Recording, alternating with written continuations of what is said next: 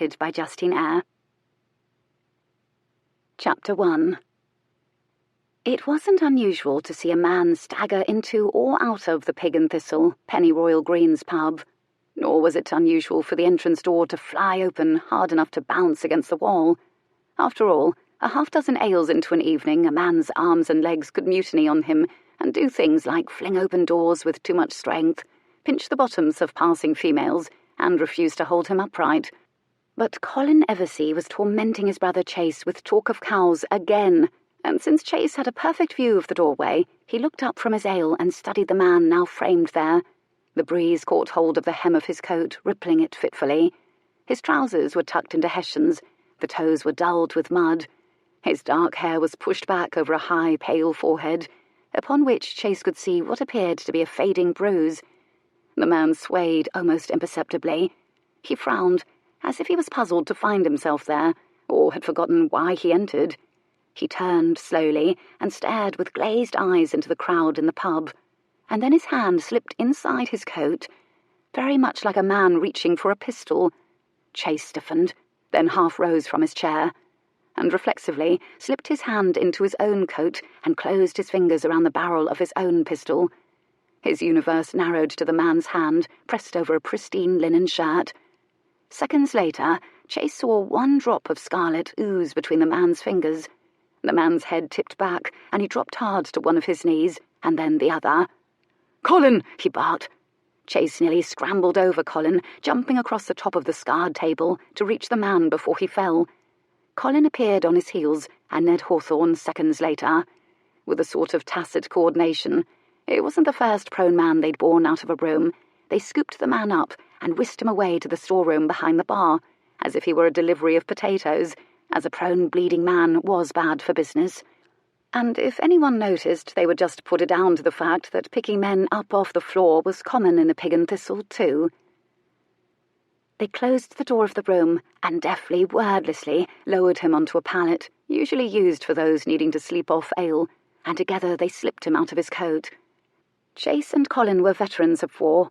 One never forgot how to tend to the fallen. "Can you speak?" Chase folded the coat neatly and quickly. Old military habits of tidiness die hard. He handed it to Colin, who raised his eyebrows at its quality. "Yes." The syllable was a gasp, etched in pain. He opened his eyes then. They were the colour of whiskey. The face was refined, strong-boned, strangely familiar. "I'm Captain Charles Eversey." "An Eversey. Thank God." The voice was hoarse but clear. "Not a Redmond. How refreshing. That isn't something we hear very often, and I thank God for that every day too," Chase said. "You are—" A hesitation, and then he rasped out his name. "Dryden." Colin and Chase exchanged a wide-eyed look over the man's body. Christ! Lord Ice himself. Julian Spenser, Marquess Dryden. "Shot. Stabbed." They eased him back onto the pallet, and Colin handed Chase a knife he'd slipped out of his boot. Chase slit open the Marquess's shirt and gently pushed it from his shoulders. "Shot!" A gasp. And indeed he had been. The ball was near his shoulder, and a swift closer inspection told Chase it was close to the surface of his skin. Thank God. They might be able to retrieve it whole. The blood was already congealing about the wound. "Who shot you?" Dryden was breathing roughly. He shook his head. "There's a woman, you see. Please tell her." "A woman shot you?" This was from Colin. "She might as well have done." Humour through the pain now, the dry and gallows kind. 2 smart raps sounded on the door, a warning before Ned Hawthorne opened it. He handed whiskey and rags to Colin. "Sent for the doctor," he reported with something like resigned cheer. "Case you lads have need of him." Then vanished out the door again. His family had owned the Pig and Thistle since it was built centuries ago, and the Marquess would hardly be the first man ever to mingle his blood with the sawdust on the floor. "We are going to see about getting the ball out, Dryden, so drink this, as fast as you can." Chase shoved the flask into the man's hand. "I don't—" Dryden stopped to gulp the whiskey, winced, then blinked appreciatively. "Love her, mind you. No." While his brother tore rags into neat bandage-sized strips, Colin wrapped his fingers round Dryden's wrist and found his pulse quick but strong, not thready, which meant he hadn't yet lost a dangerous amount of blood. "You were lucky, Dryden," Colin told him. "We can probably get the ball out and bind you up without stitching it, but you won't be dancing the reel any time soon. Where the devil did you get these scratches on your chest, and the bruise on your head?" "Hate the reel," was all Dryden said, after a considering moment, ignoring the other questions. "I rather like the waltz, however." He sounded wistful, drifting now thanks to pain and the whiskey. "Do you? Drink that whiskey now," Chase ordered. He gulped down more. His throat moved in hard swallows. "She's not even pretty." The Marquess seemed intent on making a case. "Fever," Colin mouthed to Chase across the Marquess's prone body. Puzzled. "Love," Chase mouthed back. "Beautiful, though," the Marquess muttered grimly. "Damn her eyes." "Is she?" Colin humoured. "And dear God, but she's so—" Dryden shook his head and winced. "She has a—" He pointed vaguely at his face, and then his hand flopped down and turned palm up. There were apparently no adequate words to describe this paragon. "Nose," Colin guessed. "A wen? A third eye?" Chase frowned at his brother. "Ever been shot before, Dryden?" "First time. Bayoneted once before, though." "Ah, well, you aren't going to like this next bit." This got them a faint smile. "Can't imagine why. It's been delightful so. Ah." He took another long gulp of whiskey. "I'm going to clean the wound, and then we're going to do the rest. And trust me when I say I've done this any number of times before. You might faint, but we won't raid your pockets if you do. Go on, close your eyes if you need to." Chase was accustomed to giving orders. Dryden's head fell back. His breathing was shallow now. "Don't want to close my eyes. She's all I see." It was so startlingly frank and devoid in the sort of drama that usually accompanied such statements that the Eversea men momentarily froze with surprise and stared down at the regal Lord Ice speculatively. The Marquess's chest rose and fell, his eyes closed. "She doesn't love me," he said softly, finally. It sounded like a correction of a previous implication, as though he was defending her honour. They were terrible words to die on, if that's what he was going to do. Chase hesitated for a moment. "Get Adam," he ordered his brother under his breath. Colin was surprised. Telling a man he was going to live and then sending for the vicar, their cousin Adam, seemed a contradiction in terms, but when Chase Eversea issued an order, it was nearly impossible for anyone near not to obey it. Habit intervened. Colin just sent him a look, nodded, stood, and obeyed. Chapter 2. 6 weeks earlier. Phoebe Vale flung open the door to Postlethwaite's emporium of ladies' goods, then threw her body against it, fighting with the wind to get it closed again. The bells looped to the door jangled frantically. She paused to savour her view.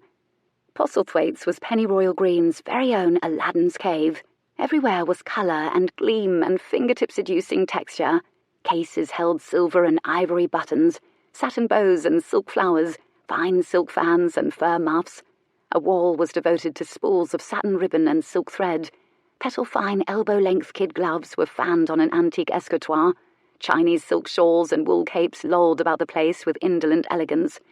And in the corner were the bonnets and hats, all breathtakingly fashionable and very, very expensive, huddling together on their stands like aristocratic gossipers. One bonnet in particular throbbed at the periphery of her vision. Her heart lurched with joy. It was still here. And then she coolly, pointedly turned her back on it. She could feel it there still, like the eyes of a spurned lover on the back of her neck. "Good afternoon, Miss Vale. Run all the way here, did you?" Mr. Postlethwaite's voice carried across the shop. He was standing behind the counter. "I was just sorting the mail." "Well, you know how it is, Postlethwaite. Papa won't allow us to use the carriage until he's had the gilt on the coat of arms repainted." "Tisk! Now can I have a carriage without the family coat of arms shining from the door, can you? However will the world know you're inside?" "How you understand me, Postlethwaite. We are always in such accord." "And when you marry me, lass, we shall live out our days in bliss." "In time, my dear Postlethwaite, in time. I am sowing my wild oats, as you know." They grinned at each other.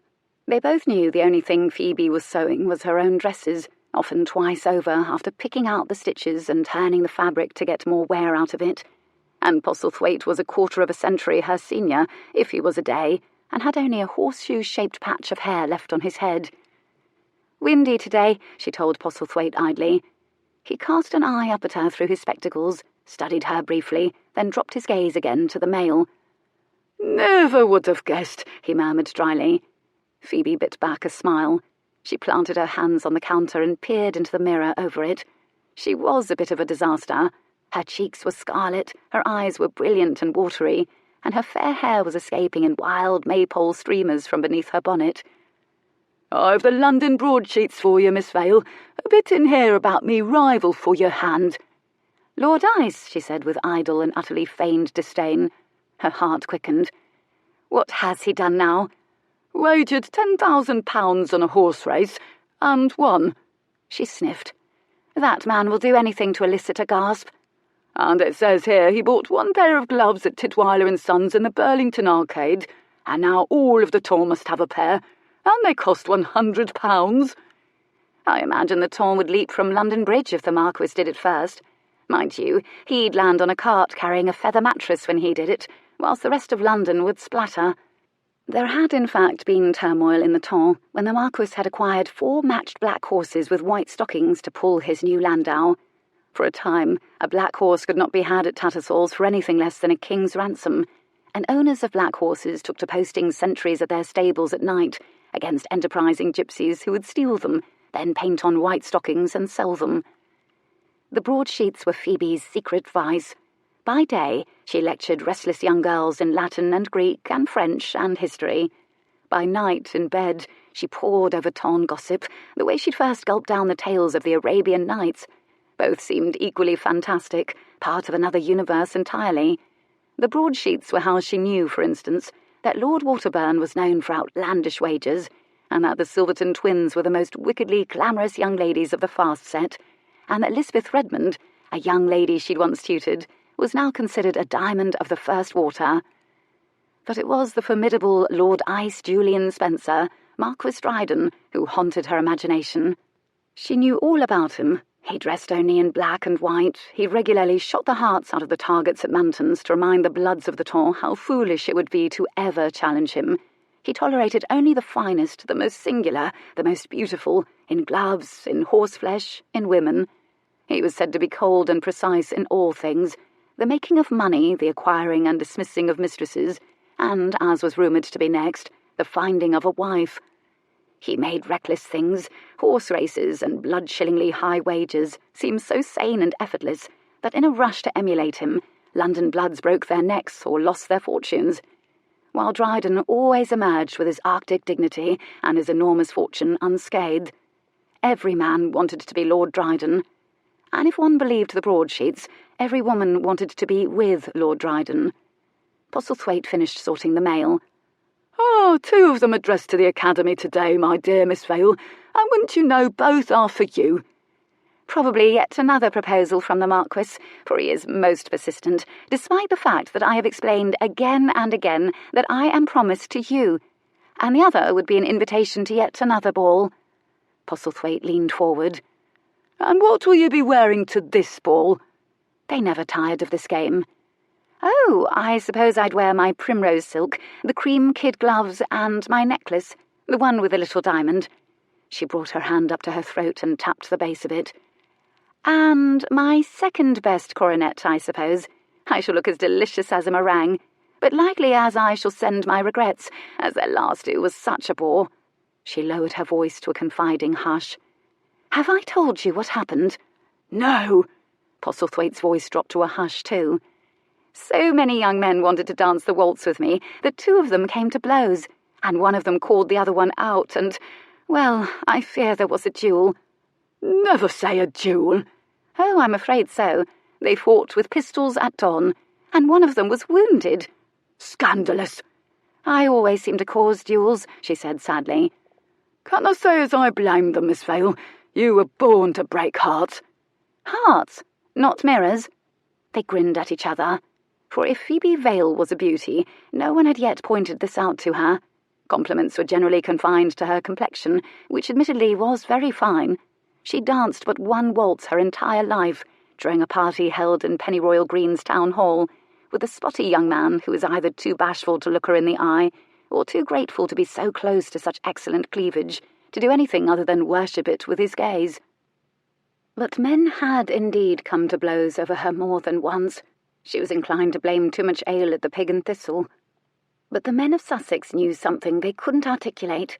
They wanted to be close to Miss Phoebe Vale the way they wanted to be close to the fire on a cold night, and they kept their distance for the very same reason. She threw off sparks. And the sparks were, in large part, the reason she did indeed own one very beautiful thing. A pair of surprisingly fine, cream-coloured, gold-trimmed kid gloves, a gift from a bold and unlikely admirer who had shown her definitively that, why, yes, she did indeed enjoy being kissed, and that, no, she could not settle for an ordinary man. She'd even begun entertaining the notion of falling in love when he'd suddenly disappeared. She congratulated herself on the fact that he hadn't taken her heart with him. Phoebe had learned long ago the consequences of fully surrendering it to anyone, as in her experience, disappearing is what people did. Since him, none of the young men she met fired her imagination or stirred her heart. None of them, and not once had she thought of this as arrogance, merely as an act of charity, seemed equal to her or worth pledging her life to. She would make none of them happy should she marry them. And besides, her destiny lay elsewhere, and she knew that at least one of the letters waiting for her contained her future. The bell on the door jangled again, and two giggling girls jostled each other for entry, and then threw themselves bodily at the door to close it against the wind, then elbowed each other a bit more just for the pure pleasure of it once they got inside. "Oi, you stop it now, Agnes, or I tell you I'll—" They saw Phoebe and went immobile. Their shoulders flew back so swiftly it nearly created a wind. Their spines stiffened, their hands folded into neat little knots against their thighs, their eyes widened with doe-like innocence. They regarded her mutely. "Good afternoon, Miss Runyon, Miss Carew," she said kindly. "Good afternoon, Miss Vale," an angelic chorus. "Are you looking forward to your holiday?" "Yes, Miss Vale." "And will you be returning home to visit your families, or staying on with us at the academy?" "Home, Miss Vale." In harmony once more. "Are you here to buy gifts for your families?" "Yes, Miss Vale." Miss Runyon had been accused of being light-fingered, and her harried father had installed her at Miss Marietta Endicott's academy when she was 10 years old. Coincidentally, about the same age Phoebe had been when she'd been taken there. "I will show you some excellent things, and all can be had for a halfpenny. Buttons and bows and the like," Mr. Postlethwaite assured them as indulgently as if they were fine ladies, for this was in part what made them behave like ladies. Both he and Phoebe knew. She in fact knew how to manage recalcitrant young ladies so well it was almost unfair. Then again, she knew a little bit about being one. He emerged from behind the counter and handed the 2 letters to Phoebe. "Do have a look at the seal of this one, Miss Vale," he murmured with an upward wag of his eyebrows. He tapped it with one finger and handed it over. An elegant and unmistakable R was pressed into red wax. Well, curiosity a bonfire, she took herself back to a sunny corner of the shop. She was, of course, entirely unaffected by the proximity to the bonnet. After all, one could admire scenery without needing to own it. Was that not true? And slid her finger under the seal, while Postlethwaite helped the girls choose gifts. "My dear Miss Vale, I hope this finds you well and turning young hoydens into young ladies with as much alacrity as always. I apologise for the sudden nature of this message, but I should be delighted if you would join me for 2 days at Redmond House when I visit, beginning on Saturday. Mamma and Papa are in Italy, as you know, and Mamma is under the impression that I will not have a suitable friend or chaperone present for the duration of the visit, since my cousin Miss Violet, as you know, has lately become a countess, and it is likely she will be in London with her husband. Mamma will happily pay you for your time, and Aunt Redmond approves. I have a surprise to share with you, too. I will tell you all about it when I see you. Oh, do say you'll come. With affection, Lisbeth Redmond." Well. She'd once been engaged to tutor Lisbeth, niece to Isaiah and Fanchette Redmond, cousin of all the rest of them, in French. Phoebe spoke 5 languages fluently and was a more than competent teacher, but Lisbeth had been impressively resistant to learning. She preferred to acquire information by simply asking for it, but she was charming enough company, and her 2-month stay with Lisbeth was how Phoebe knew about things like primrose satin and coronets. Her stay with Lisbeth Redmond was also indirectly the reason Phoebe had once been kissed, and if the Redmonds had known this, she certainly wouldn't have been invited, and the reason she decided to leave the country. Because staying with a family like the Redmonds, and they were so emphatically a family, had emphasised how she belonged nowhere, to no one, wasn't particularly wanted, and would never have the things the Redmonds had. It would be not only invigorating, she decided, but essential to start her life over somewhere else entirely, some place of her choosing, since the tide of fate had rather chosen everything for her to date. Still, she could use a little extra money, not to mention a night or two in a feather-bed, and excellent meals served on silver, and she would mull the invitation. She knew who the other letter was from and what it would say. She would read it later in her rooms at the academy, and mull that too. She looked up when a shadow fell over the letter from Lisbeth. Odd. The day had been so astonishingly clear, so scoured by wind, it seemed unlikely a cloud would ever gain purchase in the sky. She turned her head toward the window, and she nearly swayed with shock. An enormous, pristine black landau had come to a halt in front of Postlethwaite's. Phoebe shielded her eyes against the sunbeam that bounced off the glittering glass and gold lamps and ricocheted off her beauty-loving heart before returning to set the coat of arms, gold leaf from the looks of things, aglow. One of the horses gave its head a coquettish toss and restively raised a fine leg. The horse was black, its stockings were white, and Phoebe's heart jumped into her throat. Because, Mother of God, hadn't the door just jingled? She held her body very gingerly when she turned, because if she was dreaming, she didn't want to accidentally jar herself awake. She saw him, and the air in the room became thinner, headier, as though she'd been jerked up high and deposited on a mountain top. He seemed taller than anyone, and suddenly all the hats and ribbons and buttons and gloves seemed like gaudy props arranged on a stage, awaiting just his arrival all these years.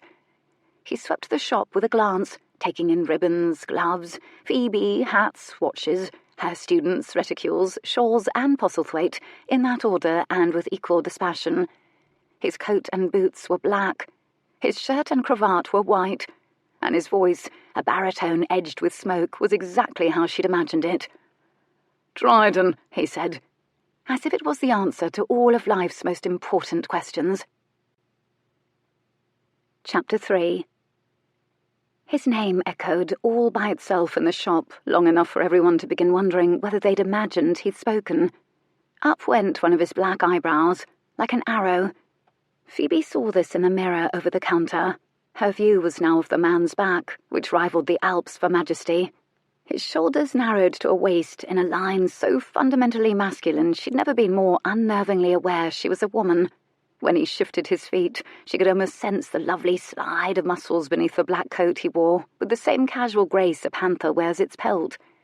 Phoebe's students stood frozen in the corner like statues of girls for sale. Their eyes were so round they were more whites than pupil. Postlethwaite darted a glance at Phoebe from over the top of his spectacles. She gave the slightest of nods in confirmation. "You are not hallucinating." "Mr. Postlethwaite at your service, my lord." His bow was deep and really very elegant, she thought, even despite the tiny cracking sound his spine made on its way up again. "You honour my humble establishment indeed. What can I do for you today, my lord?" She attempted to steal a glance at Dryden's gloves, the ones that had allegedly cost £100, but he'd pulled them from his fingers and bunched them in his fist. He lifted off his hat and held it, pushed his dark hair back from a high, pale forehead. The candle flames of the chandelier swinging overhead danced, reflected in the polished toes of his boots, made by Hobie, she knew, because the broadsheets said so. His bearing was almost aggressively erect. He either didn't notice or didn't care that she was staring at him. Perhaps it would have been more notable if she hadn't been staring. She wondered if charisma, and his poured from him in veritable rays, was simply a patina formed from the accumulated stares of countless people over years. "I should like to see your selection of silk fans, if you would, Mr. Postlethwaite." His tone was brisk, impersonal, and surprisingly kind, but she heard restraint thrumming through it.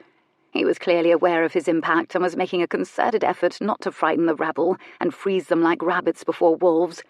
After all, frozen people could not do his bidding. Herself and Postlethwaite being the rabble, of course. She half resented the loss of the game she played with Postlethwaite. because it was clear that this was the sort of man who could never be a figure of fun. But just in case she was dreaming, she succumbed to an impulse to reach across her body and pinch her own arm.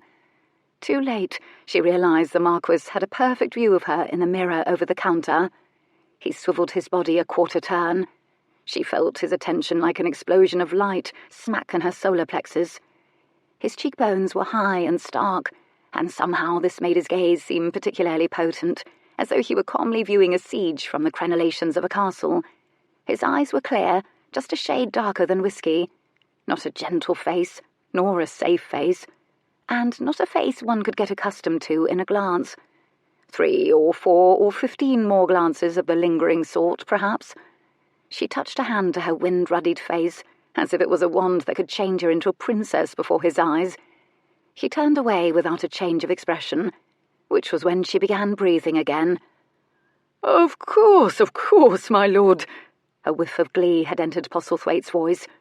"I've a lovely selection of silk fans from plain to ornate." He gestured to a case in a shadowy corner of the shop near the girls, far away from sunlight that could yellow or fade painted silk. "I hope you find something that pleases you." Fat chance, Phoebe thought. Postlethwaite bustled out from behind the counter and strutted across the floor. "May I ask what brings you to our town, Lord Dryden?" "I've been invited to a party." She never heard the word party sound so ironic. "I'm also here to visit Miss Endicott's storied academy on behalf of my niece." Storied? Was it really? Was the niece the recalcitrant girl? And would he be attending the Redmonds' party? But where else would he be going? "Miss Vale is a teacher at the academy." Postlethwaite made a vague gesture in her direction. The Marquess dutifully turned. She took advantage of the moment to show off her curtsy, while he devoted another tick of the clock to her. "An honour to meet you, Lord Dryden." Her tones were low, and she liked to think dulcet. His long, firm mouth turned up only faintly. Perhaps he calibrated smiles according to rank. This time she saw surprising faint shadows of fatigue beneath his eyes. "Miss Vale." He gave her a bit of a bow. "I'm to meet with Miss Endicott at the academy." The faintest conclusive emphasis landed on the words Miss Endicott. Likely he was accustomed to females of all sorts flinging themselves at him and hoped to discourage her from doing the same. "Of course." Too late, Phoebe heard the hint of irony in her voice. "Of course you'll be meeting with the most important person at the academy." She could have sworn his eyes glinted swiftly, a flash there and gone. Then again, it could just as easily have been the reflection from the gold leaf on his carriage's coat of arms. When he turned away from her again to follow Postlethwaite toward the corner where the fans were kept, she made an emphatic nudging motion with her chin and raised her eyebrows at the frozen girls. They stirred to life and curtsied as prettily as 2 little flowers drifting to the ground. The Marquess gifted them with a brief and utterly charming smile and a little semi-bow, which they would remember forever, while he, Phoebe was sure, promptly forgot them. When he'd passed, Miss Runyon gripped Miss Carew by the elbow and silently slapped the back of her hand to her forehead and began to buckle her knees in a faux swoon. In order not to laugh, Phoebe fixed her with a quelling frown and motioned with her chin to the counter. The girls hastened to obey, each of them biting down on their lips to prevent giggling. "Please do take your time with your selection, my lord," Postlethwaite told the Marquess. Phoebe doubted the Marquess was tempted to do anything other than precisely what he wanted to do. The bells on the door jingled yet again. In walked an enormous blonde man, big and pale as a Viking, rectangular where the Marquess was rather more tapered. He whipped off his hat and swept back fair hair and planted himself in the centre of the room. "Saw your carriage, Dryden." Almost a monotone, the voice, so low was it, as if nothing could divert him from his ennui, but so aristocratic it could have been carved from diamonds. A flick of the eyes over his shoulder from the Marquess. "Waterburn." Phoebe had the distinct impression the Marquess was stifling a resigned sigh. Intriguing. Waterburn was the Viscount known for whimsical wagers of staggering amounts. He'd once wagered £500 on a race between crickets, or so she'd read in the broadsheets. Waterburn strolled deeper into the shop, pale eyes lighting upon ribbons, hats, and light fixtures like a Bow Street runner searching for evidence of a crime. "I think we may have been invited to the same party. I am stunned." The Marquess's tone was ironic. Waterburn smiled. The Marquess was now inspecting 2 fans he'd chosen from Postlethwaite's collection, the way Leonora Heron, one of the gypsies who camped on the outskirts of Pennyroyal Green, pored over the tarot cards when she dukered for paying visitors.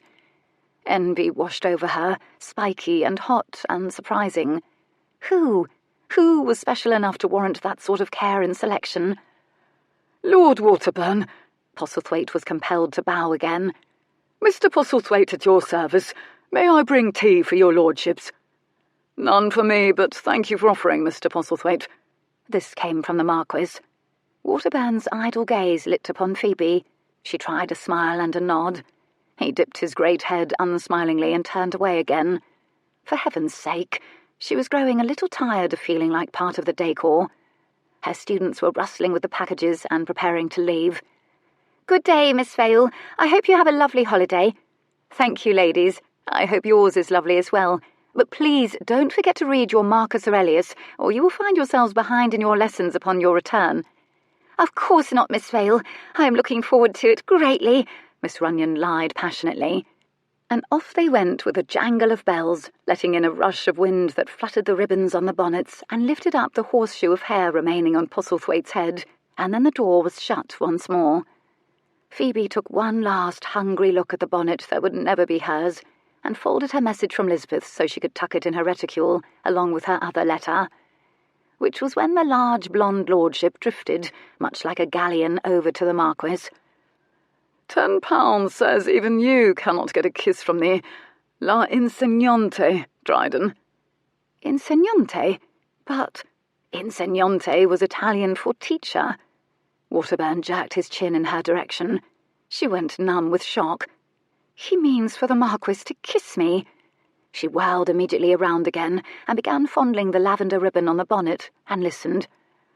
For God's sake, Waterburn, what need have I of a kiss from her or £10? The Marquess murmured, sounding bored. But that's just it. She hardly looks kissable, wouldn't you agree? Waterburn insisted. Unkissable, in fact. And yet it's said, Dryden, that you can get one any time you please from anyone you please. I say, well, from the looks of things, you cannot. From the looks of things? What things? The tips of her fingers turned white and bloodless from gripping the ribbon. The Marquess's voice had an edge now. Don't be ridiculous. It would be child's play. Oh. Mortification scorched the entire surface of her skin. She couldn't breathe for it. The bonnet blurred in front of her eyes. As Postlethwaite's hearing wasn't what it once was, he seemed entirely unaffected. He was now happily counting money which jingled in his palms, and whistling through his teeth, which likely drowned out scandalous murmurs. Then it's a wager, Dryden, and we know you never lose wagers. Phoebe held herself still, as though she'd just taken a great fall, trying not to breathe or feel the satiny ribbon in her fingers in alien contrast to her abraded pride.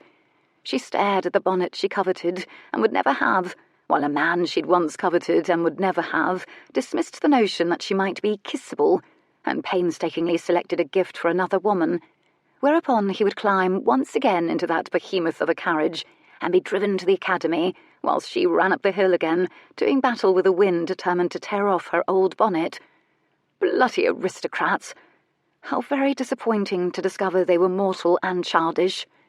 The Marquess straightened abruptly, reminding Phoebe once more of just how unfairly tall he was. "This one, Mr. Postlethwaite." He'd chosen the painted fan. It was ivory silk, scattered with a few pale pink blooms twined with very fine pale green thornless stems. Exquisite, naturally. "Very good, sir." Postlethwaite all but vaulted the counter in his eagerness to assist. Not one of the men had looked at her again. "Thank you for the mail, Postlethwaite," she said crisply, managing to sound cheery enough. "Good day."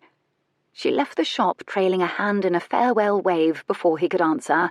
She gave the legendary carriage a good shunning as she swept past it, when every fibre in her being wanted to feast her eyes, and maybe pat a glossy horse. She dove back into the wind. It was uphill to the academy from Postlethwaite's. She was suddenly aware that much of her life had always been precisely, metaphorically, like that, uphill into the wind. It was a very good thing she found uphill climbs invigorating then, even fortifying. and the wind soon took the rest of the Marquess-inspired mortification flush out of her cheeks, and then set to work scouring it red again, putting the Sussex back into it. Chapter 4. The seats of his landau were as plush as his last mistress's thighs, but when Jules leaned back and closed his eyes, his thoughts were hardly sensual, and besides, his last mistress had tried to kill him with a vase. He half dozed, eyes lowered, but as usual his responsibilities ran through his mind like beads on a rosary.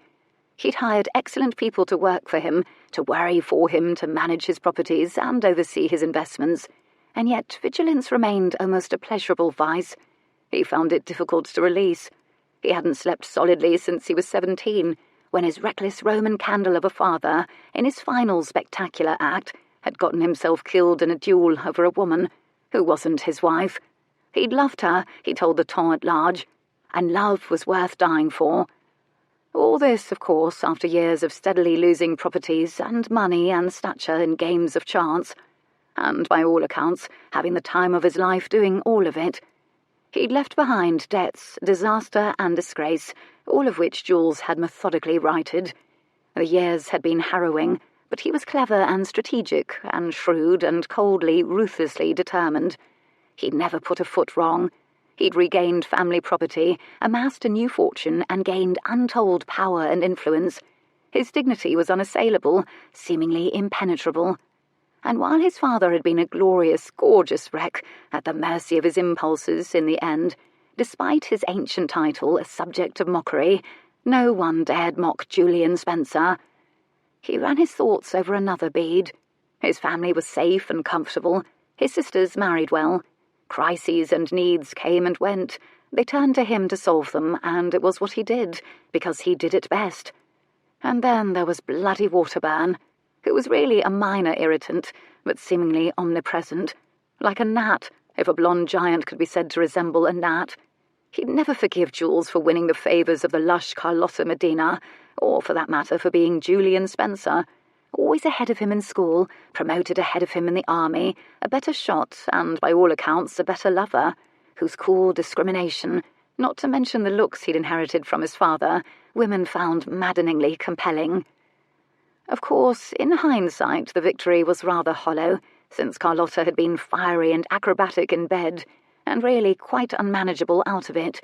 Mad as a hatter, demanding and spoiled and very confusing, all told. An alarming episode. Not that he didn't sometimes still imagine Carlotta in bed, and for that he would always be grateful. Women. He smiled to himself. No wonder everyone wanted to be Lord Dryden. The irony was that not even Lord Dryden was really Lord Dryden, and this too mostly suited him, and almost no one remembered his father now. No one, of course, but Isaiah Redmond, because Isaiah Redmond held the final piece of land that Julian wanted, needed. But over the years Julian had acquired the vision and finesse of a chess master, assessing the social and business landscape in order to make the proper moves at precisely the right moment, the ones that assured his victory, the ones that assured he got exactly what he wanted. The fan was part of that. He fingered the tissue-wrapped package. It was an excellent choice for a gift, an excellent place to embark on his new campaign. He knew a quiet satisfaction. Only one thing stood between him and the estate in Sussex that had been his mother's dowry. Perhaps he would finally rest when it was his, as it inevitably would be. He lowered his eyelids, closing out the rolling Sussex landscape, but he didn't sleep. Phoebe raced up the stairs to her room, clawed the ribbons of her bonnet undone and flung it aside, jerked her chair out from her desk, whipped out a sheet of foolscap so swiftly Charybdis, her striped cat, shot to his feet from his feline languor on her bed. He collapsed again, yawning, when he saw it was only her. They'd both been scrawny, underfed, ill-tempered scraps prone to rebellion when she dragged him here from London as a young girl. Both had become refined and filled out and grateful for their comforts. But both were still wild at heart. Charybdis was in fact a fluffy trap. He liked to sleep upside down, his tempting soft belly exposed to the world. When unsuspecting visitors reached down to sink a hand into all that downy fur, snap! He closed all his limbs and clung with teeth and claws and wouldn't let go. It had proved embarrassing more than once, also very funny. It kept curious students from even considering exploring her room. Bloody aristocrats, she thought. Why would I want to spend another moment in their presence, especially if he might be there? She plunged her quill into the well of ink and began. Dear Lisbeth, thank you so much for your kind invitation, and as delightful as it would be to see you again, I fear I will not be able to— She jerked her head up from her foolscap when the tap sounded at her door. She sighed gustily enough to send her half-written message fluttering, pushed back her chair, abandoned her work, and flung the door open. The maid standing there leaped backward, perhaps to get out of the reach of the flames shooting from Phoebe's eyes. With an effort, Phoebe composed her face into more placid planes. Mary Frances, who was short and round and had springy, rusty red curls, offered the sort of wobbly, conciliatory smile you might show an armed looby to discourage them from lunging. She dipped a little curtsy.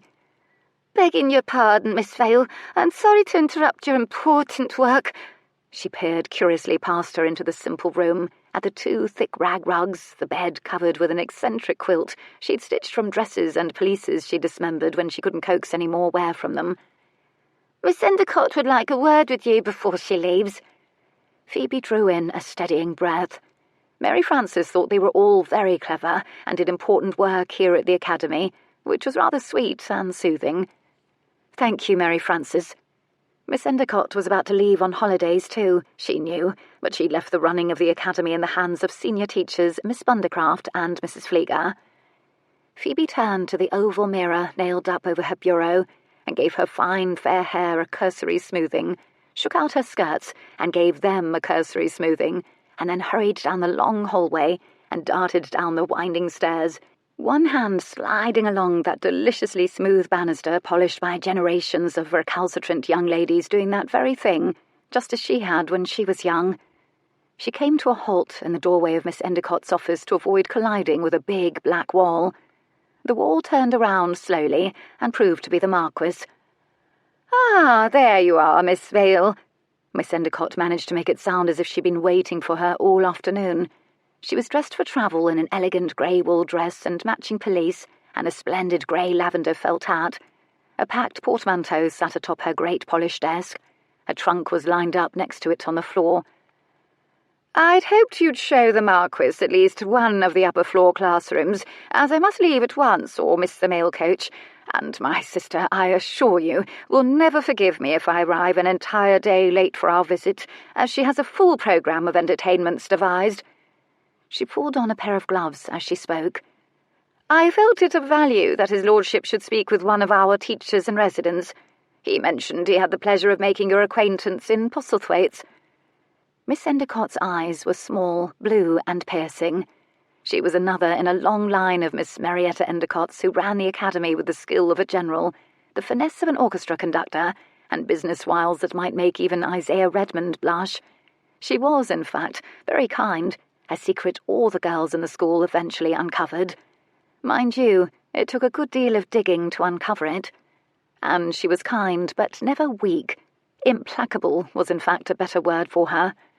A decade or so had accustomed Phoebe to the gaze, and yet she'd never been able to defy it or lie to it. Not once.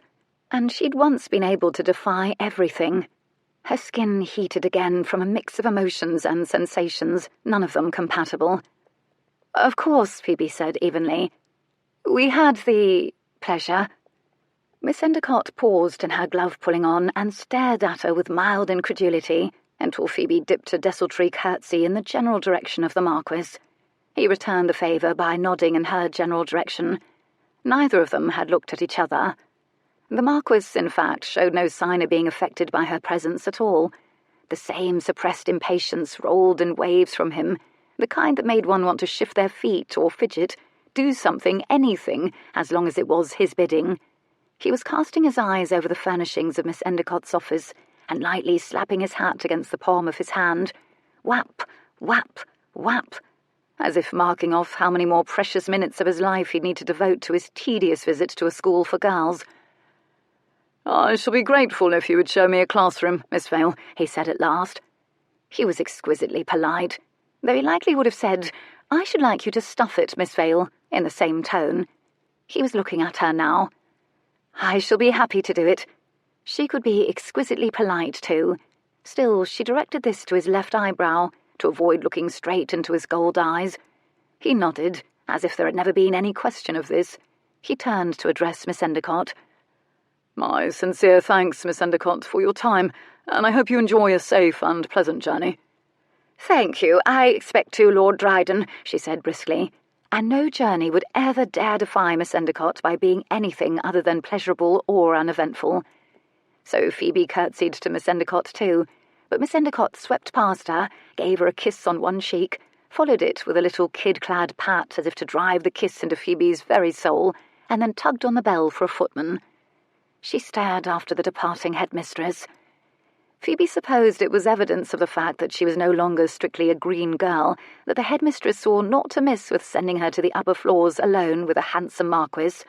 She was only 22, for heaven's sake, and in a single day she'd received a letter asking her to chaperone a girl hardly younger than she was, and had then been deemed unkissable. "If you would follow me, Lord Dryden." She spun on her boot heels and aimed for the staircase. She was tempted to scale them 2 at a time, to bolt away from him. Over the years, Phoebe had learned to keep her rebellious impulses in check by shoveling in information, the way one fed coal to a furnace. She was an excellent teacher, but primarily because she understood recalcitrant girls so well it bordered on unfair. Certainly she could keep those impulses in check now. He followed her, and in seconds was flanking her, despite her insultingly brisk pace. She sensed he was politely matching his pace to hers.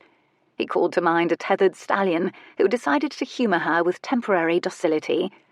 Her pace accelerated. She risked a glance over her shoulder. She saw short white hair, his own, clinging to the arm of his coat. For an instant it made him seem unbearably human, accessible, an absurd notion, no doubt.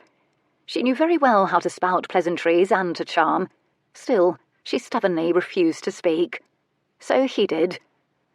"I'm given to understand that teachers here at the school advocate solving the problems of—" He was delicately searching for a word.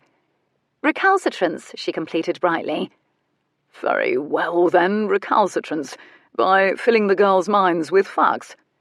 Odd. He sounded, well, she might have said half amused, perhaps sceptical. "Engaging intellectual curiosity, Lord Dryden, and instilling intellectual discipline keeps them too busy to misbehave, though naturally they will try." "Naturally." "All, shall we say, misguided high spirits can be transmuted into grace and confidence and respect, if such is expected of them and such is extended to them, and if much is expected of them." "Ah, quite the philosophy. A straw into gold sort of thing." He sounded ironic again, and doubtful and weary, which made her wonder about the girl he was proposing to install here. "If you wish, may I inquire for whom you are investigating our premises?" She did have a duty to the young lady who might soon be joining their numbers here. She was impressed with herself so far. She was very, very polite. She was very, very prim. No nun would ever be so sedate, so proper, so disinterested. It would all be so much easier, of course, if he didn't smell so wonderful. Starch and very good tobacco, maybe a bit of horse. But she liked the smell of horse, a hint of sea breeze, as if he'd actually walked for a bit out in the hills. He smelled manly. He smelled like wealth. She wouldn't have minded in the least licking him, and she'd never had a thought like that in her entire life. Unkissable, she reminded herself. "My niece was caught smoking a cheroot, twice, among other things. She's 12 years old, and her father is on his 3rd wife in 6 years, and the latest one cannot tolerate her. I'm given to understand that the feeling is mutual. I'm here on business for my brother, who is away in Northumberland at present. Since I'd planned to be in Sussex, I offered to do reconnaissance." "Her 3rd mother? Good heavens, the poor thing. I suppose you should be grateful she hasn't taken to drink." He turned his head toward her sharply. She sensed he was uncertain whether to smile or frown, and was tempted to do the former, but was uncertain of her. Perhaps it had been a bit too impulsively said, and she'd gotten such excellent control over her impulses over the years. "Do the girls emerge quite ruined for marriage after you stuff them full of knowledge?" And now she suspected he was sending out a subtle foray to test her wit, or marital status. And again, here was that suspicion that he was so bored with the proceedings that he decided to do anything at all to divert himself, and that included goading her. Perhaps he was attempting to charm her in order to make her more kissable. "I should imagine most of our girls emerge less tolerant of fools, if that's what you mean," she added. "Ha-ha!" unconvincingly when he looked genuinely startled. "You've naught to fear, Lord Dryden," she placated hurriedly, remembering that, regardless of where she wound up living in the world, she liked Miss Endicott and the Academy could use the Marquess's money. "We are proud of the diversity of skills imparted to the young ladies here. They will leave prepared to raise families, run large households, play the pianoforte, embroider and pore over their husbands' books to ensure their men of affairs aren't stealing from them. In short, we prepare them to manage nearly any circumstance." "Or nearly any man." That was so quickly said she didn't have time to bite back a surprised laugh. He smiled then. No baring of white teeth, mind you, just a curve of the lips, a show of dimple, a crease at the corner of his eyes. But suddenly he reached out and drew a casual finger along the fine moulding lining the hallway, like a boy might do, almost as though he was enjoying himself, relaxing into her company. He wouldn't find any dust, of that she was certain. The school employed a battery of maids. Unkissable, she reminded herself. She wondered again if the party he was attending was hosted by the Redmonds. "And languages," she added pointedly. "We try to make certain our girls can speak at least one other language fluently, such as Italian, for instance, which I speak fluently." "Do you?" he said absently. "Languages are useful. Tell me, since you speak so many languages, do you know what—" He tipped his head back in thought and recited carefully, as if from memory. "Esto es lo que pienso en su regalo, hijo de una puta," means, I believe it's Spanish. Mother of God! He turned to her, eyes wide and hopeful. It was Spanish, all right. "Were the words, shall we say, shouted at you by any chance, Lord Dryden?" "They might have been," he allowed benignly. She studied him closely. His face was blandly patient. "Because it means, this is what I think of your gift." It actually meant, "This is what I think of your gift, you son of a whore," and she was positive the devil knew this full well and likely spoke Spanish fluently, given that he'd allegedly once had a temperamental Spanish mistress. Or so the broadsheets would have one think. "Huh, imagine that." He sneaked another sideways look at her, inviting her, daring her to laugh. Oh, bloody hell. The trouble was, she was picturing this man with his mistress, which effectively sent her thoughts scattering like billiard balls. She took a deep breath. A mistake. In came the scent of him again, and her head swam. This wasn't going at all the way she'd intended. "We were speaking of curriculum," he prompted mildly, when it seemed she would never speak. Mary Frances was scurrying toward them from the far end of the hallway, bearing a feather duster. They could see her eyes from 10 feet away, big and round, and more white than pupil, thanks to the Marquess. She bustled past them after a nervously dipped curtsy, then darted back to dust the portrait of the current Miss Endicott, as if it was omniscient and would clear its throat if she shirked an opportunity to do just that. "Of course. And speaking of our demanding curriculum, Lord Dryden, it's the reason we prefer to admit only the cleverest girls. I imagine Miss Endicott told you we conduct interviews to ascertain our pupils will be equal to what we present in the classroom." "I imagine the cleverest girls are often the wealthiest." She had a sense of him now. "It's serendipitous how often this is true." His sudden, delighted, wicked grin cracked like lightning against the surface politeness of the conversation. It made everything better. Just as quickly it vanished again. "Mind you," her words emerged hoarse, as if his smile had interfered with her ability to breathe. She stopped to clear her throat. "Mind you, we feel it necessary to inform the parents of every girl of fine family that we also admit the occasional girl who hasn't a farthing to her name or any pedigree to speak of, and we educate all of the girls equally. We find this helps to build the characters of all the girls present." He stopped abruptly to stare up at a nicely done Sussex landscape with genuine appreciation. One of their former students had painted it. No mediocre pictures hung in the hallways of Miss Endicott's academy. She wouldn't stand for it. By exposing girls of privilege to ruffians. And by exposing ruffians to girls of privilege. Much the way jewels are tumbled and polished, I suppose, he surmised. Through friction. He tossed a sly look over his shoulder. Good heavens, but that was dry. She liked it very much. It also sounded to her sensitized nerves like an innuendo, like he was indeed building up to something. Get a hold of yourself, Vale. She drew herself up to her full height and straightened her shoulders, a sort of unconscious attempt to make herself larger and more intimidating, the way certain South American lizards do. She knew about South American lizards because she'd read about them in Mr. Miles Redmond's books. She read about everything, really. I prefer not to think of it as friction, Lord Dryden, rather as exposure to different surfaces. Good God, but that sounded a little erotic, too. Then again, perhaps she'd meant it to. The effect was dramatic. He turned. His pupils flared interestedly. His mouth didn't smile at all. And good God, those eyes were potent when he wasn't blinking. Unkissable, taunted the Greek chorus in her head. She hastened to clarify. They aren't necessarily ruffians, you know, simply because they're poor. Many are simply girls who may have experienced a different start in life, or may have encountered a bump in, shall we say, Destiny's Road. She'd regretted it as it was on its way out of her mouth. What a purple way to say it. There was a little silence. Destiny's Road, he finally repeated thoughtfully, just in case she missed how ridiculous it had sounded the first time.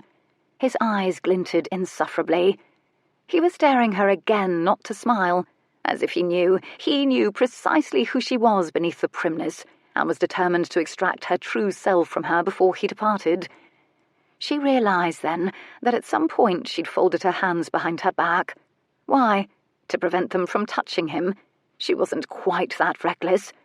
Then again, it was also entirely possible she'd never been quite this tempted. Their eyes reflected deviltry back to each other. Child's play, he'd said, she reminded herself. Why should I want a kiss from her? It echoed in her mind. Child's play, child's play, child's play. She repeated it in her mind until her flirting impulses were drubbed into a humiliated stupor. Child's play? Oh, we shall see, Lord Dryden. He must have sensed a change in the temperature of the conversation, for he suddenly became brisk and very official again. The school's reputation precedes it, Miss Vale, and the Academy has a generous benefactor in Mr. Isaiah Redmond. And in Mr. Jacob Eversey. The patriarchs of Pennyroyal Green were not averse to having a school in their midst, as long as it was a respected, well-run school, stocked with girls whose fathers had titles and political connections. She moved on, and he followed, and they at last reached the end of the hallway. The door to one of the main classrooms was opened wide, and out of it poured the scent of linseed oil and a wash of lemony light. The maids had clearly only recently efficiently completed their work and departed. The Marquess paused, peered in. He could hardly find fault with the sight of glowing wood floors and rows of dusted, polished tables and chairs, or the 3 arched windows reaching to nearly the height of the ceiling set into the back wall. The sun poured through them. Bookshelves lined the wall inside the door. A handsome globe presided over the front of the classroom. The enormous unadorned fireplace at the far end was cold now, and the hearth swept clean. The room was resoundingly empty, thanks to the impending school holiday. She hovered in the hall behind him while he peered in, as though he was contemplating whether to go inside or not. And that's when her heart accelerated, like a carriage pushed downhill. Because if he was going to win a wager, so to speak, this would be the perfect place to attempt it. And if she was going to make a point, well then, once again, this would be the perfect place to attempt it. Time stretched tortuously. Her heart beat a good 1,000 times if it beat once in the silence that followed. She stared at his feet. She gave a start when they shifted, and he quite casually strolled into the room. His shining Hobie boots echoed portentously on the floor. He paused in a slant of sunlight sent in through the first of the windows. She saw red hidden in his dark hair, like embers in a coal fire, lines at the corners of his eyes. "He's meant for me." The thought emerged from nowhere, fresh as a slap, and seemed as true as it was dumbfounding. She stared at him, bewildered. She'd never had a thought like that in her entire life. An ache started up, a barbed, hopeless longing. It was as though she knew him, had always known him, all his foibles and flaws and passions, in moments quiet and playful, as irrational a thought as she'd ever had. She blamed the dramatic lighting. Surely once he stepped out of it, the feeling would go away. He wasn't looking at her. He was quietly surveying the grounds through the window. It was a quintessentially Sussex view of low, rolling green hills and trees which were rapidly losing their leaves as autumn got underway in earnest. This wasn't the side that faced the sea. There wasn't much to remark upon, or criticise. And yet still he stood there and said nothing. Was he trying to lure her in with silence? She would need to make a decision. To her surprise, something besides her mind had already made the decision for her. She heard her own walking boots echo across the floor. Her blood rang in her ears, so hard was her heart hammering. He turned away from the view. Their eyes met. The silence suddenly seemed so total, she felt deafened. She wondered if he was actually bracing himself for the moment of lunging. How did one get a kiss from a teacher for £10? Surely he ought to have been charming her toward that eventuality. Surely he ought to be standing closer in order to snake one of those long arms around her and suddenly it was too much. She could hardly bear the suspense. "Well, I see nothing objectionable and much to recommend the school," he said finally. Was that an innuendo? "Your endorsement is ringing, Lord Dryden." Suspense and resentment and pride and that fruitless yearning was turning everything she said dry, dry, dry. But he seemed to like it, oddly. A quick smile haunted his mouth again. She liked what smiles did to his eyes and how it felt to be looked at by him. She contemplated for a wild instant that he might be shy.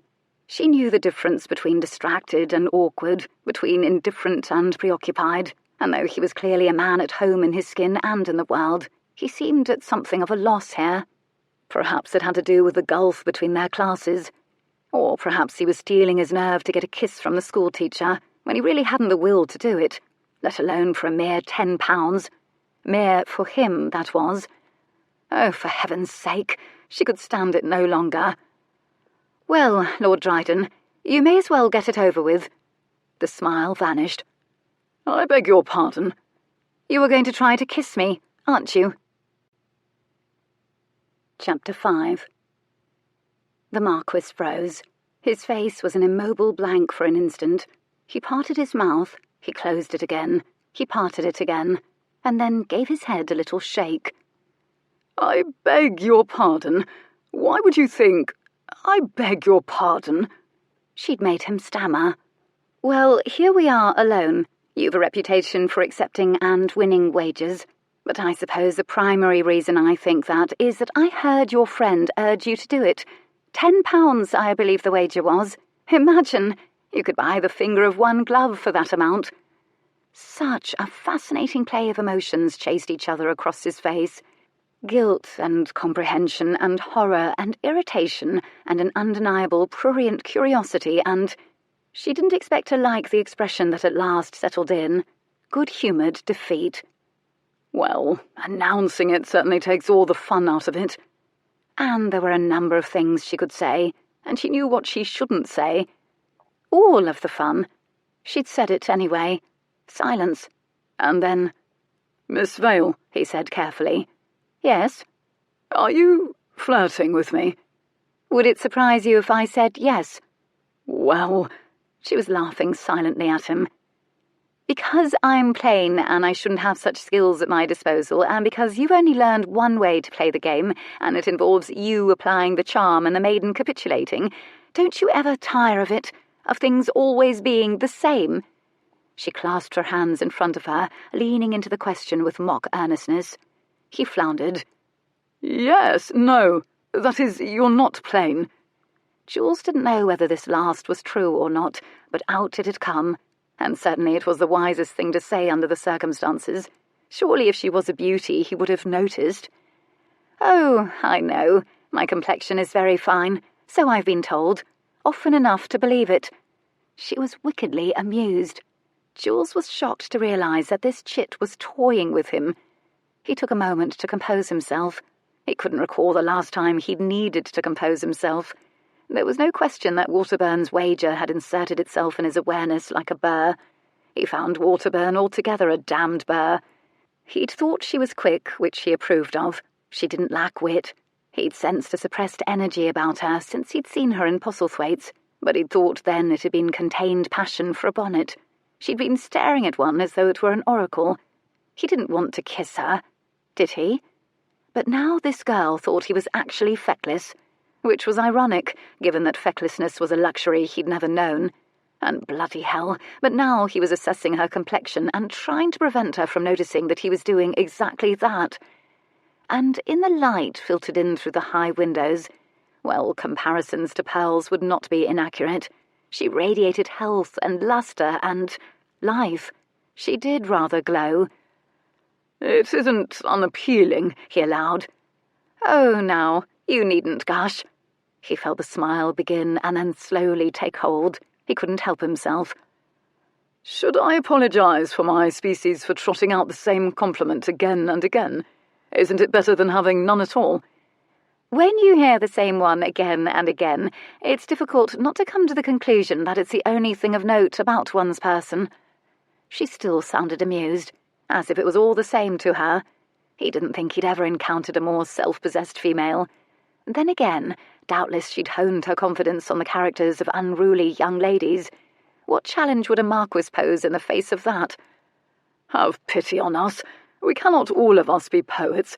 We think it's what women expect to hear, and so we do our duty. Consider the possibility that your admirers are so dumbstruck by the wonder that is your complexion, they can see nothing else." "Oh, excellent theory. I shall give it due consideration." "Your eyes have gone unattended in compliments." "Are you about to compliment my eyes, Lord Dryden?" "I wouldn't dare. You'd find my compliment wanting, and I shall feel a fool." She smiled at him, thoroughly delighted, perhaps even a little surprised. He found himself smiling in return, absurdly gratified to have pleased her. A moment ticked by during which only smiling took place, and which the air itself seemed peculiarly effervescent, and breathing it made him feel weightless. Why hadn't anyone complimented her smile? It was very good. Her eyes, whatever colour they may be, and he still wasn't certain whether they were green or grey, lit with it as surely as though they were lamps, and dimples appeared at the corners, reminding him she was a schoolteacher, as they seemed as charming and necessary to her smile as punctuation to a sentence or bookends to a row of books. Hardly poetic, but at least it was a metaphor. "Perhaps the fault is all mine." She tapped a finger to her chin thoughtfully. "Or perhaps it's just that I've met no men who've imaginations worth firing." It sounded like a flirtation gauntlet thrown down.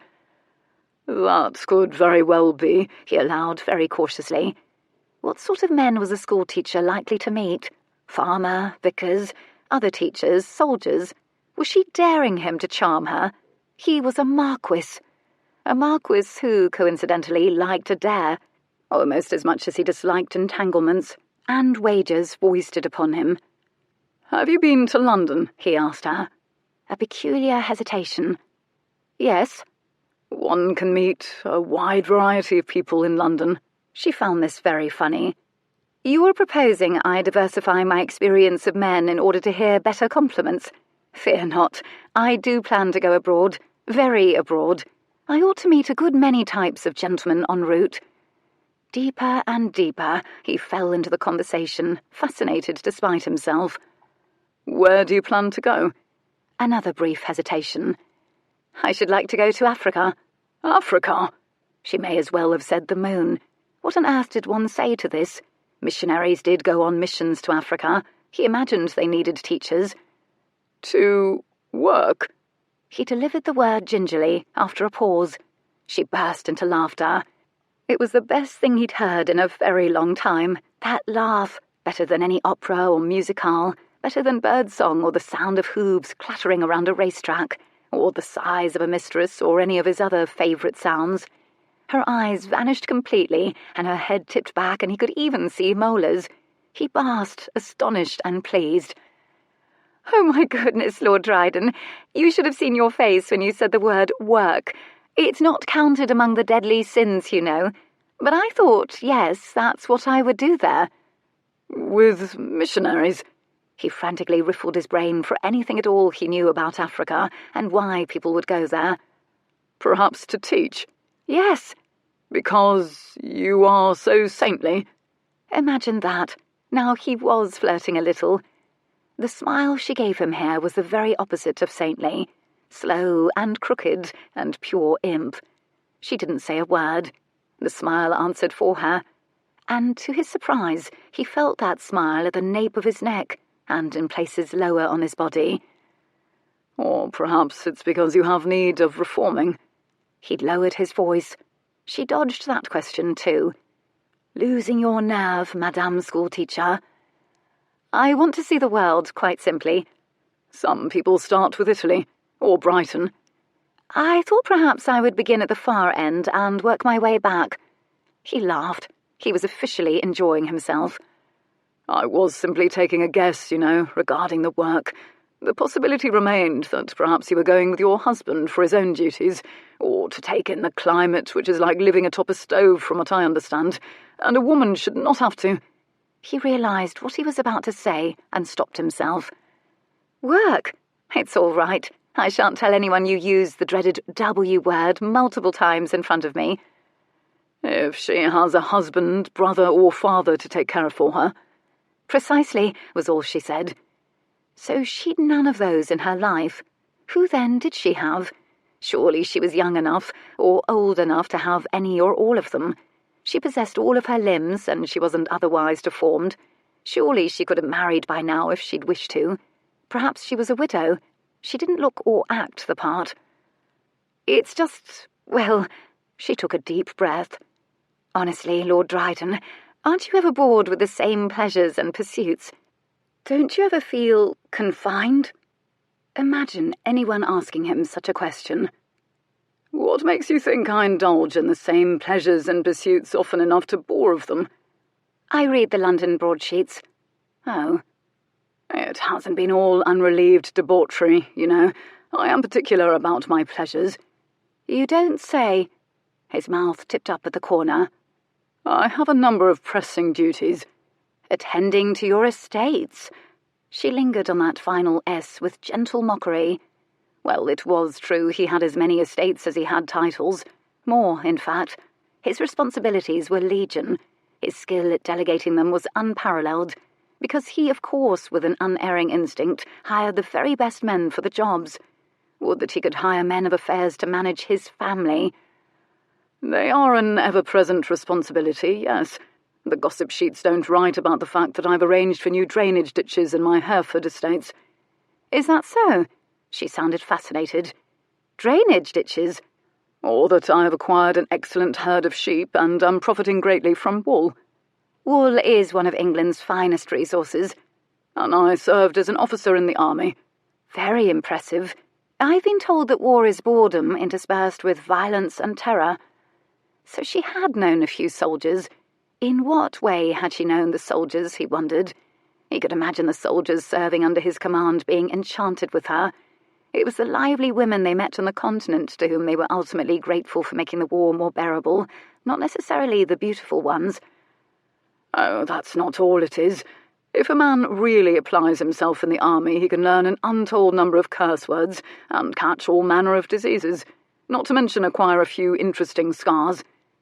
"Have you any diseases?" Unflatteringly, she sounded more curious and concerned. "None that have a prayer of killing me or you in the course of this conversation."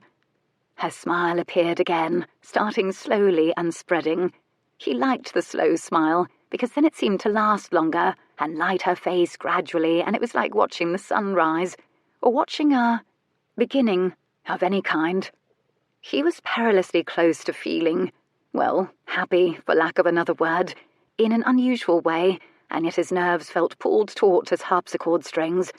It had been some time since he'd felt surprised by a conversation, let alone a conversation with a woman. He couldn't anticipate what she would say next, and this wasn't true of anyone else he knew. Then again, he didn't think he'd ever had a conversation with a schoolmistress. Confined. And now that she'd said it, he could almost feel the sides of an invisible box all around him. "And a man can make friends for life, too, in the army," he said evenly, feeling the need to defend the institution. "It's helpful to know who will die for you." "And do you know?" "I do know. Do you?" Odd, but he thought a shadow darkened her eyes then. Whatever it was there and gone just as quickly, and he'd learned in the space of this conversation that her eyes disguised very little. "Friends are important," she agreed instead. He raised his eyebrows to let her know he knew fully well she'd dodged the question. She regarded him evenly and gave him back nothing but a pair of similarly raised brows.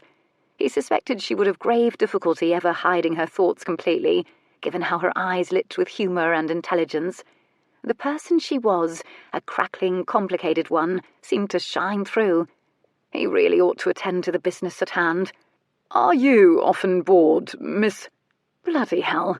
He'd breeding enough to be ashamed of the loss of her name. "Vale," she reminded him sweetly, not offended, amused. He couldn't help it. He was genuinely curious. It had never occurred to him that any of the women with whom he was acquainted might be bored enough to bolt to Africa, of all places. They seemed so occupied, with things that mystified and often charmed him, but when taken all together, or God help him, discussed in his presence, sent him into the sort of foot-shifting, eye-darting, finger-drumming panic that not even having a pistol aimed his way could achieve. The minutiae of aristocratic womanhood, embroidery and modistes and the like. And this was a woman who worked. Why should she be bored? "I am grateful for my work at the academy. The girls are a pleasure, and Miss Endicott a very fair and kind employer. I suppose one must be cursed with an imagination to be bored." "And you are cursed with such?" He asked it neutrally, carefully, because he was acquainted with one or two imaginative women. They wrote florid poetry and read horrid novels and sang with an excess of passion during evening musicales, attacking the pianoforte keys like pouncing animals and pulling faces. They often took the form of mistresses who threw vases at one's head when one took their permanent leave of them, by way of a quick, polite farewell and an expensive gift. Perhaps. "Hence Africa. The imagination caused it." "I suppose." She clearly wasn't eager to expound. He wondered if she was bored with him. "Your imagination has an impressive reach." "Or my boredom an impressive scope." He smiled again. She drew in a short, sharp breath. There was some emotion she was suppressing at that moment. He was certain of it. Something very like pain. She dropped her eyes and sent them in search of something else to fix upon, which turned out to be the globe. He had the strangest sense that she was waiting until whatever she'd felt to pass, and it involved not looking at him. "Perhaps it's the company you keep, Miss Vale." She looked up. "I keep excellent company," she reproved. They stared evenly at each other. Who, he wanted to know desperately, suddenly, and he felt a twinge of, surely it wasn't jealousy, for this was what prevented him from asking. It was strangely exhilarating and dangerously too comfortable to look her in the eye. "I shall take that as a compliment, given my presence here." "Please do feel free to take it however you wish, Lord Dryden," she said politely. "Shall I presume you no longer wish to kiss me?" She deftly snatched the conversation from him, steered it with coquetry, and now here she was casually dropping the word kiss into it again, like one spilling a grenade onto a pillow. It detonated in his mind a moment later, and all he could think about was what it might be like to kiss her, and how unlikely it seemed now that she'd called him on his ambivalent game. He wasn't certain whether he liked her, though he was fairly certain he liked this conversation. At the very least, he wouldn't soon forget it, or her. "If you'd like to get kissed in the future, might I suggest a different type of conversation?" he suggested dryly. "It's not so much about whether I'd like to simply get kissed or not," she explained mildly, not at all offended or nonplussed. "Perhaps I'm particular about who does it." His eyes went to her mouth then, for how could they not? Small and Pillowy, he would have described it, the palest shade of pink, half of a heart sitting atop a generous lower curve. Something familiar and yet very surprising sizzled along his spine, like a lit fuse. She noticed him staring, that half a heart tipped up at the corner. "Have you been kissed before?" He for some reason needed to know. "Why, are you worried you'll pale in comparison should you kiss me?"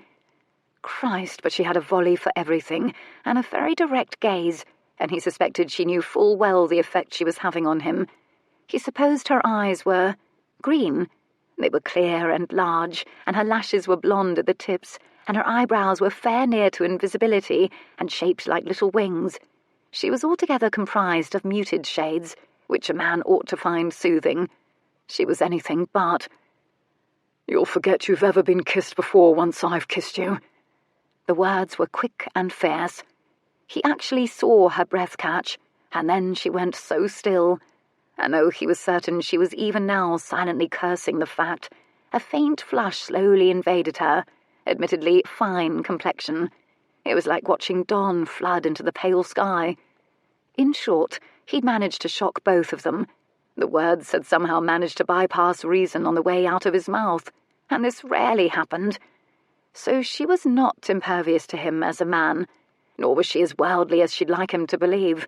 Perhaps it was just that she flung flirtation at men as a way of keeping them at bay. What was she afraid of? He wasn't certain how much he cared. And having chased the conversation to an unnerving crescendo, a fidgety, awkward little silence ensued between them. "I might be more persuaded of the truth of that, Lord Dryden, if I wasn't certain you'd said that very thing to a legion of women in your lifetime," she finally said lightly, though he thought he detected a hint of a question in it. He wasn't going to take that question up. The trouble was, he was fairly certain he hadn't ever said such a thing before to anyone, ever. He was shocked he'd said it at all. If he wanted a kiss from a particular woman, he generally got one without taxing his powers of persuasion overmuch. He was the Marquess Dryden, he was wealthy, and he looked the way he looked. He imagined he could count himself fortunate to have inherited his father's eyes and not his character. But if even his original thoughts rang like clichés to this woman, then impressing her was going to be... Had he really begun to think in terms of impressing her, the school teacher? It was time to remember who he was and why he was here. "Alas, and here I thought it had the ring of spontaneity." He took pains to sound bored. She tipped her head slowly to the side, perhaps to examine him from another angle, one she found less boring, but if she came to any conclusion, her expression didn't betray it. And then one of her shoulders went up, came down. She wasn't even troubled enough to shrug completely. He ought to be amused. Instead, he was silent. He was uncertain how to speak after they'd banked the conversation to such a pitch. She had no trouble speaking, and once again he had cause to admire her self-possession. "I've a group of young ladies to instruct this afternoon. Miss Endicott is very fair but strict, and I shouldn't like to be tardy." She was all gracious, deferential, distancing apology. She took his silence for acquiescence. Then she turned and continued up the hall while he remained still. And perhaps because his equilibrium was shaken, he noticed a dozen distinct little things about her at once, as though she were a faceted gem turning into the light. Her neck was long and white, and her narrow back flared into a pair of pleasingly consequential hips, and the hair that traced the nape of her neck shone every bit as fine and golden as his sister's most expensive embroidery silks, which was as florid as he was willing to allow his metaphors to become. All of this seemed unduly significant. He was wary and fascinated, as though he'd stumbled across some undiscovered species. When Phoebe returned to her room, she sat down at her desk and looked down at the letter she'd begun earlier, then crumpled it into a ball and hurled it over her shoulder to Charybdis, who effortlessly caught it in his paws. And because she was wild at heart, she selected another sheet, dipped in the quill. "Dear Lisbeth, thank you for the invitation. I should be very happy to join you for a few days. I very much look forward to seeing you again. Thank you for thinking of me. With affection, Phoebe Vale." Chapter 6. She smoothed her walking dress and reached out a hand, immediately seized by a footman. She managed to step down from the carriage the Redmonds had sent for her without showing her stockings and garters to him, though doubtless his expression wouldn't change at all if she did, so trained were they. "Phoebe!" Lisbeth rushed down the marble steps of the enormous house, swept her into a hug, shot out her arms to examine her face with fulsome affection, and then pulled her back to plant a kiss on each of her cheeks, which struck Phoebe as very continental of her. It took a moment for her head to stop spinning when it was all over. "I'm delighted to see you. You look wonderful, Phoebe, very healthy," she declared. "Why, thank you. Every girl dreams of looking healthy, Lisbeth." Lisbeth missed her irony because Lisbeth was a literal creature. But she was fundamentally kind. Lisbeth had doubtless taken note of Phoebe's walking dress, correctly identified it as the same one she'd seen the last time Phoebe had visited 2 years ago, and resisted the temptation to issue the rote compliment, which was the traditional part of exuberant greetings exchanged between young women everywhere. Phoebe's dresses were adequate at best. They both knew it.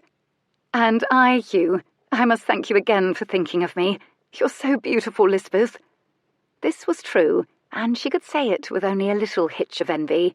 2 years had melted away the vestiges of Lisbeth's girlish plumpness.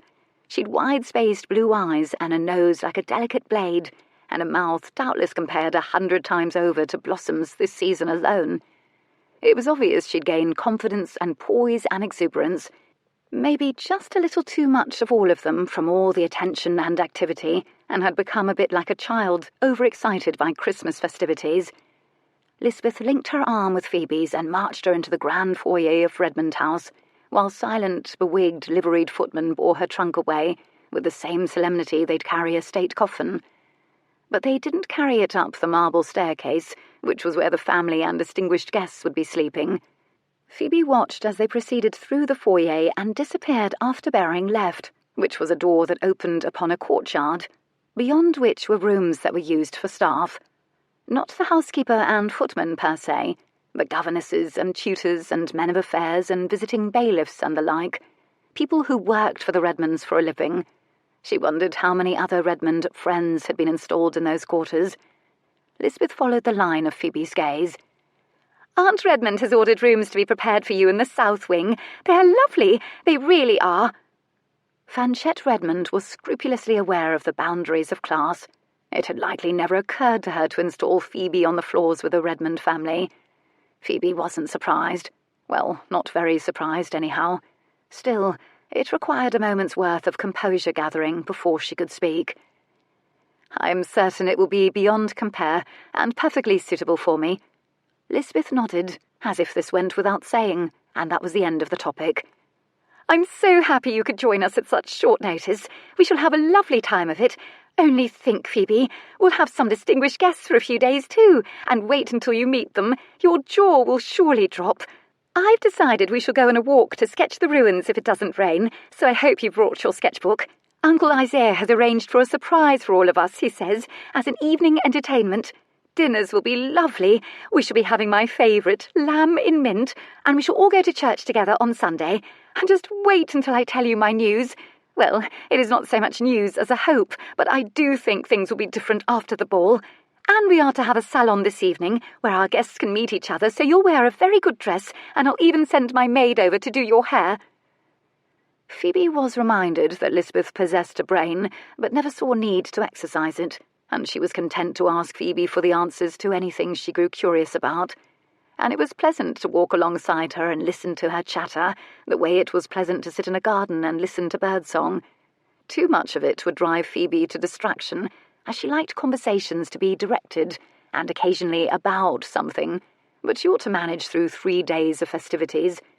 And if Lisbeth considered her a friend, very well then, she would consider Lisbeth a friend, despite the fact that they slept in very different wings, and despite the fact that Lisbeth would never be truly privy to Phoebe's deepest thoughts, and would in fact be startled speechless if she heard them.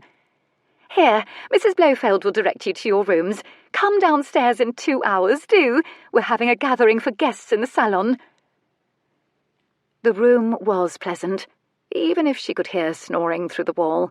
possibly a bailiff who'd come to report to his liege, Isaiah Redmond, about the condition of one of the other Redmond properties.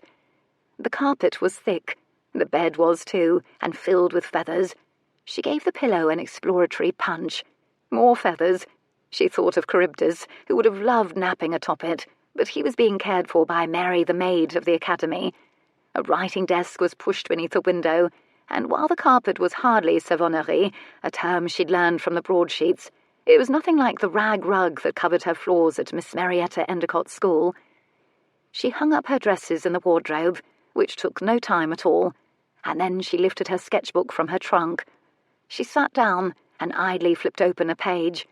After a moment's hesitation, her charcoal flew across the page in bold, nearly unconscious, almost urgent strokes.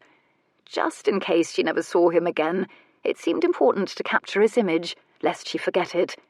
And when she was finished, he seemed made of darkness and flame, angles and hollows, which was ironic for a man whose nickname was Lord Ice. She quickly turned the page, hiding him from herself, and tucked the sketchbook into her trunk again.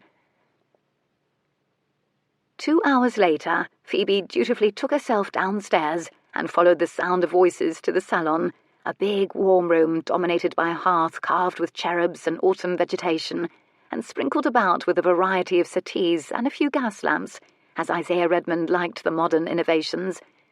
She donned her neutral social smile and slid into the room surreptitiously, hugging the wall. It was crowded with guests, all of them dressed in the first air of fashion. The first person she saw was Patriarch Isaiah Redmond. He was tall and older and handsome, but had eyes sharp as chisels. He had a reputation for being an unforgiving man, she knew, and it was generally assumed he was dangerous if crossed, but these qualities were gilded in deceptively easy charm. She'd heard the murmured rumours, who in Pennyroyal Green had not, about the lengths he would go to in order to achieve his ends. The mutters were particularly voluble when it had come to Colin Eversey's near demise on the gallows. Some even said he'd driven his oldest son and heir, Lion, to disappear. But most everyone in Pennyroyal Green laid the blame for that at the feet of Olivia Eversey, and the legendary curse that claimed an Eversey and a Redmond were destined to fall in love once per generation, with disastrous consequences. Olivia Eversey herself laughed it off as nonsense, but not even Waterburn ventured to record a single whimsical wager regarding the likelihood of a wedding in the betting books at White's. He was as fond of winning as anyone else, and he knew the odds were against him. The beautiful Olivia appeared to be aspiring to spinsterhood. Phoebe scanned the room, grateful there was no chance of seeing Olivia here. She saw Jonathan Redmond at once, for he looked more like his brother Lion every day. Next to him was the familiar, handsome face of his friend, Lord Argosy, a frequent guest in Sussex, and who often joined Jonathan at the Pig and Thistle and at church. Her heart accelerated when she saw the big, bored, blonde, hateful Waterburn, for if Waterburn were here, she rubbed her palms along her skirts as they'd gone damp. He'd said to the Marquess that he suspected they were invited to attend the same party. She hardly dared look, but she sensed him before she saw him, or rather saw his unmistakable back. Jonathan and Lisbeth were perched on a striped settee, and Lisbeth appeared to be talking. The Marquess was leaning toward her, the better to hear what she had to say. He turned slightly, perhaps sensing the intensity of a particular gaze between his shoulder blades, and when he saw her, he turned abruptly, straightened slowly to his full height, and went still. Lisbeth merrily laughed at something then, perhaps her own joke, and the sound echoed in Phoebe's ears like shrill cascading bells. And noticing the Marquess had turned away from her, Lisbeth gave his arm a playful tap with a cream and ivory fan. Scattered all over it were pale pink blossoms and twining fine green stems. Phoebe stared at it until it blurred before her eyes. A ringing started up in her ears, and for an instant, a bloody ridiculous instant, it felt as though the bottom had dropped from beneath her world, and she pressed her back against the hard wall to feel something solid to keep from sliding to the ground. Well, of course, the Marquess purportedly wanted only the finest, the most beautiful and rare and singular, and he was rumoured to be seeking a wife. And according to the letter she'd written to Phoebe, Lisbeth had a surprise to share with her. Apparently his silence and inattention had gone on too long. Poor Lisbeth looked up at the Marquess, and then sharply followed the line of his gaze. A momentary puzzlement flickered over her face, but then she must have decided that the Marquess was staring, because Phoebe looked decidedly out of place, because Lisbeth beckoned cheerily with little scoops of her hand. Phoebe remained rooted to the spot. Her feet wouldn't seem to carry her forward. Lisbeth beckoned with more vigour. And somehow Phoebe got to the other side of the room step by step. She felt like a recalcitrant bull being dragged by a rope, and hoped it didn't look that way. "Phoebe, would you be a dear and fetch my reticule for me? It is upstairs in my bedchamber. I want the one I left atop my bed." "What the devil?" Phoebe stared at her.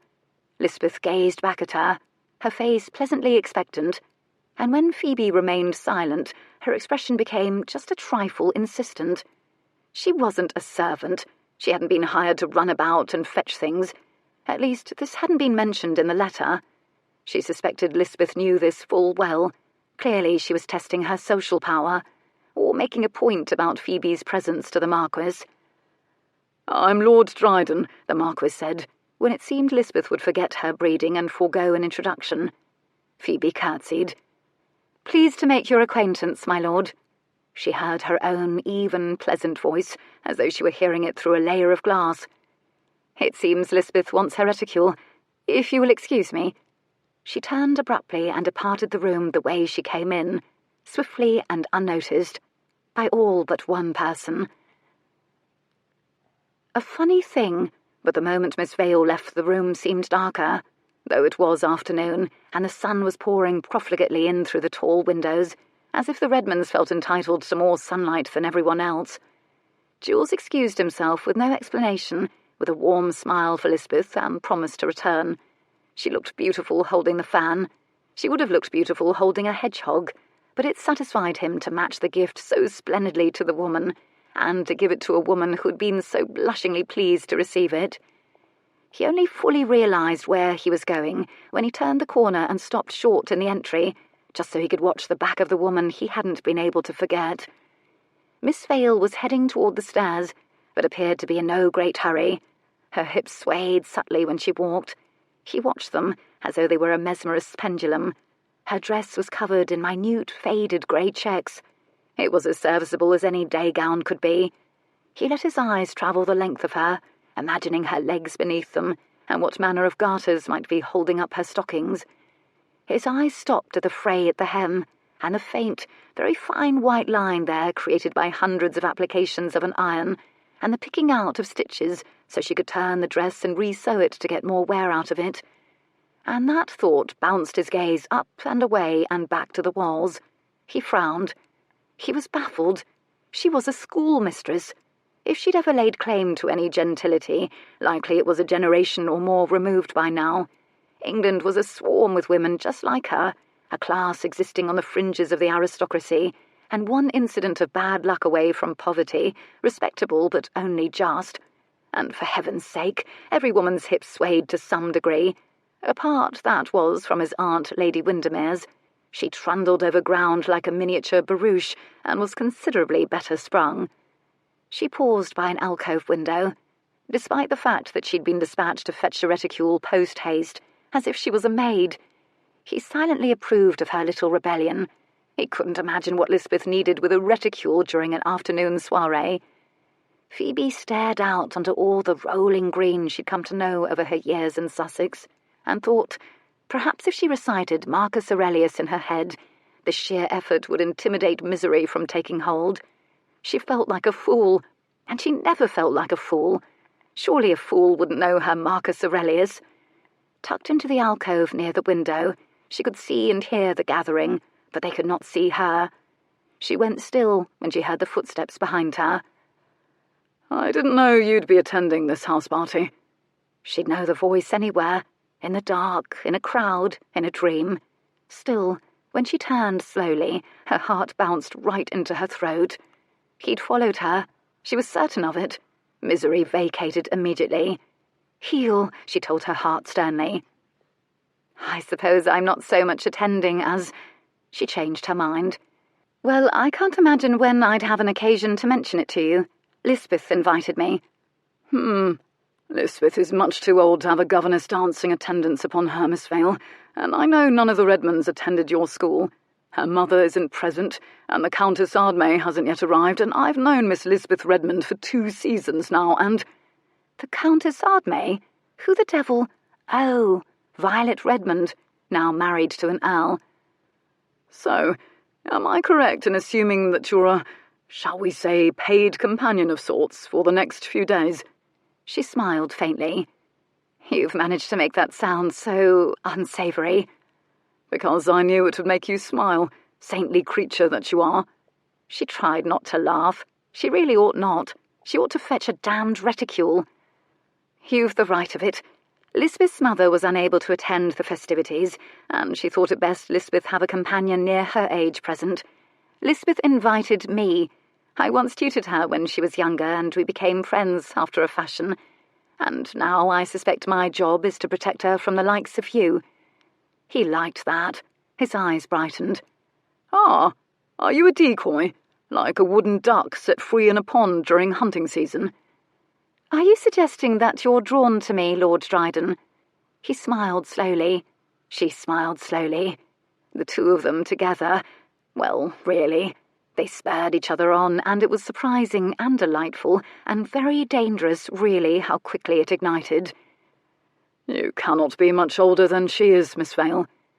"Are you fishing about for my age? But again, you've the right of it. Imagine that. You're clever as well as rich. But I am apparently deemed much wiser in the ways of the world, and less likely to be lured into, shall we say, foolishness." "Ah, now, that is a pity." She tried not to smile, and failed. "It is quite true, I fear. I've had so many years of practice resisting foolishness, you see. It's become second nature." A warning, and a dare. He acknowledged this with one of those smiles, swift and crooked, that snagged her breath. "So what do you do in the capacity of paid companion?" He leaned back against the wall as if settling in for a chat. Oh, God, that would never do. She nervously darted her eyes toward the gathering, then toward the stairs, and then, God help her, she leaned back too. "Well, it's not entirely clear.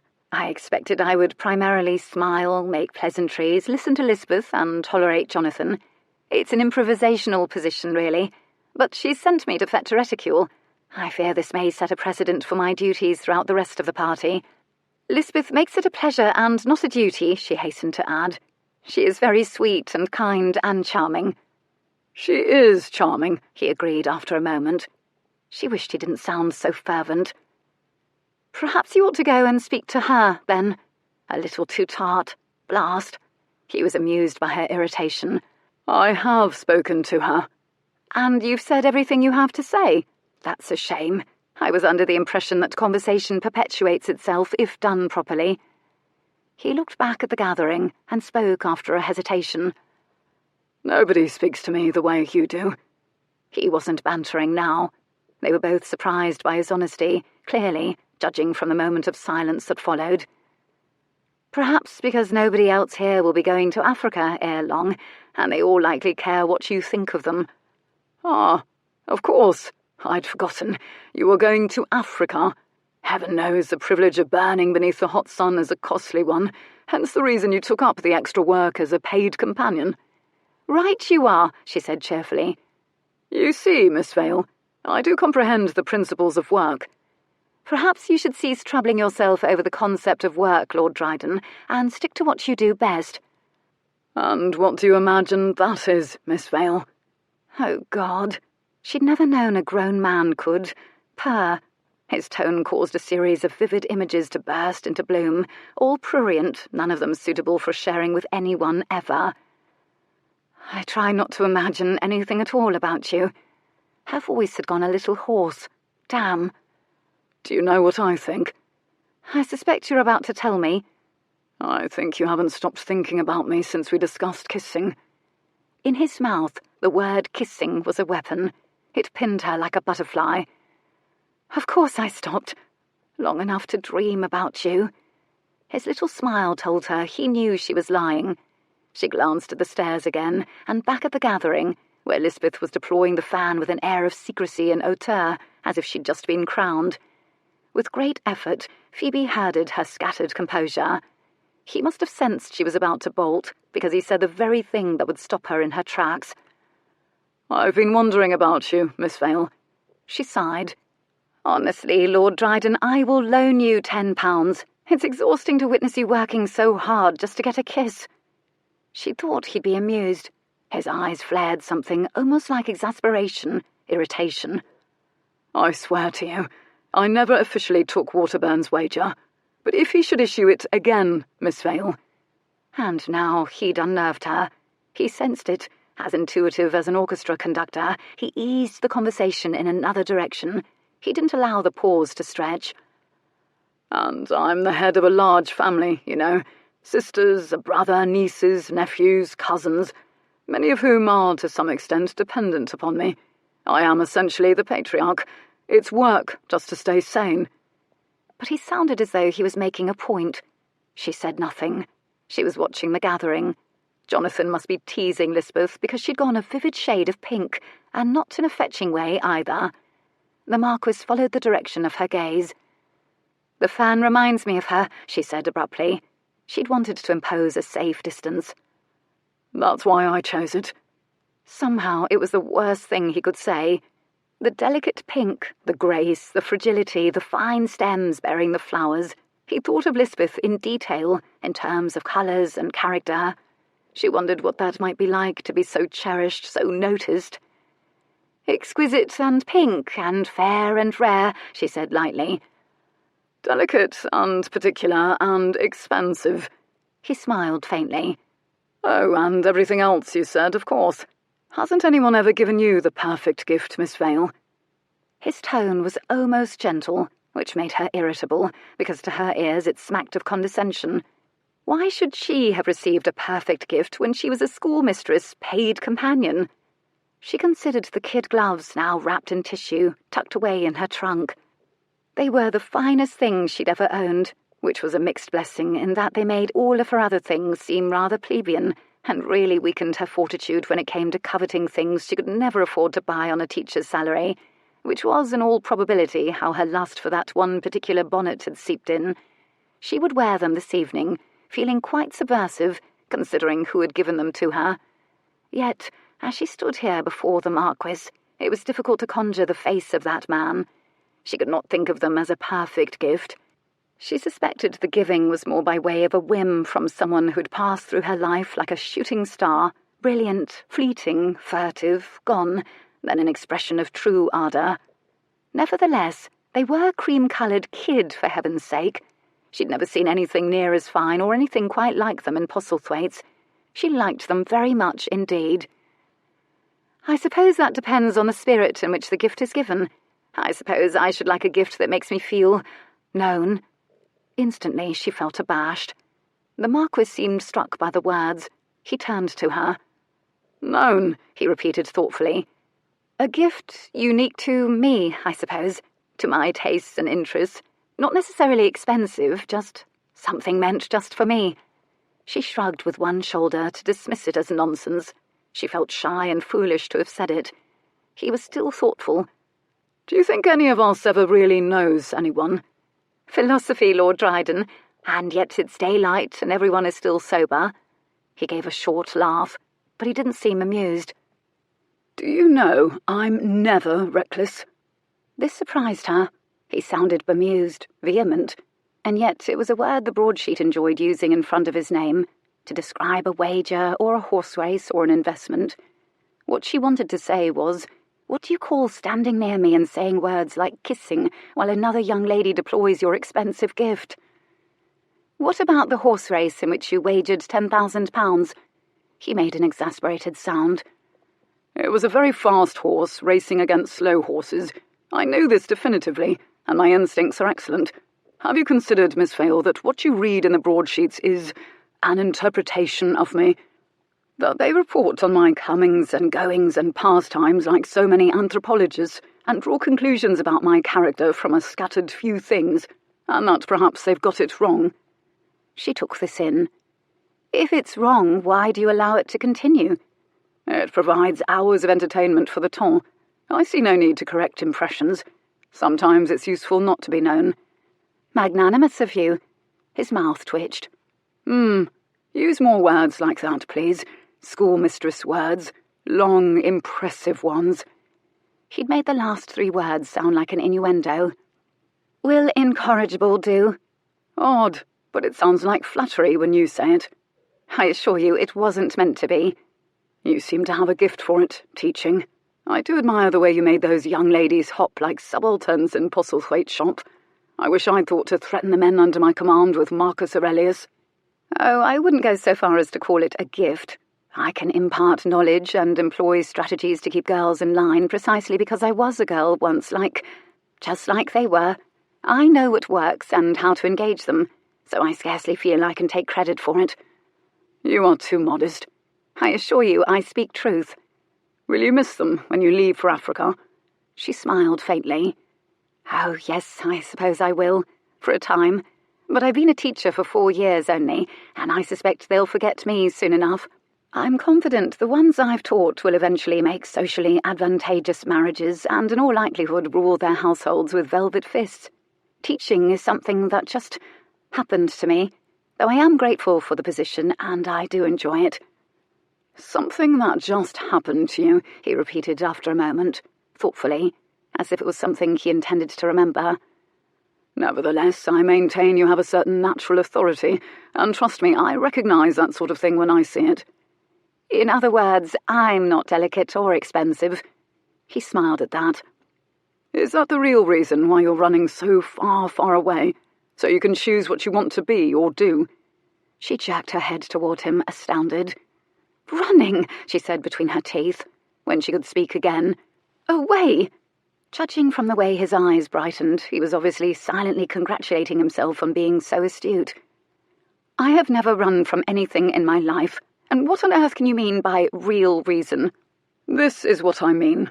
Of all the choices, of all the things you can have in the world, is Africa really your first? Africa, not a husband, not a family." "I never said I objected to a husband. Recall our discussion of the variety of men I am destined to meet." "You just don't think you'll find one in England?" "Perhaps not." "In all of England? No likely husbands?" She shifted impatiently. "Why the interview, Lord Dryden?" "Why the circumspection, Miss Vale?" "Because if I dodge it long enough, I'm hoping to bore you into abandoning the topic." He gave a short laugh. "Patience is nothing to me when I want something." She was tense as a drawn bow now. Want. Want was the reason she was here at the Redmonds at all.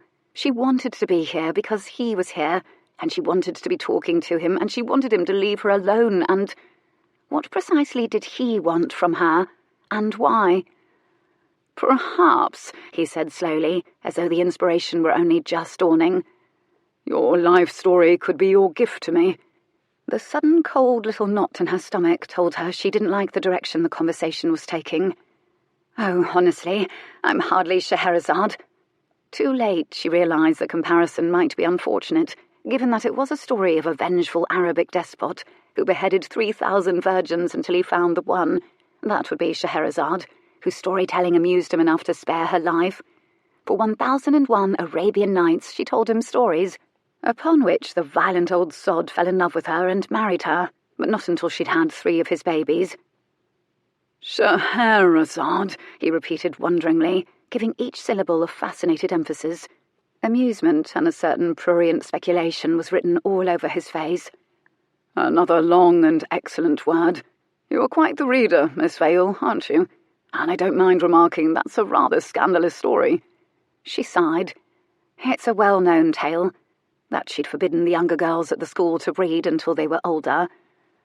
"And as intrigued as I am by what you might have in common with the story's heroine, I'm hardly going to demand that you tell me 1001 stories for 1001 nights in a row, nor is your very life at stake. All I want is one story, the story of your life, succinctly." Bloody hell. It was really the last thing she wanted to give him, because she didn't want to watch his face change when he heard it. She tried to sound bored, flippant. "But surely you already have everything you need." He looked amused. "It isn't so much about needing it, Miss Vale. I want it. I want it because I value the rare and singular. I have that in common with the despotic Arab king of the story. But her stories fascinated a king who was arguably homicidal. My story, I assure you, is very mundane. Oh, I doubt it. Why should you doubt it? And curiously, he hesitated, as if he was actually giving careful consideration to what he was about to say, or considering whether to say it at all. He looked back toward the gathering, his eyes touching on the people there one by one, as if taking inventory. But she didn't think he actually saw them. When he spoke, his words settled over her like mink. Because it's yours. She didn't look at him. For an instant it was difficult to breathe, and she almost closed her eyes against the sudden, surprising onslaught of emotion. Dangerous, dangerous. The voice, the request, the man, the perfect, perfect words. Dangerous and clever. Because, in truth, she'd never truly belonged to anyone. Her story had never particularly meant anything to anyone, and his words had slipped past her battlements and ambushed a need she'd long ago exiled.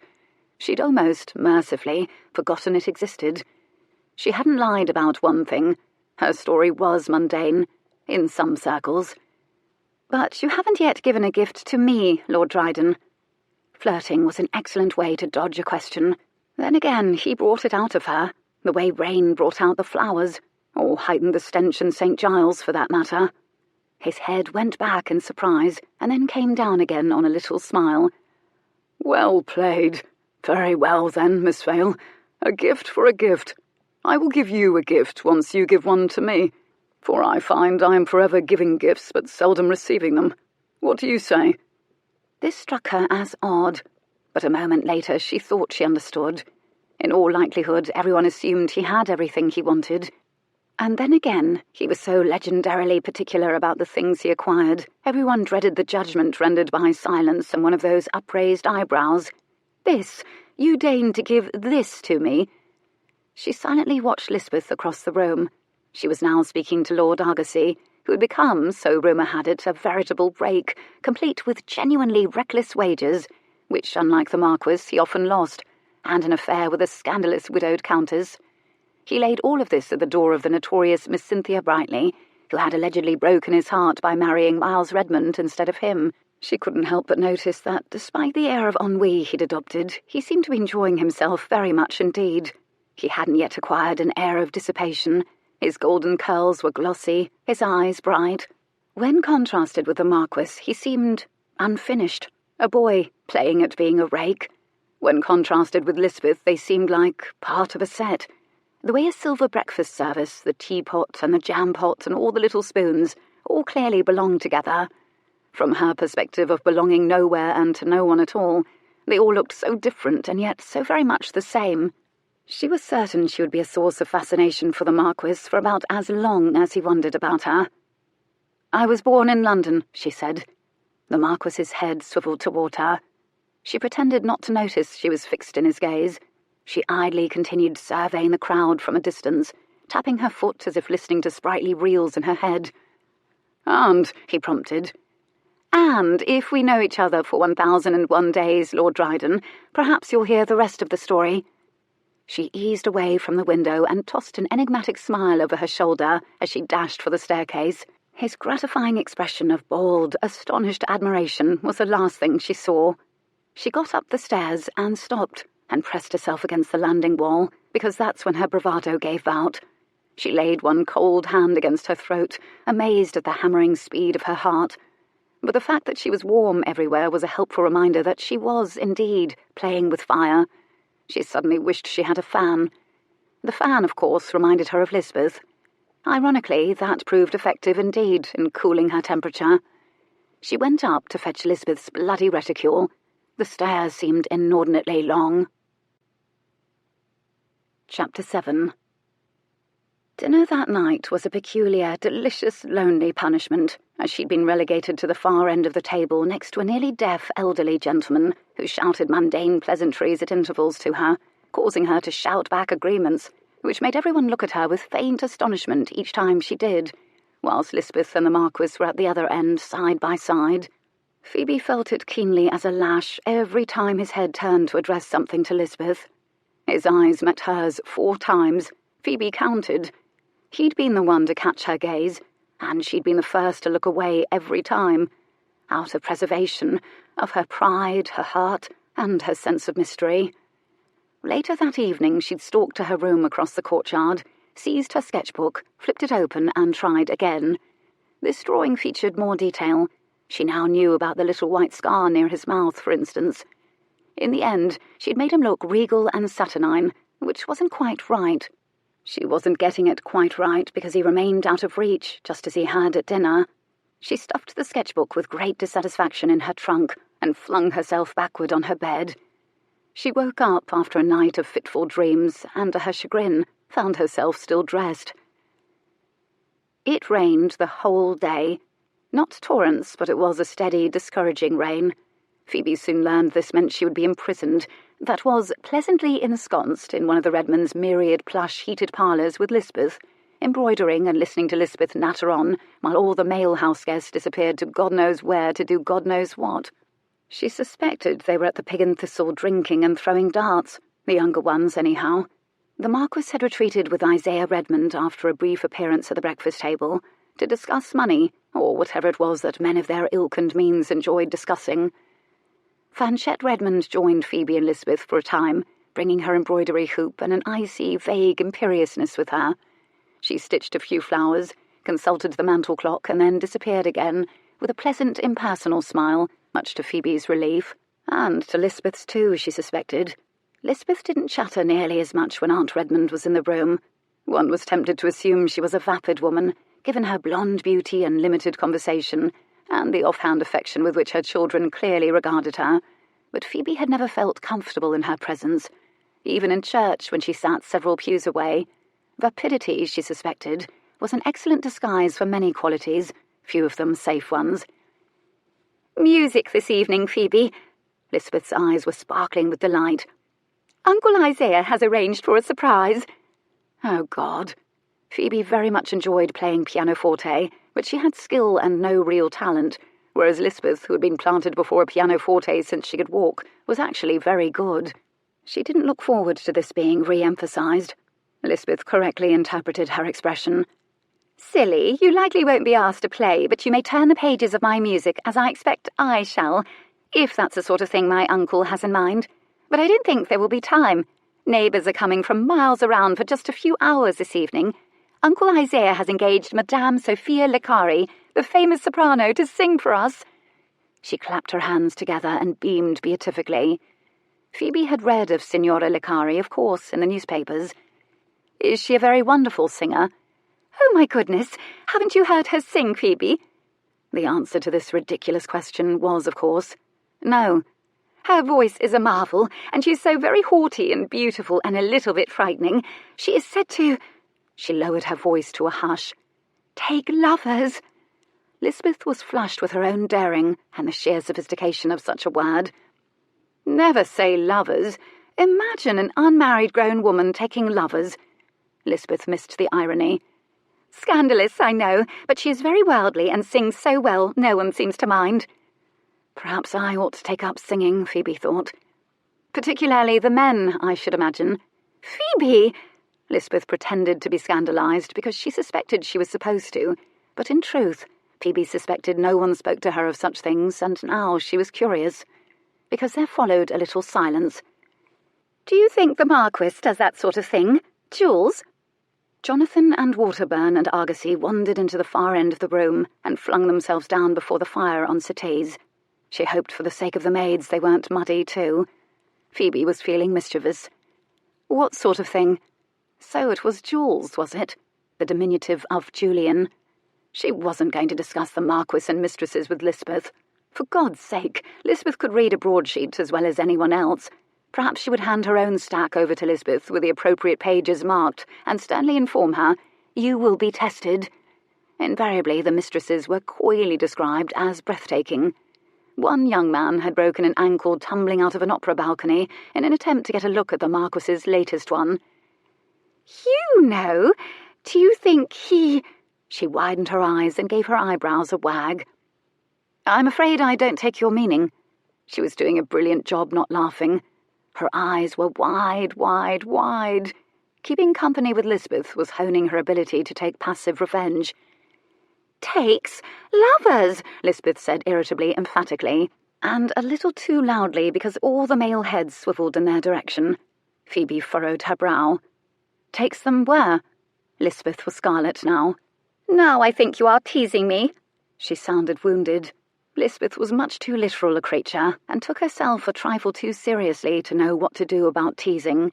She found it incompatible with her status as Diamond of the First Water, which meant Jonathan enjoyed torturing her, because she invariably became red and began squeaking, while Phoebe took little pleasure in it, because Lisbeth didn't play along, and Phoebe liked conversations to be between equals, if at all possible. "I'm certain he does, or has. Honestly, all men of significant means do, Lisbeth." It was certainly the truth. It was also hardly the sort of thing anyone's mother would want a paid companion to say. She was also aware her motive in saying it wasn't entirely benign. Let Lisbeth toss and turn with uncertainty at night, too, she thought. Lisbeth was subdued for a moment, considering this. In the end, she seemed to take it in with a certain amount of equanimity. After all, men did all manner of things that women were simply expected to endure, even if they didn't condone them. "Of course he wouldn't do such a thing when he is married." It sounded like she was asking Phoebe another question. Phoebe almost rolled her eyes. Who had allowed this girl to grow up so ignorant of men? She had Jonathan for a cousin, for heaven's sake, and her other cousin, Mr. Miles Redmond, had written a book about his South Sea travels that famously described affectionate native women who went about wearing nothing above their waists all day. But she was reminded that Lisbeth liked to acquire information by asking for it. "Of course not," Phoebe humoured. "What on earth would he need with a mistress if he had a wife?" Phoebe said it for the sake of amusing herself. For all she knew, it was true with regards to the Marquess. This mollified Lisbeth. "Everyone would like to see a match between us," Lisbeth confided on a lowered voice. She was flushed with pride and awe. Phoebe slowed the stabbing of the needle in and out of cloth. "Not everyone." "What do you want, Lisbeth?" For God's sake, they were scarcely 2 years apart in age. She was a young woman, too. She shouldn't have to adopt a soothing maternal tone, as if she were a governess or someone to whom men and sex and the like were uninteresting or unavailable. But her innate sympathy, curse it, did battle with her wits, and her wits wanted to flay Lisbeth. She flirted with the idea of flaying her with wit and fleeing to Africa, but decided against it. What did Lisbeth want? Did she even know? Or was she just a vehicle for the desires and ambitions of her influential family and the Marquess? "I think—" Lisbeth tipped her head back, and a dreamy smile drifted over her face. "Nothing could be more glorious than to be married to him. He's very, very—" She paused, seemed lost in a reverie. "Yes, he is. Very." "Sweet?" God, no. Did she ever have the wrong end of the stick? Phoebe accidentally snorted, then turned it into a discreet cough. Lisbeth stared at Phoebe with mild concern and something like curiosity. She'd never do anything so gauche as to snort. She was probably wondering how it was done. But perhaps he was sweet to Lisbeth, and treated her with deference and kindness and delicacy, the way one would a well-bred prospective wife or an expensive Chinese vase. Other women were for flirting with, and making love to. "And he's impressive," Lisbeth added. "He is quite the best catch in all of London." "He is impressive. Catch? You make him sound like a mackerel." Lisbeth perhaps caught a whiff of something too enthusiastic in Phoebe's tone. She looked up at her from her embroidery and regarded her with mild bemusement. "That is, from what I can tell." She decided echoing Lisbeth was working out nicely, for it saved her from expressing opinions or lying. "And everyone knows he will settle only for the very best," Lisbeth added. Settle? Did one actually settle for the best? "Is that why you admire him, Lisbeth?" She looked up, earnestly surprised, and almost reproving. "Don't you think it's why he admires me?" Implying that naturally she was the best that could be had. Clearly she'd thought Phoebe had gotten the wrong end of the stick. After dinner, another one in which Phoebe was installed at the nether end of the table and forced to listen to intermittent bursts of laughter from the other end, while the elderly neighbour squire next to her dozed quietly, his chin tucked into his chest, the women and men separated politely, as they normally did, to recover from each other's company, and then the lot of them were ushered into the smaller ballroom, where chairs, at least 100 of them, were lined in rows, and guests, local aristocracy, Londoners who had made the trip to the country, and people of whom the Redmonds were simply fond, began arriving, milling about excitedly. Phoebe wore one of the 2 finer gowns she owned. It was a dove-grey silk and entirely frill-free apart from a shining silver cord beneath the bosom, and her fine gloves, which she liked to think rather elevated her ensemble to something close to what all the other glamorous guests were wearing. The small ballroom was very warm, but then the temperature in the house was generally sultry, at least by contrast to the conservative way they heated Miss Marietta Endicott's academy. The Marquess, who had been at dinner and seated by Lisbeth again, but who seemed unusually distracted, remained noticeably missing even after the rest of the male guests reappeared. Lisbeth seemed to have noticed it too. She was waving the damned fan about, as if she could invoke his presence with it, as if to remind herself that he had indeed given it to her. She smiled politely for all the guests and exchanged pleasantries, but she was clearly growing increasingly agitated. Which is probably why she said, "Phoebe, would you please run and fetch my shawl?" Run and fetch. Phoebe spoke 5 languages fluently, and this girl was asking her to run and fetch. "Perhaps you'll want your own as well," Lisbeth allowed magnanimously. "Fetch that too." It sounded like a bloody whim to Phoebe, as the house was warm as the inside of a closed hand. Phoebe regarded Lisbeth evenly, and said nothing. Lisbeth stared back at her, pleasantly anticipating her dash to do her bidding.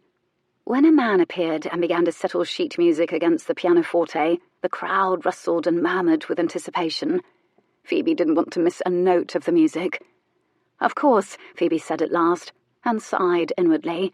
She spun on her heel. She half-stalked, half-ran up the stairs, and retrieved Lisbeth's Chinese silk shawl from Lisbeth's Abigail, and then she dashed down the stairs, slipped with cat-like speed across the foyer, and stepped out into the chilly night to dart across the courtyard to her own room. Bloody Lisbeth! "Where are you going in a tearing hurry, Miss Vale? Dare I hope the salon is on fire, and the musical evening has been cancelled?" Chapter 8. She came to an abrupt halt and whirled, looking for the voice. "Here," he said helpfully. Ah, there he was. He was really not much more than a shadow leaning against the pillar, illuminated by a sliver of moon and the chandelier light pouring out of the windows. A few lamps were hung amongst the eaves along the courtyard walls to aid the passage of servants and staff through the dark, each hardly more brilliant than a firefly. He was moodily smoking a cheroot near one. A few hapless insects circled it, moving in and out of the nimbus of light. "Yes," she said. "The house is all aflame, and I've decided to abandon the lot of them to their fates." He laughed softly. "Don't you like sopranos, Lord Dryden?" "Oh, on the contrary, I like them very much indeed." He sounded darkly amused. He sucked at the cheroot as though it were the source of all oxygen. Finally, the tip glowed like a demon eye. He exhaled a stream of blue smoke toward the flawlessly clear night sky. She coughed melodramatically as it drifted back down again. "My apologies," he said insincerely. "If you love sopranos, then, if I may be so bold as to ask, Lord Dryden—" "Fancy you asking permission to be bold." "Why are you out here alone, smoking a cheroot? I thought things among the Redmonds were usually done in a proper order, which means that after dinner the gentlemen retreated for manly drinks and cigars, whilst the ladies talked about you, and now we're to reconvene to listen to a singer." "Talked about me," he repeated. "Amusing." It was. No one had said a word about him, at least within Phoebe's earshot. He smiled slightly. He seemed to be pondering his answer. "I am smoking," he finally said, "because I needed an occupation while I stood out here." She laughed. He stirred, turned toward her, smiling, as though turning toward the sun, and then he went so still, and the smile faded, and that bemusement, that tension they always created between them, settled in. If she peered hard enough, doubtless she could see galaxies reflected in his clear eyes. The moon was now scarcely a presence in the sky, obscured by cobwebby clouds, but stars were flung thickly all over that blue-black canvas. And as he wouldn't relinquish her gaze, she seemed unable to move past him. Her shawl would have to wait. Ironically, she began to wish she had one, and was tempted to sling Lisbeth's round her. The air nipped at her bare arms. "She is the finest soprano on the continent, they say, Signora Sophia Licari." "She is at that," he agreed with grim amusement. "She also," he exhaled more smoke, "has excellent aim." Excellent. Oh, she struggled not to laugh. I think I begin to understand, Lord Dryden.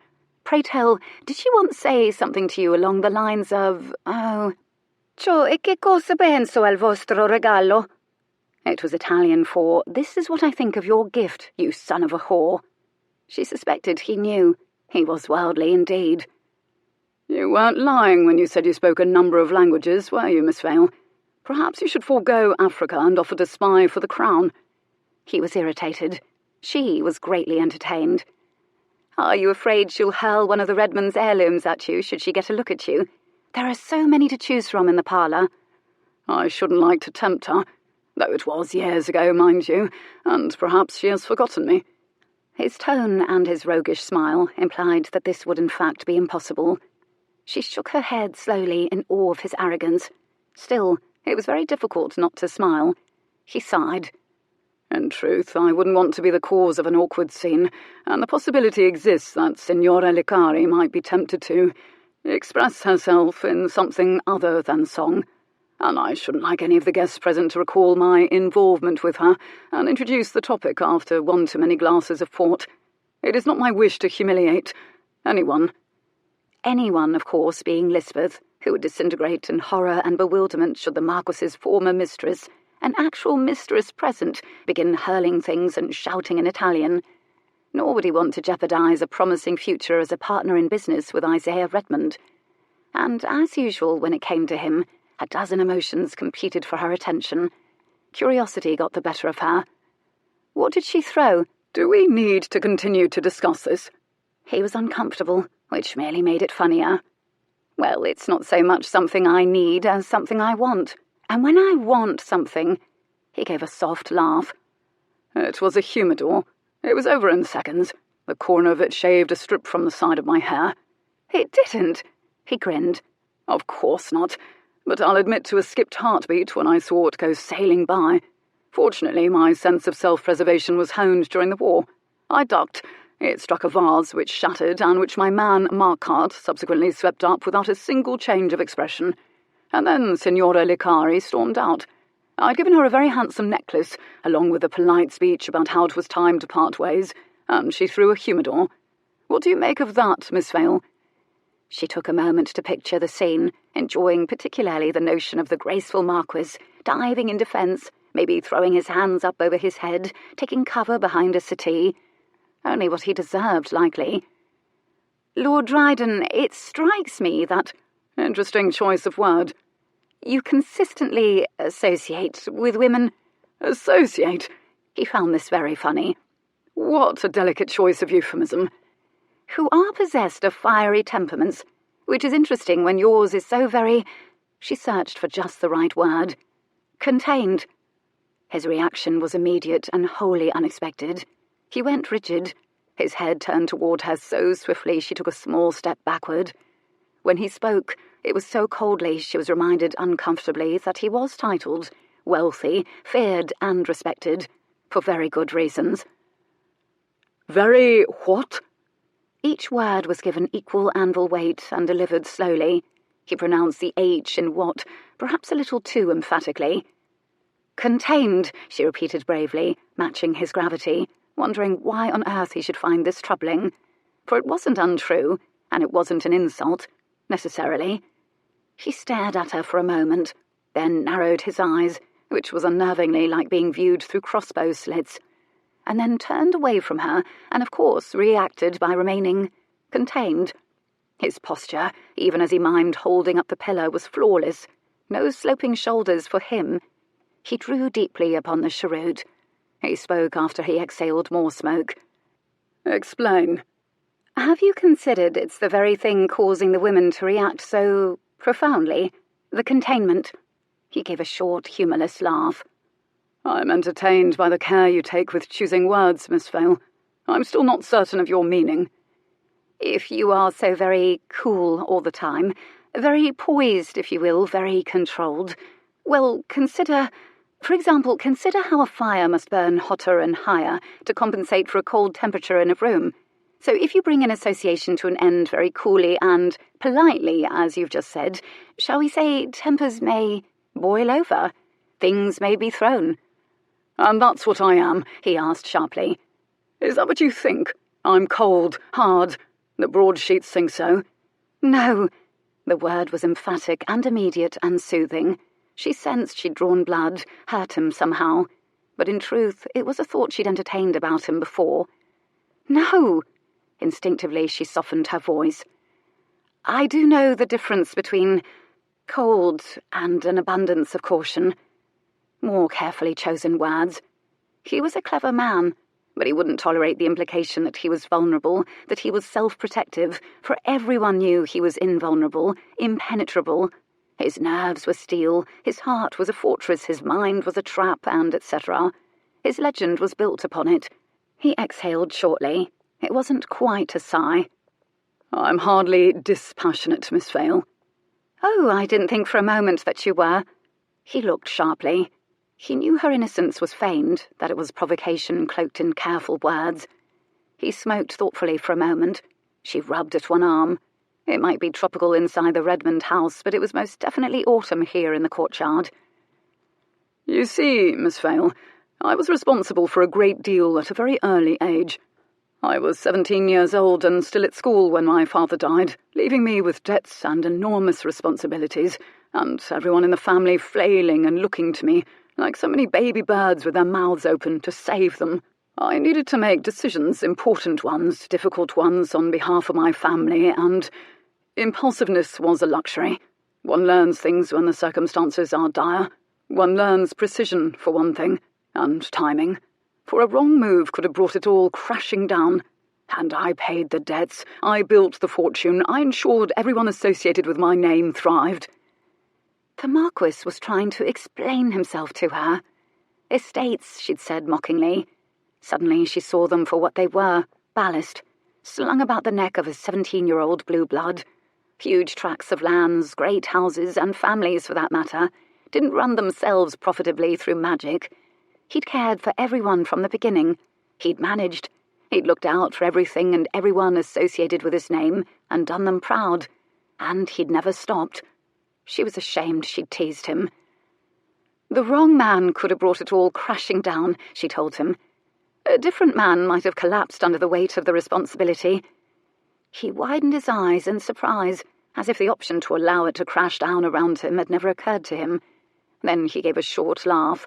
No humour in it, but it was a bit wistful.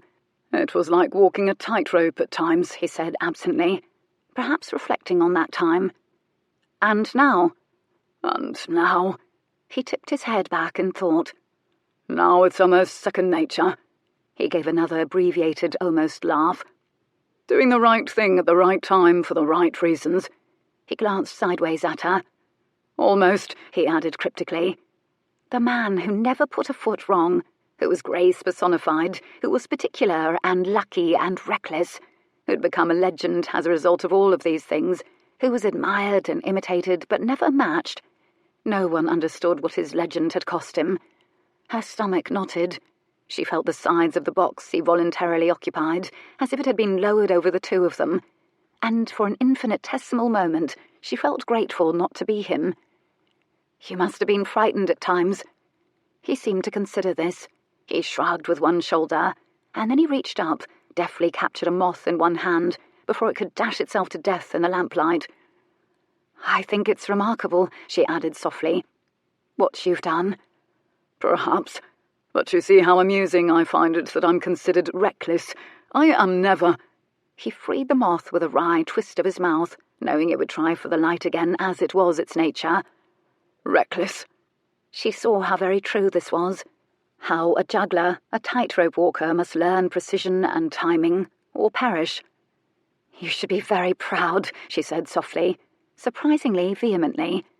Of everything. Your family is fortunate indeed to have you.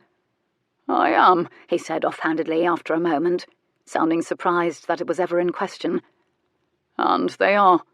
He turned to her with a half-smile. It made her shake her head. She was certain, somehow, the arrogance was native, not something he acquired along the way. She liked it. I promised my mother I'd restore all of the lands that had been sold to pay off debt. Little by little over the years, I've rebuilt my family's legacy and honour. How fragile it is, really, when what was built over centuries can be torn asunder by one man. Only one more tract of land remains to be reacquired, an expanse of Sussex not entailed to the title that my father lost in a card game. The estate that occupies it was part of my mother's dowry, and her childhood home. I wonder if you can guess who owns it. She didn't have to guess. She knew it must be Redmond property. Is there a condition associated with the land? He looked up at her sharply, surprised at the astute question, perhaps. He smiled faintly, and the smile seemed almost bittersweet. Of course. Little in life is unconditional, and naught is unconditional when it comes to Isaiah Redmond. But I'm a man who understands actions and consequences and business. I can't, in truth, object. And the condition— He paused. It's not an onerous one. He turned to her and delivered the words carefully. The property is attached to another dowry. Not an onerous one. The condition, she knew with clarion certainty, was Lisbeth Redmond. She was speechless. He was going about the business of marriage the same way he'd gone about the business of his life, purposefully. The question remains, who takes care of you, Miss Vale? A sly ambush of a question to distract her from what he'd essentially just admitted. She dodged it. I might ask the same question of you, Lord Dryden. He seemed genuinely puzzled. Oh, I've a host of servants. Marquette, I suppose, in particular, and the likes of Sophia Licari. Not, she said softly, lest he expound along those lines, because she really didn't want to know. Quite what I meant, and not quite the same thing.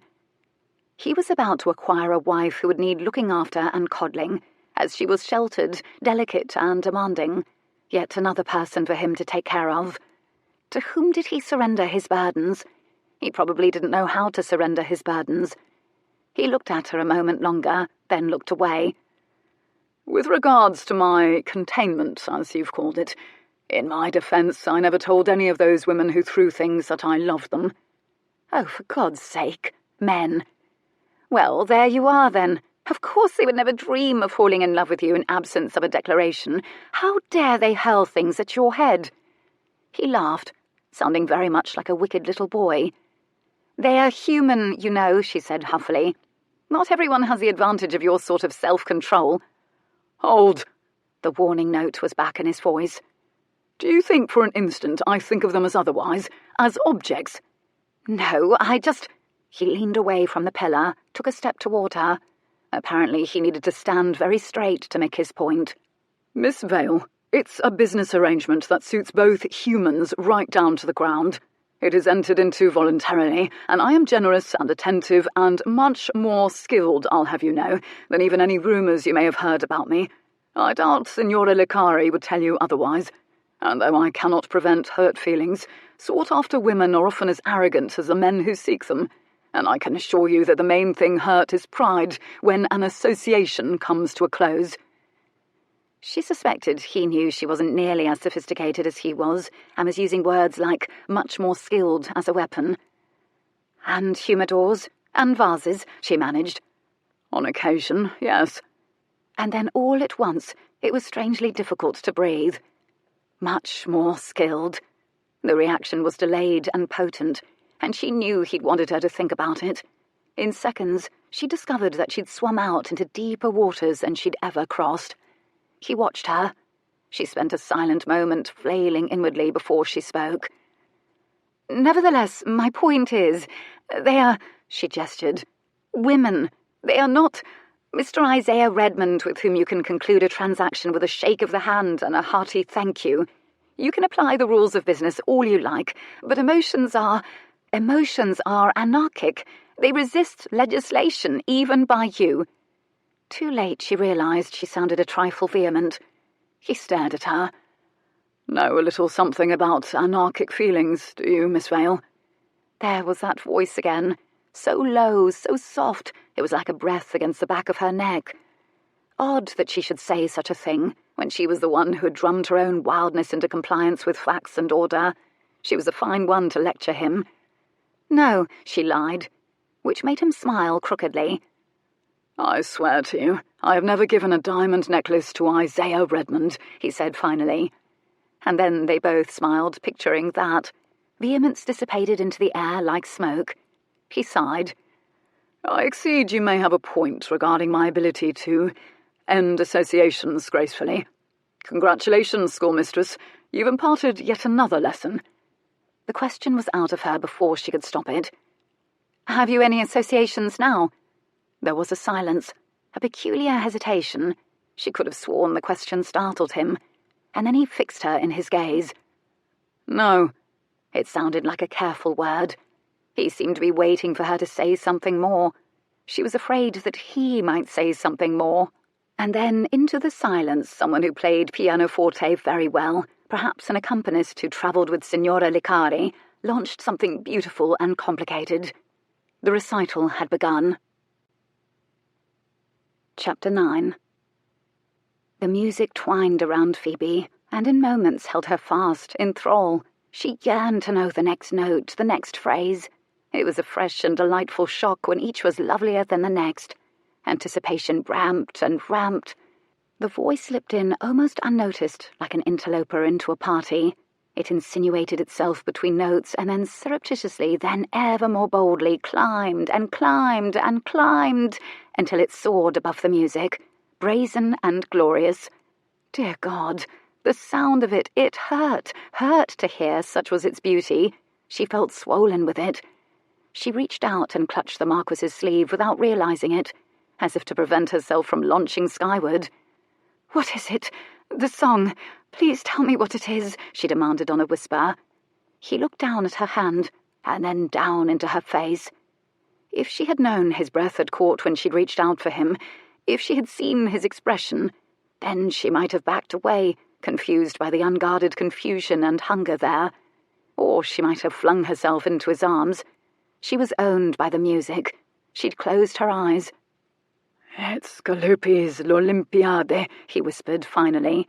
It was his turn to soothe her, understanding she was overwhelmed by the newness and splendour of it. "The libretto is Metastasio. L'Olympiade is about an amorous competition, shall we say, from the trial of the suitors." An amorous competition, she thought. Well, that was a little too close to home. For a moment she couldn't speak. She suffered from the beauty of it. So she did what she usually did to ease suffering. She requested information. The trial of the suitors? An opera based on Herodotus? "Herodotus." He shook his head. "She said Herodotus," he said to the sky. "Another splendid word. Have you read everything there is to read, Miss Vale?" "I read frequently. Tell me, please." "Yes, Herodotus." Her eyes were open now. He held very, very still, as though a lovely bird had lit upon his arm and he didn't want to frighten it away. And at last she sighed with deep happiness, and then smiled and gave her head a little shake, as if trying to clear her head of laudanum. "Goodness," she finally said very inadequately. "You've never before heard opera, Miss Vale?" His voice was gentle, and she didn't think she'd heard him sound truly gentle. She wasn't certain she liked it, because gentleness was sometimes perilously close to pity, which she could not for an instant tolerate. But there wasn't a shred of irony in it. "No." It was awestruck and almost plaintive, the word. She gave a short, rueful laugh. I had no idea. I'm sorry, I didn't mean to." He shook his head, and her words trailed off. They listened together as his former mistress's voice clambered like a monkey up over impossible scales, soared like a bird, really made a mockery of the notion there might be limitations to what a human voice could do. Every bit of the acrobatics achingly beautiful, her voice so enormous an army could have marched with Signora Licari into Jericho and accomplished the same thing as Joshua sans trumpets. "It simply takes one that way sometimes," he said softly. "It doesn't take everyone that way, but some." She suddenly became aware that she could feel his breath, smoky and warm, on her cheek when he spoke. How did they come to stand so close? She didn't move away. "I remember the first time I heard an opera," he continued. "It was shh." He grinned, a bright flash in the dark. Sophia Licari's voice gambled up a scale, then tumbled down it again in a series of remarkable acrobatic trills. It taunted and demanded, teased, implored, and finally it came to an end on a note that by rights ought to have shattered the chandelier and sprinkled the gathering guests with crystal. The crowd gathered in the Redmond ballroom thundered its approval. Phoebe felt both exhausted and fulfilled. "Clapping seems inadequate," she murmured. "Oh, it is, I assure you," he murmured, as he wasn't at the mercy of any sort of spell. "She would prefer obeisance, and I will tell you this, Miss Vale, she sounds like a goddess, but she's a human, by God, a vessel, if you will, an expensive, demanding, easily bored vessel for an otherworldly talent who snores as loud as she sings and bathes less often than one might suspect." She laughed, and then bit her lip to punish herself for laughing. "For shame! You oughtn't tell me things like that. It's not gentlemanly." "I gave her a gift and showered her with luxuries, and she tried to kill me. Everyone is human, Miss Vale. No one is flawless. We all have foibles, and beauty is in the eye of the beholder, and the beholder oftentimes gets it wrong." Was he trying to convince her or himself? Was he trying to tell her something important? Or did everyone in the ton have the wrong of it when it came to him? "I don't imagine you do obeisance well, Lord Dryden." "Right again," he said with grim cheer. He wistfully studied his cheroot, which he'd smoked down to a nub, contemplating perhaps whether to give it another suck. It was only then she noticed she was clutching his sleeve. She relinquished it abashed. "I'm sorry," she whispered foolishly. "I didn't know I had. I'm so sorry." "Don't be," he said with a soft vehemence all out of proportion to the circumstance. "Don't be," he added more softly, as if correcting himself. She could smell him now, that heady, unique, manly scent of him. She could feel the heat radiating from him, as if he were a fire burning low. It was both soothing and disturbing. She could not recall the last time she'd reached out for anyone, for safety or protection or sharing. But protecting people was apparently what he did. In between dodging hurled humidors, he spoke very softly, paving over the unnerving moment. "I know I'm supposed to pretend to dislike or merely tolerate opera, as it's considered the manly thing to do, but I find it transcendent. That is, when a true talent is behind it. And there is a veritable universe of difference, mind you, between opera and most musicals. I find musicals—" He searched for the proper word. "Distressing." Phoebe couldn't help but laugh at that, and the laugh fully restored her to her body when the music had all but taken her out of it and shook off the last of her awkwardness. "Do you play the pianoforte, Miss Vale?" She laughed. "You should hear the trepidation in your voice, Lord Dryden. Yes, I play competently at best, but I enjoy it very much," she warned him. "Doubtless you would suffer through my playing. You may yet need to do just that during your visit here." "Oh, for you, I would be polite for the duration. I wouldn't yawn or scratch or shift so much my chair squeaks." "I'm relieved to know it." He nodded graciously. She smiled and wrapped her arms around her shoulders again. Without the shelter of music, the night began to nip at her exposed places, in more ways than one. He shook one arm out of his coat and was preparing to get out of the other sleeve in order to drape it about her shoulders. She realized what he was doing and took a startled step backward. He froze, one arm in his coat, the other out, and then wordlessly, expressionlessly, he reinstalled his arm into his coat. They were silent now, awkward again. His hands fumbled at his cheroot. They weren't quite shaking, but he hadn't command over them. He looked down at the spent thing accusingly. The man who was known for grace. She suspected they were both a little shaken by how right the gesture seemed, how spontaneous and innate. He wanted to protect her. She'd shied away. She was a schoolteacher and a paid companion, and he was a marquess, and really he oughtn't to hang his coat over her shoulders any more than he ought to hang it over the cook's shoulders, and she'd never really known how to let someone take care of her anyway. "Lisbeth plays pianoforte very well," he mused after a moment, sounding a little too hearty and casual. "One might even say she possesses actual talent." "And money, and beauty, and prospects, and family, and beautiful clothes, and a fan that reminds you of her. Does she have your heart? Or is your heart subject to business arrangements only, too?" "That she does," she agreed softly, because she was above all things honest, and because it was the right thing to say and do in the circumstances. the safe thing to do. Nonsense. It was the cowardly thing to do, she told herself, suffering. Suddenly, Lisbeth's Chinese silk shawl burned in her hand. She turned her head nervously back toward the door. Bloody hell! How long had she been gone? He must have sensed she was poised to bolt, because his voice came quickly. "I've never told another soul about the vases and the humidor and the like." She froze. She drew in a breath, and her suddenly racing heart made the breath shudder out when she exhaled. A part of her was furious and impatient. It was very unfair of destiny to arrange for her to be alone in the dark with a soul-stirring man and soul-stirring music. She was only human, too, and though she was strong, she had nowhere near his fortitude. She wanted to stomp her foot. "Don't burden me with your friendship. Don't gift me with your thoughts. Don't seek me out. Nothing good will ever come of this. I'm only 22. I haven't the answers. I just wanted to be near you."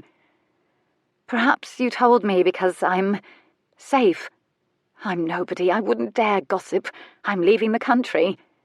Even she didn't think that was true. She did, however, want to hear what he would say about it. He lifted his head slowly, and as she followed the clean line of his profile with her own eyes, it felt as though it were being etched into her heart, one curve, one angle, one hollow at a time. When he spoke, his voice was soft again, mildly incredulous. "Oh, you're not safe, Miss Vale." Meaning rippled out from the words, like water disturbed by the skip of a stone. They contained warning and promise, bemusement and bittersweet irony. And because, despite uncertainties and gulfs, they were both rogues at heart, their smiles were simultaneous, crooked, slow. She shook her head. Wonderingly or warningly or exasperatedly, she wasn't sure. The space between them, both the distance and the nearness, just shy of inappropriate, was suddenly fraught with meaning. It seemed ridiculous, when really, by right of natural law, she ought to be in his arms. And then something sprightly and raucous began on the pianoforte, and she jumped. "I'll go inside and listen to her now." She was all bright babble now. "After all, I didn't jilt Signora Licari, and her voice is beautiful and rare, and loud. At least you shall know when it's safe to return, because it shall be apparent when she stops." He sighed, acceding to the broken spell. "Is she staying beneath this roof tonight?" "One can hardly send a famous soprano to the Pig and Thistle to sleep in the room behind the bar. But I understand she has another engagement in London, so she'll be leaving straight away. Perhaps even this evening." "Perhaps I should sleep at the Pig and Thistle." "There's always the barn." He grinned suddenly again, looking like a boy. She wondered if he was relieved that the moment had been shattered too. How long had she been gone? The length of an aria at least, however long an aria was. And now the panic was a thing with claws. She hadn't the time to fetch her own shawl now. She held up Lisbeth's shawl. "Lisbeth might be in there shivering, even now. So She spun on her heel and almost dashed. She could hear her own footsteps, and it worked on her nerves as though someone or something was in pursuit of her. "My own desires," she thought melodramatically. She was nearly to the door when his voice rose, called after her. "Where in London, Scheherazade?" She turned and walked backward a few feet before deciding to answer. He was asking where she'd been born. "Seven Dials." "Well, that's out here in the dark, Lord Dryden." "And you owe me a gift," she added. Her heartbeat matching the staccato beat of her footsteps, she disappeared into the house. Chapter 10. She hadn't realised quite how cold she was until she burst again into the heat of the house and began to rush back to the salon, her slippers nearly skidding over marble. She deliberately slowed her pace to the sedate one expected of a schoolmistress' paid companion, straight-spined and square-shouldered, one foot in front of the other, and, well, how about that? Very like walking a tightrope. Interesting that she should have that in common with the Marquess. She peered around the parlour doorway to get her first glimpse of the soprano. Signora Sophia Licari stood next to the pianoforte, one hand resting atop it, as though it were a beast trained to do her bidding and simply awaiting her next command. She was a gorgeous beast herself, a lioness, with masses of golden brown hair piled up high and stabbed into place with sparkling pins. Her dress was a melodramatic crimson and very snug.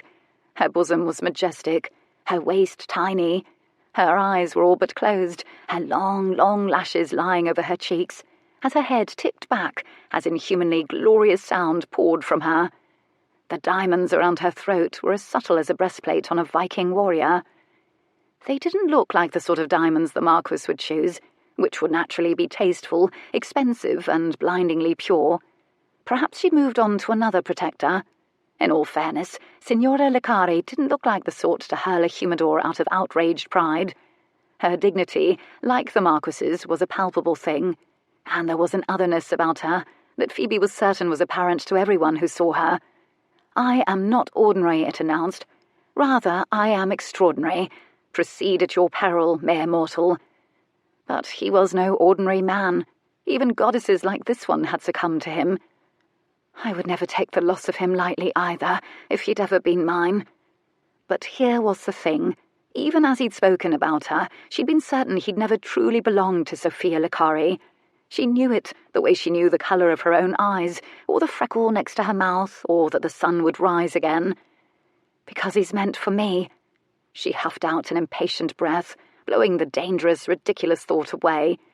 Phoebe peered in at the audience, savouring it with unguarded wonder. She would tell Postlethwaite about it later, how the rows of beautiful people looked, lit by the Redmond's gaslight and enormous chandeliers, their cheeks flushed from the extravagant heat, and all those bodies snugly packed together on velvet-cushioned chairs. Lord Waterburn was fast asleep, head thrown back, mouth open, arms crossed over his chest. Jonathan Redmond and Lord Argosy were in the back row, pretending to pay rapt attention, but their hands were moving surreptitiously, and she suspected they were playing some kind of card game, balanced on their thighs. She saw Jonathan hand over a rolled-up note of some kind, likely a pound note. Her intimidating hosts, Isaiah and Fanchette Redmond, were ensconced in the front row, seemingly riveted by the performance. Isaiah reached for his wife's hand, brought it over to his lap. Phoebe was fascinated by the gesture. Was it staged for the guests, or was he indeed moved enough to clutch his handsome, frightening wife's hand? It was such a human thing for a man like him to do. Lisbeth was leaning forward as far as she could, as though the music was a beam of light. She hadn't noticed Phoebe standing at the entrance at all. Phoebe smiled ruefully. She was pleased Lisbeth had lost herself in the music, but no matter how often she looked at her, she never became less beautiful or appealing, or less perfectly suited to be the wife of a Marquess, or less determined to be the wife of a Marquess. She was clutching her fan as if it was the Marquess himself. The song ended with a note Signora Licari teased into lasting a quavering eternity. She must have lungs like bellows, Phoebe thought admiringly. Signora Licari regally ducked her head when applause crashed around her. Phoebe took that opportunity to scurry into the room and slide into her chair next to Lisbeth. She nudged her gently, and Lisbeth's hand absently reached out for the shawl. She scarcely glanced at Phoebe, so enraptured was she by the glorious creature that was Signora Licari. Too enraptured, with any luck, to notice the Marquess's continued absence. "Thank you. Did you hear her, Phoebe? Isn't she marvellous?" "I have never heard anything quite like it. Thank you for inviting me so I could hear her." She said this quite sincerely. No matter what, she would never forget it. Lisbeth turned then, eyes wide with surprise, indecision, and the expression she finally decided upon was benevolence. "Oh, Phoebe, I'm glad that I could share it with—" Her face blanked peculiarly. She blinked. She lifted her shawl to her nose, and lowered it slowly again to her lap, and then she leaned forward abruptly and sniffed the air near Phoebe. Phoebe reared back. Lisbeth stopped sniffing. Her lovely brow furrowed, as if she was undecided about what she was about to say. "Phoebe? Goodness, is aught amiss, Lisbeth? You smell like cheroot smoke." This last part she said on a reproachful hush. Christ! Phoebe's stomach plummeted.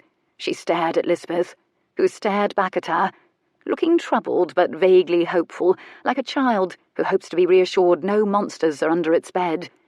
Phoebe wanted to speak, really she did.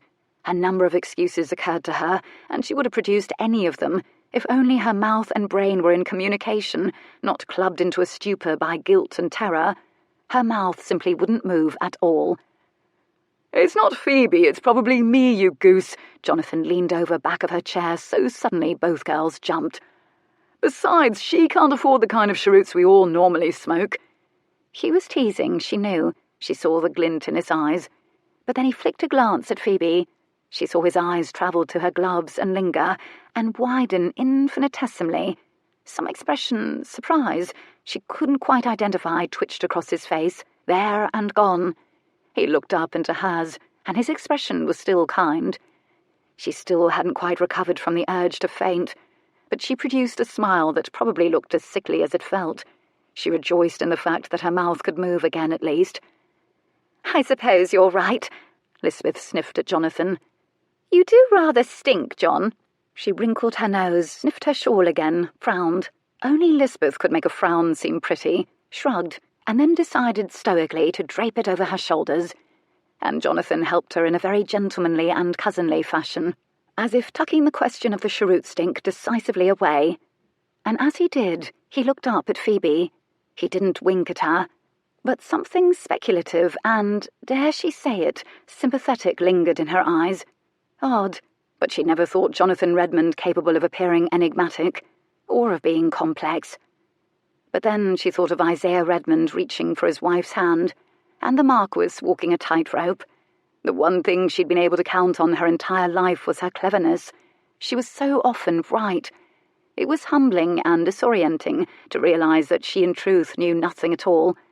One only ever saw a fraction of someone, whatever it was they chose to show you, and extrapolated a whole person from that, and saw them through a prism of one's own prejudices. "Does one ever really know anyone?" the Marquess had asked her. The pianoforte music started up again. Phoebe and the smoke were forgotten as Lisbeth folded her hands rapturously beneath her chin again and curved her mouth into a little smile. It looked to Phoebe very much like another pose she'd practiced in front of the mirror. When Signora Licari opened her mouth to sing, Phoebe could feel her voice vibrating in her chest, as though her heart was singing along, and she ducked her head and, with great hope, surreptitiously sniffed her own shawl. She said a silent hosanna. It too smelled like smoke, which meant it smelled like him. She closed her eyes and surrendered to a moment of weakness. She imagined the weight of his coat draped over her, warming and protecting her, simply because she belonged to him.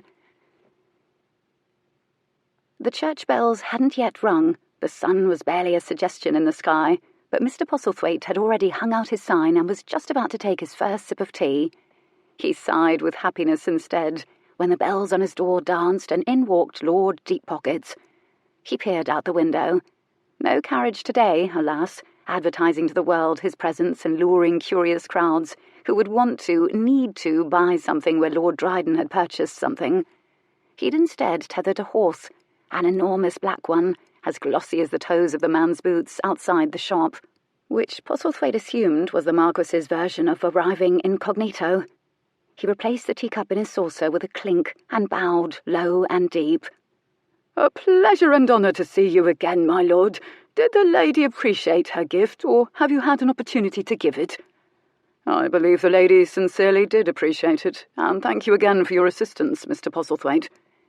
Postlethwaite was tickled by the opportunity to speak so formally.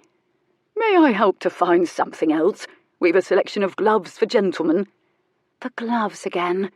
Jules could have sworn there was a devilish glint in the shopkeeper's eye, and then the Marquess said the words he'd been dreading uttering, but the compulsion could not be denied, and he wasn't fundamentally a coward. "I find today I am in need of a bonnet."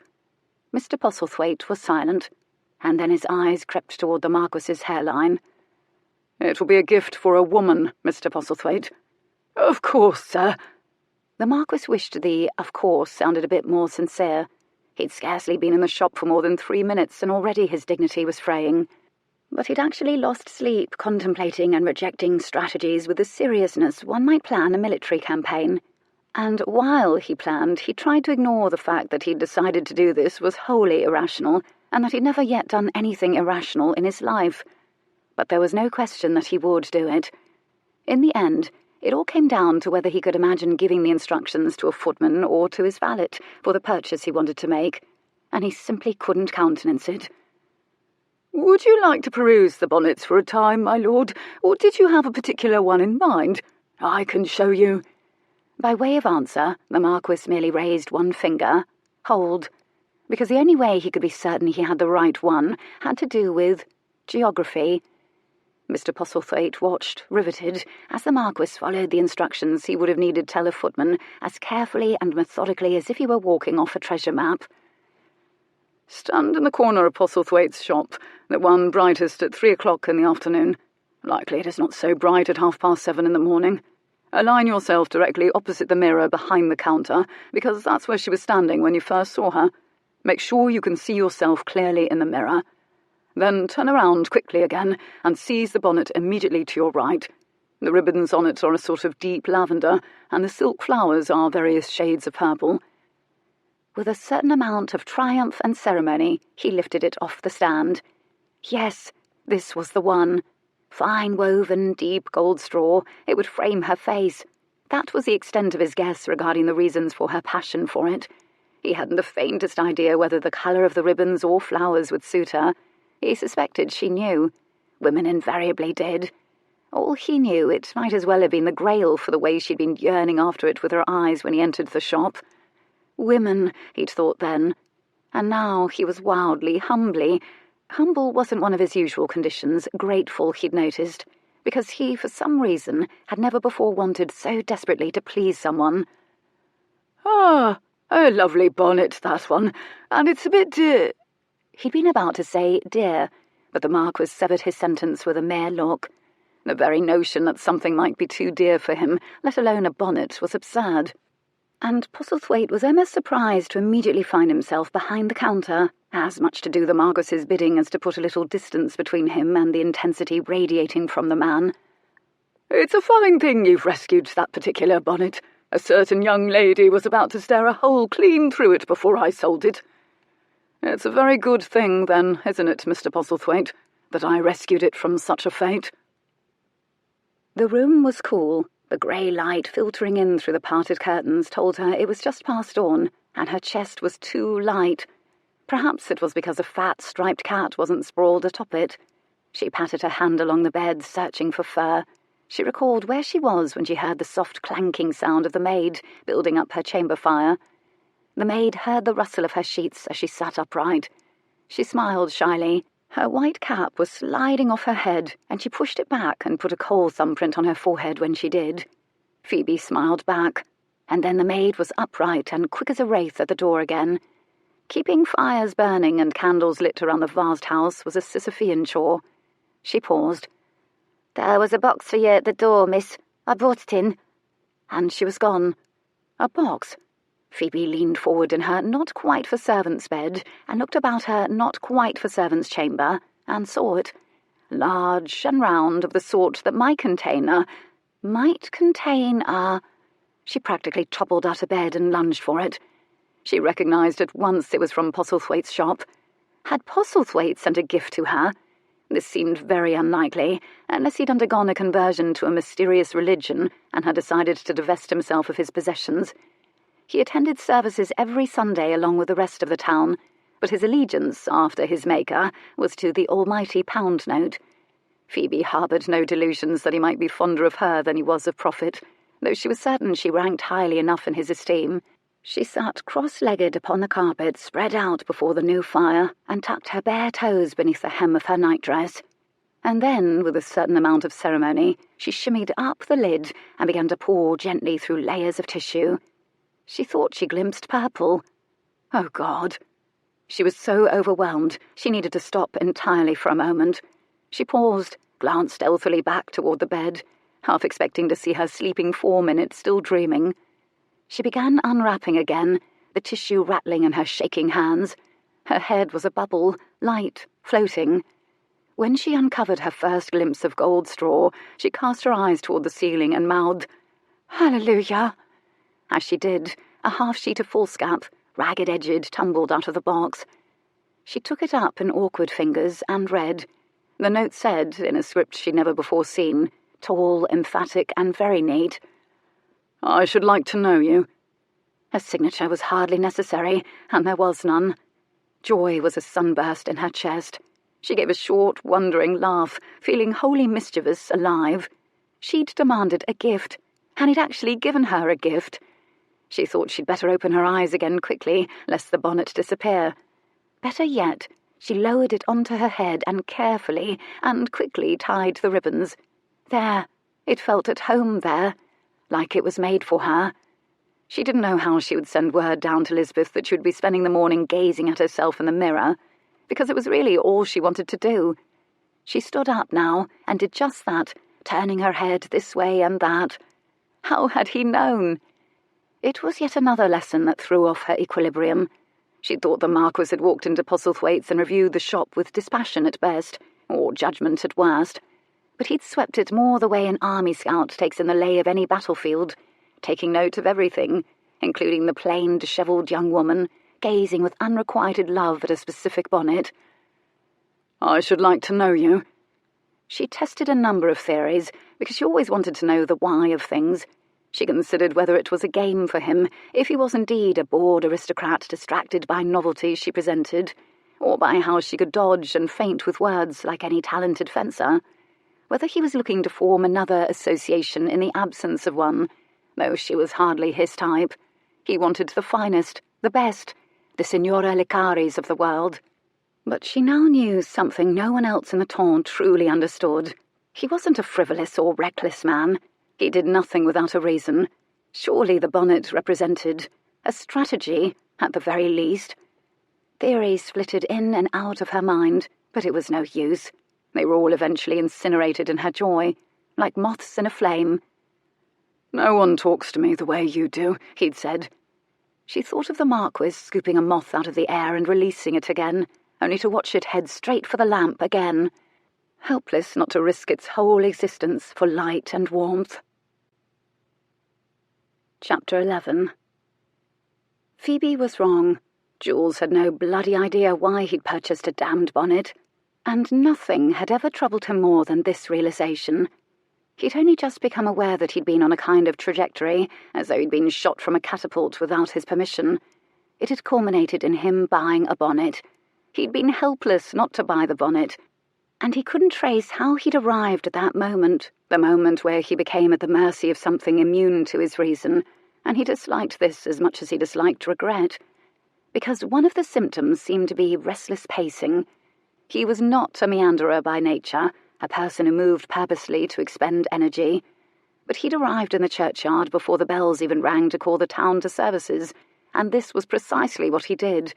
Walked among the ancient crooked headstones, counting the number of Redmonds and Everseys who had died in the town since 1500. Quite a few people named Hawthorne were buried there too, 2 or 3 Endecots, someone named Ethelred.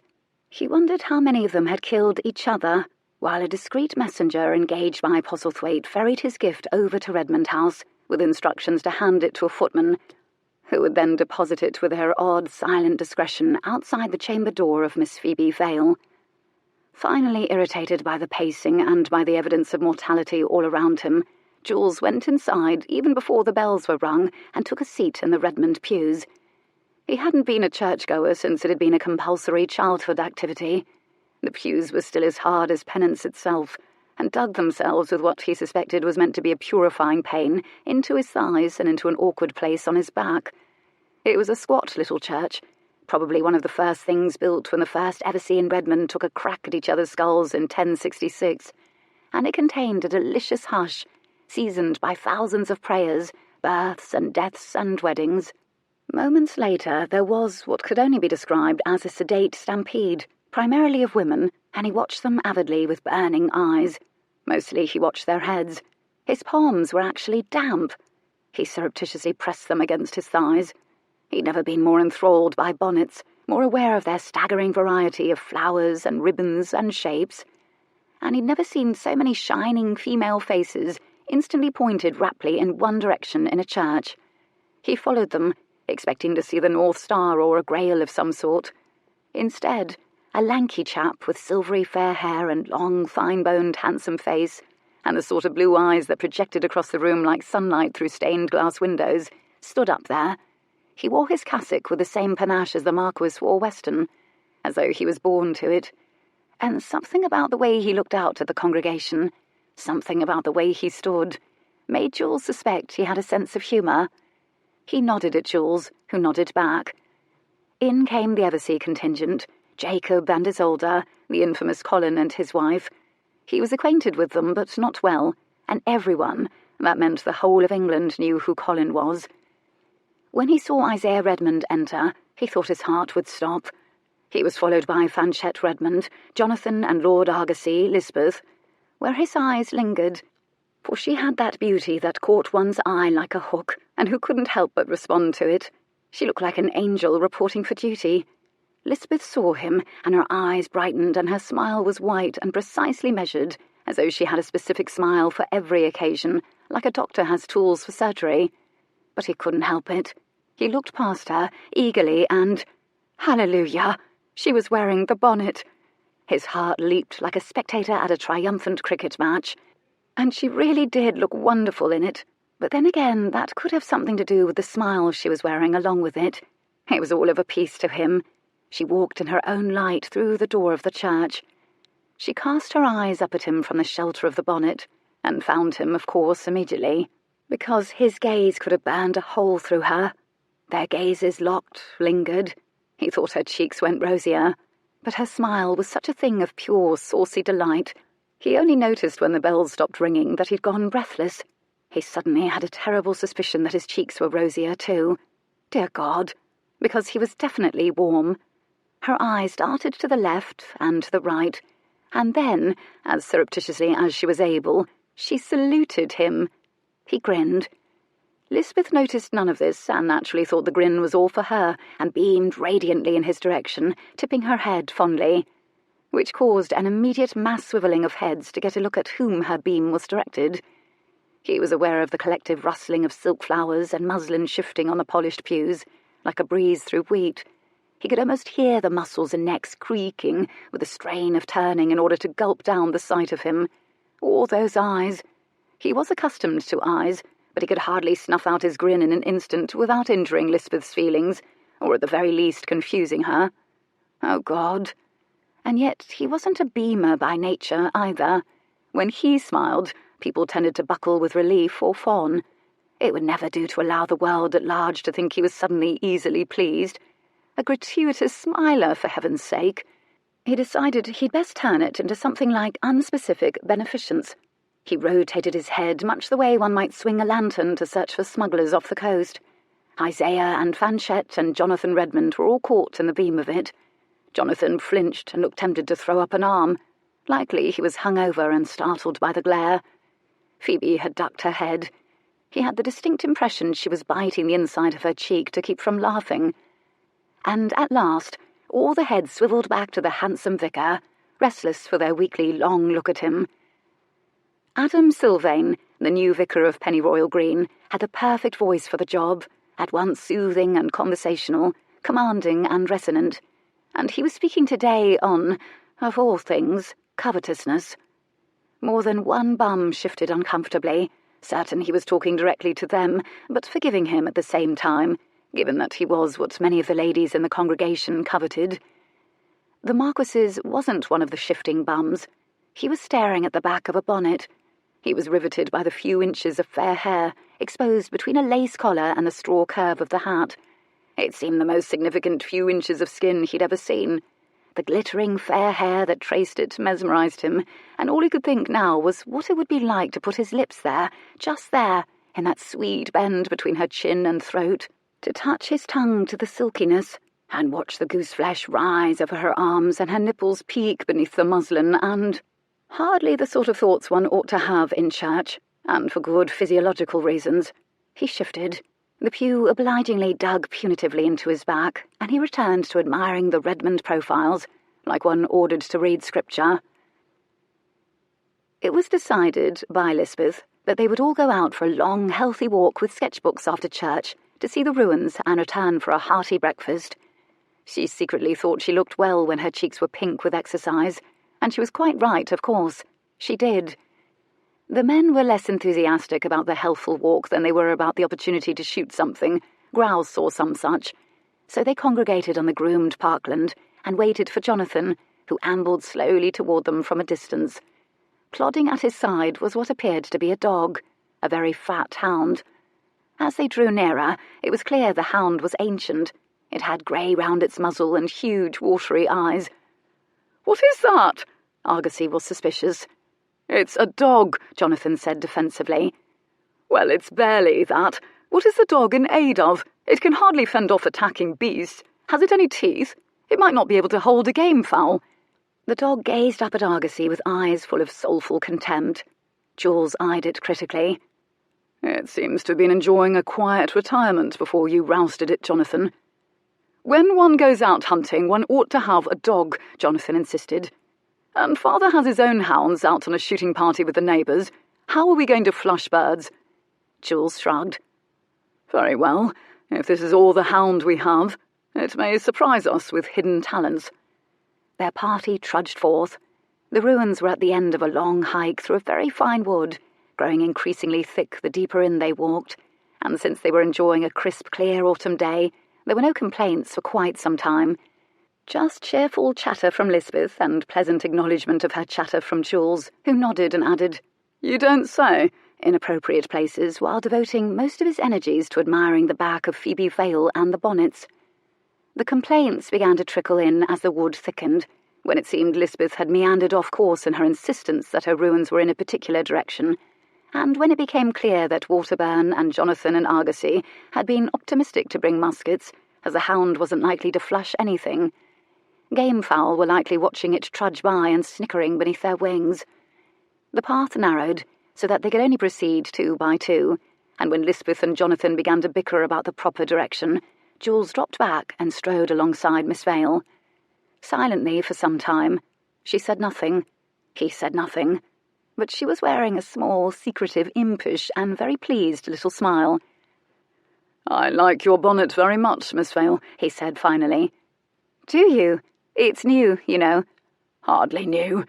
I'm given to understand that a certain young lady nearly stared holes in it before I purchased it. You can count yourself fortunate it remains intact." She smiled. "One might say the same thing about you, my lord, given how a gathering tends to stare at you." He laughed. Lisbeth, from far up ahead, turned her head over her shoulder and sent him a look from between her lashes. He thought he'd seen Miss Violet Redmond use that very look on suitors. It was an excellent look indeed. He smiled reflexively, and she turned again, satisfied with the attention for the time being. He turned to discover that Phoebe had neatly ducked out of sight behind a tree. He ought to feel guilty for being so complicit. Instead, he was nervous for another reason entirely. Jules, with great trepidation, asked the question he'd been dreading. "Is it the right bonnet?" She let him suffer for a second or so, or at least that's how it seemed. "It's the right one." He just nodded, too relieved, too elated, in truth, too confused to speak. He just wanted to admire her in her bonnet. The desire baffled and irritated him, and all at once he felt a peculiar pressure welling. "Tell me, Lord Dryden, does it suit me?" She was flirting. Suddenly it felt like torture, because he was so strangely raw and exposed. "I don't know," he said irritably. "Is it meant to improve you?" She swiveled toward him, eyes wide with shock. "Because nothing could," he added. Her mouth dropped in astonishment. Blotchy scarlet rushed her complexion. One would have thought he'd shot her. Oh, dear God. He realized belatedly how wrong it had sounded. "No, God. That is to say, nothing is necessary to improve you. Nothing could possibly make you better than you already are." It was a staggering compliment, both in its clumsiness and magnitude, and its sheer honesty. It had been forged somewhere inside him, immune from sense. He was appalled. Silence fell hard. Once again he'd managed to shock both of them.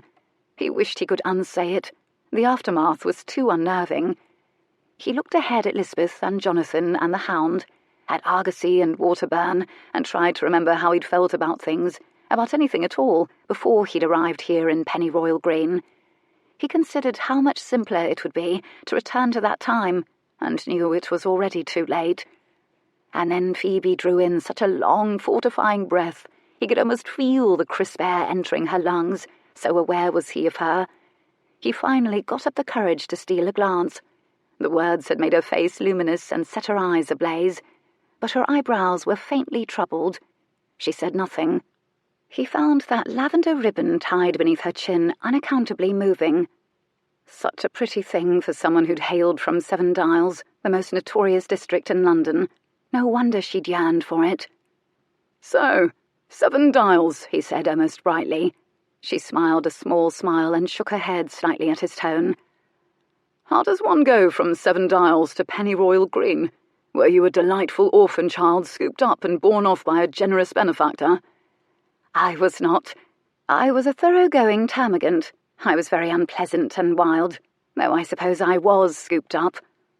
Imagine a thoroughgoing termagant using phrases like thoroughgoing termagant. When you were scooped up, you were only 10 years old. They had to put out a snare like a wild hare to catch me in the streets of St. Giles. They left a crust of bread as a lure. I dangled by one ankle up in the air for a time, until they cut me down and whisked me off to Miss Marietta Endicott's for reforming. He was so delighted with this image he couldn't speak for a moment. "You didn't. They didn't." "Very well. Metaphorically speaking, then. Why do you want to know?" "Are you going to begin demanding more gifts for snippets of your tale? Because I warn you, I cannot surpass the one I've given you. And a bargain is a bargain, Miss Vale. I'll have your story, please." She smiled, one of those slow smiles that took over her whole face. She was clearly trying not to laugh. Lisbeth turned her head around then, her hands full of autumn flowers. White lacy things, ladies' tresses he thought they were called. She held them up to her face as if to test for softness, and tipped her face against them. It was an enchanting image, marred only by the fact that he suspected she knew it was enchanting. She smiled saucily, and pranced forward to catch up to Jonathan and Argosy. That was when he'd noticed that Phoebe stopped and looked about interestedly, ducking behind a tree again so Lisbeth couldn't see her. He bit back a smile. "I think wild sage grows about this area," she said suddenly. "It smells wonderful, you know." "It might. It does. You were saying about your childhood in 7 Dials." "I wasn't." "Oh, for heaven's sake. Are you really so invested in preserving your mythology?" "As invested as you are in preserving yours." "And yet I told you things about humidors and the like." "Our lives were very different, Lord Dryden. I don't think you'll understand. Don't condescend to me, Miss Vale. You're afraid I'll judge you, the way you judged me." This actually made her a bit angry, he could see, because her pace accelerated, and her jaw grew tense, and she seemed very focused on whatever was straight ahead of her. "Very well. It was a very long time ago, mind you, and I was 10 years old." "And your parents?" "Well, they left, didn't they? One at a time." She'd said it brightly, but the breathlessness in her voice told him it had been difficult for her to say it. "Did they?" He tried not to soften his voice. She, he suspected, was the sort who would grow restive if subjected to overt sympathy. "Papa first. We lived in rooms above a pub. He just stopped coming home. Mamma was arrested for picking pockets and was transported, or so I was told, by the prostitute who kept rooms upstairs. All I know is that she disappeared one day too. I didn't want to go to the workhouse, and so I fled and lived with a series of other characters, until someone, a gentleman, who I believe now was someone's man of affairs, determined I was clever and swept me away to Sussex, kicking and biting, I might add. I was installed at Miss Marietta Endicott's academy. I still don't know who my benefactor was." Christ! It was a good deal to absorb, but he couldn't remain silent too long, or she would know how it had affected him, like a swift kick to his gut. Would that he could undo all of that for her, remake her life with safety and family. "Do you have any other relatives? Any brothers or sisters?" "None that I'm aware of." "You've no one?" He instantly regretted saying it just like that, for she blinked, as surely as if he'd jabbed a finger into a wound. "Oh, I wouldn't say that," she said a moment later. "I've a cat." This took him aback.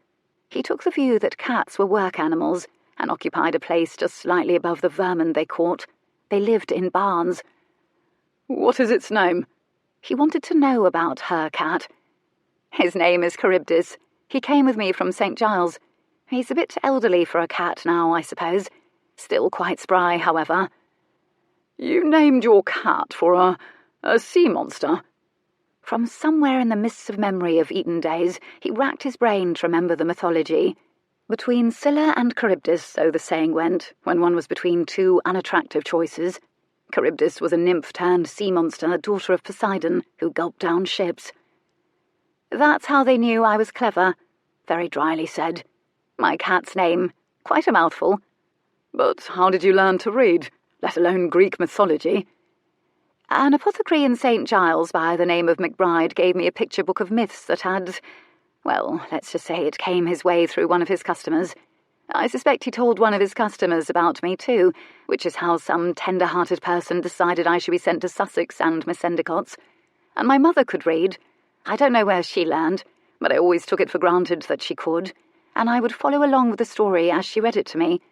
I suppose I must have learned my letters that way. All I know is that reading came easily to me, and I liked it." "Why didn't you name the kitten something precious, like Daphne or Apollo?" "I suppose it's because I always wished I had an ally, someone to protect me, and Charybdis the monster was the most fearsome thing I could imagine. Even more fearsome than the Watch, or the drunk men who fought in the streets, and, well, you can imagine. I supposed I had little faith that even the Greek gods would be much of a match for the likes of St. Giles.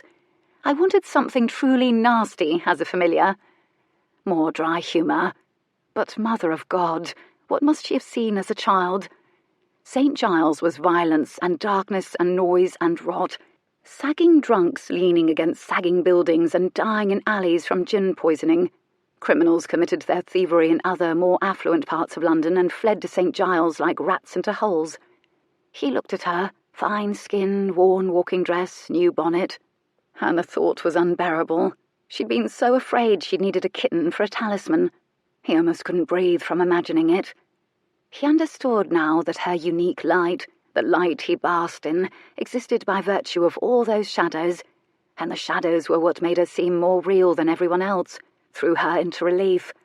She was right.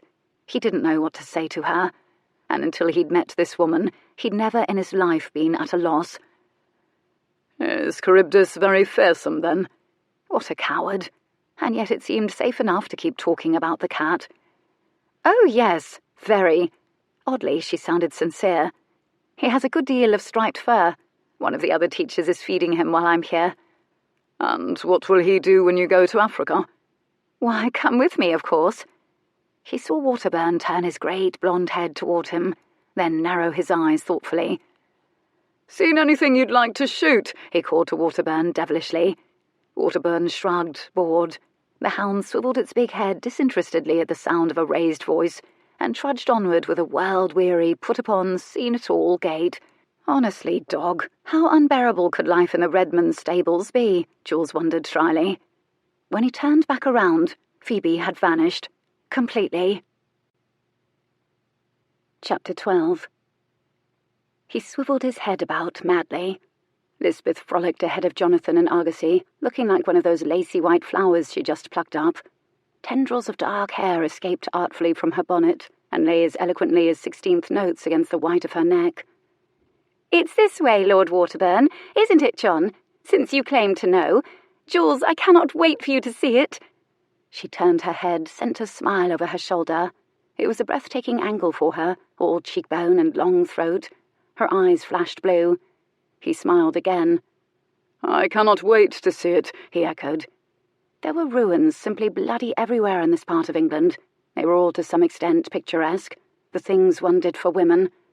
"No, not that way. There's a haunted hunting box that way, Lisbeth," came Jonathan's voice. "And best mind yourself, or someone will mistake you for a deer and shoot you." "Oh, Jonathan," she was irritated. "That would never happen. I'm all in white. I hardly look like a deer." "A unicorn, then." "But who would shoot a unicorn?" And so they disappeared, bickering from view. What the devil? A woman couldn't just vanish into thin air. He scanned the pathway. Oaks had dropped their loads of leaves, but hawthorns were everywhere, thick and rustling with tiny hidden creatures. And then he saw the narrow passage between a hawthorn and the trunk of a large oak. He peeked through, and there she stood, in an almost magical clearing, a circle of lush meadow grass not yet killed by frost, bounded by, hidden by, hawthorn and oaks and trees that hadn't yet lost all of their leaves. She was dappled in the shadows of leaves when she stood up, smiling, with a handful of green clutched in her fist. "You see," she presented triumphantly. "I was right. Sage does grow here, and it smells heavenly." She pressed it to her nose and inhaled deeply. He watched her close her eyes to isolate herself with the scent. All at once, every corner of his being seemed filled with light. He'd gone mute. "There's a region in France that claims sage helps in the easing of grief. They plant them around tombstones in their cemeteries," she explained. "How did you—" he tried. But there really was no point in asking. She read things, she knew things, and out they came, little surprises. It was strangely like unwrapping little gifts, not all of which he appreciated. She clung to facts and information like flotsam in a shipwreck. They'd saved her. Mutely, he looked at her, too full to speak. Her eyes were green. He knew that decisively now. A more facile man would have compared them flatteringly to something, leaves or moss or emeralds or some such. But all he would truthfully be able to say was that no one he'd ever known possessed eyes quite like hers. It had little to do with their colour. It was in the way that over the course of mere days he'd found himself saying things just to see how they would change, how humour would kindle them, and kindness soften them, and anger make them flash, and how he felt when the light of them was turned on him, how he wanted to hold up his hands before them and warm them. "I read about it," she told him anyway. She looked down at the bundle in her hand, indecisively, and then, "Here," she extended it to him. "A gift for you." He stared at it. All at once, too many thoughts and impressions jostled for the exits, and none could escape in the form of words. So he did as she ordered. Slowly, wordlessly, he reached for them. And as she began to surrender them, her fingers brushed his. He stopped breathing. He'd once seen a man struck by lightning. He'd watched as the bolt held him helpless, motionless, arcing his body, having its way with him. It wasn't unlike that. Breathlessly, dumbly, they both stared at the place where their fingers met, stunned to at last be touching, skin to skin. He dropped the herbs and seized her wrist. "Enough." The word was low and dark, and it thrummed command and something like a plea. Slowly, slowly she levered up her head, as if spooling courage on the way up. Her jaw was taut, her eyes were wide when they met his, but comprehension flickered in them. The air suddenly seemed full of snapping sparks. One would have thought he'd captured a unicorn, for God's sake, for how enervated he felt. As he watched, a flush painted her from her collarbone upward. Beneath his thumb, placed over a pale blue vein in that silky hand, her pulse raced. He turned her palm up. He wished he could be certain she was the one who was trembling, for one of them was. Her hand was achingly soft, too vulnerable. It was cold, which struck him as poignant. He wanted to warm her. He needed to warm her. And so he brought her palm to his mouth. He softly opened his mouth against her skin, touched his tongue there, burned her with a kiss that was at once chaste and perhaps the most carnal he'd ever given. Her head tipped back hard, her eyelids shuddered closed. She made a soft sound, a gasp of shock and pure sensual pleasure. Mother of God! He lifted his head with some effort. He curled her fingers closed over the place he kissed her, as if handing her a keepsake.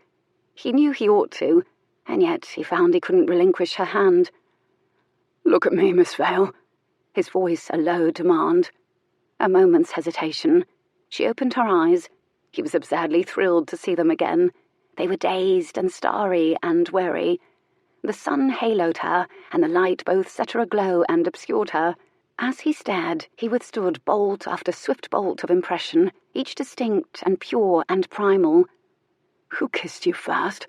I will kiss the memory of it away. I will run him through with a sword. I can't recall kissing anyone before you.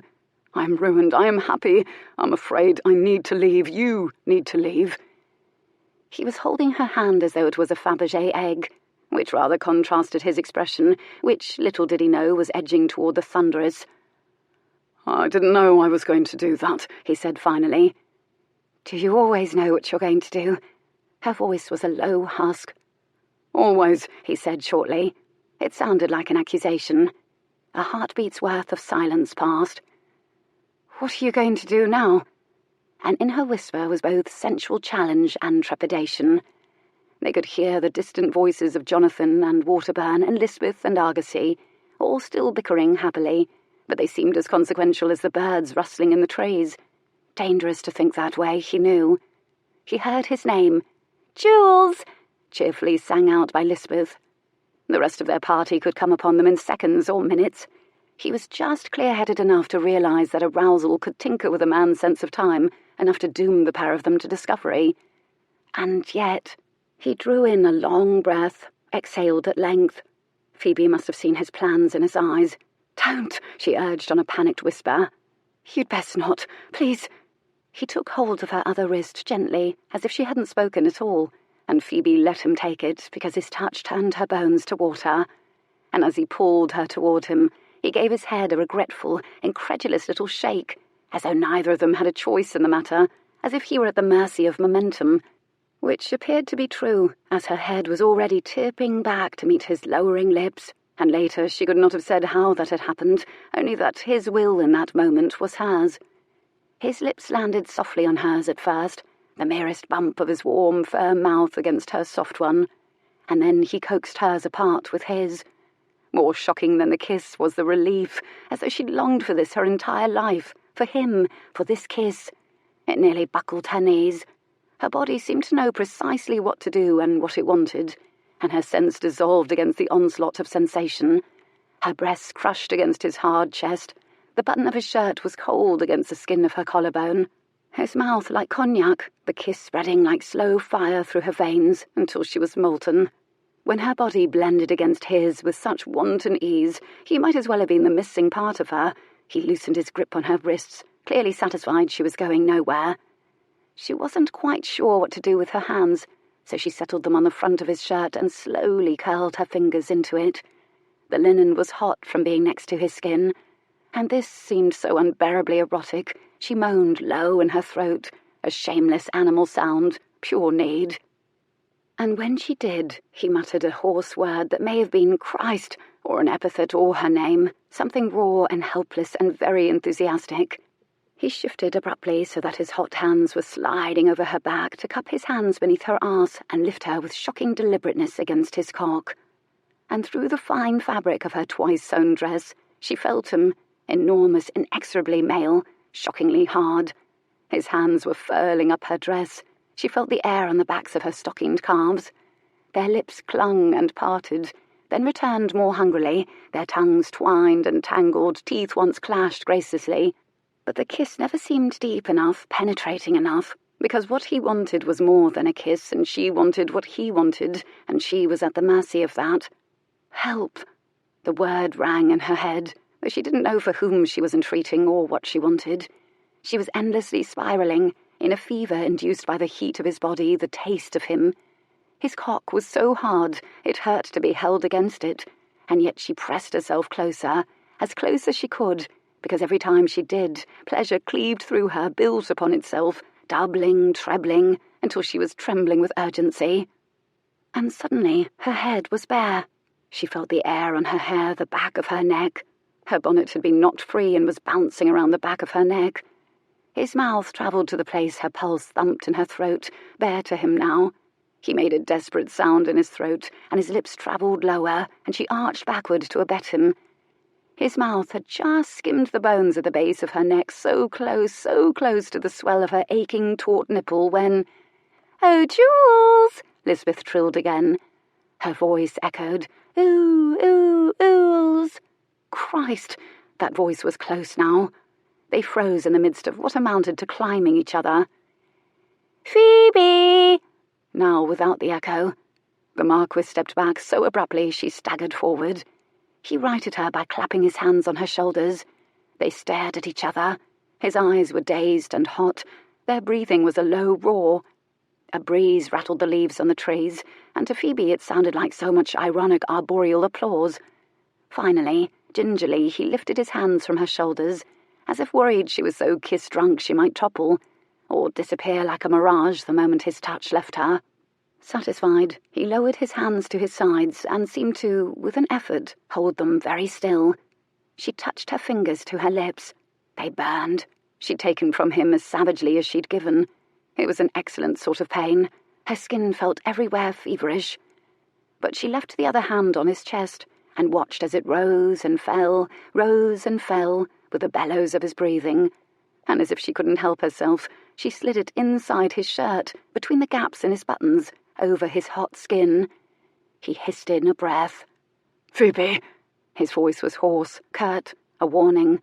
He wrapped her wrist in his hand again. But in case she never kissed him again, she wanted to feel for herself what she'd done to him. And wonderingly, she savoured the hammer blows of his heart against her palm, until he gently, gently lifted her hand away, gave it back her, and unwrapped his fingers from it, one at a time, prolonging the time he was touching her, until they were no longer touching at all, which seemed wrong all of a sudden. She considered that one of them ought to say something, but she could think of nothing appropriate and couldn't imagine what he might say that would be at all the right thing. The language she knew, the King's English, and all the precious facts she'd acquired over the years that could be used to explain or sum up or keep the world at bay, were useless here. This was another language entirely. "Jewels!" Lisbeth sang out. Her voice seemed closer now, but it was impossible to know just how close, given the way sound tended to ricochet off and pool in the little valleys between the hills, the way the breeze picked it up and dashed it about through the trees, playing tricks. "Phoebe! Where have you got to?" She still sounded brisk and playful, but they were startled seconds later to hear the crunch of footsteps and the ha-ha-ha of the old hound. Bloody hell! Jules and Phoebe realised at once they were essentially trapped in the clearing, and one of them had an erection and the other one was pink in the face and in the lips, and her bonnet was askew and her dress was hiked up in the back. Only an imbecile would come to the wrong conclusion about what they'd gotten up to. Thus began the frantic, hissing whispers. "Your dresses!" He gestured broadly. "Your hat!" She pointed at his head. "Your bonnet!" Jules's hand shot out and he tugged her dress down from behind, gave it a cursory, hurried patting to smooth it, while she tried in vain to untangle her bonnet ribbons, which seemed to have entwined with her hairpins. "Thank you," she said in a frantic, abashed whisper. "Not at all," he replied under his breath. For heaven's sake, why on earth were they being polite? The hound gave a rusty, disinterested bark from what sounded like an uncomfortably close distance. They were both a little wild-eyed now. "You're still," he hissed urgently, gesturing at his own head. She clawed at her bonnet ribbons again, but they were knotted hopelessly. She nearly lynched herself trying to free it. Her hands were trembling and useless. "Woof!" the dog said again, and they heard the crackle of footsteps too, over leaves and twigs. "Smell something, old boy," Waterburn's voice now. Rank fear, Phoebe thought. Or perhaps mortification has a smell. "Do you hear voices, Lord Waterburn?" Lisbeth called. "This way, I think." Phoebe abandoned her bonnet efforts instantly. "We can't both stay here." She was light-headed with panic. "Too right. You stay, I'll go." Jules lunged to the left, ready to plunge through a hedgerow. She seized his elbow. "No, not that way. You'll end up in a bramble. I know the woods, so I'll go." He seized her elbow as she lunged to the right. It was like a reel gone violent. "For God's sake, we can't both go crashing off like deer through the underbrush," he hissed. And Jules knew with despairing, crystalline clarity he'd been wise to avoid the illicit affairs other men seemed to find so invigorating. He'd only barely gotten an illicit affair underway, and his dignity was already in jeopardy, what with the beaming in church and the bonnet purchase and now this. He cherished his dignity. An affair? It was just a kiss. Well, 2 kisses. Nevertheless, 2 kisses in a clearing did not qualify as an affair, and as embarrassment was hardly an aphrodisiac, it was unlikely to become one. So he told himself. "You are not as familiar with the woods," she pointed out. "I grew up here in Sussex." "I might get lost." He'd gained an octave, which wasn't easy to do when one was whispering. "I might. These woods are dense, and it isn't safe for a woman to wander about alone. You will stay, and I will go." He said this curtly and dismissively, and pulled away from her grasp. If she'd been a cat, her fur would have been erect with outrage. "I never just wander." "For the love of God, woman," he growled. He clapped an exasperated hand to his forehead, which sent his precariously perched hat tumbling off. He spun about, lunged for it, missed, bounced it futilely a few times off of his fingertips, and one final valiant lunge to capture it merely served to bat it across the clearing. It cartwheeled merrily over the ground and came to a rest well out of his reach. Just as the top of Lisbeth's shining head and her exquisite profile came bobbing into view over the top of the hedgerow, "Ugh!" was the last thing he said before he threw himself to the ground and slithered on his belly over the wet grass, aiming like a lizard for the hedgerow. His boot heels were just disappearing from view behind it when Lisbeth appeared, humming happily to herself. She was followed by Waterburn, who was followed by the hound. Phoebe was frozen. She felt certain she would never forget the image of a marquis vanishing like a lizard into a hedgerow. "Phoebe does wander off now and again on walks all by herself," Lisbeth was telling Lord Waterburn. "But she knows this part of Sussex fairly well, so I shouldn't worry. I thought I heard voices right about here. Didn't you hear them too?" The ensuing non-committal syllable from Waterburn could have meant anything. Phoebe doubted he was expending very much concern over whether she might have gotten lost. She could almost feel Jules's triumph radiating from behind the hedgerow. "You never wander, Miss Vale." "I walk, but I don't get lost," Phoebe called out loudly, cheerily, pointedly, and prematurely, because, bloody hell, his hat! She'd forgotten about his hat. It throbbed with significance on the ground, like a great poisonous toadstool, right where Lisbeth would see it the moment she entered the clearing. She snatched it up, wondered why on earth she would do that, since having it in her hands was hardly better than leaving it on the ground, then thrust it behind her back in both hands, as Lisbeth burst into view and came to a surprised halt at the brink of the clearing. Lord Waterburn's towering blondness hovered over the top of the hedgerow, and his boots crunched to a halt as he dispassionately surveyed his surroundings. He was still cradling the musket. Likely he considered the day a sort of purgatory, one in which he was destined to wander and never shoot anything. "Well, there you are, Phoebe." Lisbeth sounded pleased. "It is just you." Chapter 13. She took a cursory look about the clearing to ascertain the truth of this, but it was clear she'd already drawn that conclusion, and Phoebe knew a quick, sizzling irritation that Lisbeth didn't at all doubt she was alone, and not doing anything untoward with anyone, let alone a marquis. She was tempted to touch her still burning lips again, to prove to herself she had indeed been kissed, because the mere appearance of the glowing and no doubt eminently kissable Lisbeth made it seem an impossibility. And she would have touched her lips if she hadn't been holding a beaver hat behind her back. The three new arrivals, Lisbeth, Waterburn, and the hound, regarded Phoebe for a silent, bemused instant. Jonathan and Argosy's laughter came to them distantly. Then the dog sighed and tipped over with a snort and began to doze. "I thought I heard more than one voice," Lisbeth said finally. "Oh, well, likely you just heard me singing." Phoebe's voice fluted from nerves. She cleared her throat to restore her usual pitch. "A duet. I like to sing both of the parts when I'm alone, to feel less alone. Signora Licari inspired me." Perhaps that was laying it on a bit thick. Lisbeth clapped her hands together, which made Phoebe jump since her nerves were a bit sensitive. "Singing? What an excellent idea. Perhaps we should all sing, and if Jules is lost, he'll be able to hear us." "I will not be singing," Lord Waterburn said flatly. "Does he often get lost?" Phoebe couldn't resist asking. "The Marquis?" "Never," Waterburn said, and shifted the musket into his other arm and looked at his nails, as if they were infinitely more interesting than she could ever be. "You've still 5 of them," Phoebe was tempted to say snidely. "Would get you killed in the army, getting lost would."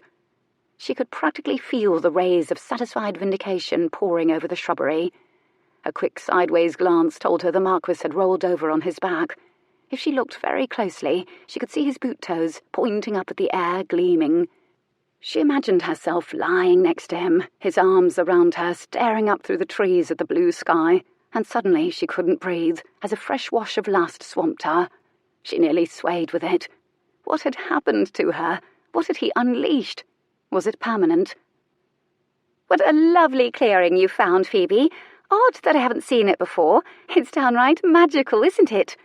Lisbeth spun slowly, arms outstretched, head tipped back, embracing it, and she was so fair and flushed and glossy that the gesture didn't seem at all contrived.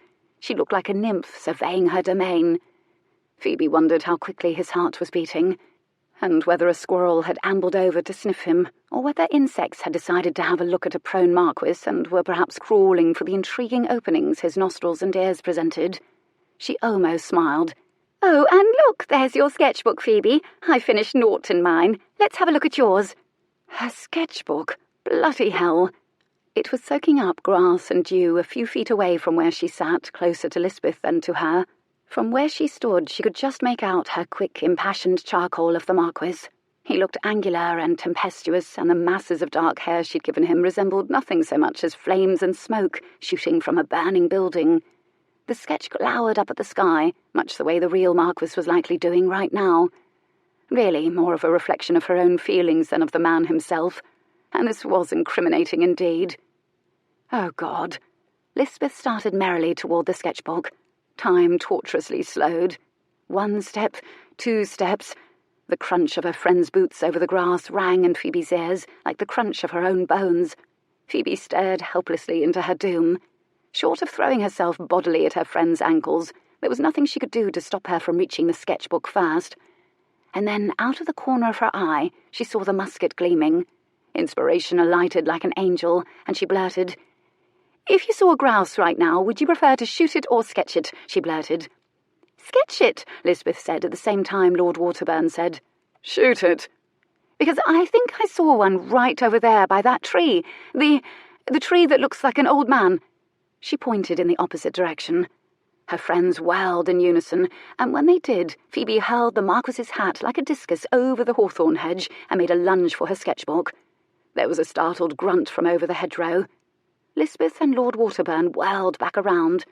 Lisbeth stared at Phoebe, who froze in something perilously similar to a pointer position. What looked suspiciously like suspicion creased Lisbeth's brow. Behind her, Lord Waterburn's face scrunched infinitesimally, registering distaste, but a bit insultingly, not surprise, at the notion she might have made a grunting noise.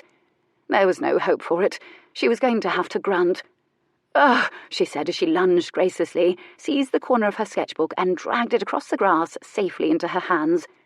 When she was upright again, she saw the vestiges of a wince vanishing from Lord Waterburn's face. She clutched the sketchbook to her bosom. Her heart was thudding sickeningly. Lisbeth studied her for a silent moment, a bit nonplussed by Phoebe's sudden lunge. "I don't see the resemblance." Phoebe felt faint.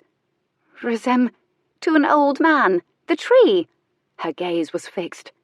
Phoebe had seen a man aim a gaze down a rifle just like that. "Oh," relief swamped her, not the sketch. "Don't you? I suppose I thought so since it's gnarled and bent and—" She gave up when she saw Lisbeth's expression go patient and tolerant, complete with humouring upraised brows. "Fanciful of me, I suppose. Something about this clearing, perhaps. Magical, as you said." Carnal was more like it. Dangerous. A trap. Lisbeth gamely turned back toward the tree to give it another examination. "I see it a little bit around the north side of the trunk," she allowed charitably. "Perhaps that knot might be construed as a nose." Waterburn snorted. She really is a lovely person, Phoebe thought despairingly. She glanced down. Her charcoaled Marquess glowered back up at her. He was smudged. She glanced down at her bodice. It was smudged too. And then a horrible possibility occurred to her. She may have inadvertently pressed a perfect charcoal image of the Marquess to her bosom. She might as well have sewn a scarlet A for herself. She slapped the sketchbook back to her chest. For heaven's sake! "Gather your wits, Vale," she told herself. It seemed desperately unfair how quickly life became chaotic, given the years she'd spent ensuring it was orderly. "Yes, I suppose I was imagining the knot has nose." She lowered her arms just a few inches and sent a wistful glance down at her sketchbook. "It's just as I thought. My sketchbook is ruined. The pages have warped from the damp." Lisbeth clucked sympathy. "I'm sure your drawings were very pretty too," she indulged. "Now, where do you suppose the Marquess has got to?" "Perhaps he got lost for the very first time." She said it with deviltry in mind, and specifically for the person flattened behind the hedgerow, but she heard uncertainty and something very close to query in her voice. Damnation! She was the one who was lost. She'd collected knowledge like gemstones, amassing her very own treasure chest in the absence of a fortune. She buffed and polished all the rough corners from the young ladies at school with facts, just as her teachers had more or less refined her. Her reputation and comportment were considered faultless. She was held up as an example for all the young ladies. And now she might be sporting a charcoal marquess on her bosom, and she just grunted twice. If she'd correctly interpreted the expression on the Marquess's face right before he gripped her wrist, he was lost too. At the very least, he was confused. No man had ever looked at her that way before, and no matter what happened, no matter what continent she lived on, she would never forget it. She half suspected it would be the last thing she saw every night before she slept. But a man who'd lost his moorings was liable to do anything, she thought. "Well, let's help him find us." Lisbeth was purposeful. "What song were you singing before we arrived, Phoebe? The one you took in parts?" Twigs cracked as Lord Waterburn's boots shifted restlessly. Oh, no. Phoebe stared at Lisbeth blankly while her mind whirred. She knew so few songs, really, in their entirety, and her voice was tolerable at best. But she was on a quest to distract Lisbeth, and suddenly she knew just the way to do it. The one about Colin Eversey. I learned a new verse from a young lady at school. It's very funny and bawdy." That last word was a reckless inspiration. She presented it almost defiantly. Lisbeth blinked as if she'd flicked water into her eyes. Lisbeth and Waterburn eyed her for a silent, nonplussed instant. A finch peeped somewhere in the hedgerows. Apparently it wasn't a word anyone associated with her, or particularly wanted to associate with her, judging from the carefully bland expression on Waterburn's face. Next I'll try the word whore in a sentence, she thought wildly. "Oh, do let's sing it now," Lisbeth said finally, as though Phoebe had just broken wind and they'd all just chosen to ignore it. The Redmonds were bloodthirsty when it came to the Everseys, thanks to the business with Lion, and eager to perpetuate the worst of their reputations in song. "I'll start, and then you can sing your new verse," she humoured. "Do let's." Oh, God. She'd now have to invent a bawdy verse on the spot. She'd never had to improvise so much in her entire life as she had in the last 5 minutes. Improvise being another word for lie, of course. Lisbeth took a deep breath and flung her arms out, and with gusto began, "Oh, if you thought you'd never see the end of Colin ever—" With shocking speed, Lord Waterburn sighed, cocked the musket, and fired straight up in the air. A cloud of tiny, startled birds burst from out of the shrubbery like so much shrapnel and disappeared into the sky. Phoebe and Lisbeth jumped and waved away musket smoke and coughed. "Woof," the dog said disinterestedly after a moment. When the smoke cleared, Waterburn was greeted by a pair of baleful stares. "That should flush Dryden out," Waterburn said mildly, finally. "He'll follow the sound, not to mention Jonathan and Argosy." "Was that necessary?" Lisbeth finally said reproachfully. "You could have just refused to sing." A lazy smile tugged up one corner of Waterburn's mouth. "What fun would that have been? And I did refuse." Interesting, Phoebe thought, almost sympathetically. Waterburn really was bored. He was tolerating a good deal more than they had realised, but what he made up for in fortune and manners he lacked in imagination. So he was perhaps destined to suffer at the hands of the likes of Lisbeth, who took for granted that men would indulge her, enjoy or pretend to enjoy her company, and happily consent to holding her embroidery silks or carrying her picnic basket, or otherwise being steered to wherever she wanted them to go like a mule, because she was beautiful and young and wealthy. Until, of course, she married, in which case her husband would do whatever he wished and she would do whatever he wished her to do. Women really were afforded so few windows of power. Perhaps she couldn't fault Lisbeth for seizing the moment while she could. And how perilously close she'd been to giving away whatever power she did have to a man. "Well, I do wonder where he could have got to," Lisbeth fussed, irritable now. "You must have seen him, Phoebe, for you both seem to have vanished at about the same time." Oh dear. Phoebe darted a glance toward the shrubbery. The boot toes had disappeared. Jules must have taken advantage of the musket roar to scramble or slither away. "I fear I didn't see him, and I didn't vanish, I just found a clearing," she pointed out, trying for good humour and stammering when Lisbeth's blue eyes fixed on her unblinkingly. "I didn't see him. I suppose I thought he was with you, and I'm sorry, but I don't know which direction he took." It wasn't strictly a lie, not at the moment.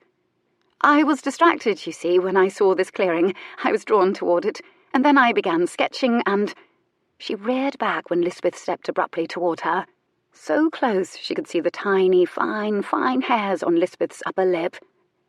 "How on earth did your bonnet become so askew, you silly thing?" Phoebe blinked. Lisbeth had never said such a thing to her before. She was patently not a silly thing, had never been, and everyone knew it. Everyone, in fact, counted on it. And while the words had the ring of affection, the question was strangely uninflected. Lisbeth reached out and made a great show of rearranging Phoebe's bonnet, unknotting the ribbons, freeing them from her hairpins, drawing them smooth between her fingers, her gaze unnervingly direct and uncharacteristically inscrutable. Phoebe remained as motionless as a rabbit before a wolf. Phoebe was certain that if Lisbeth were later interrogated about the number of hairs in her eyebrows, she would surprise everyone with a correct answer. "I must have knocked it askew on a branch," she managed faintly. While she submitted to having her bonnet rearranged, it occurred to her a word or two from Isaiah Redmond could remove her from her position at the academy and render her forever unemployable in England. Whereupon she'd have no place to go. She hadn't yet enough money saved for her journey to Africa, and would be ruined in nearly the blink of an eye. She maintained what she hoped was an inscrutable expression, but now her palms were perspiring. Lisbeth gave a brisk, satisfied nod when she got her friend neatly wrapped and tied, precisely the way she liked her, which was when they heard the rustle of something significantly larger than a finch moving about in the woods nearby. Before they had time to flinch, there came a voice. "It's Dryden, not a wolf or a bear. Don't shoot, Waterburn." The Marquess parted the hedgerow with as much dignity as anyone bursting through a hedgerow could muster, and emerged. His hat was restored to his head, and he looked otherwise crisp. The dog lifted its head, stared at the Marquess with an expression remarkably like Waterburn's disdain, gave an obligatory woof, and rested its head on its paws again. "I heard the musket shot and didn't want to miss out on any game shooting, if that's what was finally happening." Lisbeth's face was lit up like a star, as if the Marquess emerging from shrubbery was a surprise arranged just for her. "No, Lord Waterburn threatened to shoot us for singing." Waterburn had no patience for such whimsy. "I did no such thing," he said flatly. "I might have done, however," the Marquess teased, "depending upon the song." Lisbeth dimpled beautifully while the Marquess smiled at her, and Phoebe suffered. He was patently refusing to look at her, and she likewise refused to look at him. She wore a fixed, benign smile that had served her in countless social situations, the sort of smile that could offend no one, signify nothing, reveal nothing, and sent her gaze around the clearing in search for something neutral to light upon. For anyone happening upon the scene would have thought that the Marquess and Lisbeth had eyes for no one but each other. She settled upon the hound. She met its brown eyes. It blinked slowly in what she liked to think was sympathy. Neither of them wanted to be where they were at the moment. "Don't shoot without us," came Jonathan's voice from a distance. "Where the devil are you?" "Where did you get to, Dryden?" Waterburn asked laconically. "Get to? I think we've been parted, but, 15 minutes. With a single fluid motion, he retrieved his pocket watch, flipped it open with his thumb, reviewed the time, and replaced it. 15 minutes, he confirmed. I enjoyed the exploration. Enviable lands. 15 minutes. She'd managed to upend her orderly life in 15 minutes. Although it might have been symbolically put to rights again the moment Lisbeth retied her bonnet, for all she knew. A moment of recklessness, never to recur. She looked at the Marquess then. It was impossible not to, since everyone, including the hound, was doing it. And then he looked at her. She couldn't read any conclusions in his eyes, though it seemed to her he had trouble looking away from her. There was tension about his mouth.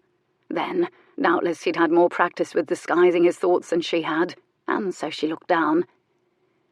"You've a great stripe of green on the front of your shirt, Lord Dryden," Lisbeth said. "Did you take a fall?" Lisbeth was suddenly a great one for noticing when things were out of order, Phoebe thought peevishly. "I took a fall," he confirmed evenly. After a hesitation, doubtless only Phoebe noticed. And Phoebe didn't know whether it was the sort of fall Lucifer took, or the sort poets wrote about when love struck, or even if it was an innuendo at all, because she suspected everything was destined to sound like an innuendo from now on. But now that she'd been kissed, it was like someone had taken a hammer to her china pig full of halfpennies, and now she had a job of sorting the glittering things from the dangerous shards. They all began to file out of the clearing. The Marquess hovered an indecisive moment, then turned and quickly bent to pluck something up off the ground. "What did you find, Jules?" Lisbeth asked. "Are you gathering darling buds?" "Nothing quite like that," he told her, and smiled to distract her from her question, because his smiles did rather send women into a daze, as he stuffed the bundle of sage in his pocket. Chapter 14. Jules handed the shirt with a great green stripe of grass to his valet, who took it without question or a change of expression, having seen much more dreadful things on shirts before. The Marquess had a full dozen identical clean ones in his trunks. If it had been Marcotte, his London manservant, it would not have gone unremarked, acerbically, but his valet did cast his eyes upward and allowed them to linger almost mournfully near his hairline, which caused Jules to swivel abruptly toward the mirror. Bloody hell! He sighed. Well, it had admittedly been an excellent throw. The velocity had done the damage. He touched the small darkening lump that only he and one other person would recognize as the shape of a hat brim. He looked like a ruffian, and a fool. He was beginning to feel like the latter for many reasons, and not once in his life had anyone accused him of being such a thing. Foolishness had never been an option in his life. He hadn't acquired the knack for it. He should have known. Kisses, he learned through hard experience, complicated things, unless they were a means to a foregone conclusion, or part of an ongoing sensual entanglement. He'd never had a kiss quite like that one he hadn't planned, one that had seemed so necessary, one that had nevertheless solved nothing, one that had led to him flattening himself behind a shrubbery and later sneezing a tiny winged insect out of his nose on the walk back to the house. It had lodged there while he lay flat on his back, staring up at the crisp blue autumn sky, contemplating his folly, listening to Miss Vale prevaricate wildly. He was almost sorry he hadn't heard her invent a bawdy new verse to the Colin Eversey song. He'd walked back to the house accompanied by a chattering Lisbeth, whom he listened to indulgently, enjoying her light-heartedness and easy cheer and her elegant loveliness, all of which were obvious and pleasing, and none of which challenged him, and all of which could be fielded with a nod here or cheerful word or tease there, even as his mind was consumed, troubled, clouded, giddy with something else entirely. Behind him had walked a mildly bitter and mostly taciturn Waterburn, who was swinging no dead fowl at all and resented it so thoroughly it was almost audible, and Jonathan and Argosy, amiably debating the merits of Argosy's new high flyer. Phoebe walked behind all of them, quietly, which seemed wrong.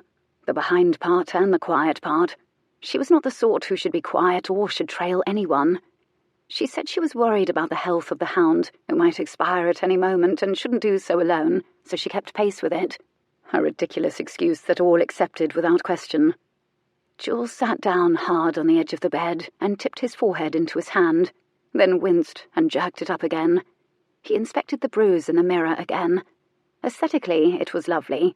Currently a mottled reddish purple, darkening by the second to a more majestic shade of indigo. He impatiently raked his fingers through his hair and brought it down over his brow in a rakish forelock. The bruise disappeared. He inspected the result. He looked like a damned dandy. Very well, he would consider the absurd new hair penance. And so it was a somewhat chastened Marquess, newly fueled with the resolve not to lose his mind over a school-teacher, which he could surely manage, who went downstairs for the soiree, cheeks scraped smooth by a razor, body scrubbed, cravat fluffed, trousers spotless, coat crisp, looking every inch the Marquess Dryden who caused spines to straighten and conversation to lull when he appeared, the way all the gazelle lifted their heads alertly when a lion appeared at a watering hole. "Would you like to watch me dress, my lord?" She propped up the smeared charcoal sketch of Jules, the Marquess Dryden, against the headboard, on the theory that pretending insouciance might actually make her feel insouciant. "Shall I wear the green silk?" A question which amused her because she only had the two nice dresses and she'd already worn the other. She laid the dress gently on the bed, and then she shimmied out of her day dress while the smeared Marquess looked on. She splashed about in the lavender-scented basin until she felt clean and scented, and slipped into her dress. She tied a green ribbon around her throat, twisted up her fine, fair mass of hair and pinned it, then pulled two saucy strands down to dangle near her mouth, and inspected the result in the mirror. Well, her nose hadn't become any more retroussé, nor had her cheekbones suddenly become poetry, and her eyelashes were still thick but fair unto invisibility, apart from their golden tips. In other words, if she were lined up next to Lisbeth Redmond, she would hardly cast her in the shade. But if someone had told her in that moment that she was beautiful, she would not have accused them of being drunk. It was the fault of the kiss. Her eyes were brilliant with secrets, her skin glowed like a lantern. Oh, she knew he had plans, and that his plans had dictated the course of his life, and that he fully intended they would dictate his future. She knew his plans did not include her, and she might spend the entire evening holding a reticule and fetching things for Lisbeth. But given the way the rest of the house party had proceeded, she had no reason to believe this evening would be ordinary or unexpected. And so out onto the tightrope she walked, blowing the smeared Marquess a kiss as she departed. Jules slipped into the salon as unobtrusively as he could manage, taking up a spot against the hearth. Behind the screen, a fire burned merrily and superfluously, and the back of him began to heat uncomfortably. Even as lofty as the ceilings were, enough humans were already milling about the room, and it was bordering on stuffy. A tray-bearing footman appeared at his elbow so quickly and silently he almost jumped. The footman was offering port. It wasn't at all what the Marquess wanted to drink, but he took it. Holding it would give him an occupation. He'd been seen, despite his attempt at unobtrusiveness. He knew it because he could practically hear, as usual, the neck muscles straining not to crane in his direction. He intercepted numerous glances sent from beneath lowered female lashes, acknowledging them with a faint smile that caused hearts to leap. He looked about for someone tolerable to have a comfortable, non-committal conversation with, but he didn't see the Earl of Ardmay, lately and rather swiftly married to Redmond's daughter, Violet. Isaiah Redmond was across the room, simultaneously charming and inspecting a gentleman who had the clammy, awestruck look of the newly wealthy, eager to impress Redmond and to be included in a circle of rarefied influence. He was just the sort who might be persuaded to join the Mercury Club, Isaiah's investment group, should he be found acceptable.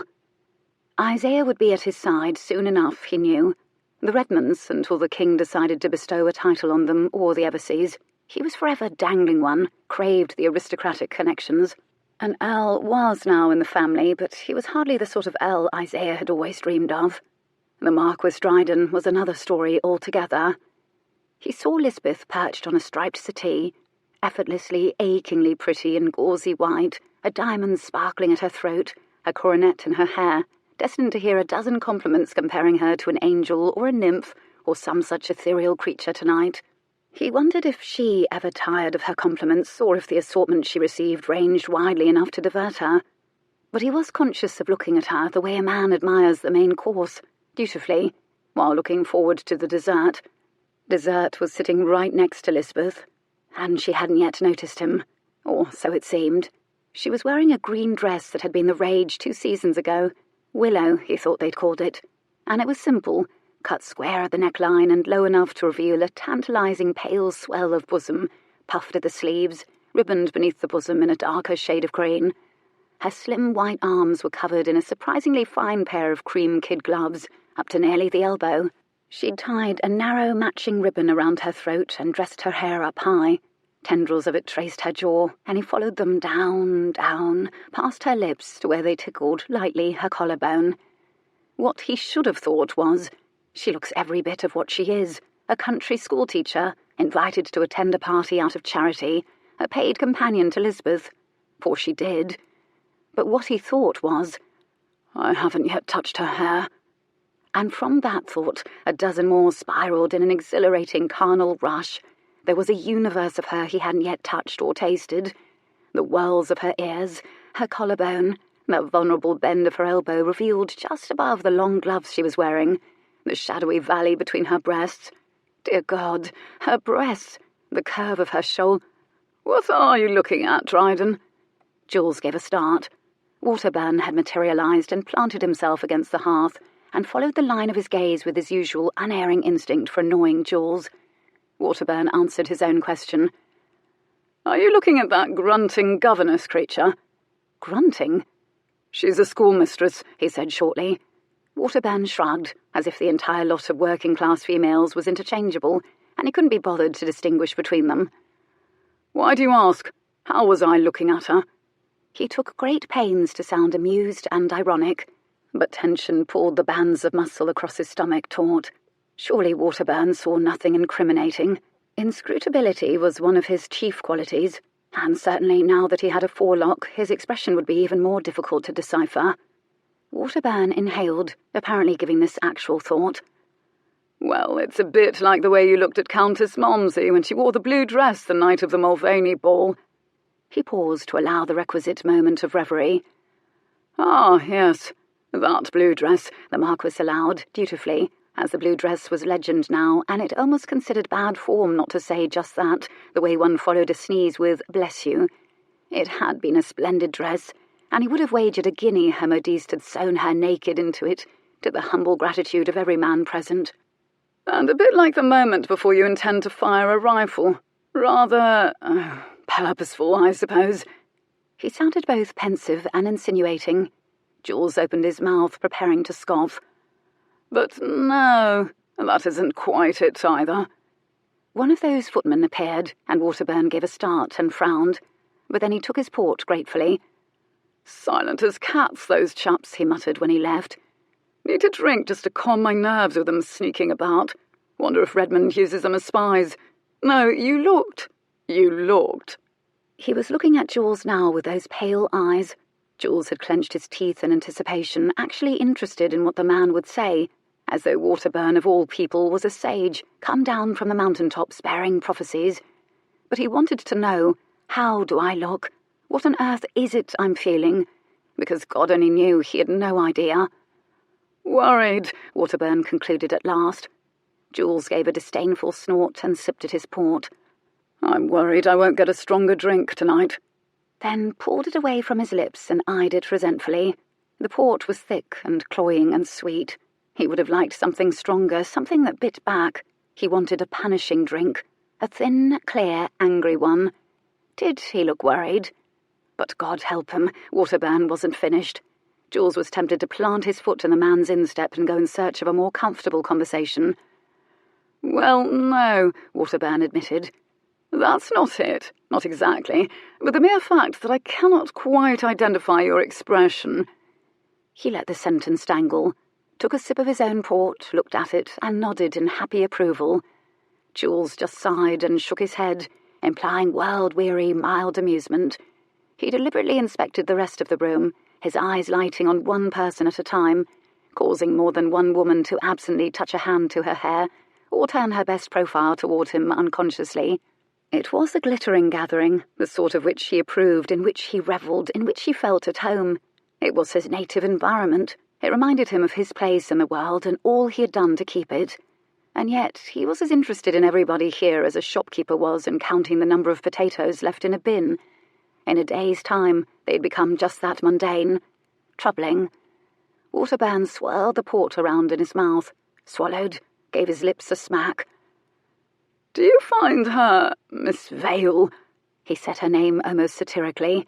He appeared to be carefully considering the end of his sentence. Appealing, Dryden. Jules turned slowly toward Waterburn, whose tone was reminiscent of the careful one his mother had used to address his ancient great-aunt Calliope, Lady Congdon, when she'd blithely arrived at the dinner-table one night wearing nothing but her chemise and one slipper. Because if it's novelty you're seeking, Dryden, Waterburn lowered his voice. Well, there are other brothels besides the Velvet Glove. For instance, Madame Elaine near the docks employs a young lady who supposedly sports a tiny beard, and another one who is so double-jointed she can wrap her legs round her own head, not to mention yours, if you're clever enough to ask. For the love of God, Waterburn, she's a woman. She possesses all of her limbs. Her form is not unpleasant. Her features are all present and accounted for, and I don't find her bosom wanting. And I wasn't staring. I'm truly sorry you're so bored. There will be cards later this evening. Perhaps losing your fortune to me will prove diverting. He realised too late this was both a confession and an obvious lie, in light of his recitation of her qualities, as tempered as he made them sound. Waterburn stared at Jules, his eyes wide in genuine surprise. Then he narrowed them shrewdly, then widened them again and swivelled his great chiselled head to level upon Phoebe a speculative gaze. If you just need a place to rest your eyes, I would have thought you'd choose a beautiful woman, Dryden. Dryden wondered if this was a calculated statement, for it seemed very wrong to want to call Waterburn out, but the impulse burst into flame and he felt his hand curl tightly around his port and his lungs tighten with anger. Beautiful. Jules once thought he'd understood what the word meant. He now believed it overused. Some word needed to be kept in reserve for the rare, the arresting, the surprising, the magical, or a new one invented. Phoebe laughed at something then. It made him immediately restless. He wanted to be near her and feel the laugh pour like tiny sparks over his senses. He suffered because he wanted to be the one who'd made her laugh. "Precisely," he said to Waterburn absently. Waterburn's curiosity was now flourishing. He was staring thoughtfully at Phoebe too, with not a little bemusement. He called to mind a museum patron told he ought to appreciate a particular painting. "Ah!" Waterburn drew it out into 2 syllables. So suddenly Jules jerked his head toward him. "Do you know, Dryden, I think I see now. Yes, I think I do." "See what?" Jules said irritably. "Why, my partner for one of the waltzes this evening. And I salute you, you clever devil. I never would have had an inspiration if not for you." He eased away from the mantel with those words and merged with the crowd. And when Waterburn passed a mirror, he paused, then drew a lock of his blonde hair down over his brow, studied himself, and nodded in satisfaction. Chapter 15. Phoebe never suspected her trip to the Ratafia Bowl would turn out to be one of the most eventful trips she'd ever taken in her life. She'd been sent by Lisbeth, of course, but she hoped to eat a tiny sandwich while she was there too, because the dancing would begin shortly, and she was certain Lisbeth would expect her to hold her ratafia and accompany her to the withdrawing room when beckoned, and hear her assessment of her partners and the music, and she'd hardly have time for a sandwich.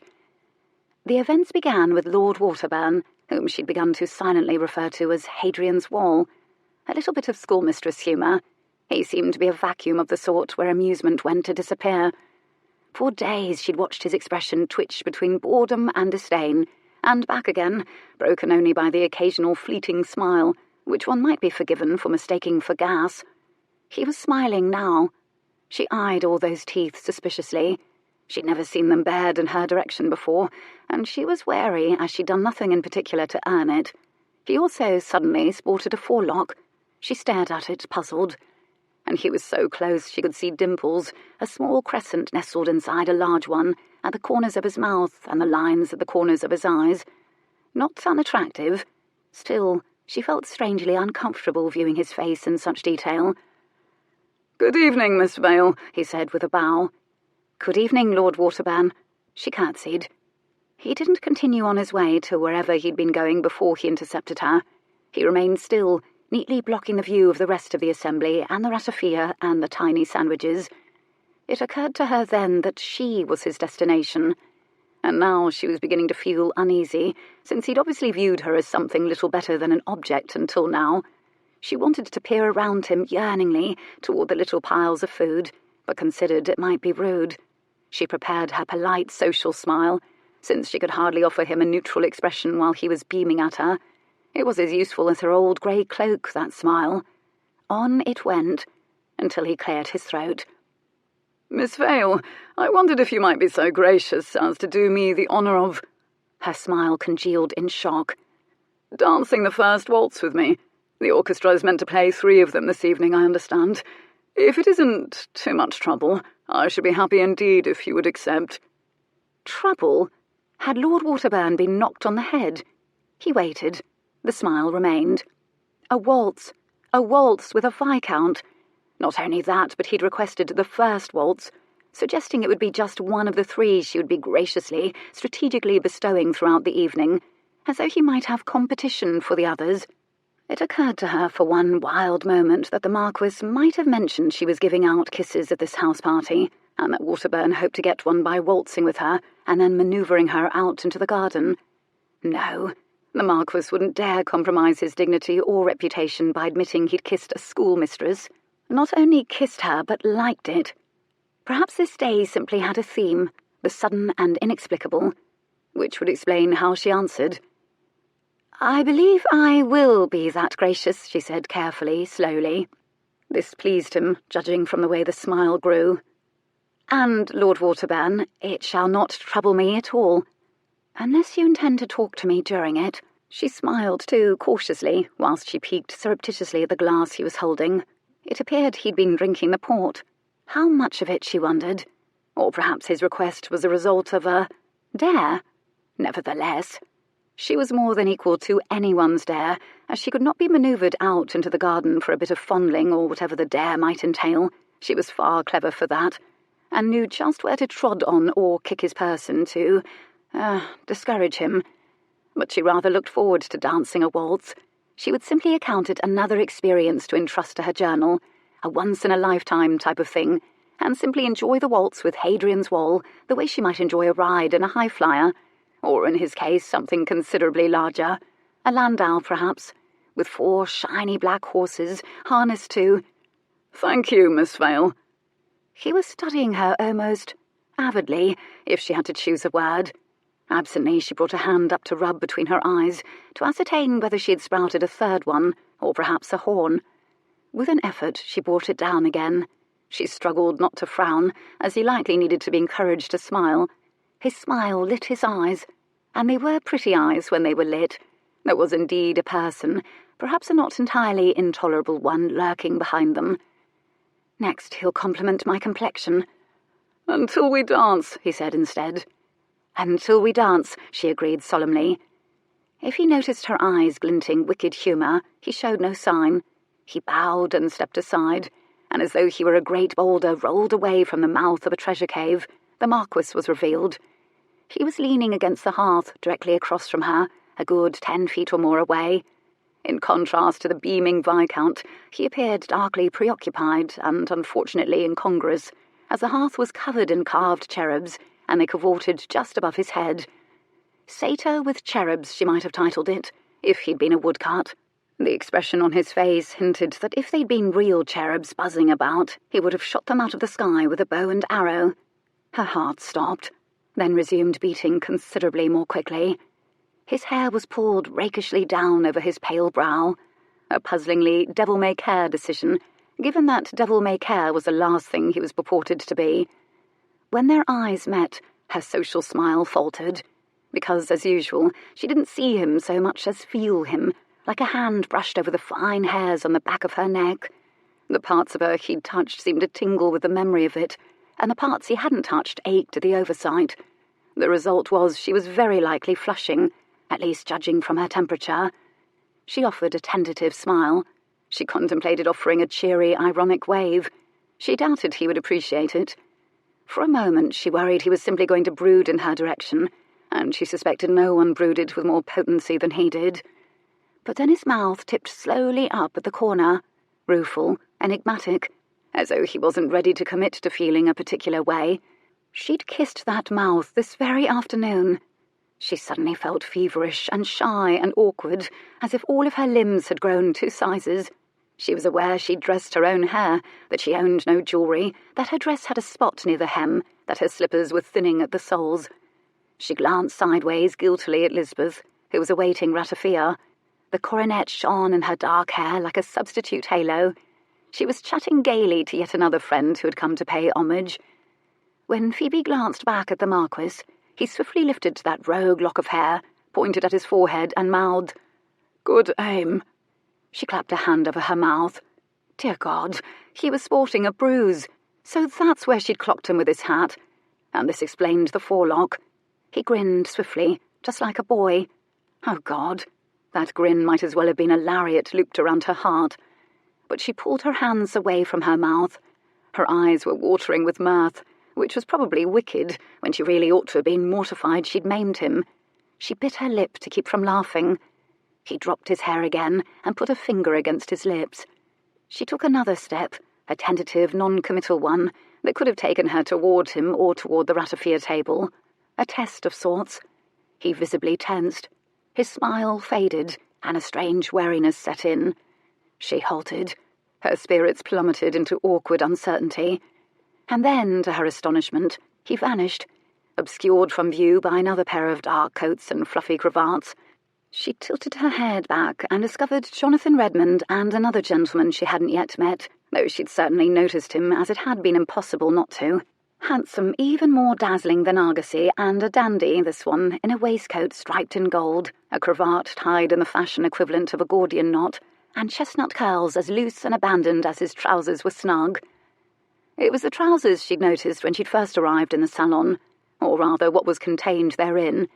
He'd been the recipient of so many sidelong glances since he'd stepped into the parlour, she doubted anyone would be able to relate the colour of his eyes, but would have been able to accurately estimate the size of his masculine blessing.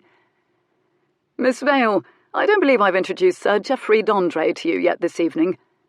As if an introduction of this sort had been an inevitability. What on earth was happening tonight?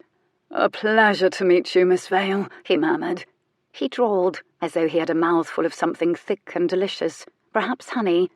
She curtsied and held out her hand for him to bow over. When he moved to bow over it, a waft of scent came with him, expensive and spicy, and yet still pleasantly male and exotically, to her anyway, aristocratic. "I am quite pleased to meet you too, Sir Geoffrey." She stared at him. His face was sharp at the chin, prominent at the cheekbones, hewn at the jaw. He was preternaturally handsome, as though his ancestors had bred with nothing but other beautiful people specifically to arrive at him. "Ah, well, it's my understanding you'll be joining the dancing this evening, Miss Vale." This came from Jonathan, who looked as mystified as she felt. She had the sensation that he'd been enlisted specifically to make this introduction. She wondered if he too thought it might be the result of a dare. She was his sister's paid companion, after all, albeit one who'd smelled of cheroot smoke the other evening. "To my great delight, yes, I will be joining the dancing." She tried not to sound defiant. Sir d'André smiled at this. He looked... Well, for some reason her answer seemed to enchant him, if the sparkle in his eyes was any indication. This seemed a rather extreme reaction to what she considered a simple statement. It could hardly have anything to do with her dress, which she'd worn innumerable times to mostly resounding indifference.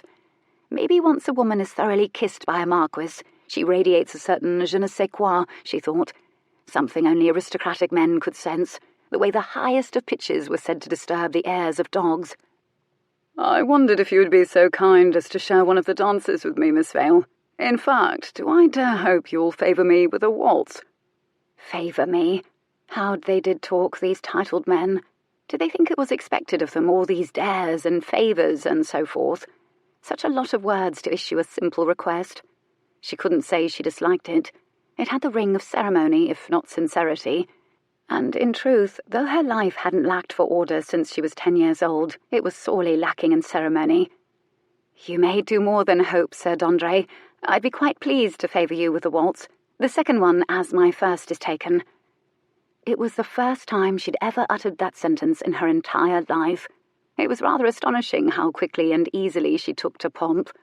And though her gravity was almost entirely comprised of irony, he didn't seem to notice. Perhaps he considered it all a part of the ritual, or perhaps in his experience all women spoke just that way. And that's when a certain giddiness began to creep into her spirits. She felt like an actress in a play who'd decided to recklessly veer from the script. Ah, perhaps that was the theme of the day, recklessness, or perhaps veering from the script. "I shall look forward to it, Miss Vale." Trousers bowed, gifting her with a slow smile on the way down, and then gracefully backed away with Jonathan Redmond, leaving her path to the ratafia clear again, and once again revealing the Marquess against the hearth, who was no longer smiling, who in fact looked rather saturnine. She darted a look about the room to ensure no one was watching her, and then she surreptitiously turned her palms up, a gesture of wonderment, and widened her eyes. "Aristocrats are descending upon me." He gave a quick, involuntary smile, a quirk at the corners of his mouth. She took a deep breath and tried another brisk, confident step forward toward him. She froze, for his smile faded again, and his expression took on something that looked very like a warning. It was subtle, but she felt it like a slap. He never would have dared aim that expression at Lisbeth, or any of the other women in the room. She was to keep her distance, apparently. And then he vanished again, and this time he disappeared courtesy of a bemused-looking Lisbeth, who was flanked by 2 identical brunettes wearing white. 4 brown eyes beamed not entirely benign curiosity at her. 2 pairs of bow-shaped lips turned up in identical enigmatic smiles. Their hair was intricately dressed up and decorated with shining combs, and curls bobbed playfully at their temples. Since she hadn't yet imbibed a single drop of ratafia, she must in fact be seeing two separate girls, identical twins. Oh, good heavens, these must be the infamous Silverton sisters. They were beautiful as a pair of pixies. They curtsied, and she did the same. "I wondered where you'd gotten to, Phoebe. I came to fetch my own ratafia." Lisbeth smiled, but her tone was the same tone Phoebe had used before on her pupils when they did something disappointing. She contemplated a strategy. "Forgive me, Lisbeth, but I know you'll be delighted to hear why I was waylaid. I've been asked to join the festivities." "But weren't you already doing that?" She sounded genuinely confused. Phoebe contemplated telling Lisbeth that watching her dance did not qualify as participation necessarily, and wasn't nearly as diverting as Lisbeth might think. "Well, you see, it's a funny thing, but I've been asked to dance. The waltz. Twice. I thought it would be impolite to refuse." This was met with more silence.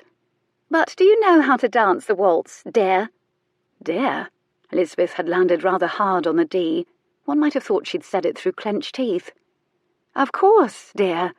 Well, she was certain it would come back to her anyway, once she got the waltz underway. Lisbeth's teeth appeared, and yet her eyes seemed entirely unaware that she was smiling. It reminded Phoebe unnervingly of the first time she'd met Mr. Isaiah Redmond. She didn't think there was ever a time when Isaiah Redmond wasn't planning. That his mind invariably efficiently rolled along on an entirely different yet parallel track from the one his conversation took, and very few people noticed. Two throats cleared prettily and simultaneously. "The Silverton sisters have asked to make your acquaintance," Lisbeth remembered, and sounded bemused, and a frown shadowed her brow. "This is Lady Marie Silverton," the girl on the left curtsied. "And this is Lady Antoinette Silverton." Lady Antoinette curtsied. Marie and Antoinette? Oh, good heavens! And why on earth would the infamous Silverton sisters ask to meet her? It was then that Phoebe decided simply to surrender and treat the entire day like a dream.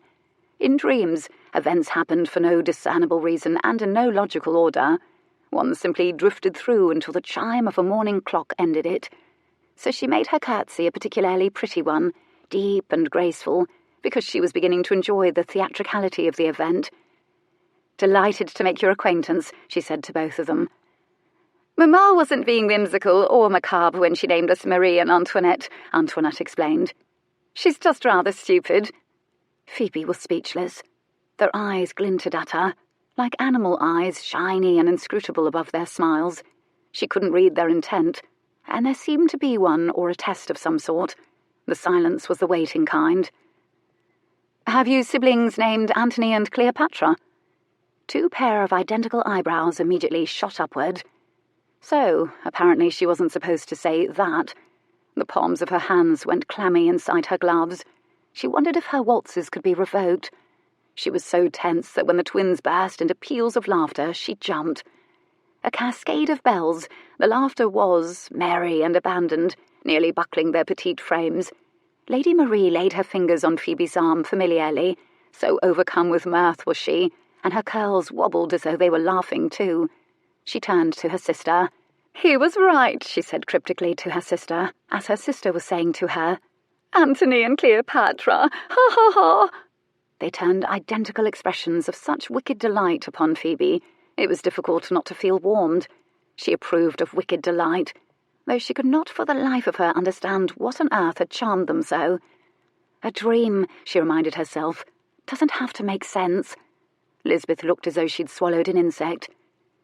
"We should so enjoy your company at the card table after the dancing, Miss Vale, and never fear, we don't play very deep." "I adore playing shallow," Phoebe gushed. Where on earth had that statement come from? She'd never gambled in her life with anything other than walnuts with other teachers at Miss Marietta Endicott's academy, and she had only £5 in her reticule with which to do it. She could ill afford to lose it.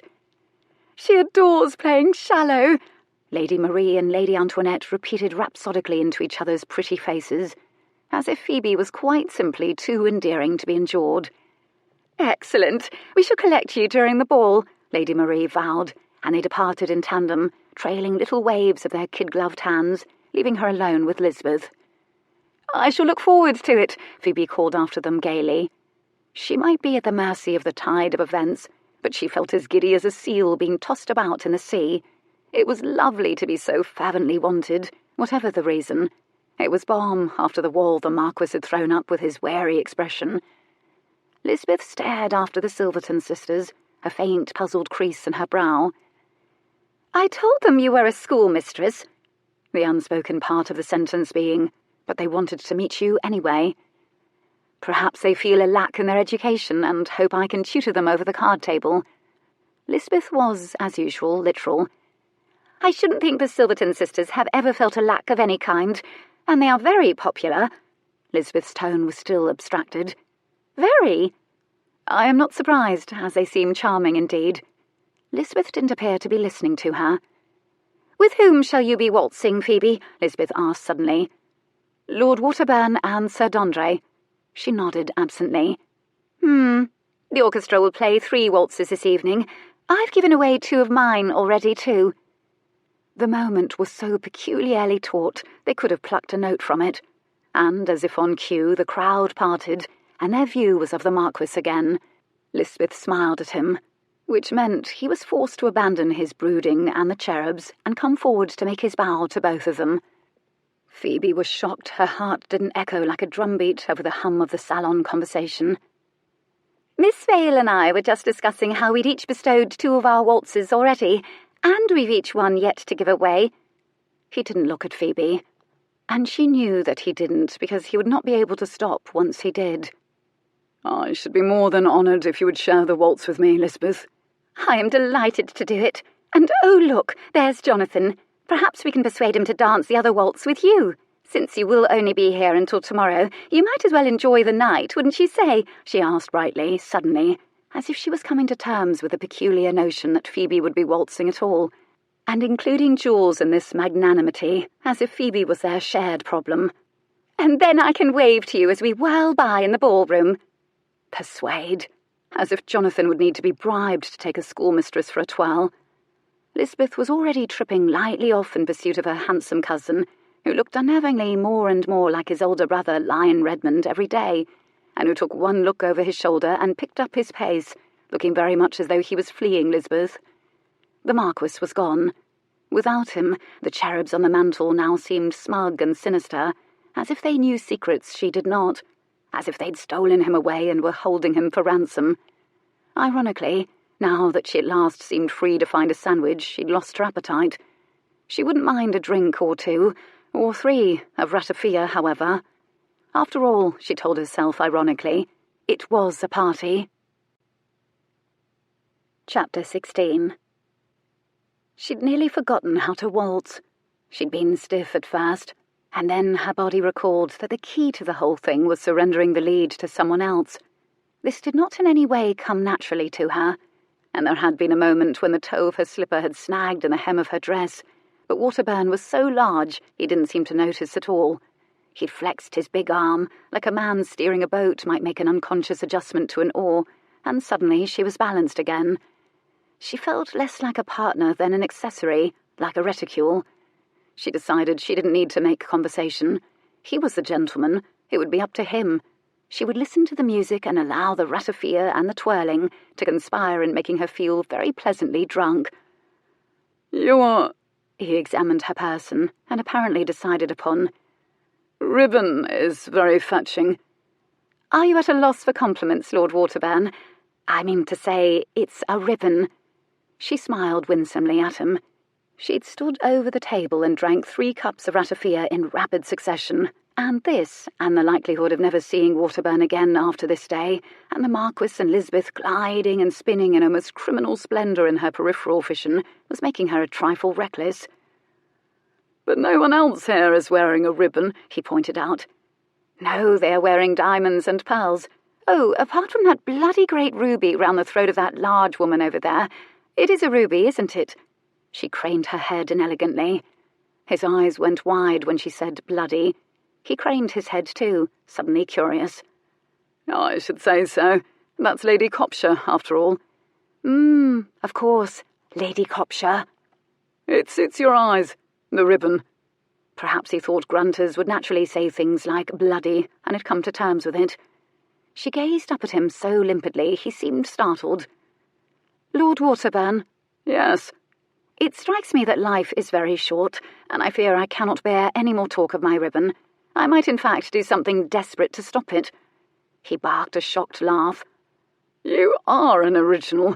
My apologies, Miss Vale. I fear I became mired in my compliment. My admiration was sincere, if clumsy." Well, that was very nearly a pretty speech. She was perilously close to being charmed. "Why don't we discuss something else, then? What is it like being a teacher?" His eyes glinted and his voice lowered to a hush, as if he'd asked something taboo. Oh, for heaven's sake! She nearly rolled her eyes. "Oh, every day is like a day in Eden. I can imagine nothing more glorious and satisfying than shaping young minds and reforming young characters." He considered this somberly. "I believe you are teasing me, Miss Vale." "I might be," she allowed just as somberly. "I just might be. What is it like being a Viscount?" He seemed surprised. "I have never given it any thought. I suppose it's like asking, what is it like being human? I just am one." She noticed he hadn't seized the opportunity to think about it now either. "Oh, I believe I understand, Lord Waterburn. Why would one reflect upon one's role in the universe when one can instead be racing a phaeton at breakneck speed, or losing copious amounts at the gaming tables, or just generally having a wonderful time?" He was so pleased with their accord that he tightened his grip on her hand, which made her wince a little. "Too right, Miss Vale, too right. Life is for living, not for pondering. I might add that as a Viscount I find that I am ever seeking new diversions." Oh dear. He'd lingered suggestively on the last word. When he glanced down at her bosom and up again, her suspicions were confirmed. He'd meant it as an innuendo. This was a man who thought she was a grunter, who'd scarcely even noticed her as a person, let alone as a woman. What had happened between this afternoon and this evening to change his opinion of her? It was the Marquess who had sustained an injury to his head, after all, not Waterburn. He would need to be considerably less sober to compliment her breasts outright, she suspected. But for one reckless moment she considered steering him down that road, for it would be almost too easy to do it. What had she to lose? She sighed so gustily it seemed impossible he wouldn't feel her ribs rise and fall beneath his hand, for it was exhausting to contemplate, like treading water. He was simply too simple, a cipher upon which she could manufacture an entire conversation. Though she knew she probably shouldn't make such careless assumption. Not everyone or everything was as they appeared on the surface. If naught else, she'd learned that during this house party. "Do you enjoy having a lot of money?" she asked him instead. He gave another woof of startled laughter. "How can one not enjoy having a lot of money?" "I cannot say, as I'm content with what I have." She thought she sounded pleasingly and loftily enigmatic. Of course, this wasn't necessarily true. She was certainly grateful for what she had, but she'd never even considered returning the bonnet to Postlethwaite's, for example. She simply wanted to tax Waterburn's big blonde brain to make the waltz more interesting for her. Alas, apparently she'd said something so provocative he fell pensively silent. For a moment it was pleasant to be spun around, to hear graceful music played by competent musicians, and not have to speak to him. But then, out of the corner of her eye, she again saw the Marquess and Lisbeth sweeping across the floor, the two of them in black and white, their two shining dark heads elegantly matched, Lisbeth's dress floating out behind her like so much mist over the moors. She could have sworn everyone on the periphery of the ballroom floor had clasped their hands in beaming, indulgent admiration of the two of them. "I am content with what I have." It was a bold lie, a lie with talons. She savagely envied Lisbeth the hand resting on her waist, enfolding Lisbeth's hand as though Lisbeth was something precious and worthy. She jerked her head back to her dancing partner. Her cheeks were burning now, and the ratafia was beginning to churn as they turned round and round. Perhaps a circular dance on the heels of too much drinking hadn't been the most sensible choice she could make. The Viscount's eyes were gleaming at her. "I have never known anyone like you, Miss Vale." She sighed. She almost pitied him. "Likely because I am a teacher," she pointed out. "And you are a Viscount, and Viscounts tend to meet other Viscounts and the like." Even this bit of practicality he seemed to find profound. "And you've never married?" He sounded mystified. "I am 22 years old. It is perhaps a bit too soon to use the word never." Every time she said something, he blinked, as if she'd shone a bright light in his eyes, and there was always a peculiar moment's hesitation before he responded. She was reminded of a young Italian girl she'd once tutored, who needed to carefully translate English words into Italian, and before she spoke aloud her English answers, so conversation with her always featured a bit of delay. Clearly, there was nothing in Waterburn's experience to prepare him for someone like her. He needed a Rosetta Stone for translating rabble into aristocracy and back again. "But come now, Miss Vale, wouldn't you rather be wealthy, to be showered with gifts and—" She halted his sentence with a hike of one shoulder, a shrug, simply because she knew it would make his eyes widen in astonishment. They did. "And have you suitors?" He might as well have been a naturalist along the lines of Mr. Miles Redmond interviewing a native. He seemed almost afraid to hear the answer, suspecting it might call into question his entire existence. "Countless," she lied. It was while Waterburn was absorbing the troubling notion that she might be inundated with suitors because of her laissez-faire attitude toward wealth that Phoebe at last caught the eye of the Marquess. The chandelier struck light from his guinea-coloured eyes. They saw her, flared swift with surprise, then went hot. She would have given a guinea to be able to toss her head insouciantly and look away again, to laugh merrily up into the face of her partner, and then heave an obvious and contented sigh. But the moment their gazes brushed, she felt that lightning-strike sizzle at the base of her spine. There was nothing else in the room. There was no one else in the world. They searched each other's faces for answers to some questions they could hardly formulate. She found no answers in his, but there was some small compensation in knowing he was equally in thrall, for he didn't look away either. And then he was forced to look away because he stumbled. She winced. It was a rare and momentary hiccup in grace. Likely no one who wasn't avidly watching him would even have noticed. He took 2 confident little steps forward to correct his rhythm and catch up to his partner, which would have done the trick if Lisbeth hadn't just taken 2 little steps backward to accommodate his stumble, all the while beaming up at him sympathetically, forcing him to take 2 more polite little steps backward to match her pace.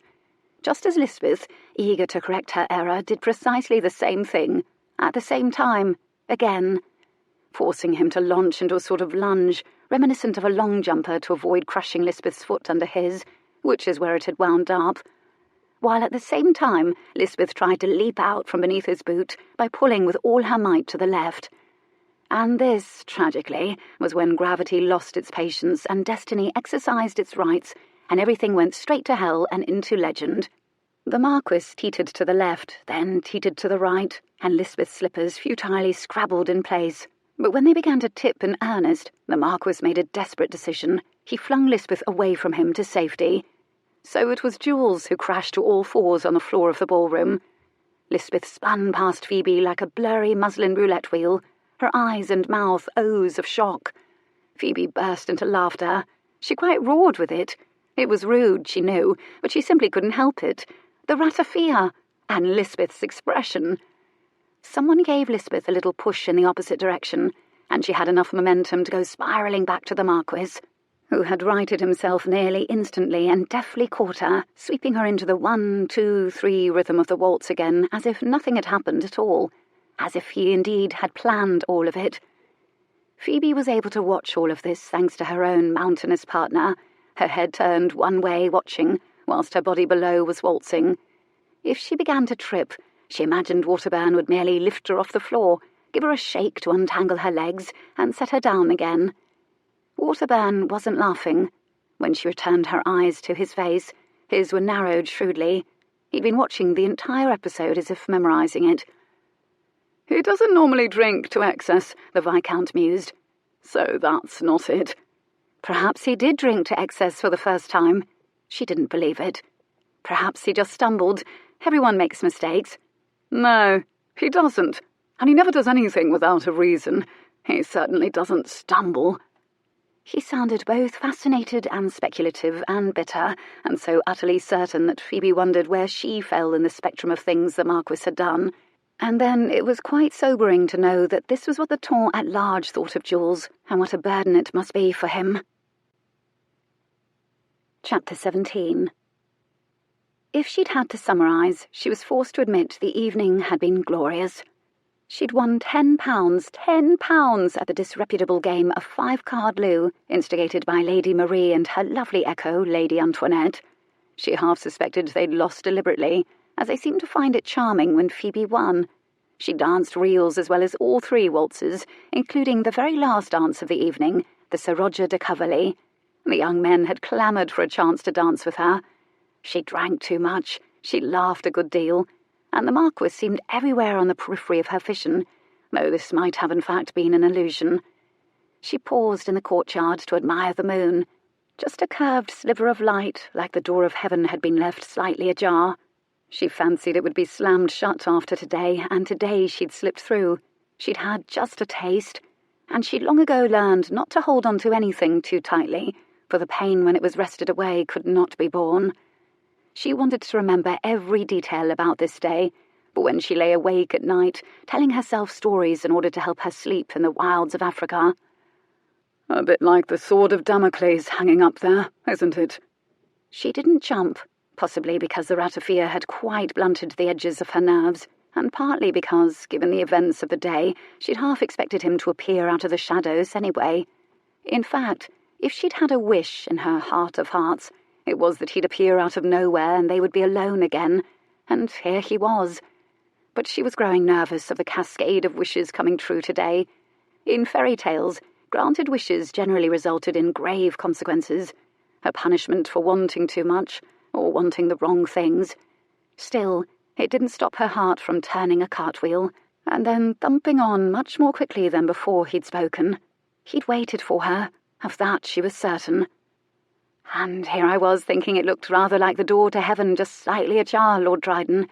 But your observation does give one a bit of insight into you. He laughed softly. And yours gives one insight into yours, Miss Vale. It's about escape, isn't it? Perhaps. And perhaps you fear the consequences of what you really want. She had his breath catch. She'd struck home.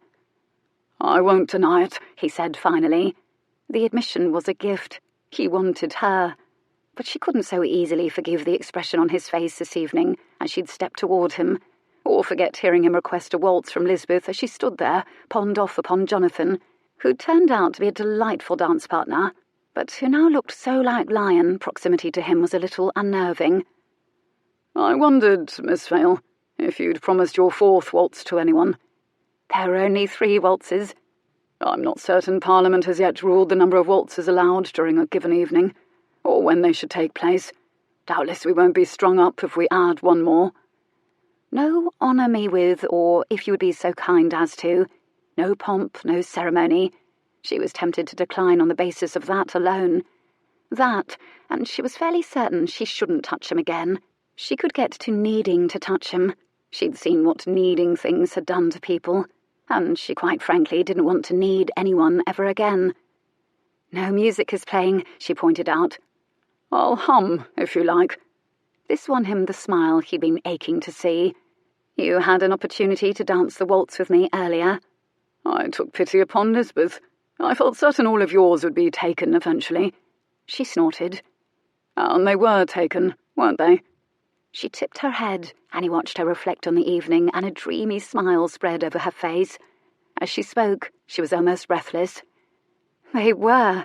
It was the most amazing thing. He felt her awe as surely as it was his own, this girl from St. Giles. He revelled in her pleasure. I'm glad, he said softly. Glad? As usual, she was alert to hints of condescension. That you got in some waltzing practice before I dance with you. I shouldn't like to be tread upon. I see. It was all strategy on your part not dancing with me. A viscount asked for the honour of dancing with me. She still sounded amazed. That was the word he used. Honour. Did he now? He said softly. And well he should have. For a moment they regarded each other in silence, and when he spoke, his voice was soft. I should be deeply, humbly grateful, Miss Vale, if you would be so unthinkably generous as to honour me with a waltz. Right now." She mulled the sofa while the crickets played the opening bars of the waltz. "Well, before I raise or dash your hopes, Lord Dryden, I best take a look at my dance card." With a flourish, she held up her hand and examined an invisible card. He was ridiculously breathless with anticipation, awaiting her verdict. She allowed a strategic moment to pass to punish him, which perhaps he deserved. "You are in luck, Lord Dryden. My fourth waltz appears to be available," she informed him loftily. "And you may have it." "This is very good news indeed. Shall I hum, or shall the crickets be music enough for us?" She was silent, mulling. "Crickets." She sounded shy again. "Excellent, for I should feel a fool humming. I cannot carry a tune." He bowed low as any courtier before any queen. She curtsied as deeply as she could, grateful her knees didn't crack, aware that she could feel the chill of cobblestone now against the bottom of her slipper. The soles were wearing a bit thin. And she took his hand. He folded his reverently over it. He settled the other at her waist. "Shall we?" he said softly, and he set the two of them in motion. 1, 2, 3, 1, 2, 3, 1, 2, 3. Odd how this didn't seem at all absurd, the two of them sailing in stately broad circles in a deserted courtyard. Their heartbeats, the crickets, the rhythm of their breathing, their feet landing on the cobblestones comprised their orchestra. Keeping time was somehow effortless. "You've some experience now, Miss Vale, and some comparison. Come now, tell me the truth. How is my dancing? Keeping in mind that the debacle you witnessed tonight was entirely an anomaly and entirely your fault. And you laughed. I was wounded. Sorely wounded." "It wasn't entirely my fault. How did you know I was laughing?" "Because I could hear it." "Oh, dear." "Tell me it wasn't funny, and I shall apologise. Tell me you were injured, and I shall feel terrible remorse. It's just, if you were me, and watching it all, and Lisbeth's eyes were so very round—" "Shh! Don't laugh again." "Very well. It was funny. The only thing injured was my pride. So how do you find my dancing now?" Well, while you dance very well." He smiled. A glittering flash in the shadowy dark, an echo of the moon. "I sense a qualification pending." "I fear it's not so well as Sir Dondre." "Impossible," he said firmly. "I feel I must be truthful above all things, Lord Dryden, and Sir Dondre has a certain indescribable flair. Perhaps it is in the way he turns in the dance," she mused as they swept in a circle. "Or the way he glides. Perhaps it's the fit of his trousers." "You notice them too?" "Or perhaps it is related to velocity." "Ah, but what I lack in velocity I can make up for in elevation." He lifted her off her feet entirely, and she stifled a little burst of laughter. She weighed very little. He felt effortlessly strong. The realizations settled in for the two of them a moment later, and they were both moved in ways they couldn't explain, resulting in a silence. Dryden didn't think he'd ever done anything quite so whimsical before in his life. He'd never wanted to. They were moving in sedate pattern now, slowing somehow, like a watch winding down. He looked down into her eyes, clear as pools, which he knew was certainly a cliché, but it fit, and he liked it. She was watching him with an expression he could not decipher, but the intensity of it gave him the sense she was memorizing him. 1, 2, 3, 1, 2, 3. Somewhere a nightingale, unable to contain itself any further, burst into song. "Tell me, Miss Vale, how often do you do exactly what you want to do just because you want to do it?" 1, 2, 3, 1, 2, 3. It was twice around the courtyard before she responded. "I can think of one time in particular." She sounded just a bit breathless.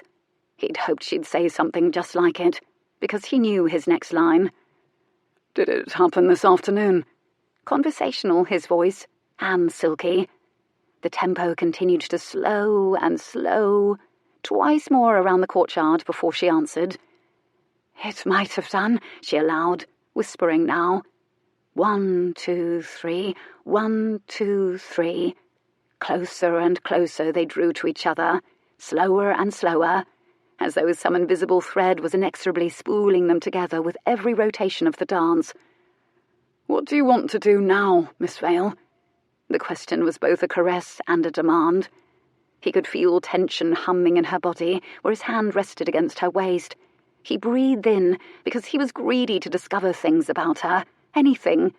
This time he discovered she smelled of soap and sweetness, of the lavender no doubt her dress lived in, packed in trunk and tissue when she wasn't waltzing in the moonlight. "It isn't fair, you know, Lord Dryden, to ask such questions.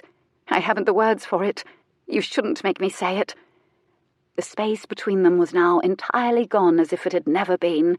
His cheek was against hers now. Nothing had ever felt so natural. His breath, even and warm, washed over her throat. She closed her eyes. Her senses were drunk on brandy and smoke and the crisp scent of linen, on the feel of a cool masculine cheek and the rasp of his whiskers over the vulnerable skin of her own. She was the one who stopped moving altogether first. He still gripped her hand. His hand still rested at her waist. The waltz could begin again at any time. They held each other, just like that, only breathing now, in and out, in and out. They breathed in time with each other. "Aren't you curious about what I would like to do?" "You told me earlier today that you always know what you're going to do." "I generally do," he agreed on a whisper. "And this moment is no exception. For example, this," and now his breath was in her ear, "is what I would like to do now." The breathed words alone were enough to stand the short hairs on the back of her neck, send gooseflesh raining over her arms and ruche her nipples. But then he turned the last word into a whisper before he dipped his tongue into her ear and pressed a hot, open kiss in that hidden, silky place beneath it. Her breath snagged, and then it shuddered out on a single word. "Oh!" She ducked her head, tucking it into the crook of his neck. She could taste his throat, the salt and sweetness of it, if she opened her own lips. "And this?" His tongue returned to trace, oh, so delicately, the whirls of her ear. She'd closed her eyes against the shivers of pleasure, each a quicksilver rush through her entire body. "Good heavens, Miss Vale, but you're squeezing my hand rather tightly." "Devil!" It seemed odd to laugh when her body was a riot of new sensation. "Am I?" He sounded puzzled, but she could hear the laughter in his voice. "That seems all wrong, given that this strikes me as heavenly." "Oh, dear." "Oh, I'm sorry." His voice was husky. "Was that too predictable? How does my hyperbole compare to Sir D'Andre's? Did he make you laugh, Miss Vale?" "No, his tongue was never close enough to my ear." "It's my tongue that made you laugh." He sounded affronted. "And not my wit. And here I was setting out to arouse you. Though I suppose it's a good thing his tongue was never close to your ear. I might have been tempted to shoot him." "It would hardly be a fair fight," she murmured. "I doubt he can move very quickly in those trousers." Her voice was a distracted murmur against his chest, in large part because somehow, at some point, he'd wrapped his arms around her, and his hands were travelling in long, feathery strokes over her shoulder blades, above where her dress laced, where her skin was bare and chilled by the night air. She could feel him smile against the top of her head. "He's handsome." It sounded like a question to her. "He is." There was no point in disagreeing. She'd looped her hands around his neck, and his hands, over the fine fabric of her gown, left little comet trails of sensation over her skin. Sighing, she surrendered to the pleasure. So different from the collision of bodies this afternoon. She didn't think his caution had anything to do with a concern for her virtue. Given the events of the afternoon, he could be forgiven for thinking she might hand her virtue to him on a platter with just a little urging. If she didn't know better, she would have guessed he was uncertain, perhaps for the first time in his life, the man who always knew what he was going to do. "Do you know," he gave a soft laugh, "all I could think about tonight was what it might be like to touch your hair." It was yet another extraordinary thing to say. It was overwhelming. She closed her eyes and shook her head slowly, in wonderment, as he dragged his fingers softly, softly along the outline of her, the swell of her hips, the nip of waist, then travelling up to skim her breasts, deliberately dragging over the hard beads of her nipples pressed against the silk of her bodice. And when they did, her body arched into his touch as if shocked, her breath snagged in her throat. He didn't linger. Instead, his hands continued their journey, glided over her collarbone, then came to rest at the nape of her neck. And then his fingers stroked the silky hair there. Again and again, his fingers like feathers. "And," she whispered. He hesitated. "It's soft." His voice was gruff. "It's yours," is what he meant. And she knew it. She could have been sporting pig bristles on her head or some such. He'd wanted to touch her hair because it was hers. He cradled the back of her head in his hand and tipped it back and brought his mouth down to hers. The kiss was hot, languid, thorough. He kissed her the way he might kiss a long-time lover with no preamble. It invaded her, and within seconds she was trembling and all but aflame. He sensed the need in her and took swift, clever advantage. His fingers played over the laces of her dress, and then expertly, as if he'd done that very thing 1,000 times before. There was a thought she didn't wish to entertain in the moment. He loosened them, and such was the madness of the moment it seemed right, logical, even necessary. His mouth played over her ear, travelled the length of her throat, quite distracting her from the fact that his hands were gliding over her shoulders and easing the bodice of her dress away from them. Down, down, down. Only distantly was she aware she was increasingly bare, because his warm hands never left her skin, and the kiss never ended. Her blood was fiery liqueur. He slipped his hands into her dress along her back, and when he touched her skin, he half groaned, half sighed her name, and her breath caught. His trembling fingers slid along either side of her spine, fanned open over her waist, sliding beneath the silk of her loosened bodice, until his knuckles brushed beneath the velvety undersides of her breasts. And there he lingered, teasing, allowing her to guess just how much pleasure could be had from her own body. Quicksilver shivers of pleasure fanned everywhere through her, until she was writhing, arching into his touch, and when she'd had enough teasing, she arched up against his hands. He swore softly, closed his hands over her breasts. He cupped the weight of them in his hands, lifted them, dragged his thumbs hard over her nipples. My God! She'd had no idea. Lightning strikes of pleasure coursed through her again and again. He nipped to the base of her throat while he clung to her. "I want you," he whispered, sounding astonished, almost angry. "So much." With frantic, shaking hands, she drew his shirt from his trousers and slid her palms beneath it, slipped her hands over his hot skin, dragged them down over where his cock strained against his trousers, found his buttons, hungry for the feel of his skin against hers, caught up in a maelstrom of her own making.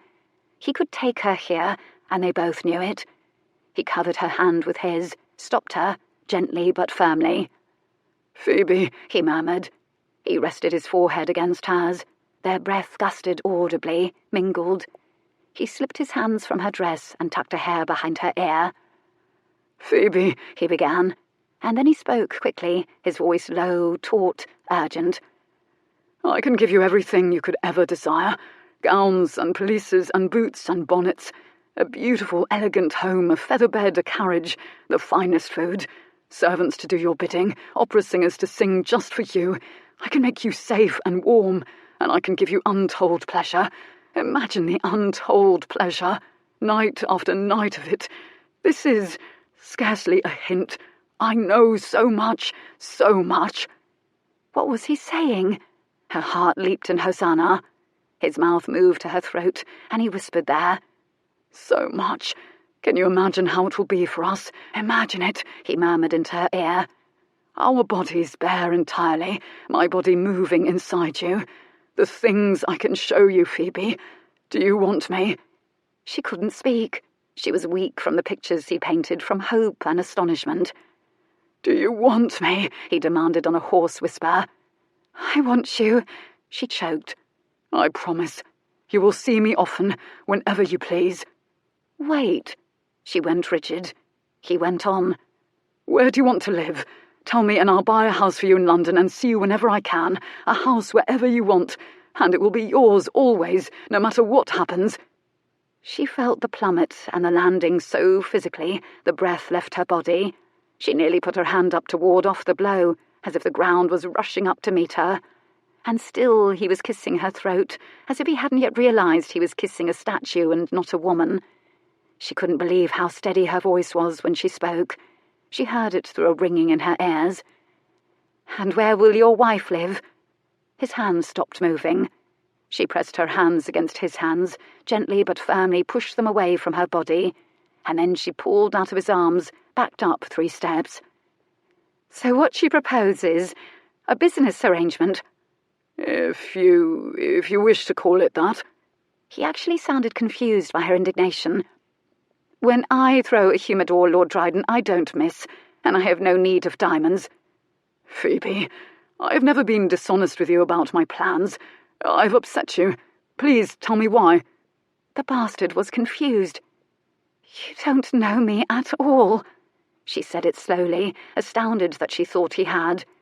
The cool air was a slap to her feverish body. She wrapped her arms around her torso. They were a poor substitute for his. Already she felt bereft. She shook her head roughly. "At least, take my coat." "As a souvenir." She sounded so bright, so brittle, like the hard, jagged edge of a broken porcelain cup. Possibly a porcelain cup hurled at the Marquess's head. He flinched. Good.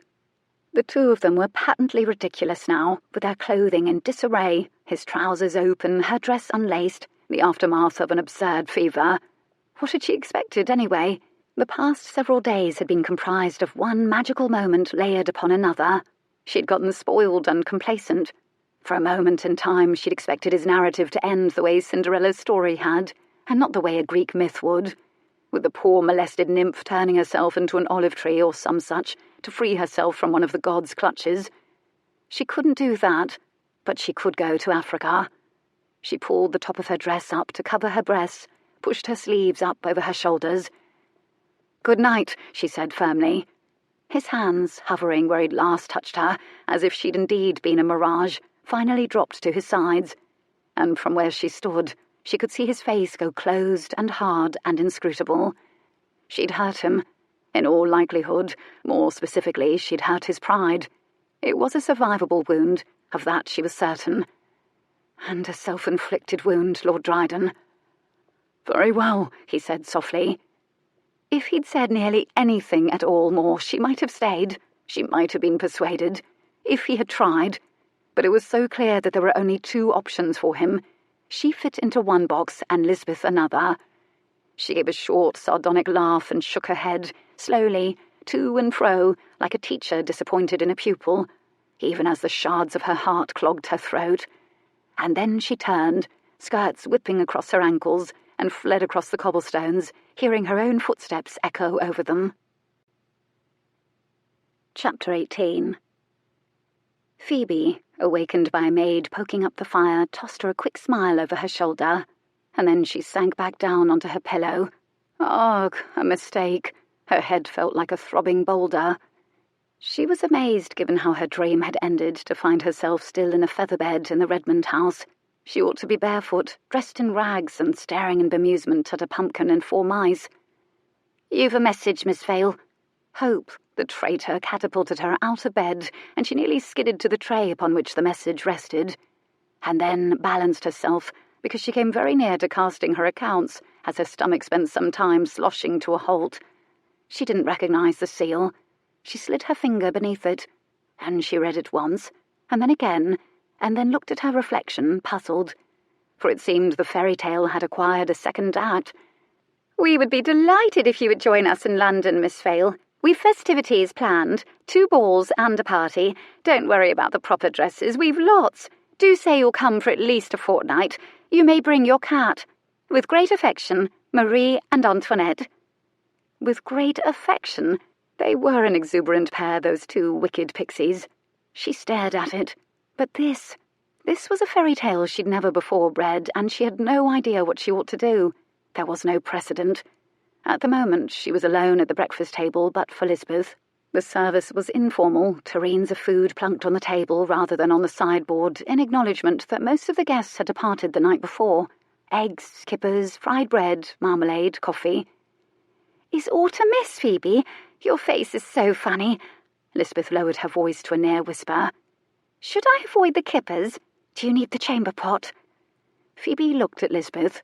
Lucky Lisbeth. whose own face would under no circumstances ever be construed as funny.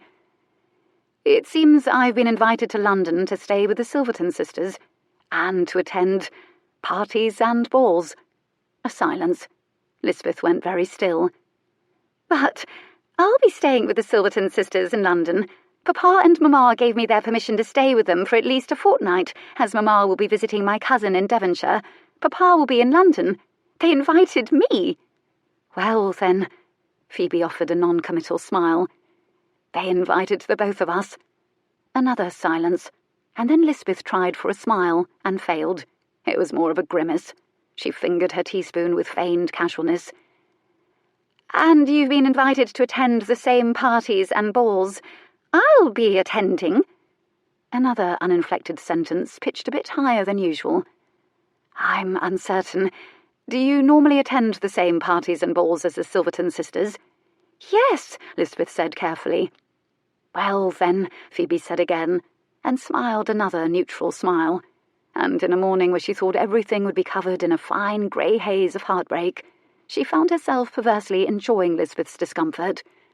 Lisbeth placed her spoon down very gently, lining it up precisely in its place, as though she wished she could do the same with Phoebe, line her up where she belonged. "They're a bit fast, you know, the Silverton sisters." "Oh, I know," Phoebe thought with a sudden surge of reckless delight. She didn't respond. Another little silence. "And when you go to these balls, you will go to dance?" "To hold your reticule." "Presumably."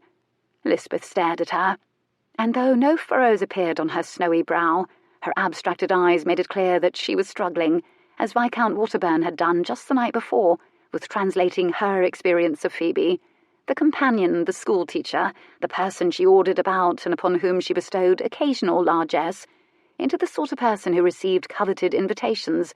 Their worlds were parallel. They could not intersect. It was quite simply a natural law as far as Lisbeth was concerned. "I shall be a schoolteacher in my thoughts until the day I die," Phoebe thought. "I should love to see you in London," Lisbeth claimed finally. "It will be such fun. But will you have the proper clothes?"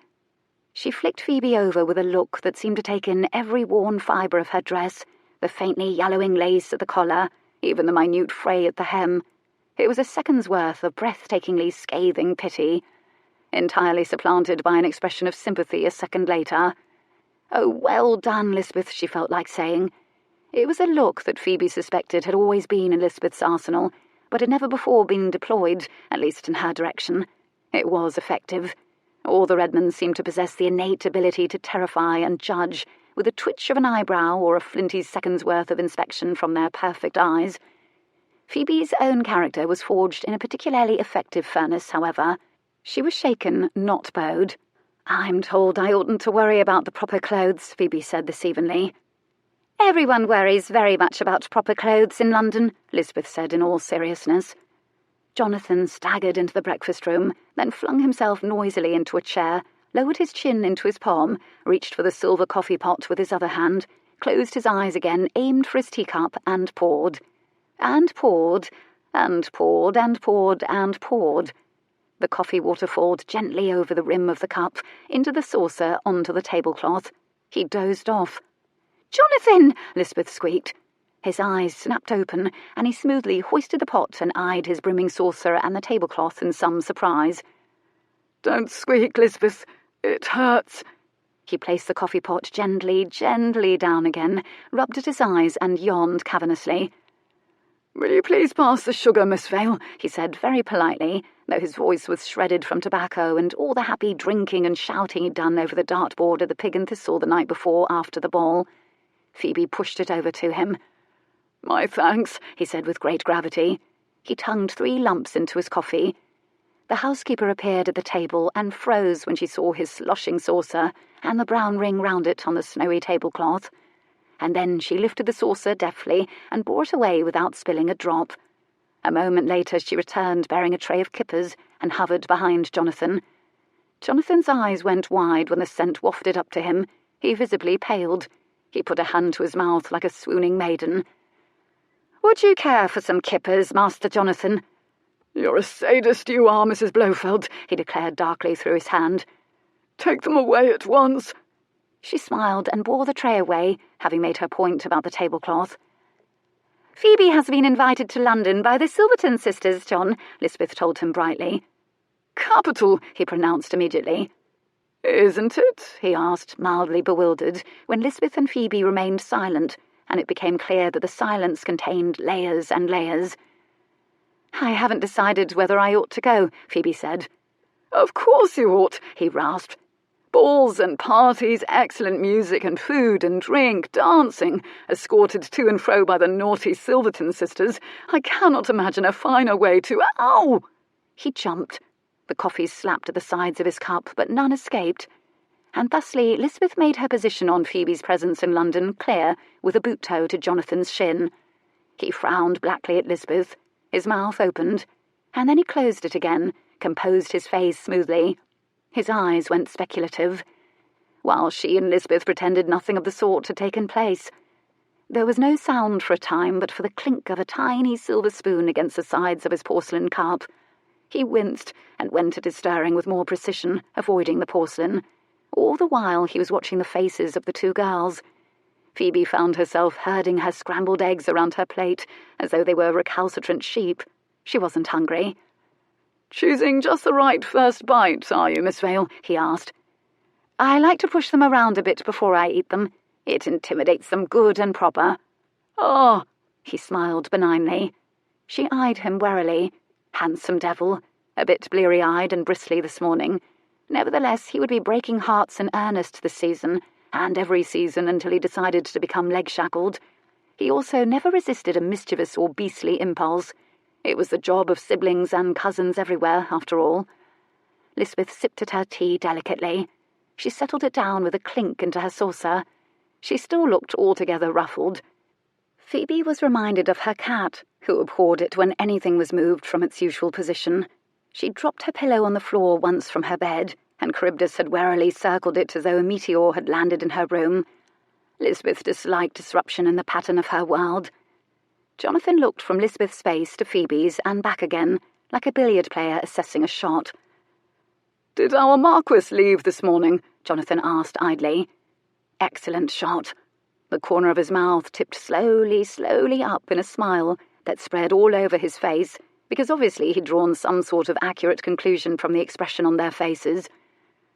"Pity Violet isn't here," he sighed to no one in particular. Presumably Violet would have congratulated him on identifying a sensitivity and exploiting it. "I've missed her," Lisbeth declared, "though she has made a brilliant match, and I'm quite happy for her."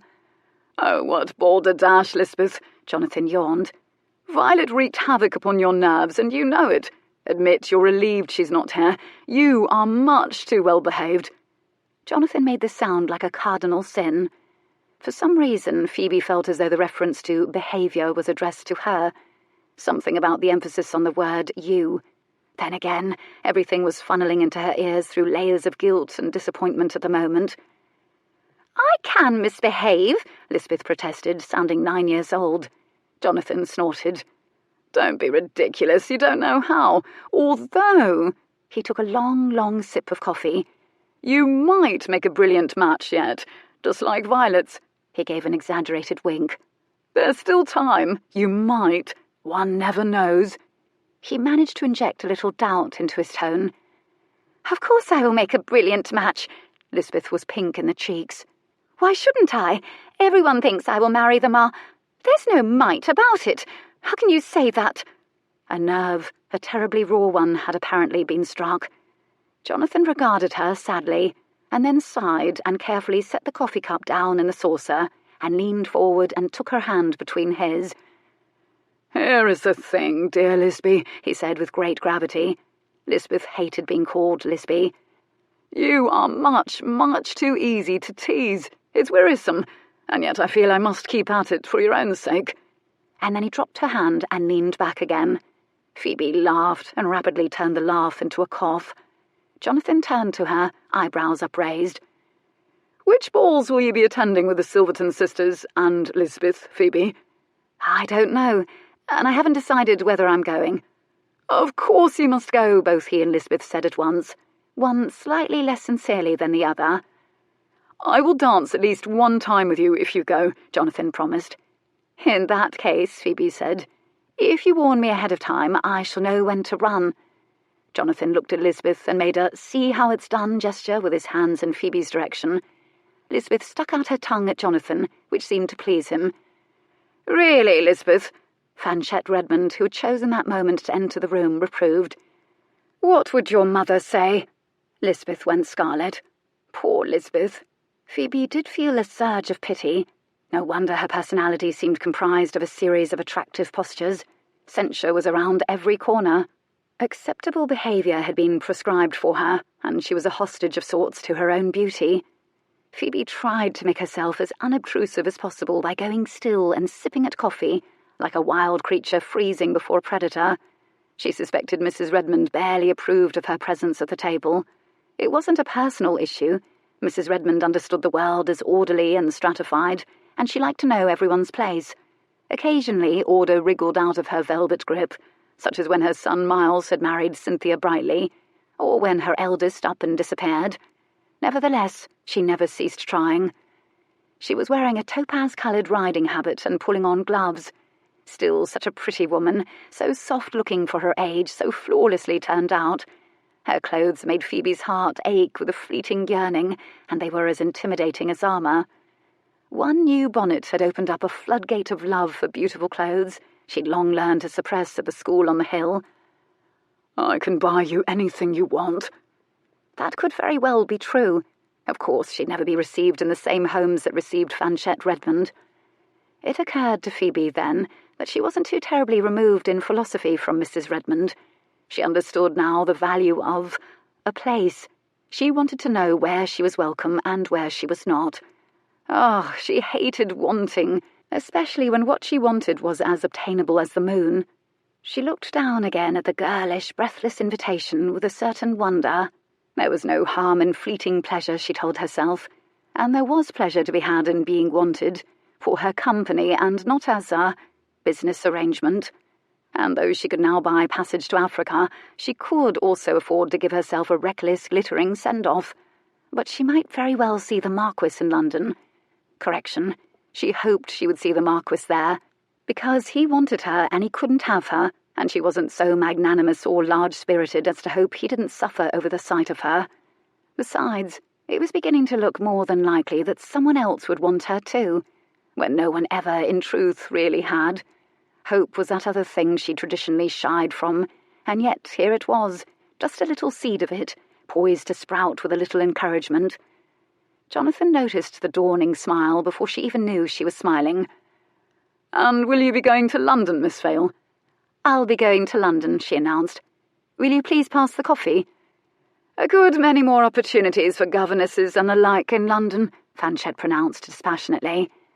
Phoebe looked up at her, and she was aware that she and Lisbeth were wearing nearly identical expressions. Lisbeth's contained a hint of vindication. "And the like," Jonathan repeated, amused, as his mother left the room. She thought he'd winked, but then again, the aggressively polished silver might be making him squint. Chapter 19. The very next day, the Silverton sisters actually sent a carriage for Phoebe at Miss Marietta Endicott's academy. That was how eager they were for her company.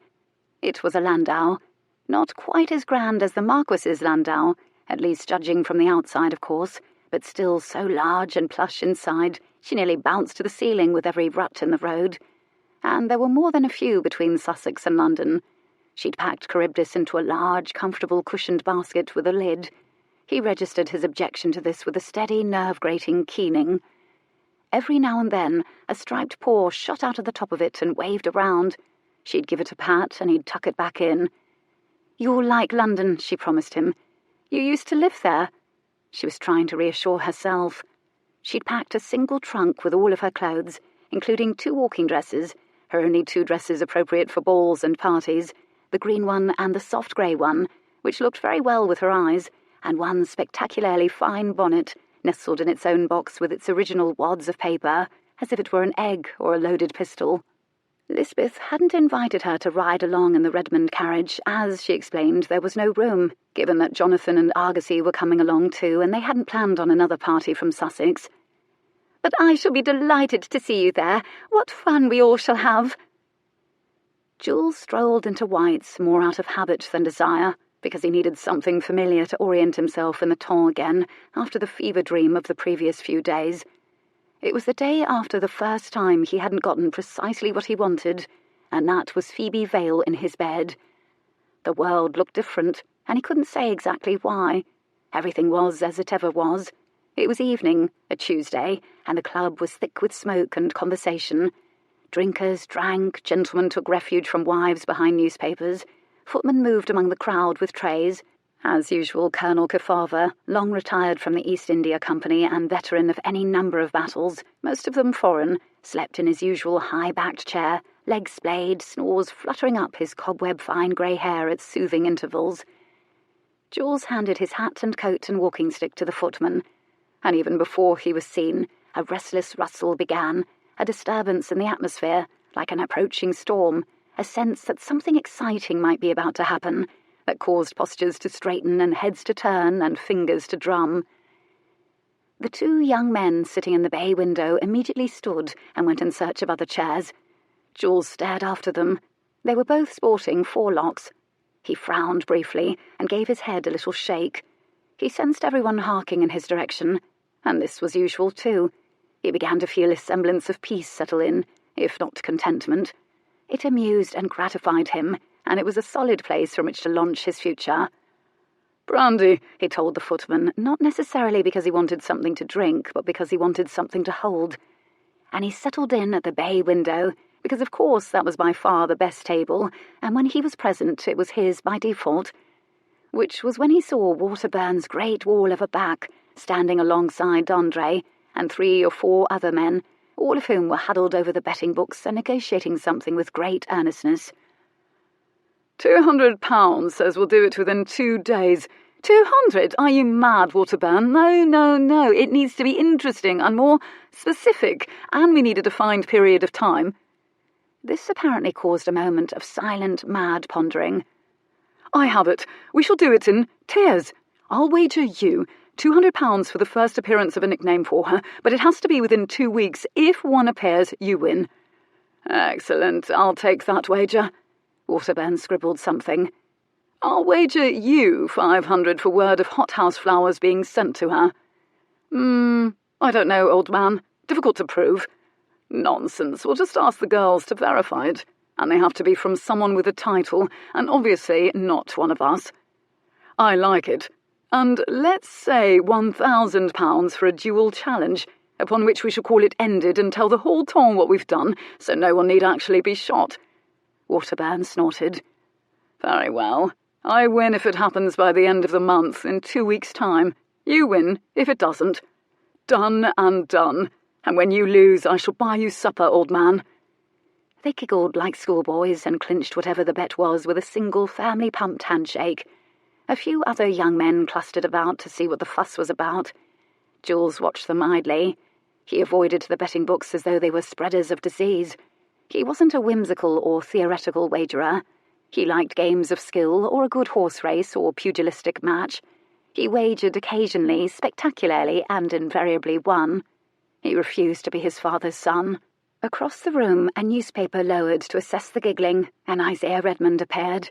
He saw Jules and nodded. He nodded, and with the toe of his boot, nudged a chair away from the table in invitation. Redmond smiled and folded his newspaper in neat thirds and rose to join him. Waterburn and D'Andre turned around, saw him.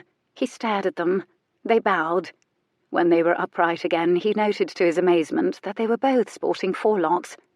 Damned Cossack! I'll show you, wuzza! Everyone gave a little jump. Old Colonel Kefauver was given to bellowing in his sleep. A new member of the club had spilt his drink. You won't do that after the first few times, someone reassured him, as a footman hurried over with rags. Colonel Kefauver snorted and muttered and was soon asleep again.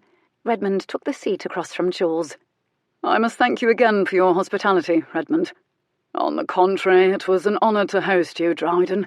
I want you to know that I've spoken to my solicitor. It was the first order of business when I returned to London. Excellent. I thank you. I think the transfer of the estate can be arranged, but I should like to discuss an additional investment. Jules gave a half-smile. I would expect nothing less. Redmond nodded, smiling. The Mercury Club is involved in railroads, as you know, and they are our future. Your involvement with us would be more than welcome. Jules nodded non-committally. I should, of course, like to hear more about it. If you would send over some information with your man of affairs, I'll happily review it straight away. Isaiah nodded. Of course.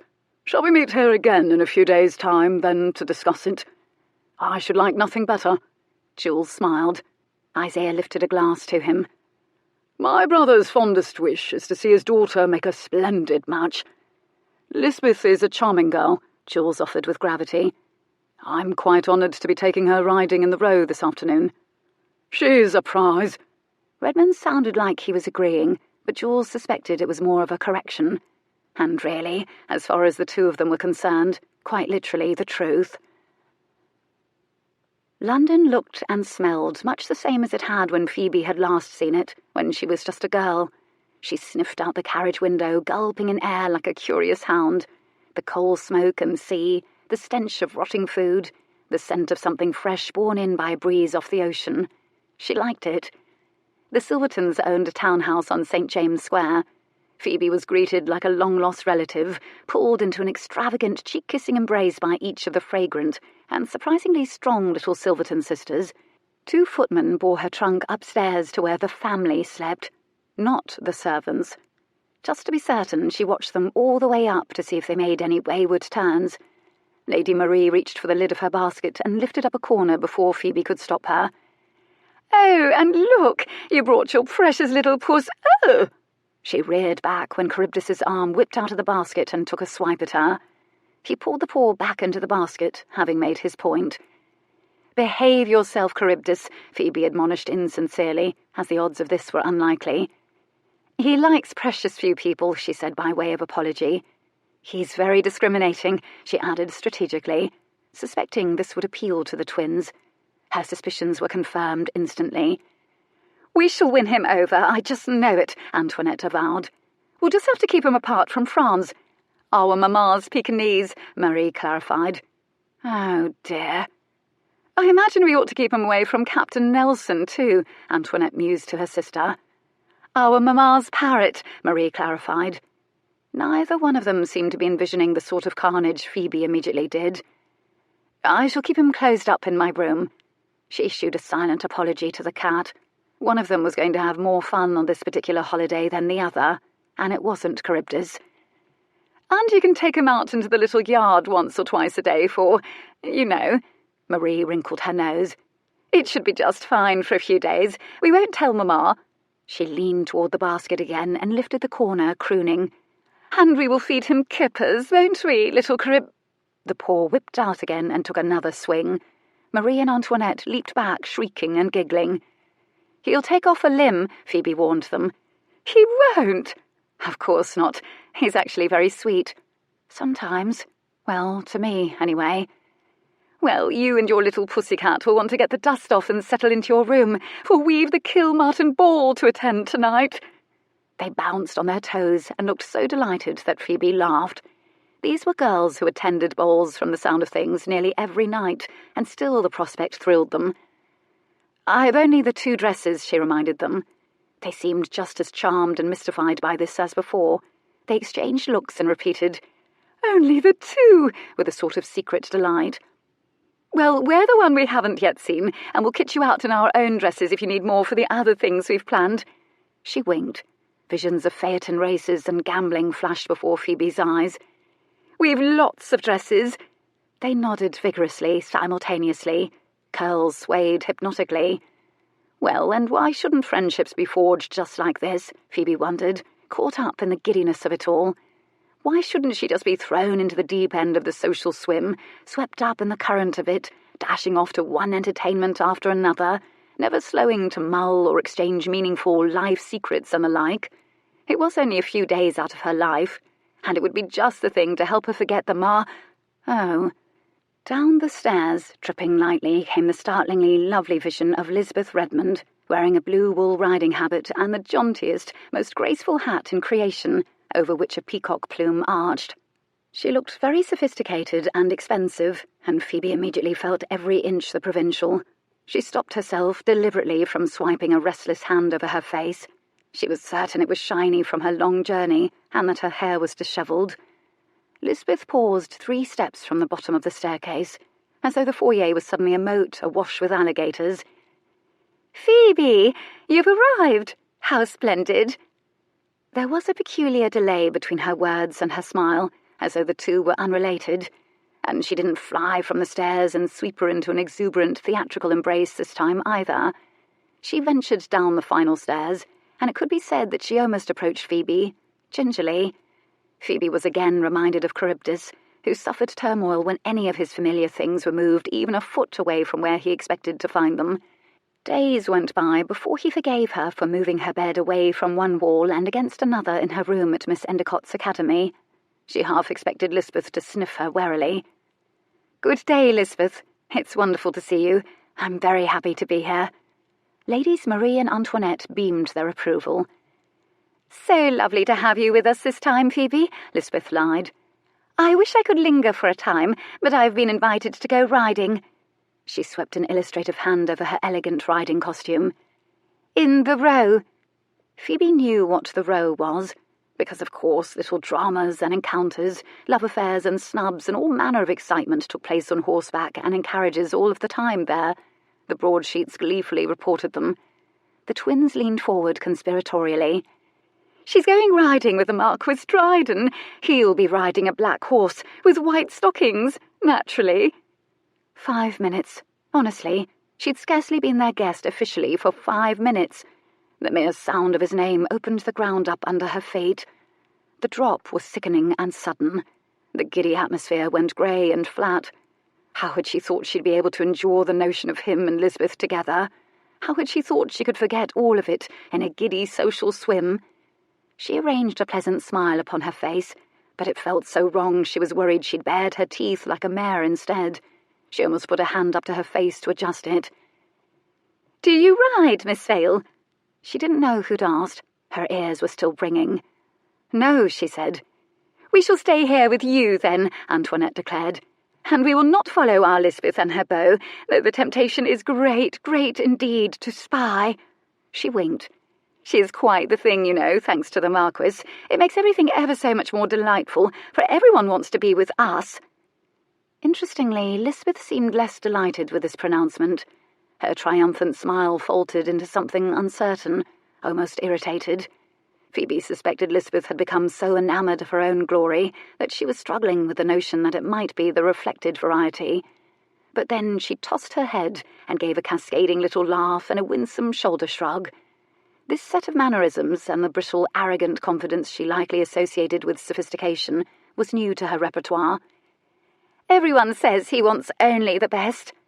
The Silverton sisters laughed too, delighted and certain of their collective supremacy and beauty and wealth, tipsy with the pleasure of it. Phoebe didn't think Lisbeth was entirely joking. It was so unutterably strange to hear these people discuss Jules as though everything written about him in the broadsheets comprised the whole of his character. Did nobody know him? Did nobody want to? Did he intend to marry himself to this creature and spend the rest of his days with her? Panic and sadness and loneliness on his behalf threatened to pull her under. She nudged it rudely away. He'd chosen this route. He had boxes for everyone and everything, and boxes made him happy and comfortable. Lisbeth was clearly more comfortable in the presence of Phoebe's silence. "What's in the basket, Phoebe?" she said magnanimously. "Did you bring a picnic along with you, or perhaps little cakes?" Lisbeth loved little cakes. Lisbeth smiled beneficently, but flicked Phoebe with a look that she was sure counted the particles of dust clinging to her walking dress, and the worn toes of her boots and the shine on her face. "Don't say it, don't say it, don't say it." "Why don't you have a look?" Phoebe inveigled. Saying it, she saw Marie and Antoinette's eyes flare wide. Lisbeth reached out and lifted up the lid. Charybdis threw a great furry arm out of the basket and took a wild swing, hissing like a cobra. Lisbeth shrieked and leaped back, and Phoebe shut the lid again. Marie and Antoinette needed to hold each other up, so buckled with mirth were they. Peals and peals of laughter echoed through the marble foyer. "Ferme la bouche! Ferme la bouche!" From its perch, Captain Nelson the parrot shrieked his objection to all the noise. Lisbeth was white in the face. 2 tight little lines bracketed her mouth. She held one hand in the other, as though comforting it, though Charybdis had entirely missed her. She stared at Phoebe with a look reminiscent of her uncle Isaiah, and one her ancestors likely wore before ordering executions or assassinations. A part that was from the little smile. "It's a cat," Phoebe said mildly. Thusly, a swiping paw was equivalent to a drawn sword. The subtlest of duels had just been called.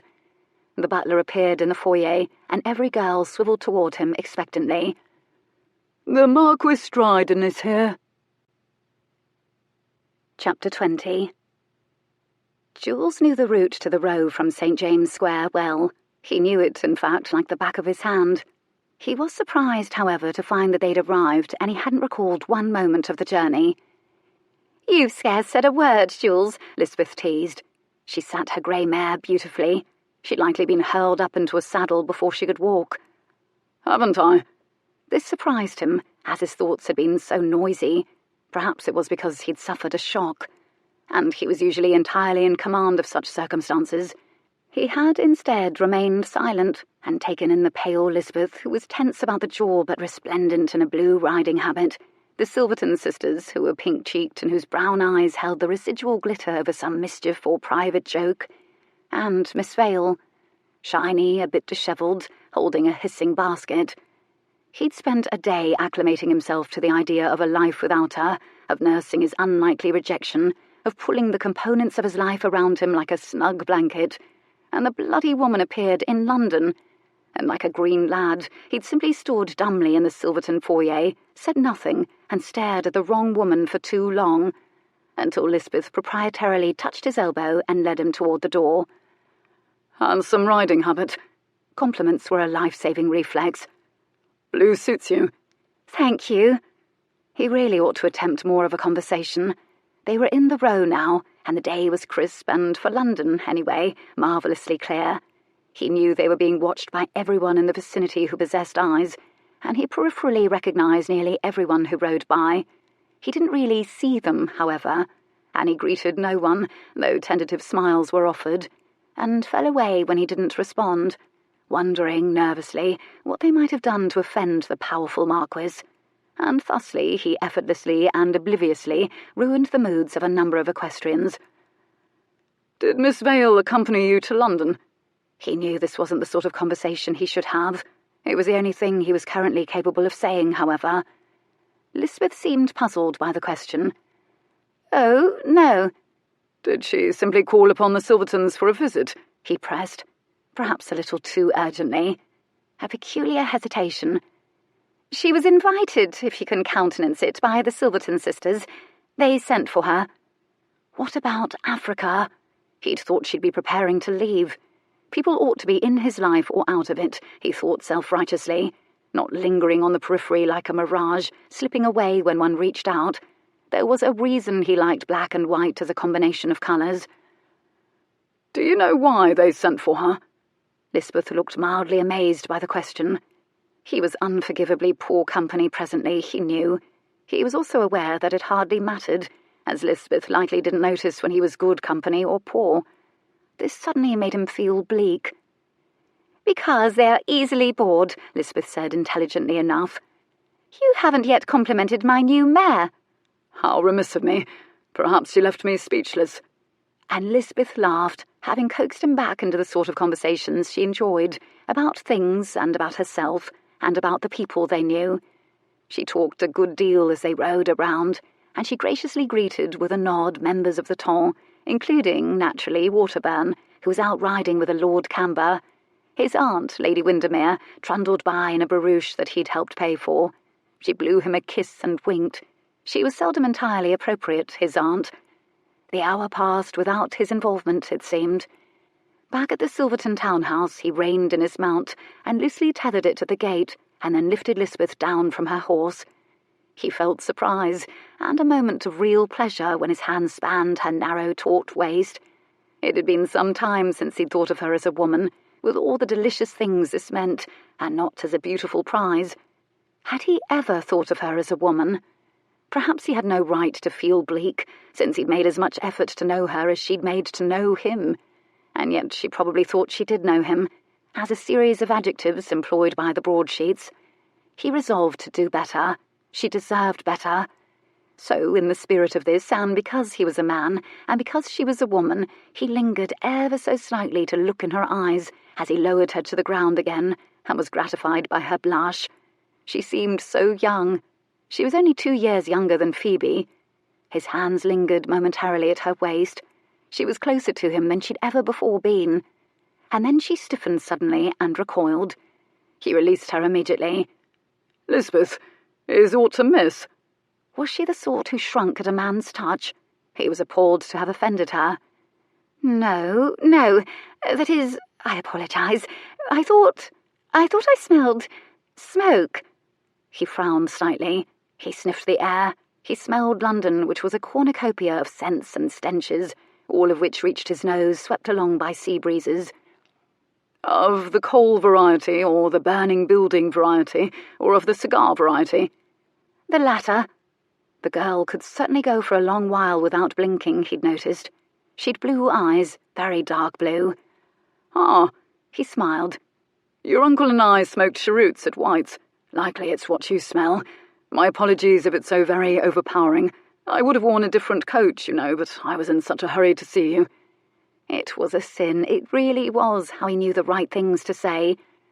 "I know it's a singular blend, but is it truly offensive?" he teased gently. Her relief was instant. She was almost dramatically reanimated, softened from the hard mask her face had become. She smiled, charmed. "Of course, that's what it is. Were they Uncle Redmond's cheroots? He smokes a particular and expensive brand, or so Jonathan would have me believe." "I'm certain he does smoke an expensive brand, but I shared my own with him. El Edor, they're called. Imported from Spain by a pair of gentlemen who keep a tobacconist's shop in Bond Street. Recommended by a former mistress. He'd kept them in the humidor hurled at him by Signora Licari. "And I've no idea of the cost," he said disinterestedly. "They simply send them over to my townhouse once a month." Of course he knew what they cost. He knew the cost of everything, but it contributed to his legend to say such things. And it helped to remind Lisbeth how very, very wealthy he was, and that he wouldn't countenance even the whiff of a suggestion to the contrary. "I shall think of you if I smell it again," she said. Well, he was taken aback. It seemed like such a nearly romantic thing to say, almost provocative, and yet somehow cryptic. And Lisbeth, in his experience, had always been more of a gracious recipient of attention, a basker in it. She accepted it as her due so prettily that one enjoyed giving it to her. But it might be the reason she'd never acquired any of the skills of a coquette, nor did she seem to come by them naturally, as did some women, which might well be a merciful thing, as combined with her looks she might have nearly too much to bear. Rather like her cousin Violet, who'd been revered and feared by every blood in the ton, until she'd married perhaps the only man he could imagine wed to Violet Redmond, the unlikely Earl of Ardmay. Then again, if she'd been more like Violet, Lisbeth might have been more traitorous, though interesting. He didn't allow it to show in his eyes. "Better you think of me than your uncle." He'd struck the right note of flirtation. It wouldn't frighten her or tax her coquetry skills. She smiled at him winsomely. Winsome smiles she did brilliantly. He was peculiarly relieved she didn't attempt more flirting. A silence as her mare tossed its head. A groomsman appeared and led her away with a touch of his forelock, and neither the Marquess or Lisbeth paid any note of him at all. "Will I see you tonight at Lord and Lady Kilmartin's ball?" He should have asked this, but she did. "Yes, I shall look forward to seeing how you stun the masses senseless with whatever dress you happen to be wearing." She laughed at this. He was reminded guiltily that she wasn't without a sense of humour. He felt guilty about asking the next question too, and he took pains to ask it conversationally, even as his heart pounded peculiarly. "And will your friends be attending?" There was a moment's hesitation. She mounted the first step of the townhouse. He could almost sense the eyes peeping out between the almost but not quite entirely drawn windows of all the townhouses. He expected to read something about it in the broadsheets tomorrow. She mounted another step. Her peacock feather swayed in a breeze. and then she cast a look over her shoulder through lowered eyelashes, angling her chin over her shoulder, a precisely aimed beam of her sapphire eyes. "I expect many of my friends will be attending," she said, as lightly, disinterestedly as he'd asked the question. He wasn't to know it, but she'd practiced that look in the mirror. A dancing partner had pronounced it bewitching, and that was quite enough for Lisbeth to install it permanently in her quiver. It was, in fact, such an excellent look that during the narrow second's worth of time she'd produced it, and the time Lisbeth had mounted the next step, he'd stopped thinking about Phoebe Vale. Who hadn't, not for one moment, stopped thinking about him? Not entirely, anyway. He was ambient thought, the background against which all of her other thoughts played, against which she heard all conversation, experienced all sensation, and her sinking misery had been replaced by something that by rights shouldn't really have cheered her. But there really was no disguising the wonder-struck look he'd worn when he'd seen her, and he hadn't said a word to anyone, not one word, until Lisbeth had steered him out of the house. If nothing else, her pride was assuaged. Assuaged pride would likely animate her enough to enjoy a ball, and she would see him, and she would dance with other men, and he might catch her eye and accidentally fling Lisbeth across the room again. She was cheering more by the moment. Her room was luxurious. No governess had ever slept in it, of that she was certain.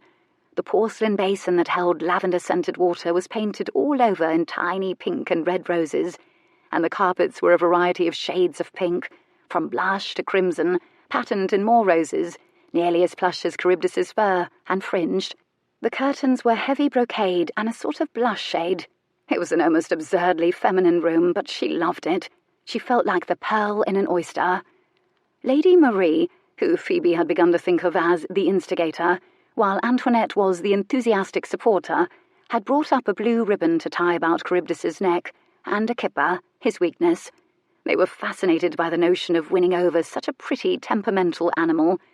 After much coaxing and flattery and crooning of nonsensical things, he finally emerged from beneath the bed, which was of the fat, feathered variety, as lush as everything in the broom, and consented to be stroked from his nose to his tail by both sisters, and even purred.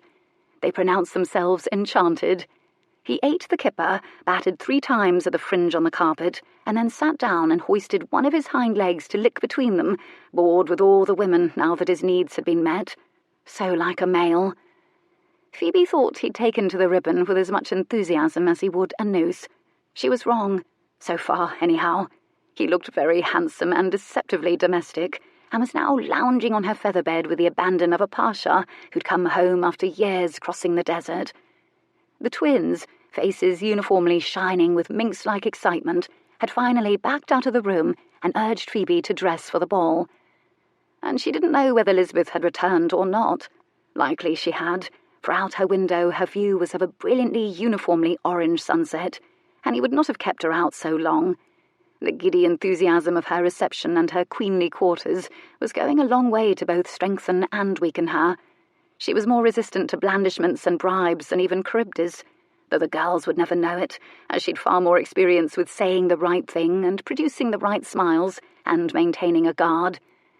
But she had to admit she felt herself sinking into their warm welcome and cheerful attention the way her bare feet sank gratefully, wonderingly into the carpet, and it was very difficult not to do it. She slipped into her dove-grey dress, which was cut much like her green one, but was shinier and exposed more white throat and bosom. She thought with longing of the springing pin curls the Silverton sisters sported, and settled for brushing her hair until it gleamed. She pinned it up as she normally did, as she hadn't been offered the services of a lady's maid. In a fit of inspired whimsy, she plucked a white hothouse blossom from the vase in the corner and tucked it behind her ear. She pinned it in place. She'd only the one pair of gloves. She pulled them on over her arms and inspected the result in the mirror. The creamy kid of the gloves echoed the creaminess of her skin and the blossom. The gold trim round them colluded with her hair to make her gleam.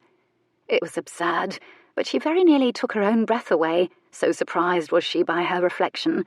She imagined the expression in the Marquess's eyes when he saw her, and hope was a shard in her chest. She breathed in deeply, breathed out, willing it away. "You will stay here in this room," she told Charybdis. which means no molesting the parrot, no becoming acquainted with the Pekingese. I'm going to close the door now, but I shall return." He yawned his indifference. If the Marquess attempted to claim a waltz, perhaps she'd do the very same thing.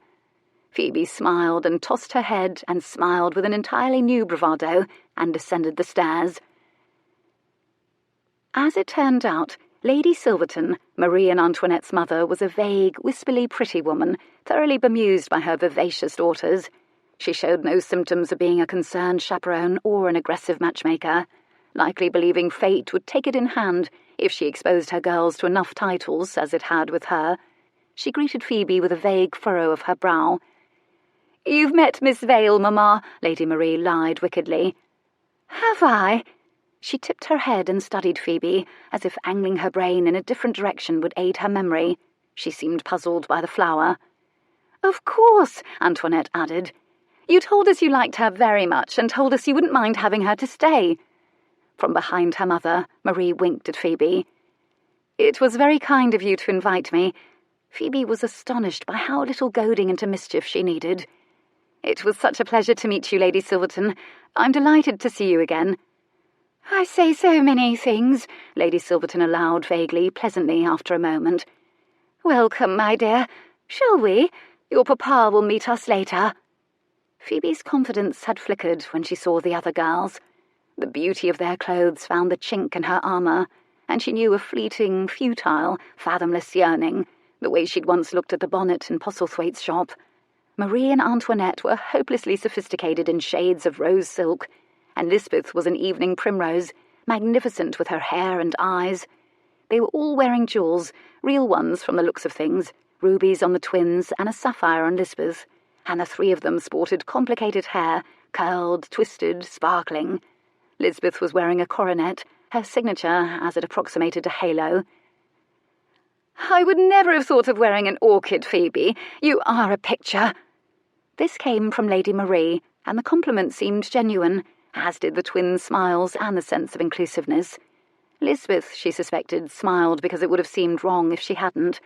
But while Phoebe had half expected one of Lisbeth's pitying looks, something speculative twitched across her face instead. "I must look well indeed," Phoebe thought happily. "Well enough for me, anyhow." "My pink chamber inspired me," she told the girls somberly. "My pink chamber inspired me," Marie repeated slowly, wonderingly, exchanging a rhapsodic look with her sister. They still found her enchantingly singular. And off they went. Chapter 21.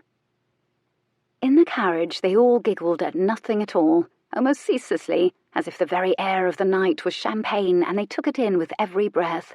Lady Silverton shushed them at once. "Surely you shouldn't laugh so very much." She sounded doubtful. "You'll burst your stays and ruin your dresses," which sent them into gales of giggles. The Kilmartin ball promised to be a crush. Carriages had long since clogged the square so that no new arrivals could even get near, and now a river of silk and satin-clad humanity moved toward the townhouse, forced to disembark and walk gingerly the rest of the way.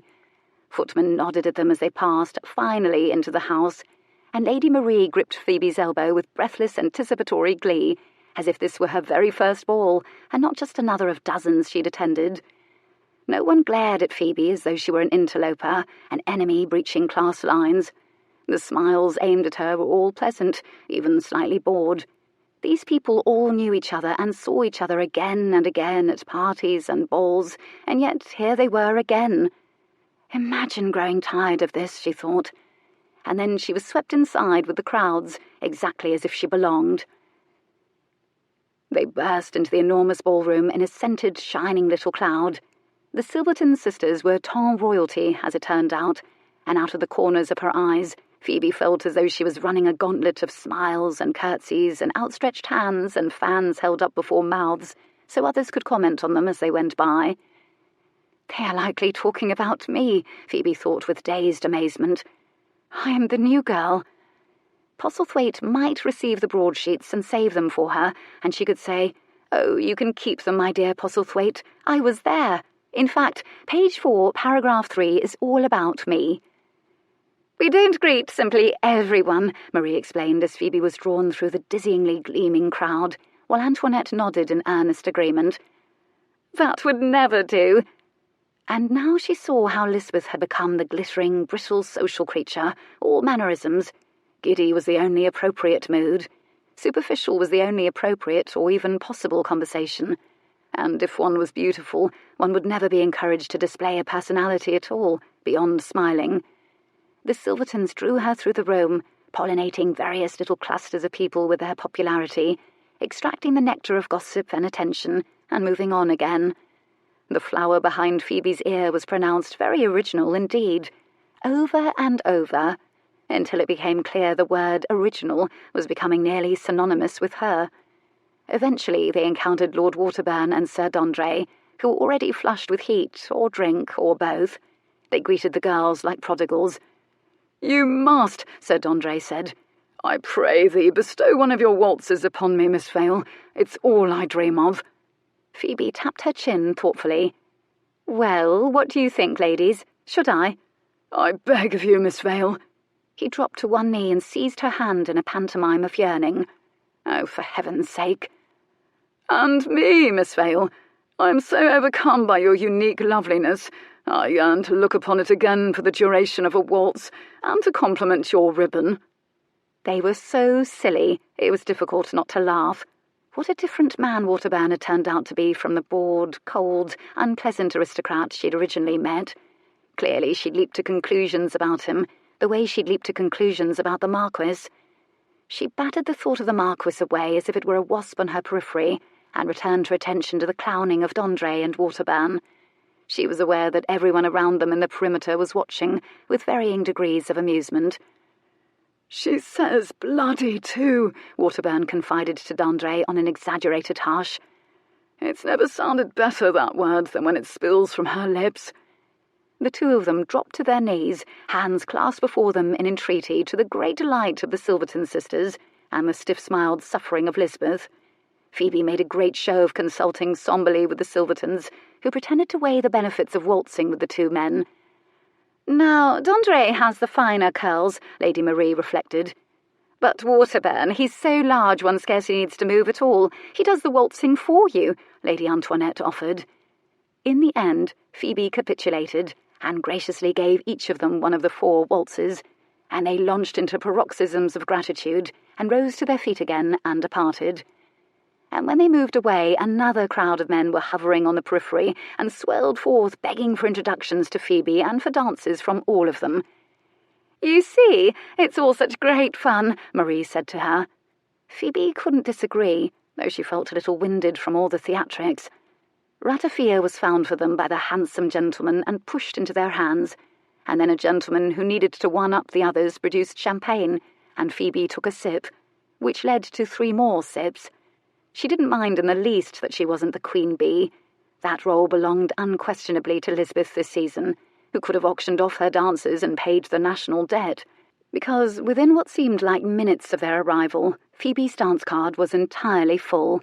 She gazed down at it, ran her thumbs over the names of men who wanted to be with her, knowing she would keep it forever, no matter what turn her life took. And for the first time, a bit of doubt crept in about whether she might want to go to Africa after all. When she looked up again, it was to discover that the Silverton twins and Lisbeth had been borne away, or had drifted away, like petals on a river of bonhomie. And in Phoebe's line of vision, just like the bloody North Star, was Jules. He was quite inappropriately staring at her. It was no good, no good. Despair and joy tugged her between them, because in his usual simple black and white, he should have blended into the crowd like shadow and light. Instead, he stood out in stark relief, and everything in the room suddenly seemed like a gaudy prop, all these young men like silly members of a musicale chorus, clowns. He was the only real thing in the room. He would always be the only real thing. She was almost abashed. She turned her head quickly away, worried that even despite the noise and crowd, someone would notice the sheer potency of the beam of the gaze they exchanged. She knew she oughtn't speak to him alone. Not only was she an unmarried woman, he was the Marquess Dryden, for God's sake, and his every move was scrutinised and reported to the broadsheets. She tried to flee. Her body, however, was in complete disagreement with her mind when it came to the Marquess. Jules found himself moving toward her as surely as he was being felled by a cord. She looked to him, like the moon and the stars. She looked like no one else in the room, and there were hundreds of women in the room, so many of them beautiful by anyone's definition. What was wrong with him that he only wanted to look at one of them? And then he stood before her. "I didn't expect to find you here," he said finally. "At the ball or in London?" "Both, naturally. Given that Africa was your destination, given that we said goodbye." "Well, I was invited, you see, by the Silverton sisters. It seems they were quite taken with me. I decided to seize the moment. And, good heavens, they've introduced me to so many fine young men, all of whom demanded dances." She presented this with ironic defiance, but she couldn't disguise her own shy pleasure. She was radiant with her own success. "Have they?" He was ridiculously torn between feeling genuinely pleased for her and feeling positively impaled by jealousy. "Yes." "Fortunate young men, indeed." "So they all would have me believe," she said wryly. "The compliments have thus far centred about this." She touched the flower in her hair. "They all seem to think it's very original, and I just pulled it out of a vase in my room." He was peculiarly speechless, so full of competing emotions no words could emerge. He took refuge in a mundane question. "How long will you be in London, Miss Vale?" "A fortnight, I should think. I was invited for that long, anyhow." "Who is minding Charybdis while you're in London?" "Oh, I am. I brought him along. Why the interview, Lord Dryden?" He knew the Silvertons kept a parrot and a small dog that Lady Silverton carried about like a reticule, said a silent prayer and ignored her question. They stood together for a beat of fraught silence. "Have you noticed something, Lord Dryden? All of the, shall we say, forelocks? They were everywhere, even on a few of the older men who possessed enough hair to adopt it." "I'd noticed," he acknowledged grimly. "I wonder if they were all struck in the head by beaver hats," she mused. He shot her a baleful look. "Perhaps the hairstyle has a name. The illicit kiss, or the bruise. The Dryden." She drummed her chin. "What I like best about you, Miss Vale, is how you remind me of all of my finest hours." She tried not to smile, and failed. "I was there for them." "Perhaps because you were the cause of them." Another statement that contained many layers of meaning. Suddenly, a woman went spiralling like a top across the ballroom, her dress spinning about her, while her partner dropped to his knees. At the periphery of the room, someone gave her a little push, and she went spinning back. "The Dryden waltz!" Phoebe was delighted beyond words. He shook his head slowly to and fro. "Tell me, my lord, what is it like to be so admired that people attempt to imitate you?" "Admired? I suspect I'm just the slate upon which they can write their own interpretation. It doesn't matter what I do. Forgive me, Miss Vale. I have an objective, and I must ask before the music ends. I wonder if you would do me the honour of dance—" "Oh, I must stop you, my lord. I'm afraid I cannot. You see, I've given all of my dances away." That gave him pause. "Did you now?" She was trying to be haughty and failing, because she was in fact in awe of her own success. And he was, in truth, the only person in the world to whom she could confide her wonder, who would share it and understand it. It was a peculiar predicament, and yet all irritation and rejection and want dropped away momentarily, and they were friends, and he was proud for her. At some point he'd ceased being the commander of his own emotions. She'd usurped them. "It was the most astonishing thing," she confided shyly. "All the gentlemen seem to want to dance with me in particular. Perhaps because I am new." "No, it's because you are beautiful and special." This widened her eyes and flushed her dark rose. She turned her head away from him abruptly. "You are not a word mincer." "No, nor am I ever dishonest. May I see your dance card?" "Don't you believe me?" She presented it to him with a flourish. He ran his fingers down the list of names. Waterburn, bastard. D'Andre, definitely a worthless bastard. Lord Camber, thoroughgoing bastard. Lord Michelson, bastard. Peter Cheswick, bastard." She snatched it from him, laughing. "I wouldn't dance a waltz with you anyway, Lord Dryden." "No." "You might accidentally lock eyes with Lisbeth Redmond, stumble and fling me across the room to avoid crushing my feet." She stared a dare at him. because they both knew full well that Lisbeth Redmond would not have him stammering or stumbling, or diving into hedgerows, nor would he be undressing Lisbeth Redmond in a courtyard at the Redmond household in the middle of the night. He, in all likelihood, wouldn't even seek her gaze from across the crowded ballroom. "Has anyone ever told you your complexion is very fine, Miss Vale?" She laughed, shook her head to and fro. Another silence ensued, and then at last the gathered tension broke like a storm. "It feels very wrong to stand here and not touch you." His voice was a low, fervent rush. "Don't." She closed her eyes, shook her head roughly. "Please don't. You don't see, do you? You've a reputation for preferring the singular, the special, the finest." "Because I do." "Do you see the trouble? And here it was I thought you set the fashion, Lord Dryden. It seems that fashion has outsmarted you. You would set me up in a house in London and make love to me and visit me whenever you can. But you never, never would have to have danced with me at this ball, because I never would have been invited. All I have ever wanted is to belong somewhere, and if I become your mistress, you would take that away from me forever." Weakness and heat washed over him when she said the words, "make love." "It isn't true, Phoebe," he said, his voice hoarse. "And imagine what I would give you." "It most certainly would have been true had I said yes to your business arrangement. And yet now you think you'd like to dance with me because everyone else sees it as acceptable."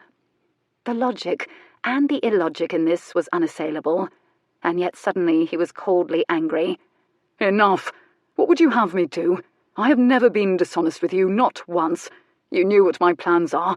You're right, Miss Vale, in that our lives have been very different, and in much the same way as I cannot imagine what it was like for you to endure St. Giles, it's clear you can't imagine what it's like to be part of an ancient family, how important it is to me. My life isn't entirely my own. I rebuilt my family name and fortune. Marriage can never be a thing of whim for a man like me. My family history, my legacy, the people who rely upon me, these are not small things, Miss Vale. They are the very roots of my life. They are my blood. They are everything." She'd gone stark white, but 2 hot pink spots high on her cheekbones betrayed her fury. "A thing of whim," she drawled. "I'll thank you not to mock what you clearly don't understand." He was cold, cold, Lord Ice. "You cannot fit everything neatly into boxes." "Oh, is that so?" He gave a short, sardonic laugh. "I cannot tell you how much I appreciate my continued education at your hands, Miss Vale. But here is the thing you, in all your cleverness, fail to recognise. You believe I should compromise everything I am and everything I want because some things don't fit neatly into boxes. And yet you're so self-righteously bloody unwilling to do the same for me. Who here is the hypocrite?" She blinked, as if he'd flicked something hot into her face. He sensed quite rightly that if she'd had something to throw, he'd be wise and ducking right about now. "Do you know what I think?" He drawled it conversationally. "I think you're afraid. I think you'd rather run away from me, and how you feel and what you want to Africa. And why should I endure the company of a coward?" She reared back, as if he'd struck her.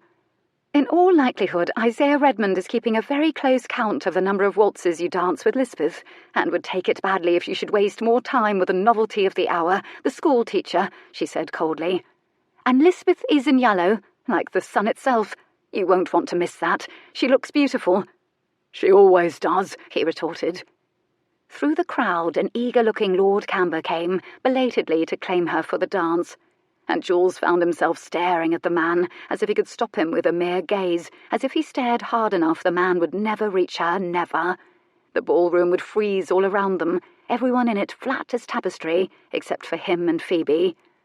And then he would take Phoebe into his arms and persuade her in a dozen ways, with his arms, his lips, that what she wanted was him, no matter what, no matter how, forever. But he'd never before encountered a force of will quite like hers. It was inconceivable that he would not be getting precisely what he wanted, because he invariably did. His pride was a raw wound. He felt like a bear in a trap. "Adieu, Lord Dryden." She sounded as though she meant it.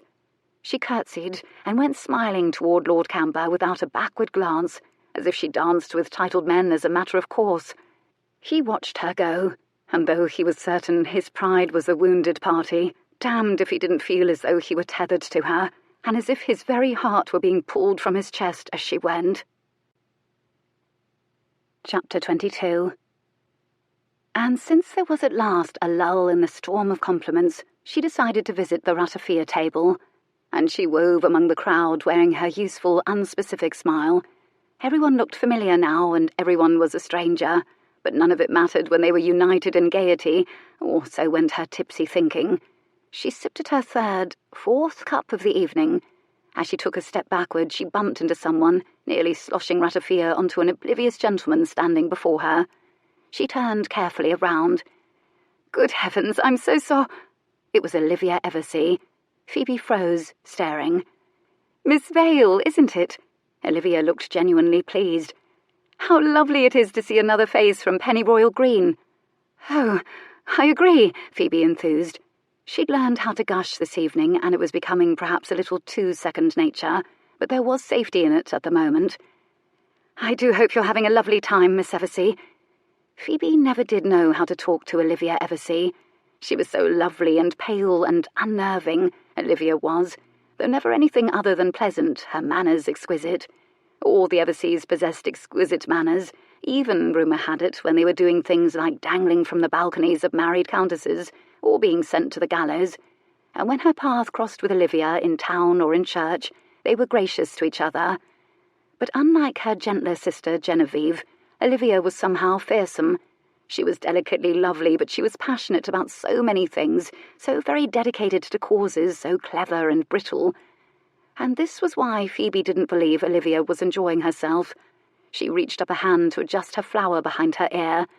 Olivia went motionless. All the colour fled her face, and she stared at Phoebe's arm as though it was a snake. "Miss Vale, where did you get those gloves?" "Oh." It was as shocking as a knife attack. The backs of Phoebe's arms went cold, and a ringing started up in her ears as she was pinned, surely as an insect to a board, by Olivia's brilliant gaze. She was entirely sober in an instant, and as lying didn't come naturally to her, she hesitated too long before answering. No matter what, she was certain Olivia would know she was lying anyway, so there was no point in attempting otherwise. How did she know? "Where?" Olivia's voice was hoarse now, insistent. She looked ill. "Who gave them to you?" The crowd eddied around them, laughing too loudly, reaching for more ratafia, toasting each other, noticing nothing amiss about two frozen women staring at each other like animals about to lunge. What in God's name to say to her? What could possibly take away that raw hurt and fury and shock? "He never loved me," Phoebe managed, her voice a raw whisper. "Please believe me. He gave the gloves to me it was just because he couldn't have you." She would never really know. Lion was a man, after all. "I kissed him because I was flattered, and because I wanted to be kissed, and because he was a Redmond. He kissed me because he could, and because he couldn't have you." She'd heard the rumours about Olivia and Lion. It wasn't until she saw Olivia's expression that it became real to her, and it was disorienting, like seeing a myth come to life. She does love him. She wished for an instant she'd never allowed Lion to kiss her that night after the dart tournament behind the Pig and Thistle. 1 second later, she knew she would never, never apologise for it, for if she hadn't kissed him, she might never have known the difference between a mere kiss and the kind that created a universe comprised of two people. The difference, in other words, between kissing Lion and kissing the Marquess. She might regret Olivia's pain, but she would never apologise for a stolen moment of pleasure. The silence stretched untenably, but Phoebe knew it wouldn't have mattered what she said. Olivia's fine jaw had turned to granite. She gave her head a toss, and drew in a long, long breath, breathed out in a huff. Phoebe had the strangest sensation that she'd just borne witness to the birth of resolve. "Forgive me, Miss Vale," she said with admirable composure. "I'm certain it isn't your fault. I hope you have a wonderful time here in London." She laid a hand gently on Phoebe's arm, and she slipped into the crowd again and was gone. Phoebe stared after her, composure rattled. She looked down at her gloves, that whimsically given gift, and wondered how Olivia knew. It seemed not even being a Redmond or an Eversey protected one from the vicissitudes of love. She had that, at least, in common with Olivia. The thought held her motionless, despairing. "Oh, please allow me to fetch another ratafia for you, Miss Vale. Yours is nearly gone." She blinked. A young man, there had been so many this evening she could not quite conjure his name, was standing in front of her and beaming. "I should like that very much," she said. And she pushed away the notion that she and Olivia and Lion and the Marquess might never get what they wanted. The best way to forget that, and Jules, was ratafia and compliments and dancing. Jules danced with Lisbeth 3 times, enough to prime the pump of gossip, enough to give the broadsheets fodder, enough to satisfy himself that he'd paid an appropriate amount of attention to her, enough to convince Isaiah Redmond, should he indeed be taking note of his sincerity, because everyone knew the Marquess did nothing without a reason. The dances, the flowers, the rides in the Row were all paving stones set down along a path that would lead to matrimony. It was a dance everyone understood. Unlike the one where a young woman was flung across the dance floor and her partner fell to his knees. "What do you want, Lisbeth?" She looked startled. "Want? Do you mean like ratafia, or a little cake, or a new gown?" "No, I mean from life." She seemed to struggle with the question, as if she'd been given something too large to hold in one hand. "I'm not certain what you mean," she confessed apologetically. "What makes you happy?" "Do you think I'm unhappy?" She was trying to please him, he could tell, and he was very close to upsetting her with theoretical questions. He knew a moment of genuine fear, a swift stab of it, a vision of a lifetime with a beautiful stranger, one he could please with gifts and compliments, one who would make him proud and wealthier, but one who would never learn his language. "No, of course not." She still looked puzzled. "Do you want something in particular from life?" At least she knew enough to ask the question. But what he wanted was something he never, never would be able to tell her. He would lie in bed next to her for the rest of his life and never be known. "Yes," he said gently, resignedly. "There is something I want from life, and I hope very soon I shall be made even happier." It wasn't untrue, and he made sure he stared into her eyes when he said it, and she blushed prettily. His meaning was unmistakable. "Have you noticed, Jules? We've started a fashion." "We've done what?" This was startling. As if in answer to her question, some poor girl's partner just sent her spiralling across the ballroom while he fell to one knee, and someone planted on the periphery gave her a shove back in the opposite direction. "You see, a new sort of waltz. It's considered very daring, because everyone wants to be like us." He stared down at her, utterly nonplussed. "Lisbeth, you're aware that it was an accident, that I threw you across the room to avoid crushing your foot. I made a mistake." "Surely not." She sounded genuinely surprised and a little troubled. "You were just being too modest." "I am nothing of the sort," he said truthfully. "And no one has ever accused me of modesty. I do have flaws." "But even your accidents have style." "Lisbeth," he gave up. "I suppose it's in the eye of the beholder." He ought to know better by now, but when he said it, he watched Phoebe go sailing by in the arms of another man, who looked as though he'd just won £1 million, judging from his expression. Her flower was wilting, her dress was a bit crushed in the back, but her face was aglow, and she looked to be laughing. Envy was serrated, excruciating. He turned his head away quickly, back to Lisbeth, who had not stopped watching him for an instant. She'd followed his gaze. "What is in the eye of the beholder?" She asked it with an edge he failed to detect. "Everything is," he muttered. Jules slipped into the library, thinking perhaps he might find a crowd of gentlemen and a decent cigar and some stronger liquor, and of course he did. He might find conversation about horses and hunting and shooting, too, which would be soothing after the lashing his soul and heart had taken this evening. He wove through the cheerfully glassy-eyed crowd, through a haze of smoke, and helped himself to the brandy decanter, knowing his host wouldn't mind. He nodded to Gideon Cole, a friend and fine barrister, who rivalled the Marquess for smoulder in the eyes of the women of the Tor, and whom was leaning with the congenial Lord Kilmartin, the host, against the hearth. A grey-haired gent was bending Mr. Cole's ear, likely seeking out free legal advice. From across the room he toasted the Marquess with his own glass of brandy. Just as Lord Cambers strode into the library, flinging his arms wide. She danced with me. I just danced with the original. She gave me a waltz. How many of you can say that?" A chorus of cheerful, envious congratulations went up. "I swear I shall be the first to dance with her at the next ball," someone muttered. The original, Jules thought.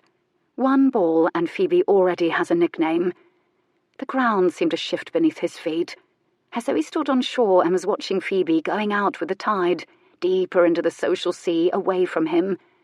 What if one of these men, less beholden to history, less shackled to land and family, were to seriously pursue her? What if she decided this was the kind of life she wanted after all? He was known for his coolness and control. Suddenly he wanted to hurl the glass of brandy across the room and watch it shatter, watch everyone jump, just like one of his temperamental mistresses. He must have been wearing a black expression indeed, because poor Camber intercepted it and flinched, and his smile evaporated instantly. He reached up and fussed nervously with his new forelock, wondering what he might have done to offend the Marquess. Jules considered scowling, just to frighten the young man good and proper. He turned away instead with effort, because at heart he was a gentleman and a fair player. Which was when he saw something curious. Waterburn and Dondre exchanged glances, Waterburn gesturing with his chin at Camber. Waterburn rubbed 2 fingers silently together, and Dondre sighed and rooted around in his pocket, came out with some bills and counted them out to Waterburn. It looked very like Waterburn had won a wager. Chapter 23. "Phoebe, wake up! There are bouquets down below for you. 5 of them. 5! Phoebe struggled to open her eyes. It was strangely difficult. She was wound in a thick black web of sleep. She succeeded after what felt like considerable effort. Well, now that she was awake, she immediately went very still, shocked and a little fascinated by the ghastly pain in her head. A drummer had taken up residence in her skull and was playing with relentless, steady skill. She opened her mouth to attempt to speak. Fur had grown on her tongue overnight. She felt a certain woozy fatalism. Very well, then. She would need to relearn how to speak. "How many bouquets?" She could still manage sarcasm, even if her voice sounded like a dry caw. 5! Marie and Antoinette bellowed, oblivious to sarcasm. Phoebe winced. Clearly, the Silverton sisters were more accustomed to nights like the one they'd just had than she was. She patted a hand across the bed, encountered Charybdis, still sleepy, fat and soft, then found another pillow. Ah, lovely, lovely, soft, cool pillow. She dragged it languidly over and slid it gently, gently over her face. "What time is it?" she murmured from beneath it. 11 o'clock in the morning, sleepyhead. Get up, get up, get up. You must see your bouquets and an invitation." "Invitation?" She sat up abruptly and gasped as her brain sloshed forward in her skull. Gah! She put her hands up to her head to hold it motionless. It was like a pendulum knocking about in there. "The maid is bringing up coffee, a whole carafe. That will put you right," Lady Marie said, sounding like a schoolteacher. The Silverton Academy of Debauchery, Phoebe thought. "So we can do it again tonight. Don't worry, you'll get used to it in no time." A carafe of coffee did indeed put her right, but she wasn't equal to breakfast. She watched in revulsion as the twins ate happily and gossiped about who wore what. Phoebe's bouquets were lined up on the sideboard downstairs. Lisbeth was studying them with an almost scientific fascination, as if she was witnessing an impossibility. The twins interpreted the bouquets, all of which were of the hothouse variety, and all of which featured flowers like the ones she'd worn in her hair, and their senders for her. "This one is from Camber, quite respectable, if a bit ordinary, heir to a viscount. Cheswick, a non-entity, a minor baron. Oh, whopping! Not bad. When did you meet him? Oh, I recall, the real Argosy. Ah, now you've credibility for certain, as he only responds to who and what is considered the first heir of fashion, dear. You are officially a success." Imagine that. Phoebe basked, bemused in the information. "Oh, and this arrived too. It looks like weeds someone plucked out of a field, and we were tempted to toss upon the fire, but a message arrived with it. No signature, mind you." Phoebe stared at the bundle. Something in her face must have silenced the room, for nobody spoke for a surprised instant as she gingerly took the weeds in hand. It was a bundle of sage wrapped in lavender ribbon. Bloody man. She slowly lifted it to her nose and closed her eyes. She pulled it away from her nose quickly as her stomach did an unpleasant lurch. She was still unprepared for strong smells. Her hands fumbled at the note and got it open. "You're wrong. I do know you." She wanted to crush it and hurl it at him, because he was right about her. Instead, she sniffed the message. It smelled like sage, too. She folded it tightly in her fist. "Is it witchcraft?" Lady Marie breathed. "They look like witches' herbs." "Oh, for heaven's sake, Marie!" Her sister rolled her eyes. "Well, look at that bundle of weeds." Marie was indignant. "I'm quite serious. The gypsy woman Leonora Heron, who camps near Pennyroyal Green, will cast a spell for a shilling or two, and they use herbs that look just like that. You could make a rival for a man's love disappear, for instance." "Can you?" Lisbeth and Phoebe said in embarrassingly quick and equally fascinated unison. The Silvertons were startled, and then their bright little pixie eyes went speculative. So I'm told," Lady Marie said after a moment, and studied her fingernails. "It's just a bundle of sage," Phoebe told them. "The sort you pack your dresses in to keep them fresh. Sent to me by a woman I met last night. I imagine she thought I would find it useful." She laid the bundle gently down next to her plate. She ought to burn it in the fireplace in her room. She knew that sage was used to purify houses of evil spirits in some cultures. She wondered if she could use it to purify herself of useless longings. As this topic of storing dresses in sage edged dangerously upon housekeeping, the Silverton twins changed it instantly.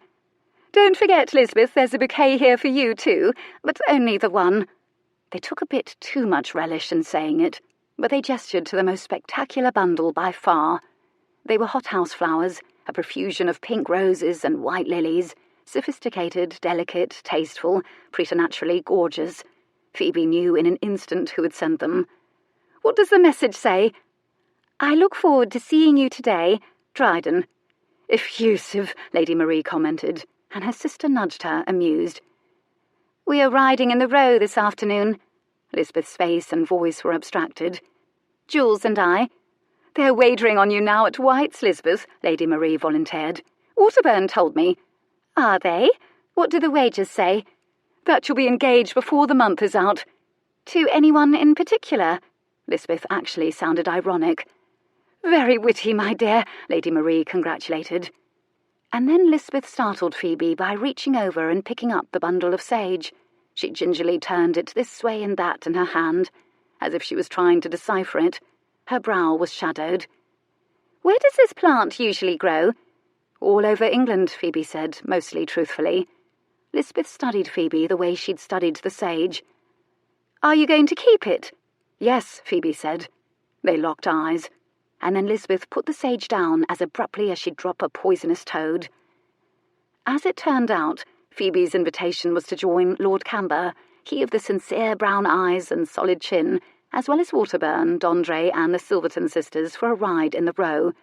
As she didn't ride, Phoebe would be treated to a trip in his high flyer. Lisbeth was generously included, but she demurred as she was going riding later with the Marquess, or Jules, as she referred to him at every opportunity. "I think I'll prepare myself for this afternoon," Lisbeth said finally, and excused herself from the table, snatching up her bouquet of roses on her way out of the brougham. An hour later, the doorbell rang, and Phoebe was nearly bounding down the stairs with the Silverton twins to meet Waterburn and Dondre. She was wearing her best day dress, which was a sort of faded shade of gold wool, and rather practical and demure, but she liked to think it looked well with her hair. Her boots had been so polished by the Silverton staff that she could almost forget the soles were wearing thin. "I've news, gentlemen," Lady Marie told Waterburn and Dondre with a sort of hushed glee. "Miss Vale received not one hothouse bouquet this morning, but 5. "You jest." Waterburn's mouth dropped open. He exchanged a look, livid with delight, with Dondre. "Never say I have competition." "I fear the whole of the ton is your competition, Lord Waterburn," Phoebe teased. "We shall fight Camber for you, or perhaps race him." Phoebe then watched as the men appeared to exchange money. Men, likely settling some sort of wager or loan, given that this was Waterburn. In the Row, Phoebe was goggle-eyed at the pageantry, and she didn't try to disguise it. The day was crisp and clear, and the Row was swarming with handsome people in handsome clothing perched on handsome horses, or driving beautiful carriages, calling to each other, waving and gossiping, in all likelihood as they passed. Camber's high flyer was an almost outlandish contraption, compared to the curricle driven by Waterburn, but she liked outlandish. She found it beautiful and very fast, both literally and figuratively. It told her definitively how Lord Camber defined himself and the set of friends with which he ran, and she didn't object in the least, though she found the contrast between it and her first impression of him rather striking. She sat beside him, wearing her glorious new bonnet, and felt like a queen, towering over the other carriages which were lowered to the ground. 2 shiny haunched bays pulled it. They weren't quite as striking as black geldings with white stockings, mind you. Nevertheless, "I've won several races in this," he confided, "and nearly £500. The amount made her head swim. "Well done," she decided to say when she'd collected herself. She noticed the heads of other riders swivelling toward them as they rolled by. She nodded regally from atop her perch as Camber called greetings. "And look, Miss Vale, everyone envies me because I'm with you." It was such an extraordinary notion, she didn't even care that, in all likelihood, Camber was with her because he wished to be envied. All afternoon she drank in admiration and envy like wine, until she was almost intoxicated enough to forget to crane her head for a glimpse of a man on a black horse with white stockings. Almost. An hour or so after the twins and Phoebe and the young lordlings had departed for the Row, whilst Lady Charlotte was dreamily working on her embroidery in the Silverton townhouse, Lisbeth working beside her, Captain Nelson the parrot began shrieking one word over and over. "Sage! Sage! Ferme la bouche! Sage!" Lisbeth looked up, startled. "Is the parrot shouting what I think he's shouting?" "He's shouting something about a monkey. He's telling a monkey to shut its mouth. Daft old bird. He'll stop in a moment. Never fear." Lady Charlotte continued embroidering. "Sage! Charlotte! J'ai faim!" He sounded insistent and shrill. Lady Silverton sighed, and settling down her embroidery and scooping Franz the dog up in her arms, as she scarcely ever made a move without him, she drifted down the stairs. "Good heavens, my dear Captain Nelson, what on earth is troubling—" She froze at the foot of the stairs. Clearly the poor parrot didn't know the French word for cat, but he'd arrived at what he clearly considered an excellent substitute. Charybdis was crouched below its perch, motionless apart from his fat, supple, switching tail, which was rather like a monkey tail. He and Captain Nelson were riveted by each other, their eyes locked with mutual fascinated antipathy. Charybdis was keening low in his throat, his eyes huge and as green as parrot plumage. The parrot was telling him to shut up. "Charlotte, sage!" the parrot squawked indignantly. It sounded very much like "I told you so." "Good heavens! Now where did that creature come from? We don't have a cat, although, my goodness, it's wearing such a pretty bow, now isn't it? Here, puss, puss." Lady Silverton stepped off the stairs and had just put her feet on the marble of the foyer when, gruff! Franz made a heroic leap from her arms, looking like nothing more than a flying squirrel. It was his first ever break for freedom. He landed on the marble, and for a few seconds his claws scrabbled futilely for purchase, and he slid sideways. When he finally managed to correct his course, he made straight for Charybdis. Yap, yap, yap, yap! Charybdis sat up interestedly from his crouching position. Likely he thought Franz was just a noisier-than-usual rodent. Smack! Charybdis landed a blow to the snout, sending silky, slippery Franz spiralling across the floor like a weather vane in a stiff wind. "Oh, oh, oh!" Charlotte squeaked, futilely trying to snatch him up again. Franz finally lost momentum, righted himself, staggered forward, and, blinded by his own hair, ran confidently into Captain Nelson's perch, which rocked violently to and fro. "Merde!" the parrot shouted with dignified disgust, and he flapped across the room to land on Charlotte's shoulder, which is when the doorbell rang. The footman, apparently inured to chaos, opened it, and Charybdis, perhaps smelling something alluring from his wild kittenhood, and perhaps with a cat's loathing for confinement and passionate love for an open door, was out of the house and down the stairs like a musket shot. "What the devil was that?" Jules stood in the doorway, dressed for riding in the Row. "Why, it was a cat, Lord Dryden, if you can countenance it," Lady Charlotte said. though my parrot seems to think it was a monkey. Isn't he funny? Singe, he said over and over. We don't have a cat, at least not that I can recall, so I cannot for the life of me tell you how it got in. Jules swore something so heartfelt and profane that Lady Silverton gasped and crossed herself and snatched Franz up as though he was a talisman, and he turned and bolted out the door just as fast as Charybdis had. "Did you see which way the cat went?" Jules asked the footman, who at first was speechless when confronted with the sheer force of the Marquess's presence, at last mutely pointed to the left. Jules ran for it. The cat could have crossed the square by now. They were quick and slippery little beasts. It could have slipped through the gates into a garden. They were lithe as wraiths. It could have leaped aboard a hack and could very well be on its way to the docks by now. It was a cat. It could be anywhere. He halted deliberately. For that was no way to think, for a man who made decisions and choices with precision. It would be, he decided, where he found it, when he found it. He was distantly aware he was leaving, muttering in his wake, the breeze from his swift passage practically lifting the tails of waistcoats and blowing the hats off the heads of men passing by. He heard stifled, amazed laughter, just the once. He was aware he'd abandoned Lisbeth, and he would in all likelihood be late for a critical meeting with Isaiah Redmond at White's. They seemed frivolous concerns in the moment. He stopped passers-by again and again with the same question. "Have you seen a cat wearing a blue bow? Striped, has lots of hair?"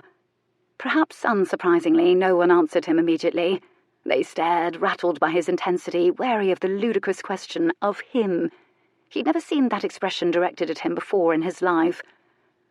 "Have you lost the waiter then, Lord Dryden?" one man asked, who clearly recognised him and would likely gossip about it. Jules scowled, which caused the man to take a step back. "Would that I knew where your pussycat has got to, Lord Dryden," he said fervently, and backed away. Jules heard no after no after no. The sun was lowering. A benign amber began to spread over the buildings, gilding wrought-iron gates, setting windows to dazzling. He looked toward the horizon, and he cursed it, threatened it. By God, he would intimidate the night from falling before he found the cat. He was breathing heavily by the time he touched a stocky gentleman in a cheap blue coat on the shoulder. "Have you seen a cat wearing a blue bow? Striped, has lots of hair?" The man didn't even blink. He looked almost pleased to at last have been asked. "Aye, that I did. It was having a bath out here, and I stopped to try to pet the wee pretty bugger, and he just kept running. He went that way, your lordship, like a streak he was, 5 minutes ago now." He pointed toward the mews of the townhouse nearest them. "Bless you." Jules planted a kiss on the shocked man's shiny bald head and tore in that direction like the hounds of hell, or at the very least a Pekingese were in pursuit. And then he came to an abrupt halt, because there was indeed a furry creature of some kind, upside down, all 4 limbs in the air, sprawled on its back in the mews. It was wearing a blue bow. Oh, God! His heart sank. From the looks of things, a horse and carriage had knocked into it, perhaps stunned or killed it. Grief and disappointment sickened and stunned him. He put his hands to his head. He couldn't bear telling her.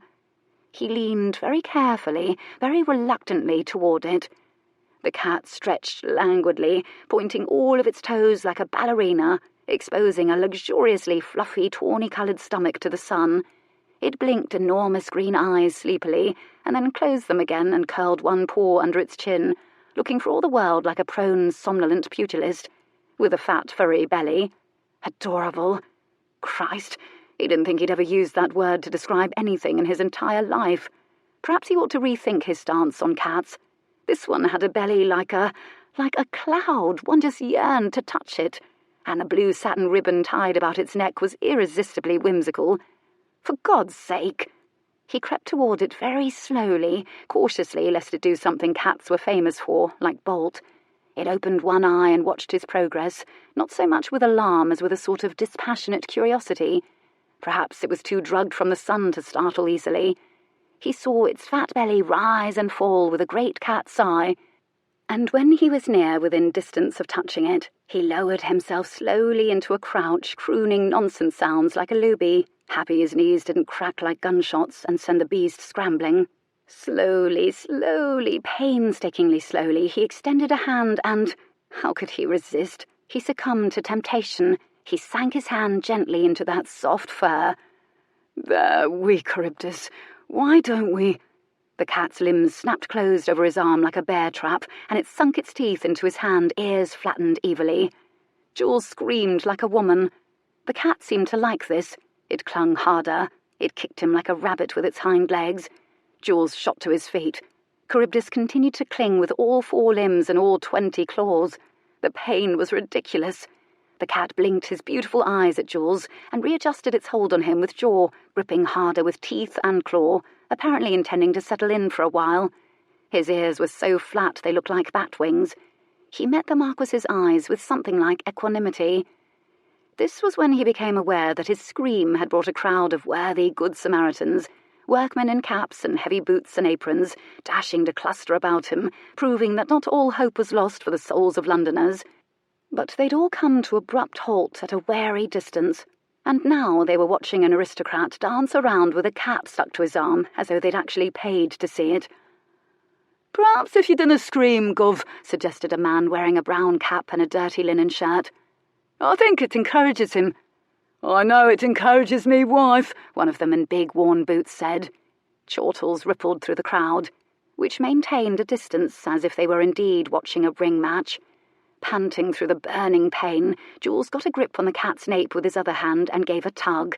Charybdis's eyes went wide with indignation. One of the cat arms magically loosened enough to take a wild swipe across his torso. An impressed roar went up. "Gentleman Jackson has naught on that wee puss." The bloody animal had stripped him through his linen shirt. It burned like mad. He could just imagine the blood welling. "Oh, get him, puss, puss!" someone shouted cheerfully. Jules was indignant. "I've another cat you can have, your lordship. Will na fight back. I fear this one will best you, wee bow and all." Inevitably, the wagering began. "I've got a fiver on the gov. My blunt's on the wee puss." Much energetic shouting ensued. The cat's eyes brightened. He adjusted his grip on the Marquess, as though he'd only just begun to fight. "Will any of you help?" The Marquess supported the cat's furry, pliable spine with one hand and hoisted him up a bit, as it hurt less when the beast wasn't hanging. An extravagant plume of a tail swished violently, thumping him in the ribs. It was very soft. "Well, you see, your lordship, we're not certain of your goal," said the man in the cap. "It is the beloved pet of a lady, and I wish to return it to her, alive. I wish to extract it from my— oh, God!" he hissed a breath. "Flesh. Does that make it any clearer?" The blue satin ribbon had come undone and was dangling almost rakishly like a cravat. "You have no choice in the matter now, do you? I think the wee beast is permanently attached to you." "Oh, no lady should have a pet like that, sir. I've a badger what'll suit. We can put a wee bow on it too." The comedy team of cap and boots had everyone laughing merrily again. "On the contrary," Jules said grimly, "it suits her perfectly. I'll give £1 to each of you if you help me extricate this beast from my skin without harming it." Money turned the conversation serious. Swift discussion regarding strategy and payment ensued, and Charybdis proved no match for 3 men who managed to so carefully pry its claws from Jules's arm. And when a kipper was produced from one man's packed meal, Charybdis was finally persuaded to trade his bite of the Marquess's arm for fish. Fish had been the downfall of many a determined cat. Bleeding and punctured with a variety of little holes, the Marquess now held the untenable, fluffy, preternaturally strong cat in his arms like a spring lamb, firmly but without squishing it. Its limbs paddled futilely below his crossed arms, but his bare flesh was out of snapping reach of the feline's jaw. Charybdis finally seemed resigned to his fate, and settled in more or less comfortably, almost agreeably, and ceased thrashing. One might have thought he was the picture of the content feline. Apart, that was, from an occasional unearthly malevolent yodel that seemed to begin in the depths of his body before it emerged from its mouth. It had the men who'd helped him crossing themselves and backing away uneasily. "Keep your pound notes, Gov, and best of luck to you now. I suspect the young lady in question lives in Hades, as that thing is demon spawn in a bow, and as there's hope for my salvation yet, so I will not be taking your money." He bowed and spun on his big boot heels and hurried off as fast as his sturdy short legs could carry him. But the others extended their palms. which is how Jules gave away his available cash and had none for a hack to get him to White's, or to any place else for that matter. He had no choice, and so the Marquess Dryden walked to White's with an intermittently yodeling cat in his arms. Chapter 24. How long ago? Phoebe's limbs gave way, and she sank down onto a settee and stared blankly into the parlour. She'd returned from her exhilarating ride in the Row on a sunny day to the end of life as she knew it. Charybdis was gone. An hour ago or so, right out the door he went after molesting the parrot. Having delivered her news, Lady Charlotte drifted out of the room again, dog tucked under her arm. One of the maids likely left your chamber door open. We shall fire all of them, Lady Marie assured Phoebe. Good God. That won't solve it, Phoebe said dully. It might be amusing to do anyway, Antoinette suggested to her sister. It would certainly put the fear of God into the rest of the maids. Phoebe looked up at her, astounded and not entirely certain she was jesting. We'll get you another pussycat, Marie patted her knee. Phoebe turned her head slowly, incredulously toward Marie. It was her nightmare to be stripped this vulnerable in front of these people who thought a cat was like a police and could be replaced by placing an order somewhere. Her palms were ice, her stomach a cauldron of misery. I have to go looking for him. She stood up, sat down, stood up again. She, who fancied herself so strong, felt cut off at the knees and panicky as a child. Who knew that all that remained between her and helpless devastation was a cat? He could be anywhere by now, Marie soothed. You must be a joy at funerals, Marie, Phoebe said tightly. Antoinette frowned faintly at her sister, then shrugged. It was clear that they hadn't a notion what to do about this sudden interjection of a dreary minor chord into their gaiety. Lisbeth drifted into the room and came to an abrupt halt, as though she'd noticed a stench. Clearly the atmosphere was funereal. What in God's name happened? Phoebe's cat left, Lady Marie explained. Phoebe jerked her head up. Left? For God's sake, it wasn't as though he boarded a hack bound for Drury Lane. He seems to have escaped from my room and run out the front door. Ah, she realised. And here it was. In fairy tales and myths, some terrible sacrifices endured for wanting the forbidden, the out of reach. Please not Charybdis. Please, please, please. Someone must have left the door to your room open, Lisbeth said mildly, searching out a reflective surface in the room to nervously admire her reflection. A maid, most likely. Phoebe looked up at her slowly then, and knew. Lisbeth's head inevitably drifted back around, drawn by the force of Phoebe's stare. They stared at each other so long that the Silverton sisters began to shift restlessly. You have everything, Phoebe thought, and still you feel so powerless that you had to best me somehow. You had to take my cat from me. You'll have Jules in the end, and still... I hope someone finds your cat, Lisbeth said very kindly after a moment, her stare very fixed. You'd best. Phoebe still hadn't blinked. Gratifyingly, Lisbeth paled and dropped her eyes. If nothing else, she wanted Lisbeth to worry about sleeping under the same roof with her. Lisbeth cleared her throat. Jules is late for our ride in the Row. I hope nothing befell him too. Jules, Jules, Jules, Jules. How Lisbeth loved to use his name. Use it all you want. Marry him. He'll never really be yours and you'll never know it. Or maybe you will. Lady Silverton drifted into the room again, frowns in her arms. He seemed happy to be safely back in the harbour of the woman's arms and not down on the vast, treacherous sea of marble. Oh, my dear Miss Redmond, I see that you're dressed for riding. I neglected to tell you that the Marquess was here momentarily, but he dashed out again. Is he afraid of dogs by any chance? Because I fear Franz was barking when he arrived, and he turned around and ran right out the door. It seems everyone is fleeing our townhouse today, Lady Marie chirped.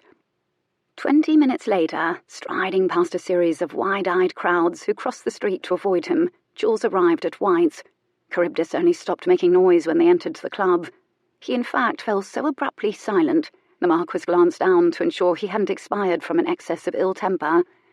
But no, the cat was looking around curiously with those big, intelligent green eyes, for all the world like a prospective member who found the place wanting. Jules ignored the footman who reached out for his coat and hat, then retracted his hands in shock, eyes bulging when he saw Jules's bundle. And as he strode through the place, the cat's fat tail continued switching, which helped clear the omnipresent layer of smoke. The tail smacked right into Waterburn as he strolled past. "What the devil?" The blonde giant swiveled, looking ready to call someone out. His eyes widened. "Handsome beast," he said to the Marquis in his usual tone of reluctant admiration. "How much did you pay for it? It's surprising what can be had for no cost at all, Waterburn. Why don't you pet it?" Waterburn stretched out a hand. Meow! Multisyllabic, operatic, blood-chilling. It was the sound of a hungry, angry, treed panther preparing to fling itself down onto unsuspecting humans. Colonel Kefava shot bolt upright, eyes wild. "Fetch me my blunderbuss at once, Haji," he bellowed. "That demmed tiger ate those villagers. We'll get him this time." He blinked a few times, then slumped and surrendered again to the arms of Morpheus. It was safe to say that everyone in White's had frozen in mid-motion, had lowered newspapers, had paused their drinks on the way to mouths. Even the steam seemed to cease curling from teacups. Jules would not have been surprised to learn if later one of the gentlemen present wet himself. Eyes, every last pair of them, were on the Marquis and his cat. The Marquis calmly strode past a frozen Waterburn to where Isaiah Redmond sat. He was equally as riveted as the rest of the club. Jules's wounds were beginning to itch. Damn cat. In the strange silence, his voice seemed to ring as if he was orating. "My deepest and sincere apologies, Redmond, but I fear I must delay our appointment. I've an urgent errand." He gestured with the cat, as if this was self-explanatory. "Certainly," Redmond said after a moment. To the cat, not to the Marquis.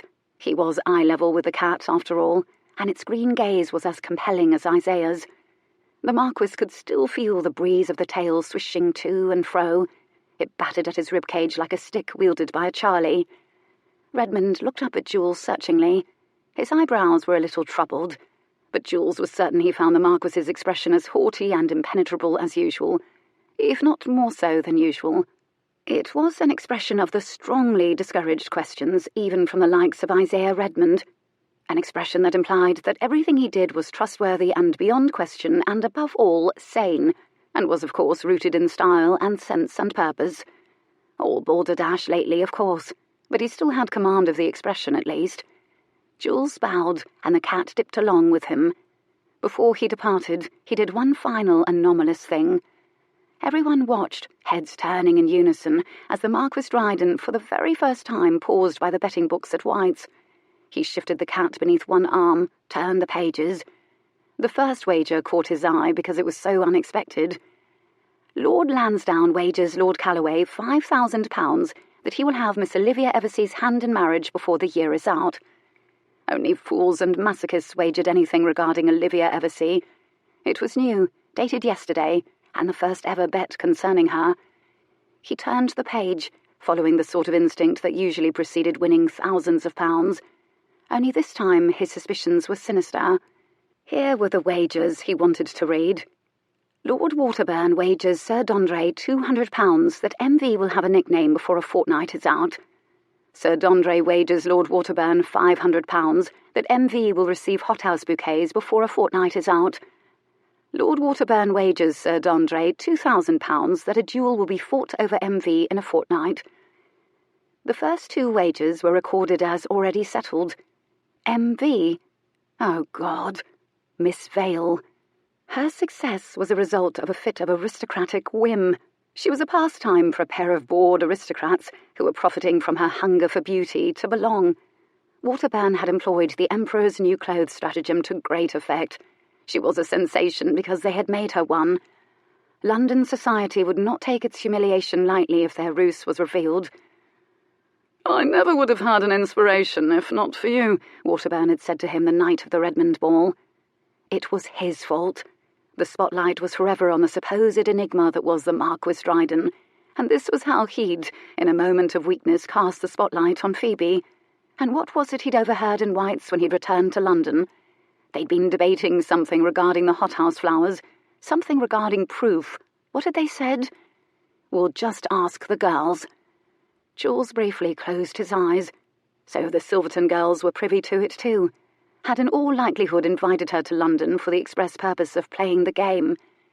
He stood motionless in the silent club, transfixed by the casual evil of those little bets, the cat's tail whapping against his ribs. And he turned slowly around again and fixed Waterburn and Dondre with a gaze so calmly, uncompromisingly black and searching it lightly withered the leaves remaining on trees all the way in Holland Park. The cat gazed green at them. "Interesting wagers, Waterburn," his voice fair echoed in the room. Waterburn fidgeted, but then he managed to hoist a pair of fair brows in mock innocence. "I dislike dull wagers, as well you know." Jules took some comfort in the conviction that the notion of a duel was absurd. The Bloods of the Ton often behaved like sheep, but he couldn't imagine anyone rash enough or bored enough to shoot each other over Phoebe Vale, at least inside a fortnight. She would, of a certainty, be ruined if a duel was fought over her. But she was leaving for Africa. He stared an inscrutable threat at Waterburn, a threat he didn't dare voice, willed it to sink into Waterburn's very bones. And he thought of Phoebe's glowing face and her laughter, and he said a prayer, and he wasn't a praying man. May she never learn of these wagers. And then he swiveled and exited White's, winding out through the frozen statuary of the crowd. Beneath his arm, a fat, fluffy tail continued switching to and fro, to and fro. It smacked the hand of one of the footmen as he manoeuvred past bearing a tray of port. "Oh, soft," the footman exclaimed, and smiled. A murmuring went up and became a buzz after the Marquess departed. Waterburn doubled back to pull a chair up to a table where Dondre sat, turned it around and sat with his arms folded over the back of it. "Why a blue ribbon, do you suppose? I should think it's part of his family crest, the colour blue. Perhaps it's a message about fidelity. Blue is for fidelity, after all. Why does he have a cat at all?" And so they discussed the Marquess Dryden with the intensity of conspirators against the crown. Chapter 25. Since he couldn't very well walk back to his townhouse, which was closer to White's than the Silverton townhouse, and he couldn't go to the Silverton townhouse, though his horse was even now stabled there because of Lisbeth, whom he'd abandoned in mad, reflexive pursuit of a cat, he flagged a hackney and gave the driver his direction. He wanted to be alone with Phoebe when he returned the cat to her. Nothing else mattered right now, and he suffered from impatience because he could feel her suffering as surely as if it was his own. It howled across his nerve endings. And so he tolerated the ruminative, cheekily amused stare from the gap-toothed bloke atop the hack. £5 for a to-and-fro journey. I'll pay you when we arrive at my townhouse." The driver skimmed the Marquess with an up-and-down glance, took in the hat, the Hobie boots, the coat, the buttons, the cat, and then settled, riveted, upon the expression on the Marquess's face, whereupon his smile faded and he shifted in his seat. "At your service, Gov. But that beast best not piss in me hack." Oh, God. Jules hadn't even considered the possibility of pissing. "Worse things have happened in this hack, I would wager my life on it." 15 minutes later, during which Charybdis seemed to doze in his arms, he at last stalked up the stairs of his townhouse. Marquardt, who'd seen through the window the arrival of a battered hack and the disembarking of the Marquess, greeted him at the door. Jules shifted a now sleepy Charybdis beneath one arm like a parcel. Marquardt followed the motion, eyes wide and fascinated, as though his head were leashed to the cat. Jules began issuing orders. "Send that hack below straight away to the Silverton place on St. James Square. Tell Miss Vale it's urgent she come. I have her cat. Are we to compose the ransom note to send along too, then, sir? Would you like to sign it, or shall I spend some time cutting out letters from the newspaper and affixing them to a sheet of foolscap? How much am I paying you to be witty, Marquardt?" "Not nearly enough, my lord. Just ensure it's done quickly and that the message is delivered verbally only to Miss Vale. What if she possesses the wits to refuse to board a carriage that hasn't a crest? What if she isn't in? Ah, this is what I pay you for, Marquardt. Tell her. He couldn't very well send his own carriage or a message sealed with his own seal or written in his own hand into the Silverton household, particularly since Lisbeth was in residence and he'd abandoned her. Tell Miss Vale she'll think twice about ever wishing to throw a humidor at me once she sees Charybdis." Marquardt listened sympathetically, nodding and nodding. He was clearly reviewing the words over and over in his head.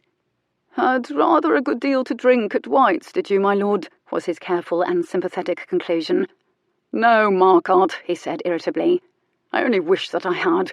Have that message delivered to her, word for word. She'll understand it, and do it now. And if she isn't in—" Charybdis, bestirring himself and finding himself in new surroundings, growled low in his throat. Even Marquard blinked and paled. "Pray that she is." A quarter of an hour later, the driver, who'd rehearsed his cryptic message all the way to St. James Square, delivered it personally to Miss Vale. It had taken some negotiation with the stuffy, liveried fellow at the door before Miss Vale was fetched, however, which was insulting. Time was money when one drove a hack, and unfortunately, as if they were moons in Miss Vale's orbit, two astonishingly clean, identically lovely women appeared behind her, followed by another one who looked like a painting, she was so pretty. They refused to budge.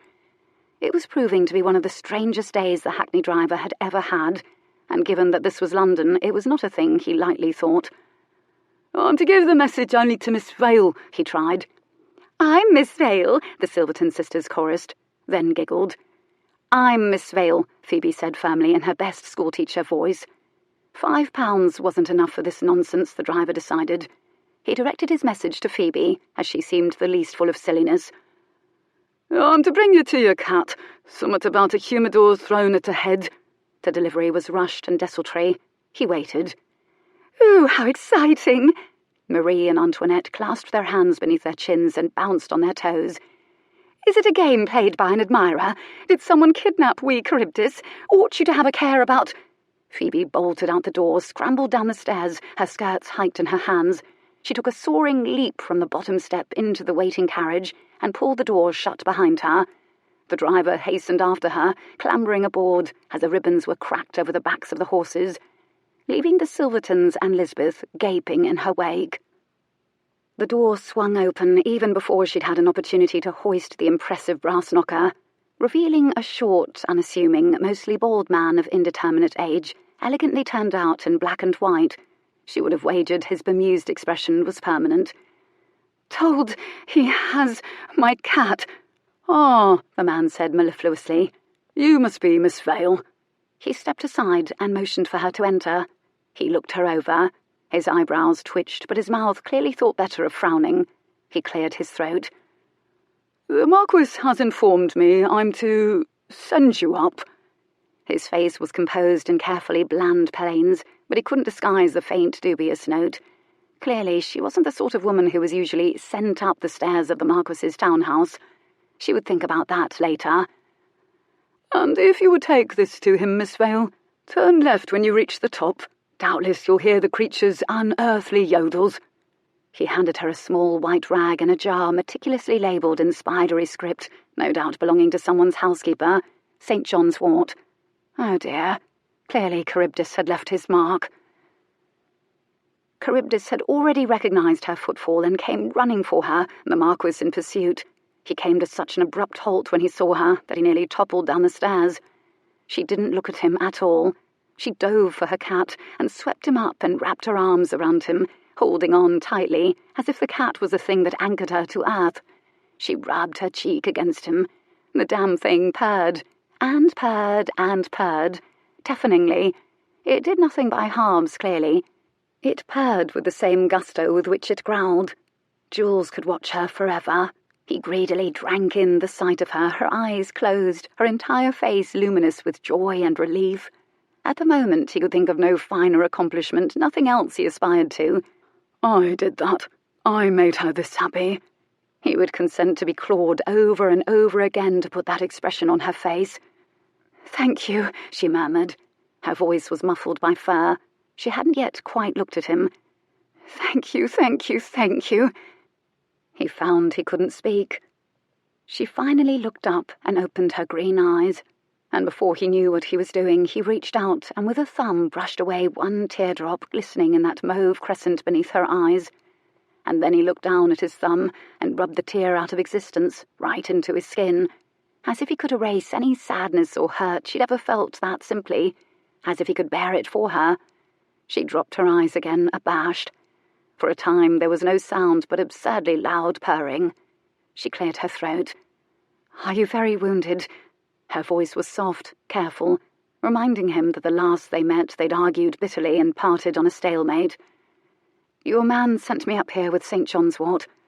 Do you know," he mused, "I've been bayoneted before, but the Frenchman wielding it didn't go on stabbing me. This creature is possessed. I would send a message to the Archbishop. Perhaps he knows of an exorcist." She was struggling not to laugh. "Possessed of tiny teeth and claws."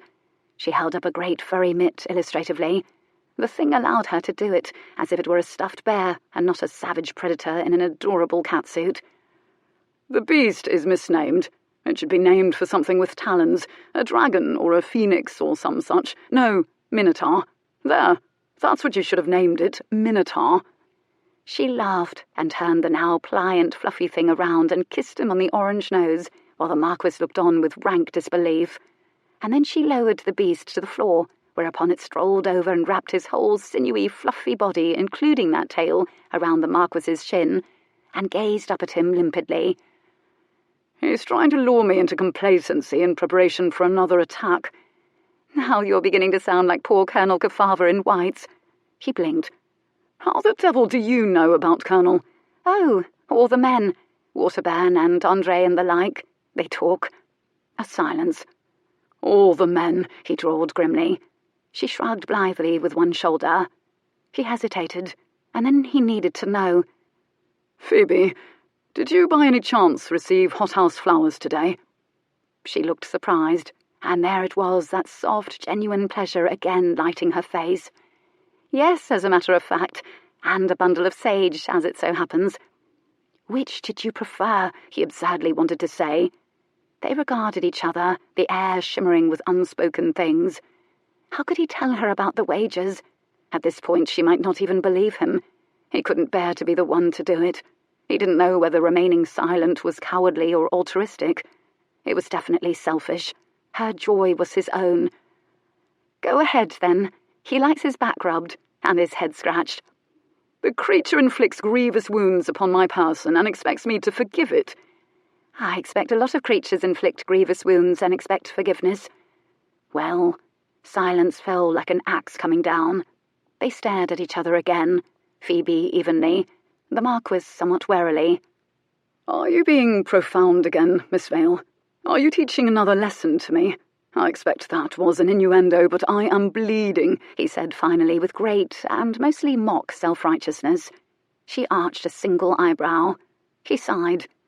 "If you are going to use an eyebrow—" He bent down and dutifully scratched Charybdis on the top of his head. The cat launched into a fresh bout of purring and rotated his head to and fro so Jules could scratch beneath his chin. The Marquess was disgusted. "Mad, mad, fickle beast," he crooned as he scratched. He stood again, and Charybdis slinked under the bed, having satisfied his urge to be fussed over. They were silent. Without a cat as a buffer, he wondered what there was left to say. "Did it hurt terribly? The bayonet?" Silly question, they both knew. But he knew when he looked in her eyes that she wanted to undo his wounds the way he wanted to undo hers, that she suffered from the very notion that he had ever suffered. "It hurt," he said simply. "For a time, and then it healed." She'd gone paler. She pressed her lips together, drew in a sharp breath. "Would you like to see my scar?" he tried. She bit back a smile. "I'm certain that sentence has worked on innumerable ladies." "Not innumerable. I can enumerate them." She was smiling in earnest now. "I'm terribly, terribly sorry Charybdis hurt you, but I'm more grateful than I can ever say." He simply nodded. And then she asked the most critical question of all. "How did you find him?" He opened his mouth, then paused, clearly considering his answer. "The creature was sunbathing in a mews, on its back." He said it gruffly, turning away from her toward the window, where the lowering sun was aiming a final, potent golden beam. The sun nicked sparks of red from his hair, and she knew for certain. He'd bolted out the door in search of her cat. He'd abandoned Lisbeth and his dignity for her, again. She was making a hash of his life. He turned back to her, his face inscrutable, apart from two faint furrows across his forehead. He turned to her with something like bemused entreaty on his face. "Save me from myself." "Jules," she whispered his name like a prayer of thanksgiving. She laid a hand softly against his cheek before she even knew what she was doing. She remembered her first glimpse of that fascinating intersection of angle and hollow. She hadn't yet kissed him then. He hadn't been a person to her then, but a series of myths perpetuated by the broadsheets. Lord Ice. And now she knew how it felt when it was chilled, sandy with the beginnings of his beard, when he'd kissed her during their waltz. Tentatively, almost experimentally, he turned his face into her hand and raised his hand to cover hers. And then he sighed. She watched, mesmerized, the swell and sink of his broad shoulders with his breath, as he surrendered, momentarily, the weight of everything to her, and to the tenderness of her touch. Two people unaccustomed to taking comfort or giving it, and she was so afraid they would only ever find it in each other. He closed his eyes. She took the opportunity to hoard details about him while his eyes were closed. The emphatic dark slashes of his eyebrows, lashes shuddering on his cheeks, a scar, just a nick of a white line near his jaw. This moment, this tenderness, was far more dangerous to either of them than passion. Her heart felt swollen. It wanted to open, to go to him. She kept it bound and tethered of necessity. He couldn't be trusted with it. "You are such an idiot," she murmured. His eyes snapped open in surprise, then narrowed. "You might live through this if you apply the St. John's wort." She managed to be brisk. He stared at her, assessing the change in tone. His jaw was set. "Very well, then." With startling alacrity, he unfastened the buttons of his shirt and shook it off his shoulders and flung it onto the bed, very much like someone throwing down a gauntlet. Oh, it was like a blow. She stopped breathing. Instantly, her head floated off high above her body, and heat rushed her limbs and her knees. Well, they melted. She was grateful for her long skirts because they disguised the sway nicely. "Too sudden," he challenged. He shoved both hands through his hair and pushed it back from his forehead. She watched the play of muscle, complex and poetic and heart-stopping, slide beneath his fair skin as he moved. The seam of dark hair that bisected the planes of his chest and disappeared tantalizingly into the top of his trousers, and cried out for a tongue to follow it downward. The eloquent curve of his shoulder, every valley and angle and slope, seemed designed for a hand to trace. He still had a bruise on his forehead. It had acquired a greenish cast, but half of it was still purple. Her voice was a thread, but still she managed to sound acerbic. "I believe it's the devil's job to tempt me, not yours." "And the difference between the devil and I would be?" "None that I can detect." She opened the jar of St. John's wort and dipped her fingers in. "Show me where it hurts." This was bravado. She wasn't certain she could touch him without surrendering completely. And now he was the one who looked uncertain. His bluff had been called. But finally, like a boy, he tentatively extended his arm. She saw a few puncture wounds with bruised edges, puffing up a little now. She touched them gently. "I'm terribly sorry he wounded you." He shrugged nonchalantly. He seemed to be holding his breath. She touched gentle fingers to each little wound. "Better?" she asked. He simply nodded. "And here," he said softly, pointing to his chest. She hesitated. For a fraught moment, her finger only hovered close to his skin. The space between her skin and his seemed to heat. And then she moved. She lightly touched him, drew her finger across the beads of blood dried in a perfect little arc across his chest. A violent little rosary, left by a little cat whose reflex was to defend himself. When Jules hissed in a breath between his teeth, it felt like bands of steel going taut beneath satin. Her finger was trembling. She slowed it, and then stopped. Oh, God! It was no use. It was all she could do not to close her eyes. Her senses were swamped. Sight was suddenly an intrusion. All she wanted was to lose herself in the feel of him. And then she did close her eyes. For a moment, all she heard was breathing, hers and his, a subtle storm. She could feel his heart beating, the steady thump of it beneath her hand. "Go on," he whispered into the silence. "Do whatever you want to do, Phoebe." She hesitated only a moment more. And then with one finger she traced delicately, wonderingly, slowly, the defined planes of his chest, following the path etched by the swell of his muscles. Gooseflesh lifted the hairs on his arms, and his nipples became little hard nubs. She fanned open her fingers and dragged her nails lightly, lightly over them. His breath snagged in his throat, and his head tipped back. The sound was as erotic as a tongue applied to the back of her neck. Tension thrummed in him. His skin was fever-hot. Her own breathing was more laboured now. She opened her hands, dragged them lightly over the swell of his chest, greedy for, wondering at the feel of him. She lingered over his heartbeat, a gratifyingly rapid bass drum inside him.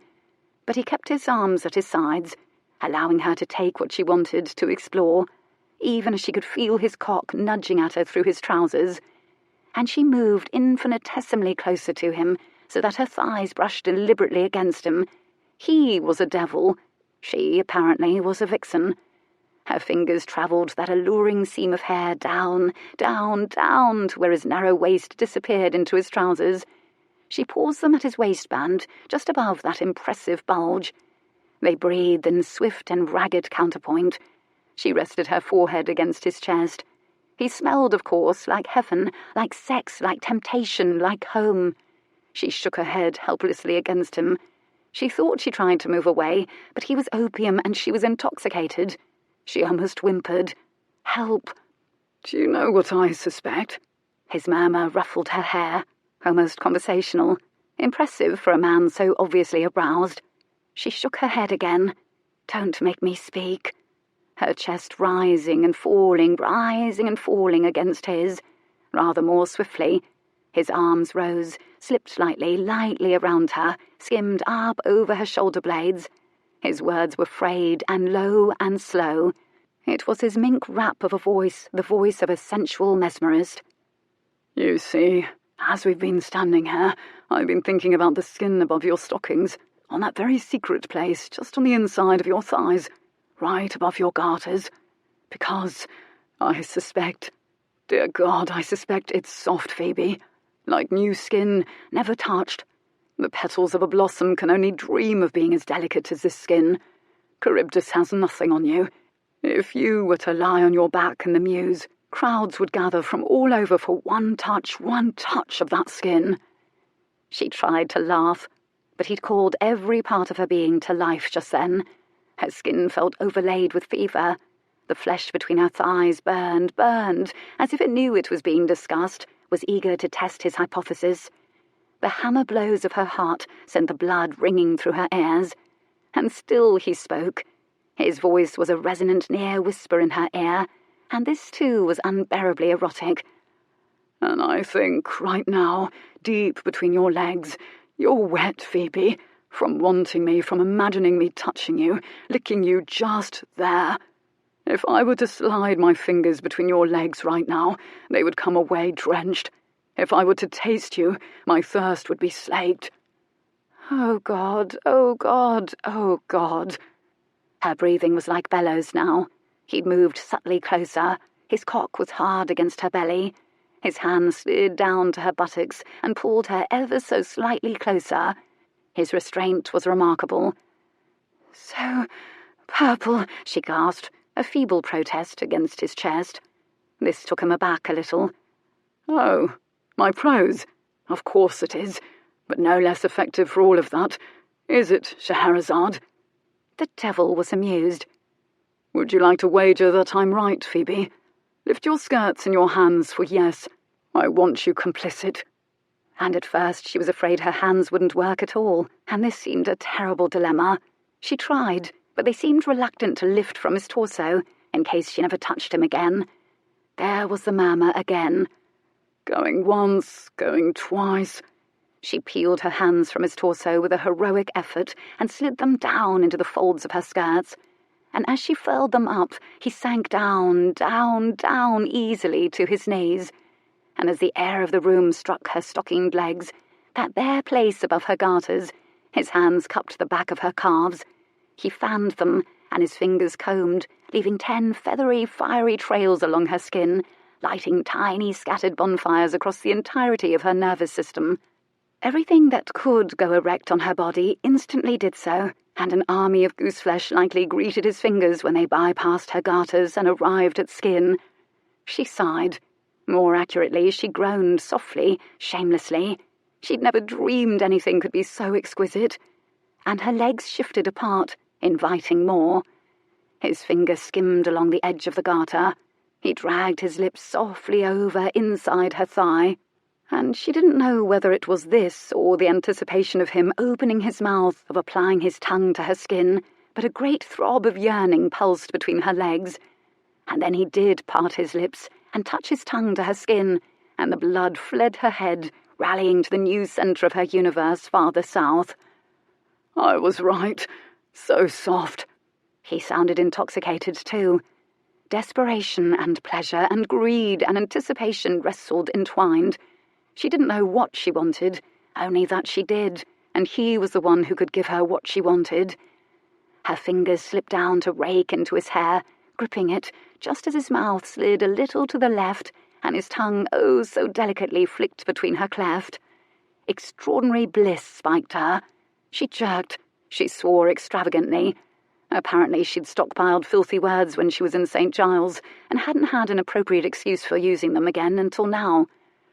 You are incredible, and since I was right, I win, he murmured.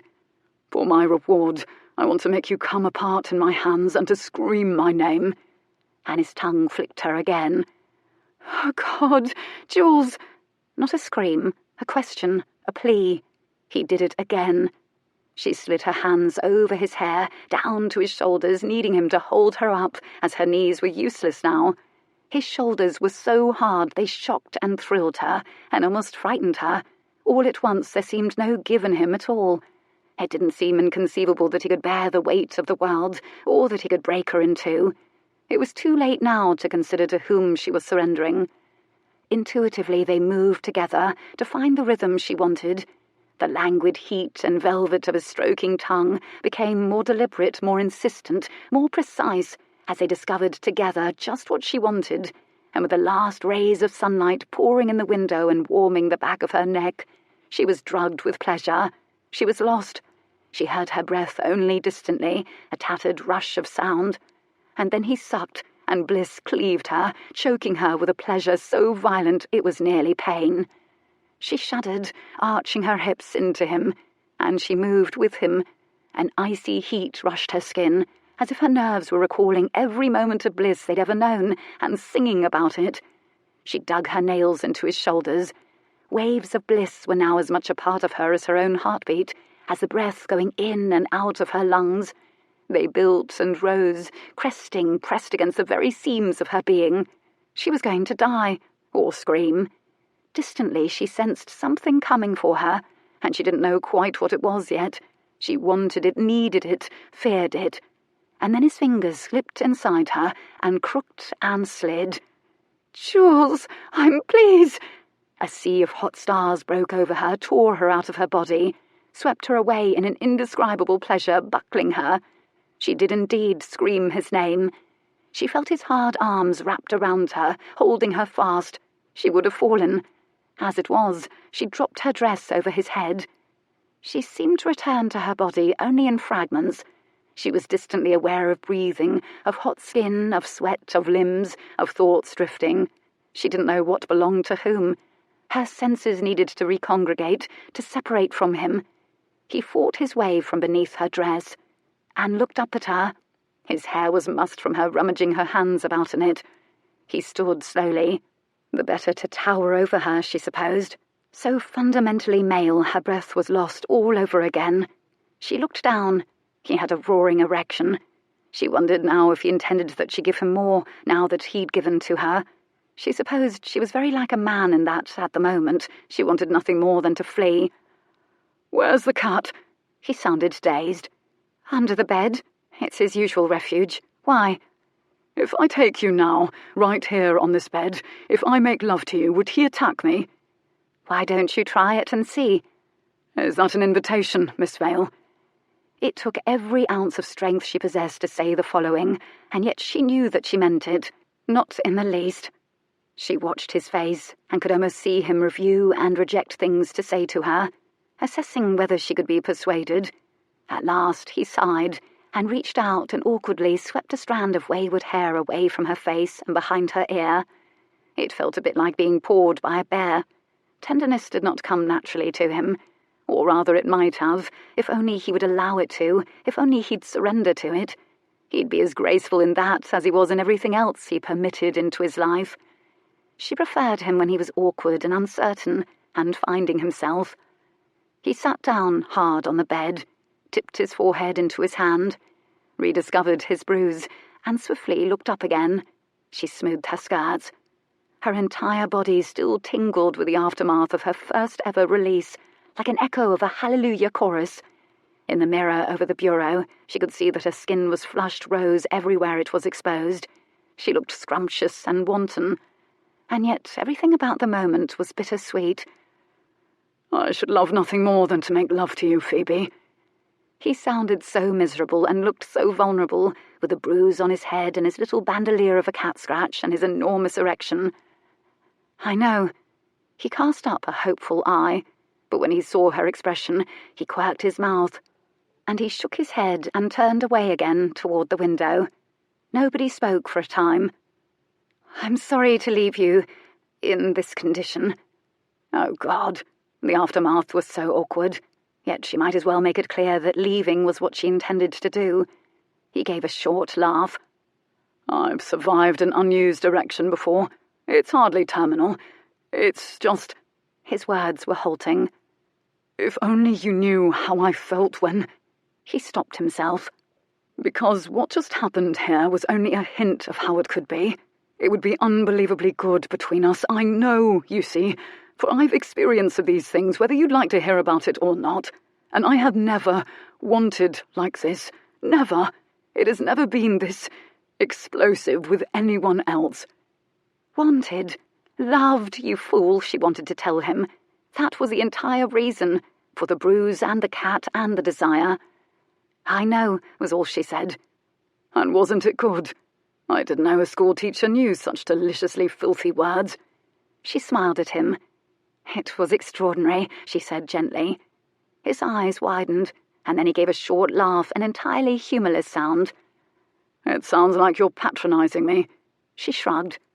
"I know how much you want me, he urged. He stood, and in one stride was so close she could nearly touch him again. So she could smell him, and of course she wanted to melt into him again. Her arms remained determinedly at her sides. She was strong. He raised a hand, and then tentatively, gently traced her lips with his thumb, over and over again, brushing over the tiny freckle next to her mouth, lingering there. "You want me," he insisted on a whisper, almost a plea. "No one else." She felt his breath on her lips. She would be lost if he kissed her. "Kiss me. Please don't kiss me." "Who doesn't, Lord Dryden?" She tried for brittle flippancy. He went rigid at her tone, and then his hand fell from her lips to his side abruptly. He looked so stung she wanted to comfort him, but then, of course, who would comfort her? Nothing had changed.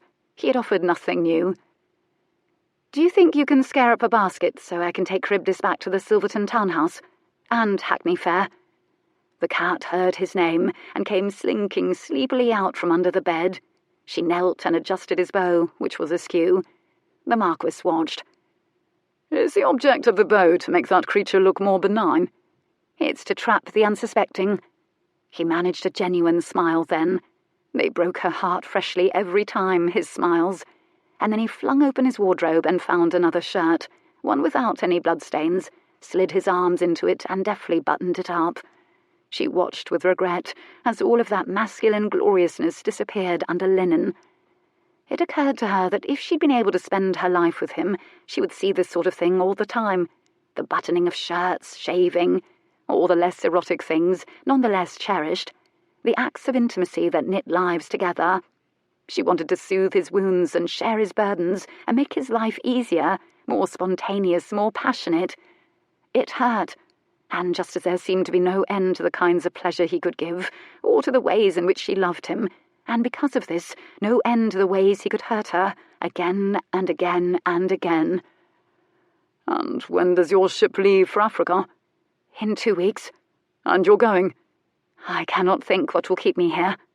His face closed then, hard, inscrutable, not unlike Charybdis closing up over a hand reaching for his belly. He buttoned the shirt. Your wounds will heal, my lord. She kept the tone dry, but he understood all of the meanings in that sentence because he turned around.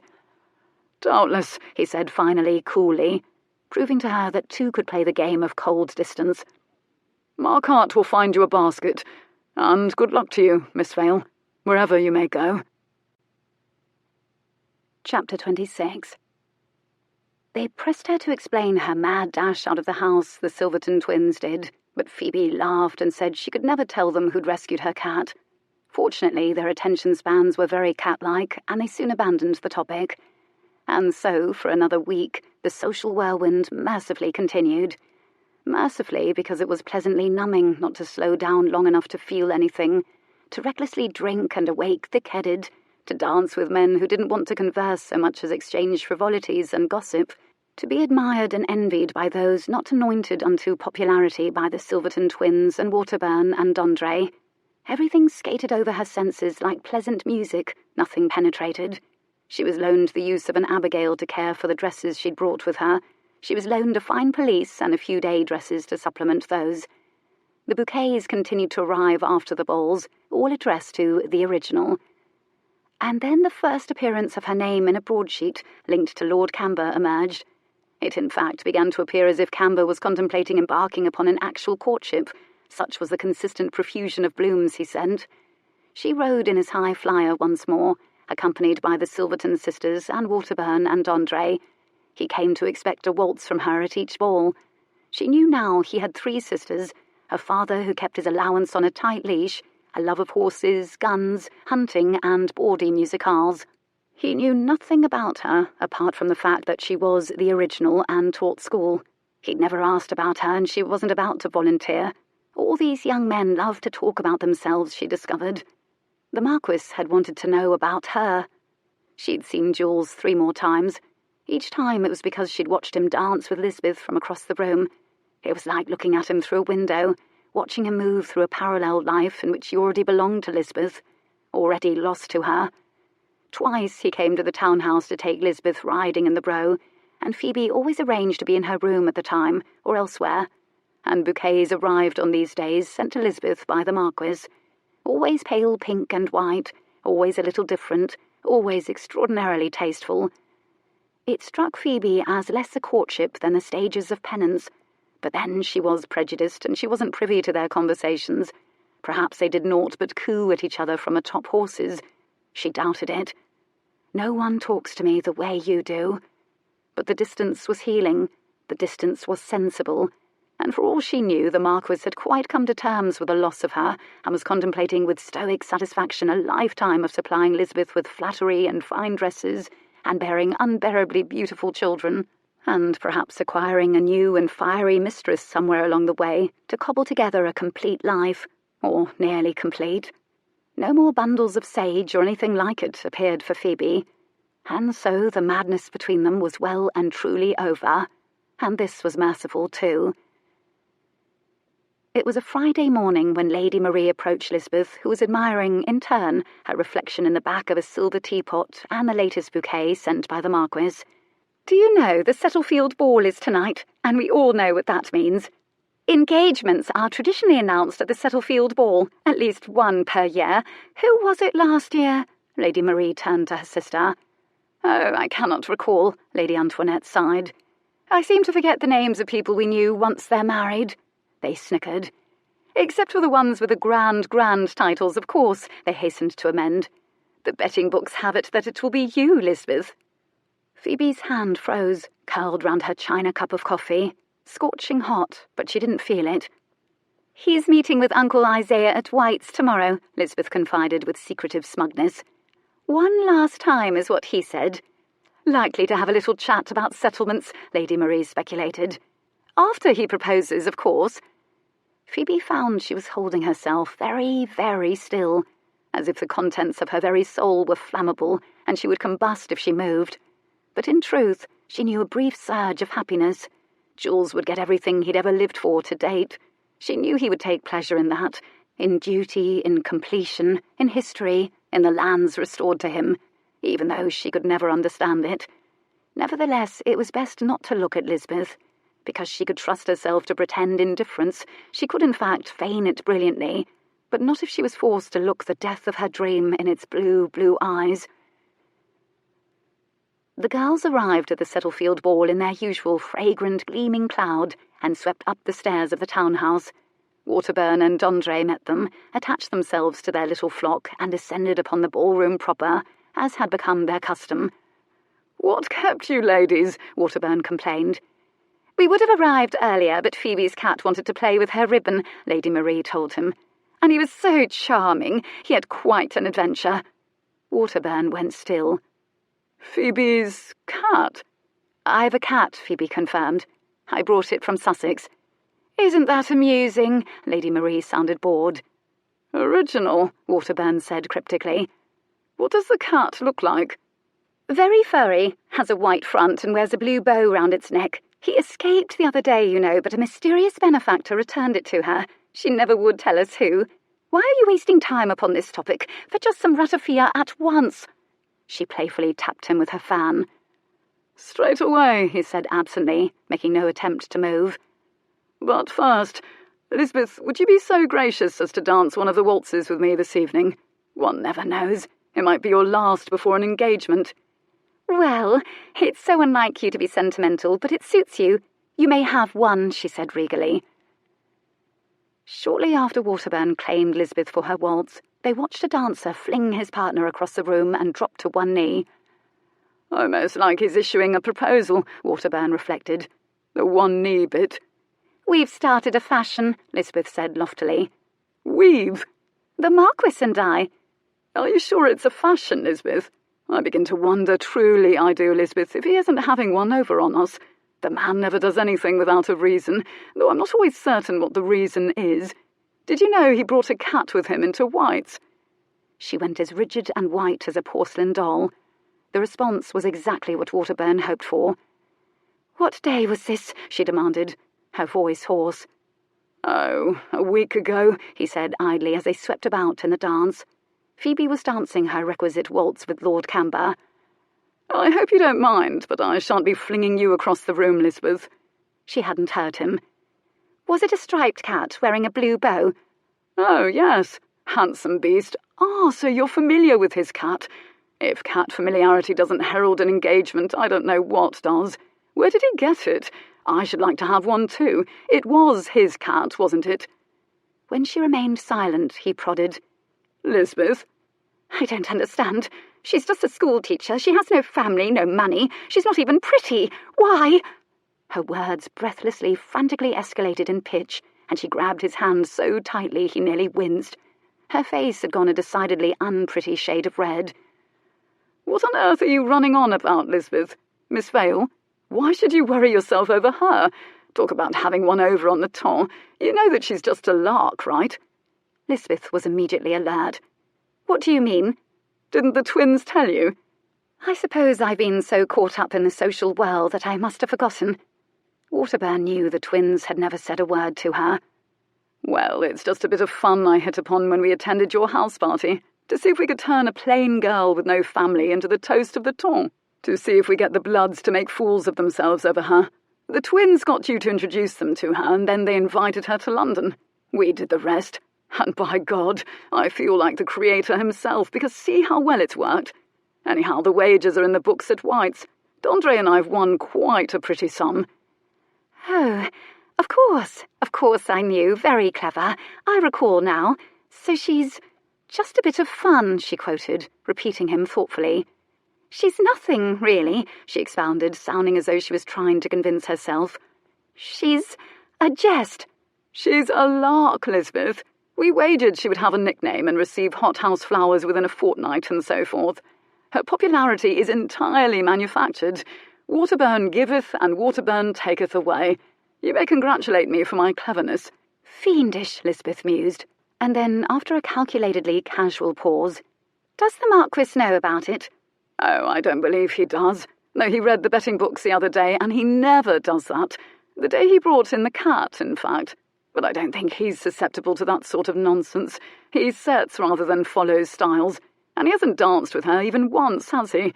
He knows the real thing when he sees it, and you, my dear, are the very real thing."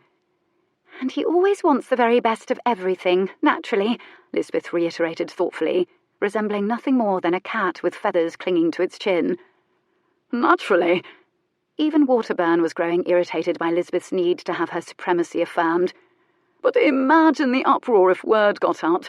Miss Vale would be ruined." "I imagine she would," Lisbeth reflected. And by the time the waltz was over, Waterburn could almost taste the £1,000. He just needed to have a word with one more person, Camber. Phoebe wasn't terribly surprised when Lord Camber got around to saying, "I should like to show you the garden. It's a very fine one." Phoebe knew this was a euphemism for, "I should like to steal a kiss and a fondle in the garden because I think we've both had just enough ratafia to enjoy it." And she was surprised and yet not surprised. Camber was a man, after all, dogged and not timid. He was bound to suggest something of the sort eventually. The difference between aristocrats and the other men of Pennyroyal Green was all in the confidence and sense of entitlement.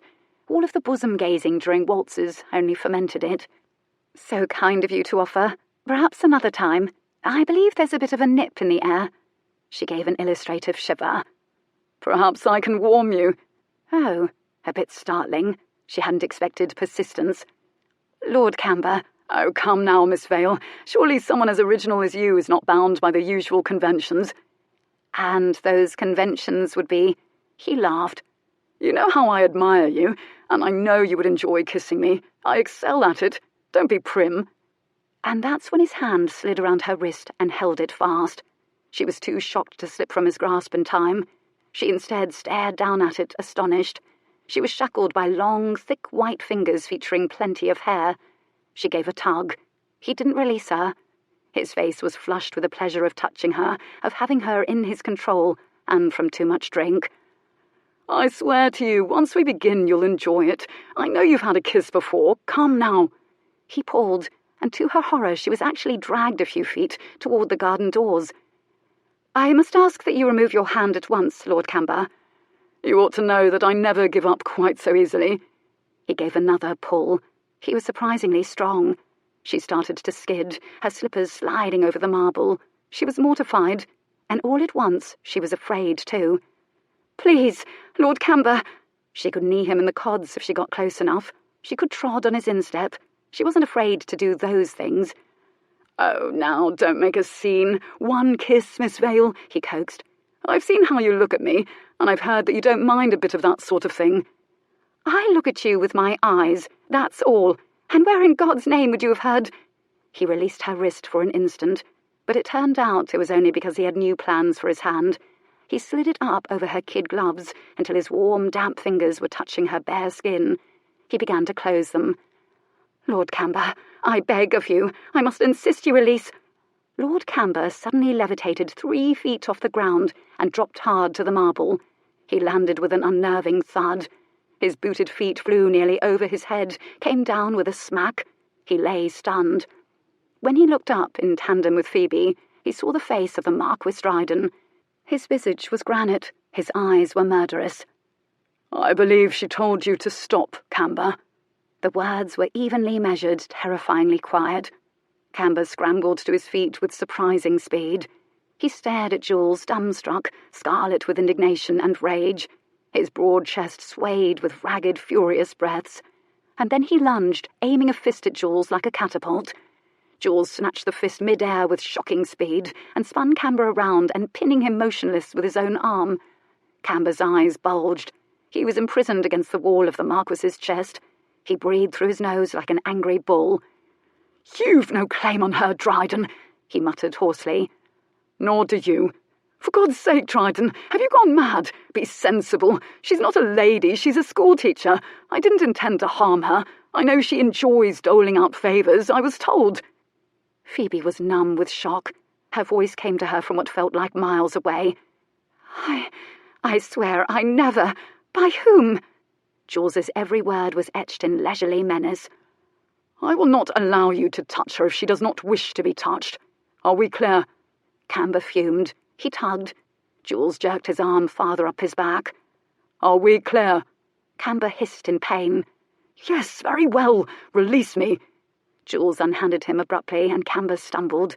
He righted himself and then backed away from the Marquess, glaring like a man cheated, holding his arm. Jules reached out a hand for Phoebe. His hand hovered mid-air, stopping himself from touching her in time. "Are you hurt? No, not really. Thank you, well, thank you." She drank in his face, fascinated, her heart swollen. The taut fury, the concern, the possessiveness, the longing that flickered there behind his control. No one had ever come to her defence before, and they stared at each other, rapt and speechless. But when Phoebe heard a throat clear, she gave a start.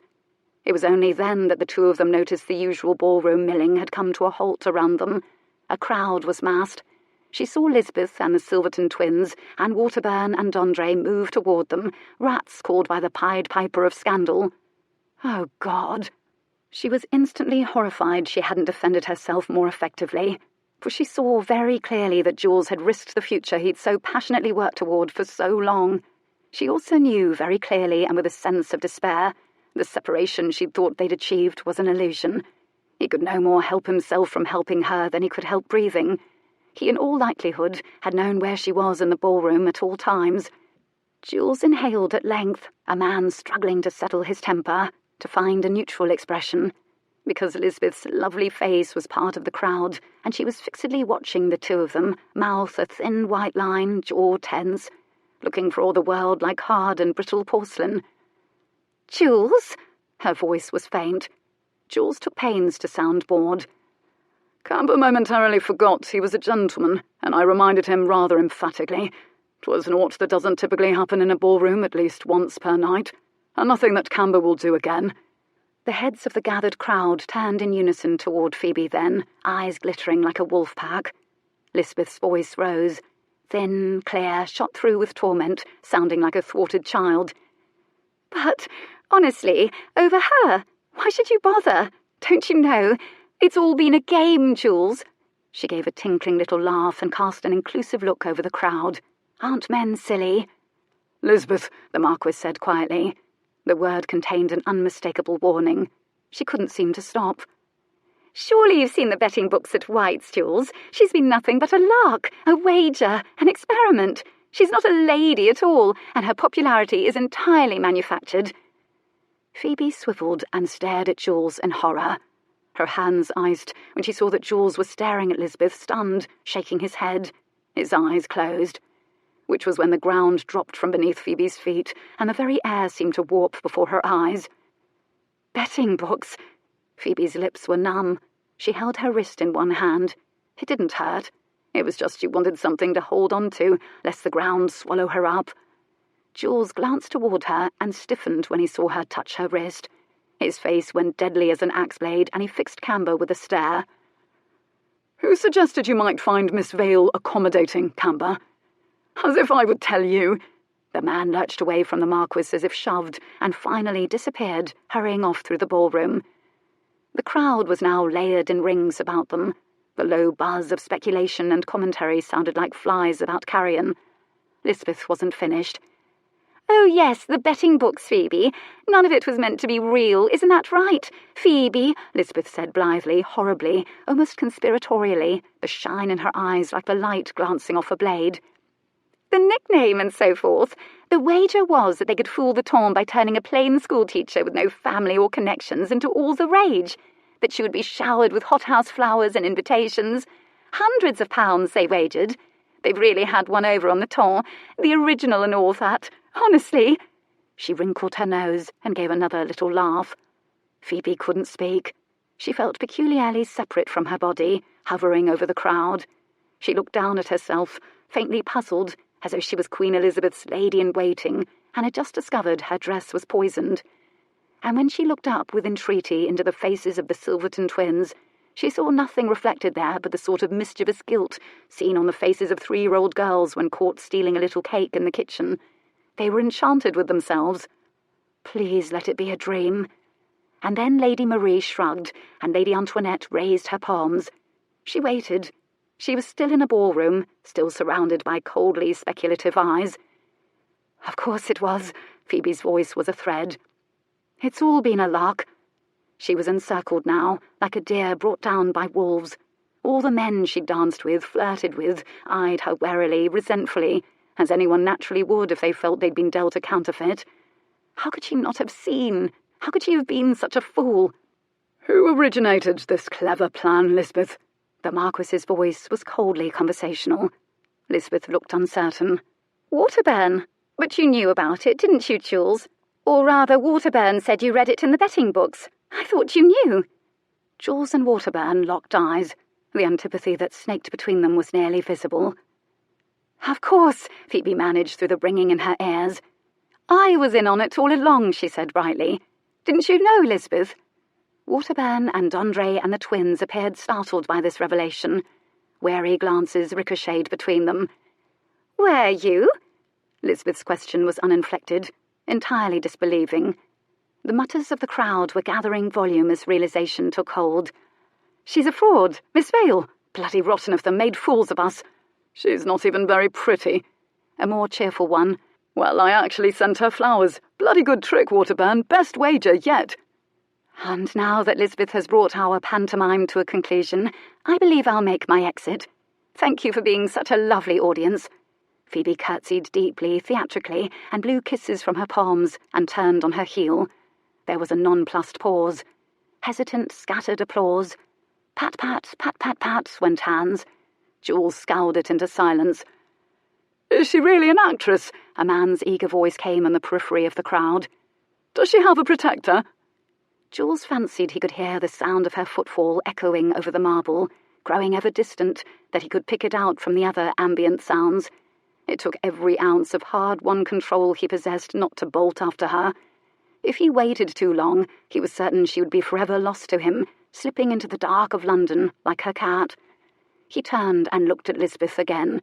Her hands were white knots against her brilliant blue gown. Her face was bleached of colour. He'd never before today wanted to run a woman through on a pike. But he should have noticed. He should have been more aware, more sensitive, more careful. She was more astute than he'd given her credit for, and he'd refused to see her as much as she'd refused to see him. He'd dealt with her poorly, even dishonourably. He'd been carelessly at the mercy of his own emotions and needs. And in a way, he treated her almost like an object, the way the Ton had treated Phoebe, the way they treated him. "Very nice little vice you've gotten yourself into, Dryden." "What about the Marquess?" someone suggested on the periphery.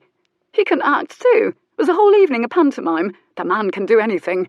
They were prepared only to admire him, because it was what they'd been told to do. How quickly confusion could spread and rumours grow and the truth become so diffused it could never again be retrieved whole. Ridiculously, the Sussex waltz started, lilting and jaunty. It struck Jules as a tastelessly inappropriate theme for the apocalypse.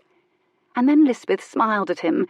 It was the sort of smile that suggested that this was all for his own good, as if she expected to be congratulated and thanked for exposing this folly, as if she expected him to be relieved that she'd spared him any more foolishness over a fraud like Miss Vale, who, ironically, was the most genuine person in any room.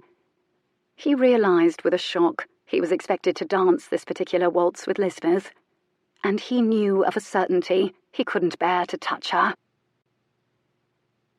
Chapter 27.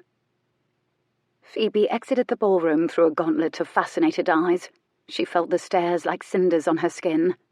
She knew her face was scarlet, which she couldn't help, but she also knew her head was high and her smile regal and brilliant, the smile of a pleased performer. She was grateful she'd had the opportunity to see Signora Licari, because she could imitate that poise.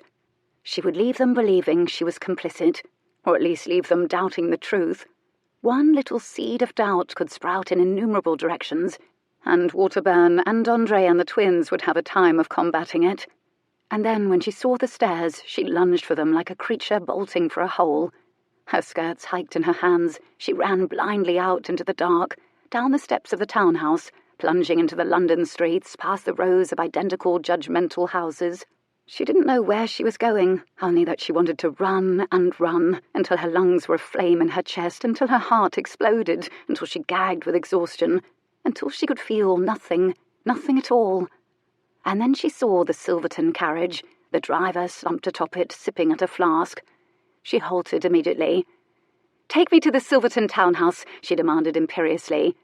He was so astonished he sat bolt upright and cracked the ribbons over the backs of the horses, just as she slammed the carriage door behind her. Tick, tick, tick. He couldn't hear her walking any more. She could be out of the building, walking out into the London night. God! He wouldn't humiliate Lisbeth despite what she'd done, because he wasn't entirely innocent. "Do you mind, Lisbeth?"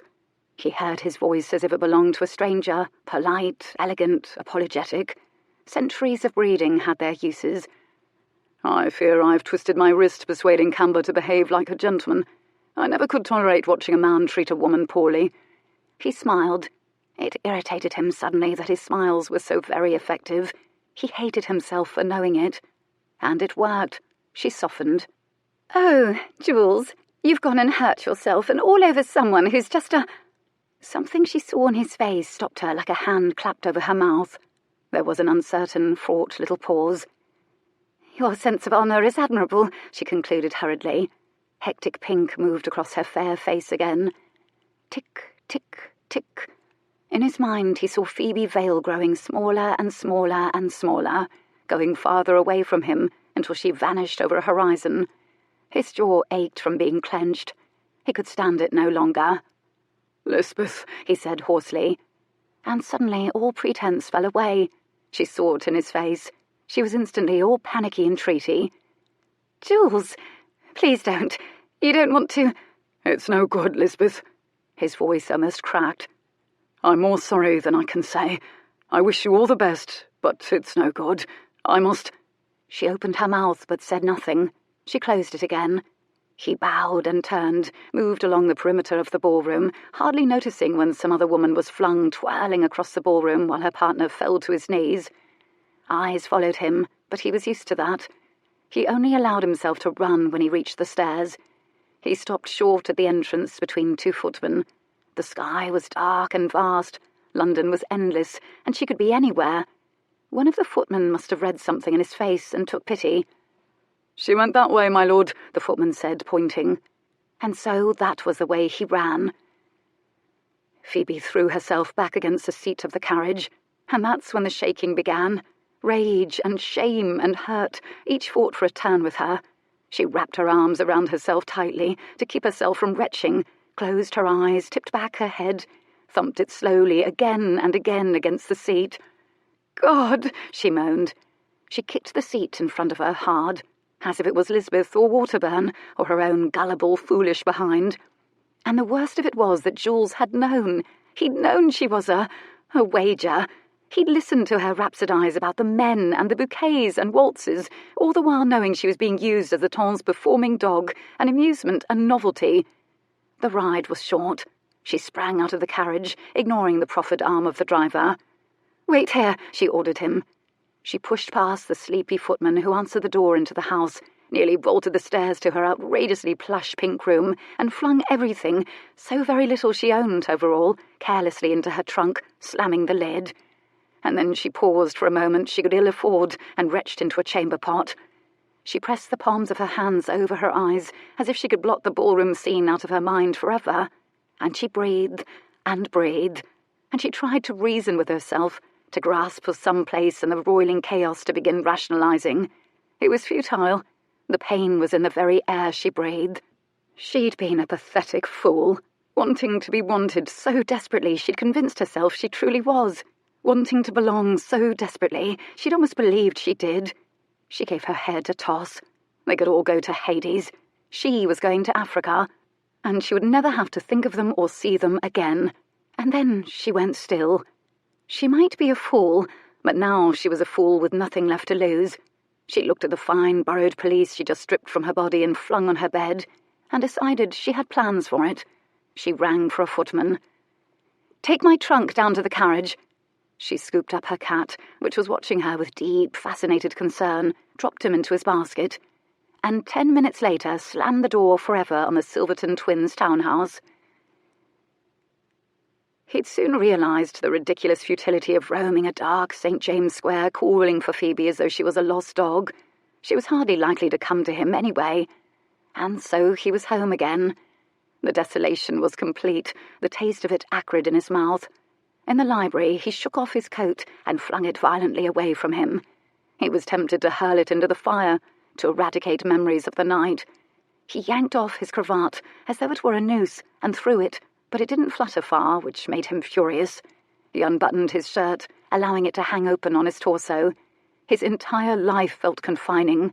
Still, he contemplatively eyed the brandy decanter and wondered if he could become the sort of man who hurled things in fits of rage. He was a man who always took swift, precise, perfect action. The action that solved everything, won everything. Surely, despite everything, he was still that man. The house was quiet as a tomb. He'd never noticed before, but likely it was always this quiet. Perhaps I should get a cat, Jules thought. The bell rang as he was pouring himself a glass of brandy. He froze. Gingerly, he settled his full glass down on the table alongside the decanter he'd just spared. Marquette was asleep. No one was awake to answer the bell. In 2 long steps, he was at the window. He swept aside the curtain and peered out. The lamps were doused for the evening, so he saw only a slight, shadowy figure standing on the steps. It could only be a woman. He saw the hulking outline of a large, very fine carriage in the street below.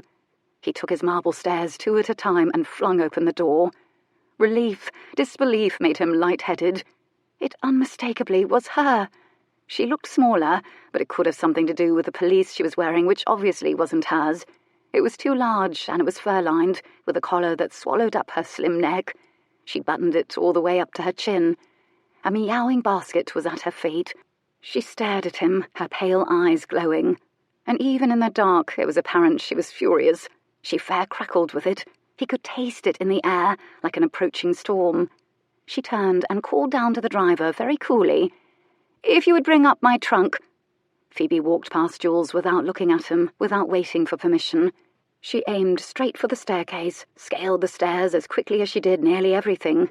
He followed her, as if in a dream. He was unable to speak. He heard the thunk of the trunk dropped in his foyer and the door closing. The Silverton driver, bless him for remembering to close the door. She reached his bedroom and settled the basket down and flipped open the lid. Charybdis leaped out, spotted the chair before the fire, and settled in and began nibbling on his hind leg. Jules found his voice. "Phoebe, why are you here? I'm glad that you are, love, but—" She peeled off one glove, flung it to the floor. She peeled off the other and did the same. She gave it a kick. Beautiful kid gloves went tumbling across the room. She slipped her feet out of her slippers. She kicked each of them aside, and her bare feet curled into his thick rug. Dear God! He noticed she was trembling. He reached out, tried to touch her. "Phoebe, sweetheart, you're shaking. You've had a shock. I'll pour a brandy." It was as if he hadn't spoken. "You've wanted me, Dryden. Take me." He froze, dumbstruck. In the silence that followed, the fire spat and popped in sympathy with the temper radiating from her. His voice was cracked. "Phoebe, I don't—" "Don't what? Want me now that the game is up? Do you even know what you really think or really want, or is it all covered over in a carapace of shoulds? Don't you dare repeat that to me. I know how ridiculous that sounded. And yes, I know very large words like carapace, and out they come. But it doesn't matter, does it?" His head was spinning. He didn't know where to begin. I don't care whether you want me anymore, because you were right all along. I want you, the way a woman wants a man, and I will have you tonight." "Do you even know what you're— Are you drunk? Are you— Please, can we discuss this?" She was unbuttoning the pelisse. "Are you a coward, Dryden? Are you all talk? It isn't funny anymore, is it? You knew all along. You knew! And yet you allowed it to go on. You allowed me to be a mockery. It was in the bloody betting books." She took great relish in spitting out all those bees sequentially. "Hold, I know that you're angry and hurt, but won't have you falsely condemning me. I didn't know. Not at first. I discovered only later I never go near the damned books. And when I did, how could I tell you, Phoebe? I'll admit to selfishness only. The greatest pleasure in my life in seeing you happy, even as it killed me to see you with other men. Breaking your heart would be the same as— breaking my own. And you were leaving. You said you were leaving. You might never have known." Well, that stopped her in her tracks, and for an instant he saw wonder, a thrilling, yearning flash over her face, a raw hope that stole his breath. And then she shook her head roughly. Her fury had momentum, and she needed to spend it, and she didn't want love or peace. She didn't trust it. The pelisse was unbuttoned. She shook her arms out of it and let it drop to her feet. Holy mother of... She was entirely nude. Chapter 28. His senses took her like a lightning strike. He reeled. Her entire pale white loveliness, long slim legs, the nipped-in waist and heavy round breasts. His breath stopped in his lungs. A sound at last escaped him. It sounded like, "Ugh." She reached up and yanked pins from her hair, one by one, clutched them in her fist, dropped them to the deep carpet, and down her hair tumbled. A pale, gleaming waterfall. She gave it a shake. "Tell me you don't want me." She knew what she saw in his eyes. He couldn't speak. He stared unabashedly, feasted his eyes on her loveliness. "Not like this." He was vehement. God, he was also tremendously aroused. "Like what? You don't want me too willing? Or are you too cold, Dryden? Do I need to be angrier to offset that glacier you have for a heart? Do I need to start throwing things to really excite you? Or do you need to buy things for me first to feel like you've earned the right to my body? Am I worthless now to you, who likes only the precious and worthy?" Her stratagem was primitive, but it was working. It slipped in through his unguarded places, because only she knew them, and lit a touch paper to his temper. "Have a care, Phoebe." "You're a coward, Dryden." She stepped toward him, gave him a little push with one hand, though she of course couldn't budge him. "You didn't tell me about the betting books because you're a coward. You couldn't endure my disappointment, so you let the charade go on and on. What of my pride? Am I really so pathetic?" She'd wanted him angry, and now he was sizzling with it. "You believed them, Phoebe. I'm the only one who is truthful with you from the very beginning. I have never deceived you or misled about what I want or who I am. And dear God, you are never pathetic. Do not ever suggest that to me again. We will talk in the morn." "Everything has to be the way you want it, doesn't it? Well, this is the way I want it. Are you man enough for this?" She dodged away when he lunged toward her, stalked toward her, backing her against the end of the bed. He put his hand on her breastbone and pushed. She toppled backward onto the bed and leaned back on her elbows. He followed her there, falling forward, bridging her body, propping himself up over her on his hands. He was close enough to taste her breath, which came in furious gusts. Her pupils were large and black. Christ, his cock was so hard, his body almost vibrated with need. The body he dreamed of was now beneath him, nude and gloriously soft and his for the taking. "Enough, Phoebe." His tone would have given a brave man pause. "You're upset. We can talk in the morning about arrangements." She twisted and tried for a kick, and he dodged in time. "Don't tell me how I am or how I should be. You and your bloody arrangements." She swung wildly for his face. "It's now or never." In a lightning-swift move, he shifted and pinned her wrists to the bed. Her muscles tensed beneath his grip. She tried to move. He saw her eyes widen in surprise when she found she couldn't. At all. Still, it was an effort to keep her pinned. She was little but surprisingly strong and lithe, like her damned cat. He would bruise her wrists if he didn't loosen his grip, but he wasn't eager to be slapped, or bitten for that matter, and it looked like she wasn't above it. They'd built her up and torn her down, and she was a feral creature again, the creature she must have been when she was plucked out of the ghetto, a creature like her cat, hurt and frightened and fighting. His cock strained at his trousers now, aching. Sweat beaded his forehead, his shoulders, traced his spine. His control frayed. She knew. She arched upward and kissed him, taking his lips hard. Her mouth was supple, angry, demanding. She licked the corners of his lips and bit the bottom one lightly. Her breasts brushed against his open shirt, and her nipples, bead hard, grazed against his bare chest. She opened her legs, wrapped them around his back, pulled him toward her, slid them down along his thighs. "Go on, Dryden," she murmured against his lips. "Pleasure me. It's what I want." His lips were over hers, and he tried to take control, but her tongue stabbed into his mouth, an entirely carnal invasion. They fought for supremacy, the kiss erotic and nearly violent, and he seized her plush bottom lip lightly between his teeth. She gasped, and when she did, he used the momentary advantage and plundered again, taking the kiss savage and deep, a clash of teeth, a duel of tongue, slow, lewd, thorough, and graceless. And as they kissed, she brought one leg up beneath them and dragged her knee slowly once, twice hard, back and forth over his swollen, aching cock, until he moaned low and savage in his throat and swore softly, desperately.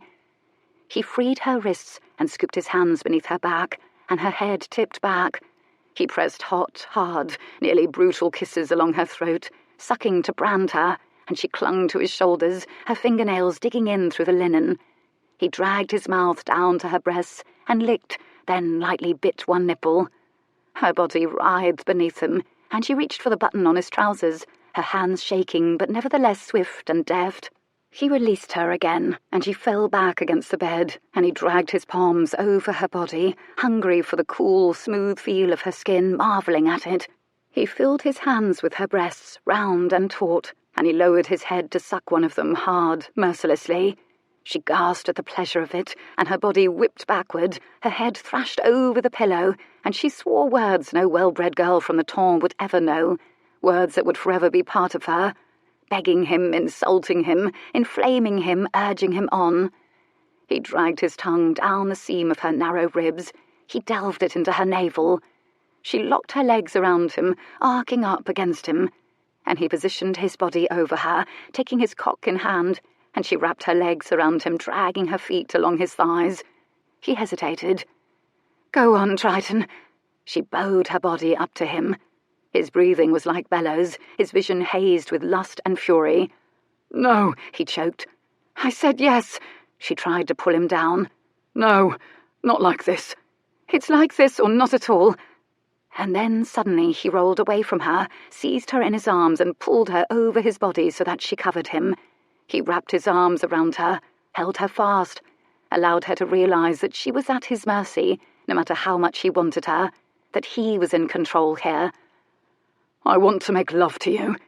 She shook her head roughly, her breathing tattered now. "No." "And I want you to make love to me." The sound of rough breathing, a sawing in, out of breath. "No," she whispered, fighting tears now. "Ah, but I fear you've no choice," he murmured, almost regretfully, and as though he was talking to himself as well. "No choice at all." He whispered this last in her ear, soft as a lullaby, as he smoothed his fingers through her hair again and again, untangling the fine length of it, as if it was the very source of her wildness. He combed his fingers along the hot, silky skin of her back, again and again, as if she were a harp murmuring to her, as if she was a wild thing to be tamed. She was vibrating with tension, but he was relentlessly tender, relentlessly seductive. He traced the pearls of her spine with the tips of his fingers one at a time, savouring, while his lips glided softly to her temple, along her hairline down to her throat. He kissed her eyebrows one at a time, as if pointing out to her, little by little, the parts of her that had enchanted and enthralled him, showing her the little pleasures that could be had from every part of her, how the entirety of her body was made for pleasure, and he intended to call forth every feeling her body could yield her, lulling and arousing and memorizing her. When he kissed her eyelid, he tasted salt, because that's what happened to fury when tenderness was applied. It dissolved, and at last she sighed, a sound of frustration and surrender. She closed her eyes, and he saw tears trembling on her lashes, so he kissed those away. Her breathing was still ragged and swift, but the frantic fury had eased from her, and in place of it, a yielding desire. It excited him extraordinarily, because now he knew that he would at last have her. He touched his tongue to her ear and dragged his hands wonderingly down the curves of her again, opening his palms flat, pushing her against his body. God, how he wanted her! And then she found his lips with hers, a gentle, tentative kiss, testing, an apology, a prelude, a bump, a slide, a cling. One might have thought it was their very first. And then it deepened, slowed, became less a kiss, then one more way they could be joined, a rejoicing. He thought he sensed in it elegy, too. She ended it and ducked her head briefly, resting it against his chin. "I am afraid," she whispered it. He expected she surprised herself by saying it aloud. He knew what it cost her to admit it, and he knew what she meant. She wasn't afraid of sex. She was afraid of losing herself, of surrendering to someone, to anyone, of caring enough to open herself up to that kind of pain. He was afraid, too. She was the only one who had the courage to admit it. "You are safe with me." It was simply the truth. She shifted then, slid her body down along his a little so she could kiss his throat with a searching, open mouth. She slid down farther so she could lick a bead of sweat from between the bones at the base of his neck. She slid down to straddle his waist, his cock bumping up against her lush buttocks, and she sat up to push his shirt away from his shoulders. He helped her by lifting his torso and shrugging out of it, flinging it with abandon across the room, startling Charybdis, and she gave a laugh. And she lowered herself against him and dragged her cheek along his skin, then gently, one by one, kissed those absurd and precious marks of love, the bruise on his forehead, the scratches dotting his chest. She kissed the mark of war, the thin white scar left by the bayonet. She dragged her tongue down the seam between his ribs, while his hands played in her hair, and she could feel in the way his body arched, in the way his breath swayed his chest, in the hard, swift drumming of his heart beneath her body, how much he wanted her. And she slid farther still, raising herself up, sliding down to straddle his thighs, then tugged at his trousers. Another tug freed his cock, and it sprang up almost cheerfully, thick and swollen and curving up toward his belly. She dragged the trousers down over his hips, which were slim and white. She skimmed her fingers over the sharp bones, while he raised his hips up to help her, but it took some serious tugging before she finally got them all the way off, with an awkward yank that made both of them laugh. His thighs were hard as tree trunks, and covered with fascinating curling dark hair. The very insides, she could see, were heartbreakingly tender and white, where riding horseback had likely scraped his hair away. And that's where she bent to kiss him, and she gently pushed his knees apart and laid her lips and then her tongue there. "Good God!" he gasped approvingly. She did it again, dragging her nails lightly in the wake of her mouth, her tongue, until he was hissing in air through his teeth and shifting restlessly, and she could see his cock leaping friskily. "Please, your mouth, take me in your mouth," he begged. She licked the length of his cock, and he groaned, long and guttural and primal, as though he was being freshly bayoneted, and then she closed her mouth over the dome of it and slid her lips down. He hissed in a breath and swore beneath his breath the filthiest, most appreciative words, and a few suggestions, including, "Do it again," and curled his fingers into the counterpane. He shifted his hips, rocking them, arching them upward. The cords of his neck were taut, and his head tipped back. She did it again, fascinated by the hot, velvety strength of him, the power she had over him, the ability to give this careful, contained man so much pleasure he was losing his mind. He was so thick she could barely close her mouth around him. She did it again. Phoebe, Christ!"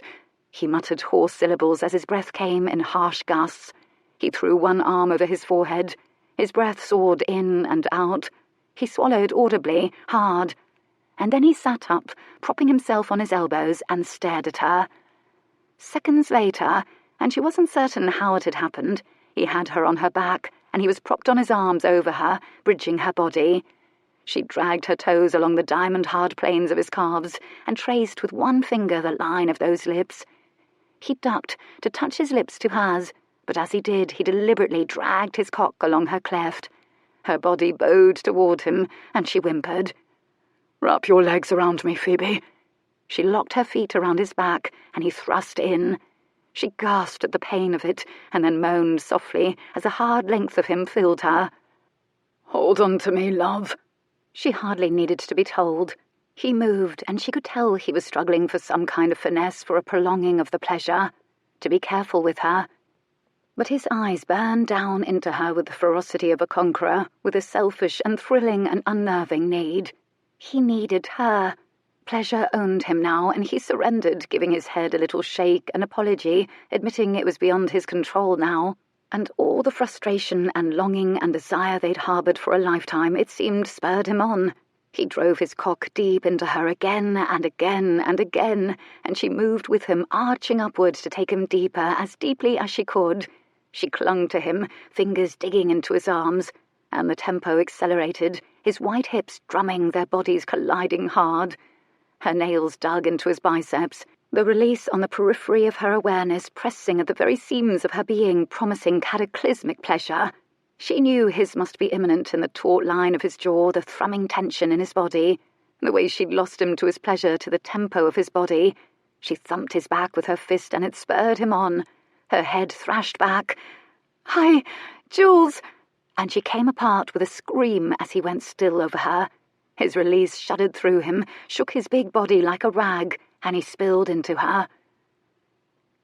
They lay together quietly, side by side, his arms wrapped around her from behind. His ribcage swayed with his breath, which fell softly against her throat.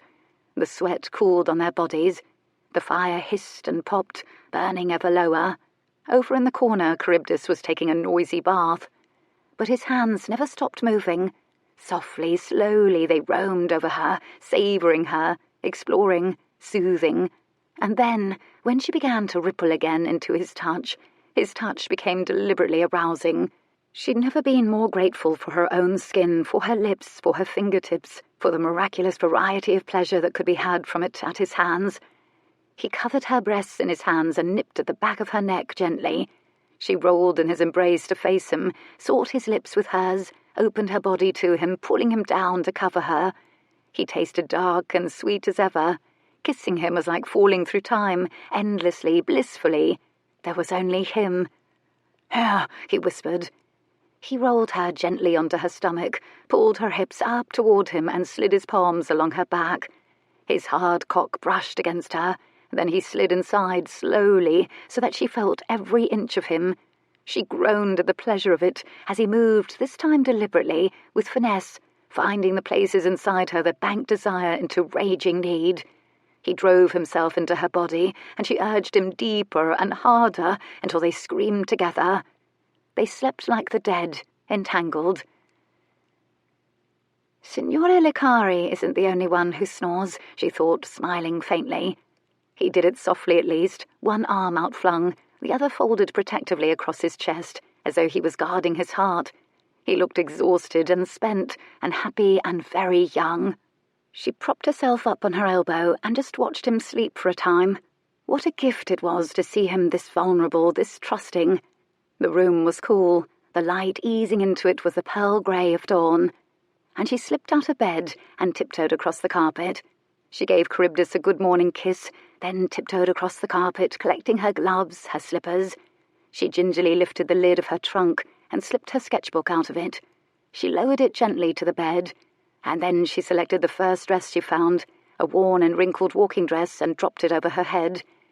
And then she ventured over near the bed to pluck up her pelisse. She bent over, which was when one of his arms snapped out and seized her calf. She gave a little shriek. She tried an experimental tug. Like a shackle it was. "You're leaving?" A flat, incredulous statement. A guess. "Yes," she said softly. "Unhand me, please." He hesitated, and for a moment she thought he wouldn't. And then he did. He turned over and folded his hands beneath his head. The silence was dense. "Why?" he finally said. "The only thing that's changed is that we've made love. You want what you want, and I want what I want. Last night was wonderful, and I am leaving. It's that simple." "Phoebe!" "Please don't try to stop me. I haven't the strength for it. I do not want to argue. I don't want to be persuaded. We had one perfect night. Let it be enough." He heard it in her voice, the faint, escalating panic. So many things he could have accused her of then, and he knew he would have been right about all of them. He knew she was still afraid, that she was running away from him, and from the fear that she would one day lose him. She was running away from the enormity and uncertainty of all that she felt and all this meant. He'd always tried to wrangle uncertainty to fit his notion of how the world should run, to regiment it. When she couldn't control uncertainty with facts, she ran. he began. He could have completed that any number of ways. Botched everything, loved you since I laid eyes on you, been a complete idiot for you, never deserved you, been so wrong about everything that matters in life. I love you. He hadn't planned to say it.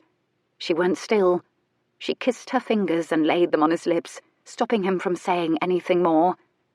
Thank you, she said. Don't follow me. Chapter 29. It was inconceivable that she should be gone. He covered his face with his hands and lay there like one shot in battle, trying to decide how wounded he was and whether it was terminal. He could blame his father again if he wished for the way he'd attempted to shape life to suit him.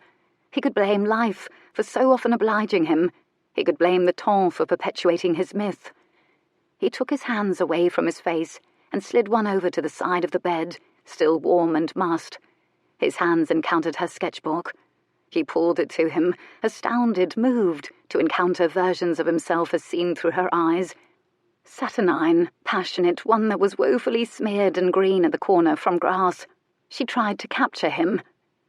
Emotions are anarchic, she told him. They resist legislation. He'd never stopped trying to do just that, but his control was both his weakness and his strength, and he was a man who was precise, who did the right thing, the perfect thing. And of course he hit upon it. In the end, he knew there was only one way he could live with himself. He might never have her, he might never see her again, but he wanted her to know definitively what she meant to him, how she had changed him, what she had given to him. The answer was simple. Peace settled in, and for the first time in a long time, he thought of his father with some sympathy, because now he thought he understood. The hush when Dryden walked into White's that afternoon was immediate and total. It was like the aftermath of a cannon shot, a momentary deafness. Reflexively, he handed off his hat and walking stick to the waiting footman. He stepped forward 2 feet and slowed when he heard a meow. He couldn't entirely rule out Colonel Kefava meowing in his sleep, but then he looked about and he counted 1, 2, 3, 4 young men, holding cats, striped ones. Mother of God! He closed his eyes and shook his head. His life was a farce, and he proceeded through the club, all of them watching him. "Where's your pussycat, Dryden?" someone ventured. He didn't turn.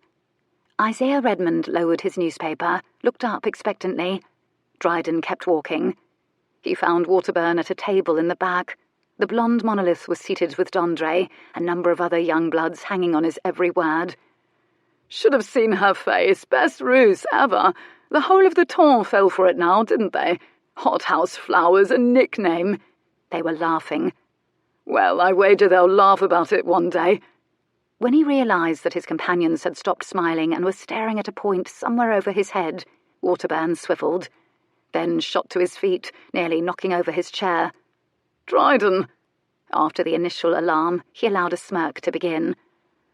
"Good afternoon, Waterburn. You're about to earn £1,000. The smirk arrested. Waterburn's expression flickered between interest and puzzlement and greed. When realisation dawned, cold horror settled in. "Now, Dryden," in an instant he was pale, verging on green. "You don't want to do anything foolish. I have never done anything foolish in my life." He realised now it was true.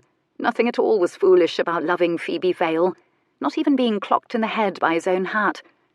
"It was just a lark. Name your second." He issued the challenge almost conversationally. The gasp that went up nearly lifted the heavy velvet curtains.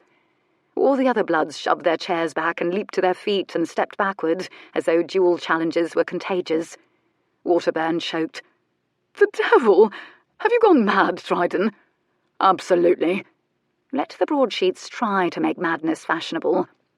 "I should like to be very specific. I challenge you to a duel with pistols for your slur to the honour of Miss Phoebe Vale. First blood." Waterburn shook his head roughly in disbelief. He was stammering now. "Now, one moment, Dryden. It was just a bit of fun. We made a bit of blunt, and she's just... If you value your life at all, you won't finish that sentence." The sentence was as hollow and cold as the barrel of a pistol. Waterburn clapped his mouth shut. "Very good. Now, I want the next words out of your mouth to be the name of your second." Silence, apart from the sound of creaking chairs. Even Colonel Kefava was awake and staring. "D'Andre," Waterburn said finally, faintly. He swallowed audibly. "Are you certain you want to?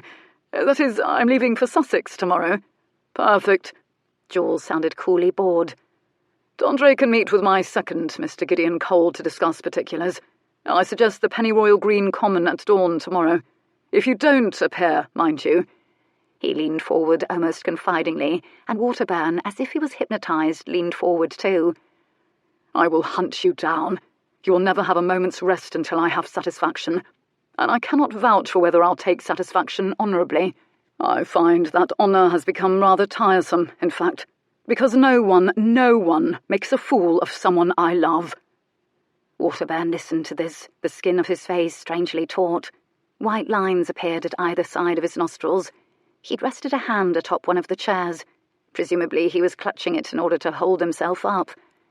Jules nodded once, then turned, wove through the tables, held out his arms for his hat and walking stick that the footman appeared to hand to him, then paused by Isaiah Redmond's table.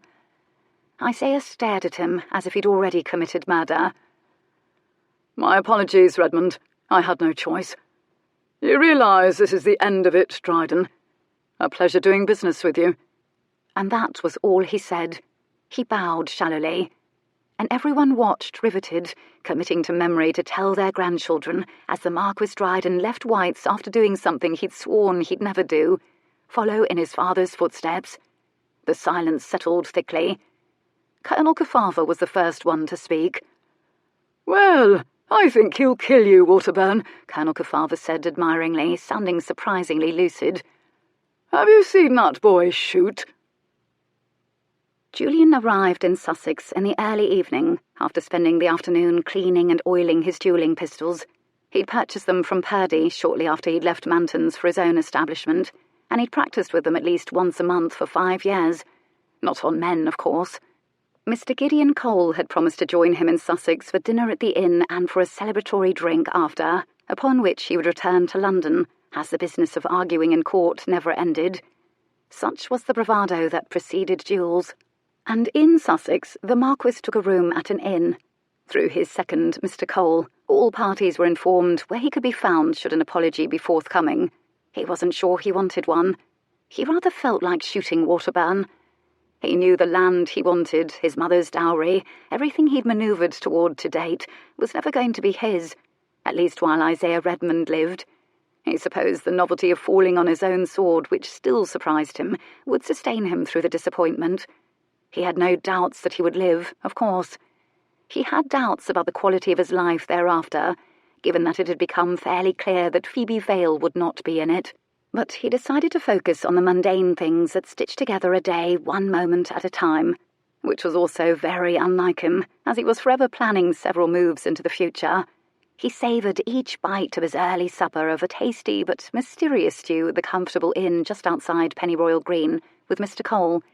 He savoured the sight of a kind autumn sun, lowering on the green, benign Sussex hills, unfurling out the window, undulating off toward the sea. The faces of travellers, the simple country clothing they wore. And he had nearly finished his stew when the door to the inn opened, allowing in a gust of air. He stopped chewing. Sir D'Andre and Lord Waterburn stood in the doorway. He swallowed his bite. "Have your pistol loaded, Cole?" "Of course," Gideon murmured just as casually. But the two men, Waterburn and D'Andre, looked unusually subdued. The spectre of death would subdue anyone, Jules thought. "May we have a word, Dryden?" D'Andre, as the second, lifted his voice from the doorway, as if seeking permission to approach. He hesitated. "Join us," Jules offered ironically. The men moved in tandem, weaving through the tables past the smiling faces of the other diners, who were unaware that 2 of the men had made a gentleman's agreement to attempt to murder each other this evening over a woman. "I shall say this quickly. I apologise for the offence I gave, Dryden. I was wrong." Jules looked up into the man's ice-blue eyes. "Because you don't want to die this evening?" he asked pleasantly. "The first sensible thing you've done in quite an age, Waterburn. It got away from us, please understand. The wagering. I'm not as soulless as you might think." Soulless was an interesting word for a man like Waterburn to produce. and yet he was not entirely prepared to relinquish cynicism when it came to Waterburn. "Did Andre pay you £1,000? A wager is a wager, Lord Dryden, and I honour mine," D'Andre, he of the curls and forelock and tight trousers, said. "And besides," Waterburn added, "I should like very much to live to see what the Ton does with the news that you're in love with the teacher." A hint of humour, more than a hint of the old antipathy, but Jules was not a fool. An apology was an apology. He stared at Waterburn a moment longer, speculatively, thoughtfully, enough to make both him and Andre shift their feet, even as they maintained admirably stoic expressions. He supposed he'd made his point in whites. Shooting the man might be superfluous in light of that. He nodded curtly. "Apology accepted." Waterburn's shoulders rose and sank in a sigh. "And now we're off to the Pig and Thistle, Dryden. We're wagering on darts this evening, though no one has yet defeated Jonathan Redmond. Join us if you're interested." Jules watched incredulously as they departed. He shrugged, and thusly the most dramatic gesture of his life concluded. They finished their stew, toasted the apology, and Gideon Cole decided to return to London that evening. Phoebe wasn't new to broken hearts. When her parents had disappeared one at a time, she'd sobbed herself to sleep for countless nights, only to wake again, heart hammering with terror, feeling the wind of the abyss howling behind her. She could not recall when she'd stopped. Somehow the crying had ceased to be a comfort. She'd survived. Against all odds, she had in fact thrived. She would survive this. She could not in truth say her heart was broken, since she'd kept it firmly from the Marquess. And yet the howling wrongness of not being near him consumed her. She moved through her room in a dull haze, a ringing in her ears. She knew the farther away from him she went, the easier it would eventually be, and she, like Jules, took each moment at a time, marking them off the way a prisoner etches marks on the wall of a cell. She'd indulged in the extravagance of hiring a hack to take her back to Sussex, but she could just afford it, thanks to her winnings from 5-card loo. In her rooms at the academy, she settled in at her writing desk, Charybdis sitting atop it, staring down at her like a gargoyle, and she finally responded to the letters she'd received, the very first day she'd seen Jules in Postlethwaite's. "Dear Mr. London, I should be pleased to join your party of missionaries as a teacher, and am grateful to accept the position. I understand we will sail within a fortnight. Until then, you may address particulars to me here at Miss Endicott's academy." There, it was done. The note that ended one episode of her life and began another. Charybdis reached down and put a paw on her head. After Jules bade goodbye to Mr. Cole, he rode out to have one last look at the Sussex property that would never be his. He expected to feel more than he did. As it was, he looked for only a minute. It might have been any piece of land. And then he turned his horse to stare at Miss Marietta Endicott's academy on the hill. He wheeled his horse about, as if the academy were a pillar of salt, and galloped headlong back toward Pennyroyal Green. The chill of the autumn evening stung his skin, and he welcomed it. Filmy clouds obscured a premature half-moon. It wasn't quite dark. The sky was a deepening indigo. He ran his horse mercilessly hard, unlike him, until the two of them were lathered, breathing hard. And though night hadn't yet officially fallen, the town proper of Pennyroyal Green seemed to have closed for the evening. The storefronts were shuttered. No lamps were hung out on hooks. He paused on the rise and looked down. No lights apart from the pub, of course. Cheerful light blazed through every window of the Pig and Thistle, and he could see townspeople milling about inside. He wondered how often Phoebe visited it while she was here. And that's when something slammed into his body. The force of it threw him sideways. The reins slipped from his grasp. He fumbled futilely for them, but his limbs seemed peculiarly disobedient. His equilibrium lost, he toppled, slid from the saddle. Pain! It was delayed and savage and shocking. The realization sank in, only after he'd landed hard on the ground, one arm over his face, as the hooves of his frightened horse danced over, dodged him. "I've been shot." He didn't know yet just where he'd been hit. The pain seemed everywhere, surprising in its consuming totality, raying through him with every beat of his heart. He couldn't remember hearing the sound of the pistol. Perhaps he had. Time seemed to have warped. and for what felt like minutes, or an eternity, he lay on his back in the empty town square, struggling for breath, listening to the sound of crickets, the way he had the night he'd waltzed with Phoebe. This thought was surprisingly motivating. He moaned. He heard the sound only distantly, as if it were coming from someone else, or it was the sound of the wind lowing through trees. When the warmth soaked through his shirt, it was a moment before his hand found its way to touch the wound. And still not a soul appeared. No one stirred in the square. Whoever had tried to kill him must be satisfied they'd done the job. I might just die alone. This thought made him roll, gasping for breath. He struggled to kneel, then rose to his feet, stumbled and dropped to one knee again. And in this way, staggering like a drunk, half suspecting he'd never reach it, an eternity later, he arrived at the door of the Pig and Thistle and swung it open. Chapter 30. The Present. Phoebe heard the footfall only distantly through her concentration. 2 pairs of footsteps in the hall, one belonging to Mary Frances the maid, the other set clearly belonging to a man. Her door was open, and so the maid knocked on the frame. Her voice was quick and anxious and irritated. "Miss Vale, you've a visitor. He says it's very urgent, and he wouldn't wait downstairs until—" Phoebe shot to her feet so quickly her chair tipped. But she went still, astonished when she saw her visitor. Jonathan Redmond. "Thank you, Mary Frances," she said faintly. "You may leave us." Jonathan hadn't removed his gloves or coat or even his hat. He spoke very clearly, very quickly. I apologise for calling unannounced, Miss Vale, but this is a matter of some urgency. Lord Dryden has been shot. He's been carried into the back room of the Pig and Thistle, and apparently he muttered something about a woman who didn't love him. Shot? She felt the blood leave her head. Black began to creep in from the edges of her vision, and her knees buckled. Jonathan's hand darted out, gripped her arm, and he eased her down to sit on the edge of her bed. "No, no, please no." "Is he—" She wheezed it. She couldn't breathe to speak, very like waking from a nightmare. "He's alive now, that's all I know." She looked up, dazed with horror, and in truth uncertain she should trust him, recalling he was, in fact, a Redmond. "But why are you— How—" Jonathan was briskly impatient, clearly struggling to remain polite. "He challenged Waterburn to a duel, over you, I might add, Miss Vale, in front of everyone at White's. Waterburn, if you can countenance it, apologised today. He seems innocent of the crime, but no one knows who might have shot the Marquess on the common this evening. I came for you straight away when I heard. I was in the pub." "But why should you be here?" He hesitated, and then he sighed. "Because, Phoebe, I know about the gloves." Shock, a fresh dose of, slapped at her.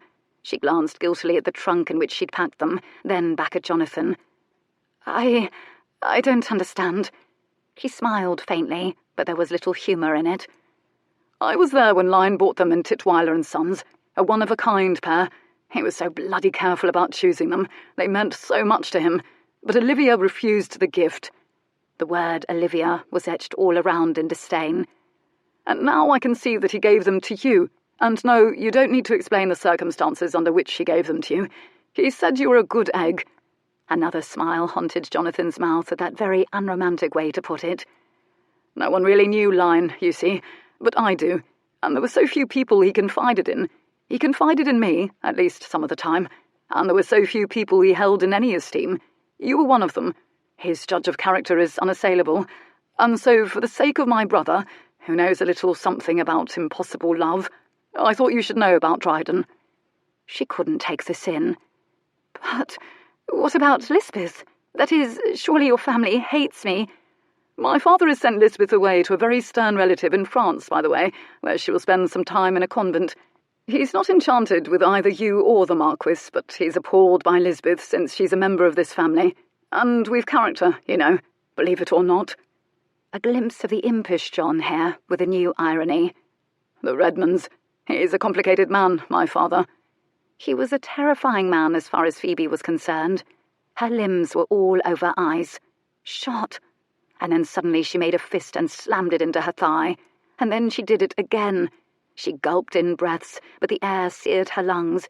She hated herself for her cowardice, for the consequences of it. If he died! Fear was a choking hand round her throat. She looked up into Jonathan's face, who watched stoically with sympathy, clearly accustomed to histrionic displays. Then again, he had Violet Redmond for a sister. She thought, he'll make a remarkable man one day. And it was his stoicism that restored a measure of calm and dignity. "Thank you for telling me. Will you take me to him?" she managed. She could barely hear her own voice over the roaring in her ears. Jonathan turned for the door. "That's why I'm here. Come with me." She burst through the pub door with Jonathan. She blinked in the light, gasped from the warmth. It seemed a sacrilege that the Pig and Thistle was warm and well lit and filled with laughing, drinking people, much like any other night when Jules was lying bleeding, perhaps dying in the room behind the bar. "Where is—" Jonathan pointed. In front of the door to the room behind the bar stood a man she knew to be Captain Chase Eversey, hardly as recognisable as his brother Colin, but unmistakable nevertheless. She was uncertain whether he knew her by name. He barred the entrance of the door and regarded Jonathan coldly, and received a glare in return. Jonathan spoke curtly. "This is the woman in question." This earned upraised eyebrows. "He says you don't love him," Chase said flatly. She suspected it was a test. "What do you think?" she snapped. He studied her. And then his mouth quirked ruefully, and he knocked once on the door, opened the door and gestured her through. She stopped in the doorway. She'd always thought she was brave, but she was terrified now of what she might find. She took a deep breath and made herself look. Oh, but God, he was alive. He looked, in fact, very alive. Jules was naked above the waist, bandaged at the shoulder, reclining on a pallet, sipping at a flask of whiskey, and otherwise looking very alert and reflective. He turned and saw her. She was certain he stopped breathing then. She was also certain only holy relics knew what it was like to be gazed upon the way he was gazing at her. "Did you have to go and get yourself shot?" She still heard her own voice as if she were underwater. It was a moment before he could speak, as he didn't seem to be done simply looking at her.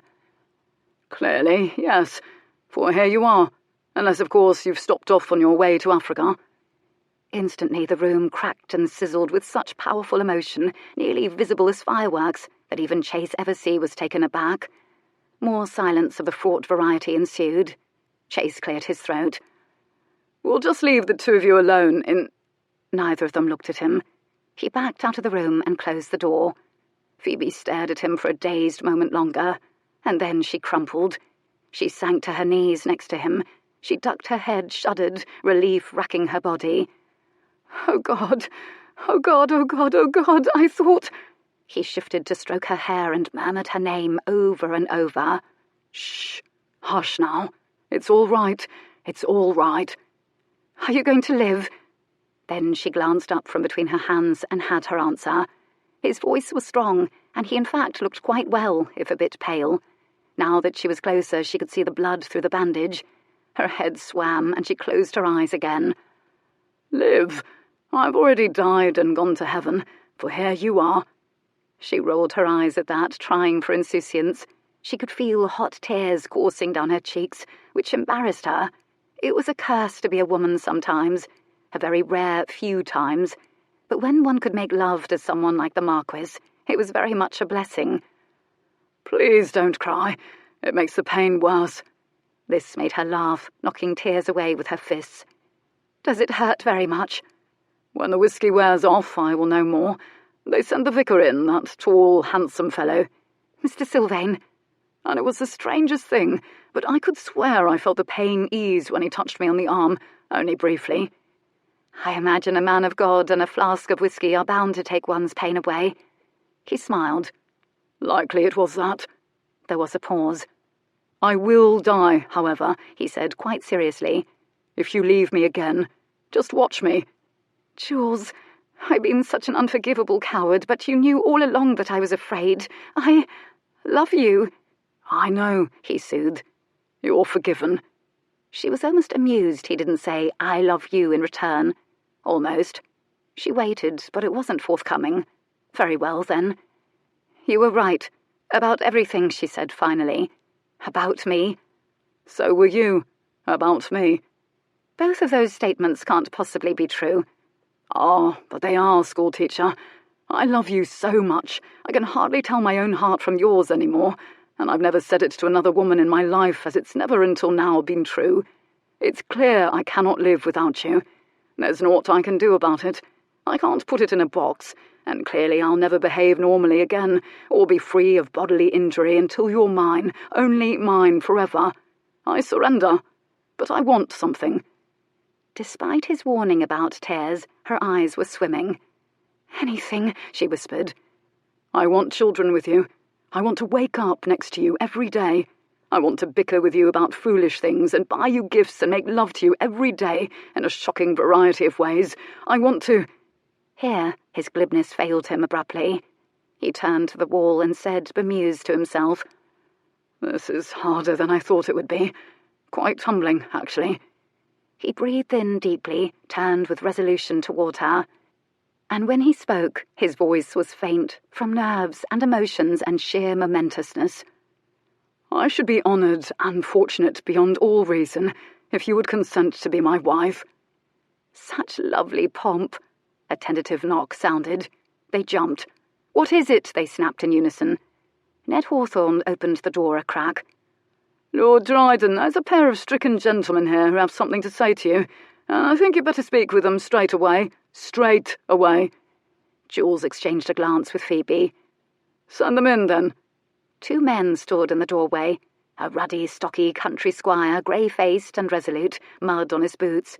The other a young man, lean as a sapling, dressed in fashionable clothes, young enough to feature a few spots on his complexion, sporting a long forelock that dropped down over his eyes. They bowed low. "Lord Dryden, I am Mr. Frederick Hart, and this is my son Jem. Tell him, Jem," the older man ordered grimly. The young man swallowed, his Adam's apple bobbing. He looked near to casting his accounts. "Were you shot with a .45 caliber pistol, Lord Dryden?" His voice shook. The hat in his hands trembled violently in his grip.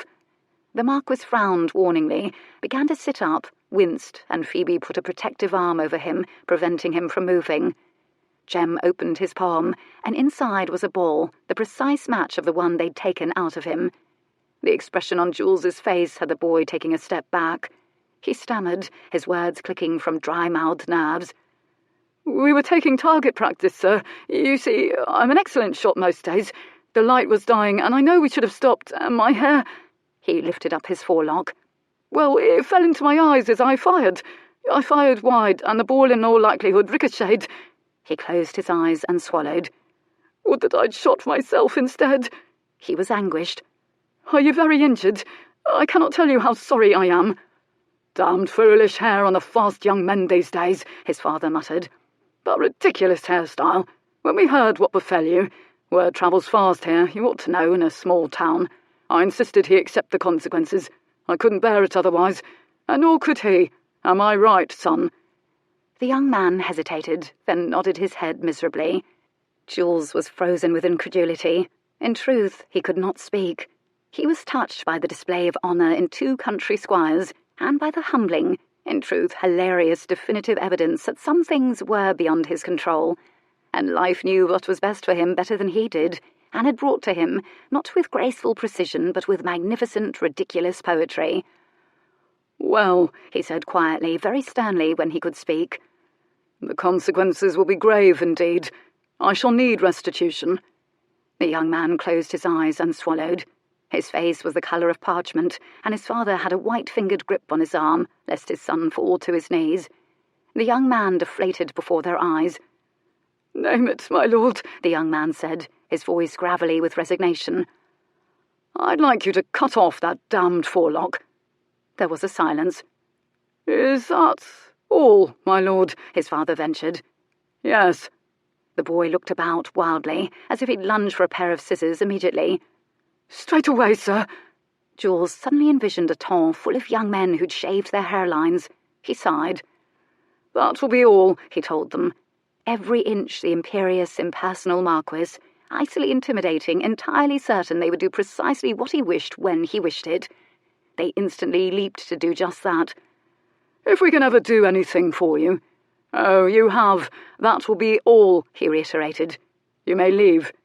They bobbed their heads frantically and bowed and backed out of the room, lighter in step. The father muttered something they didn't hear, but they heard the son's reply. Don't know, Dar. Read in the broadsheets he might be going crackers. Something about a cat. He turned to Phoebe, whose eyes were watering and brilliant. Mirth or tears or some combination of emotions. She was biting her lip. I'm going to bronze the pistol ball Chase Eversea took out of me, because it brought you to me.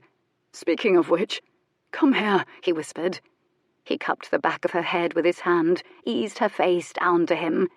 The kiss was lingering, desperate, joyous, searching, and when he ended it, his fingers played in the hair at her nape. So, he whispered against her lips. Yes, she whispered. Oh, yes, I should be delighted beyond all reason to be your wife. He closed his eyes against an enormous wave of relief and shook his head wonderingly on a smile that near broke her heart. He took a few deep breaths. How did I get so lucky? His voice cracked. He gave a short laugh. She kissed the fading bruise on his forehead. She kissed his cat scratches. She kissed the bound wound on his arm. She kissed his eyelids. She laid her head over his beating heart. He covered it with his hand and sighed. They would take care of each other from now on. And as he eased into sleep, Phoebe murmured, I knew you were meant for me.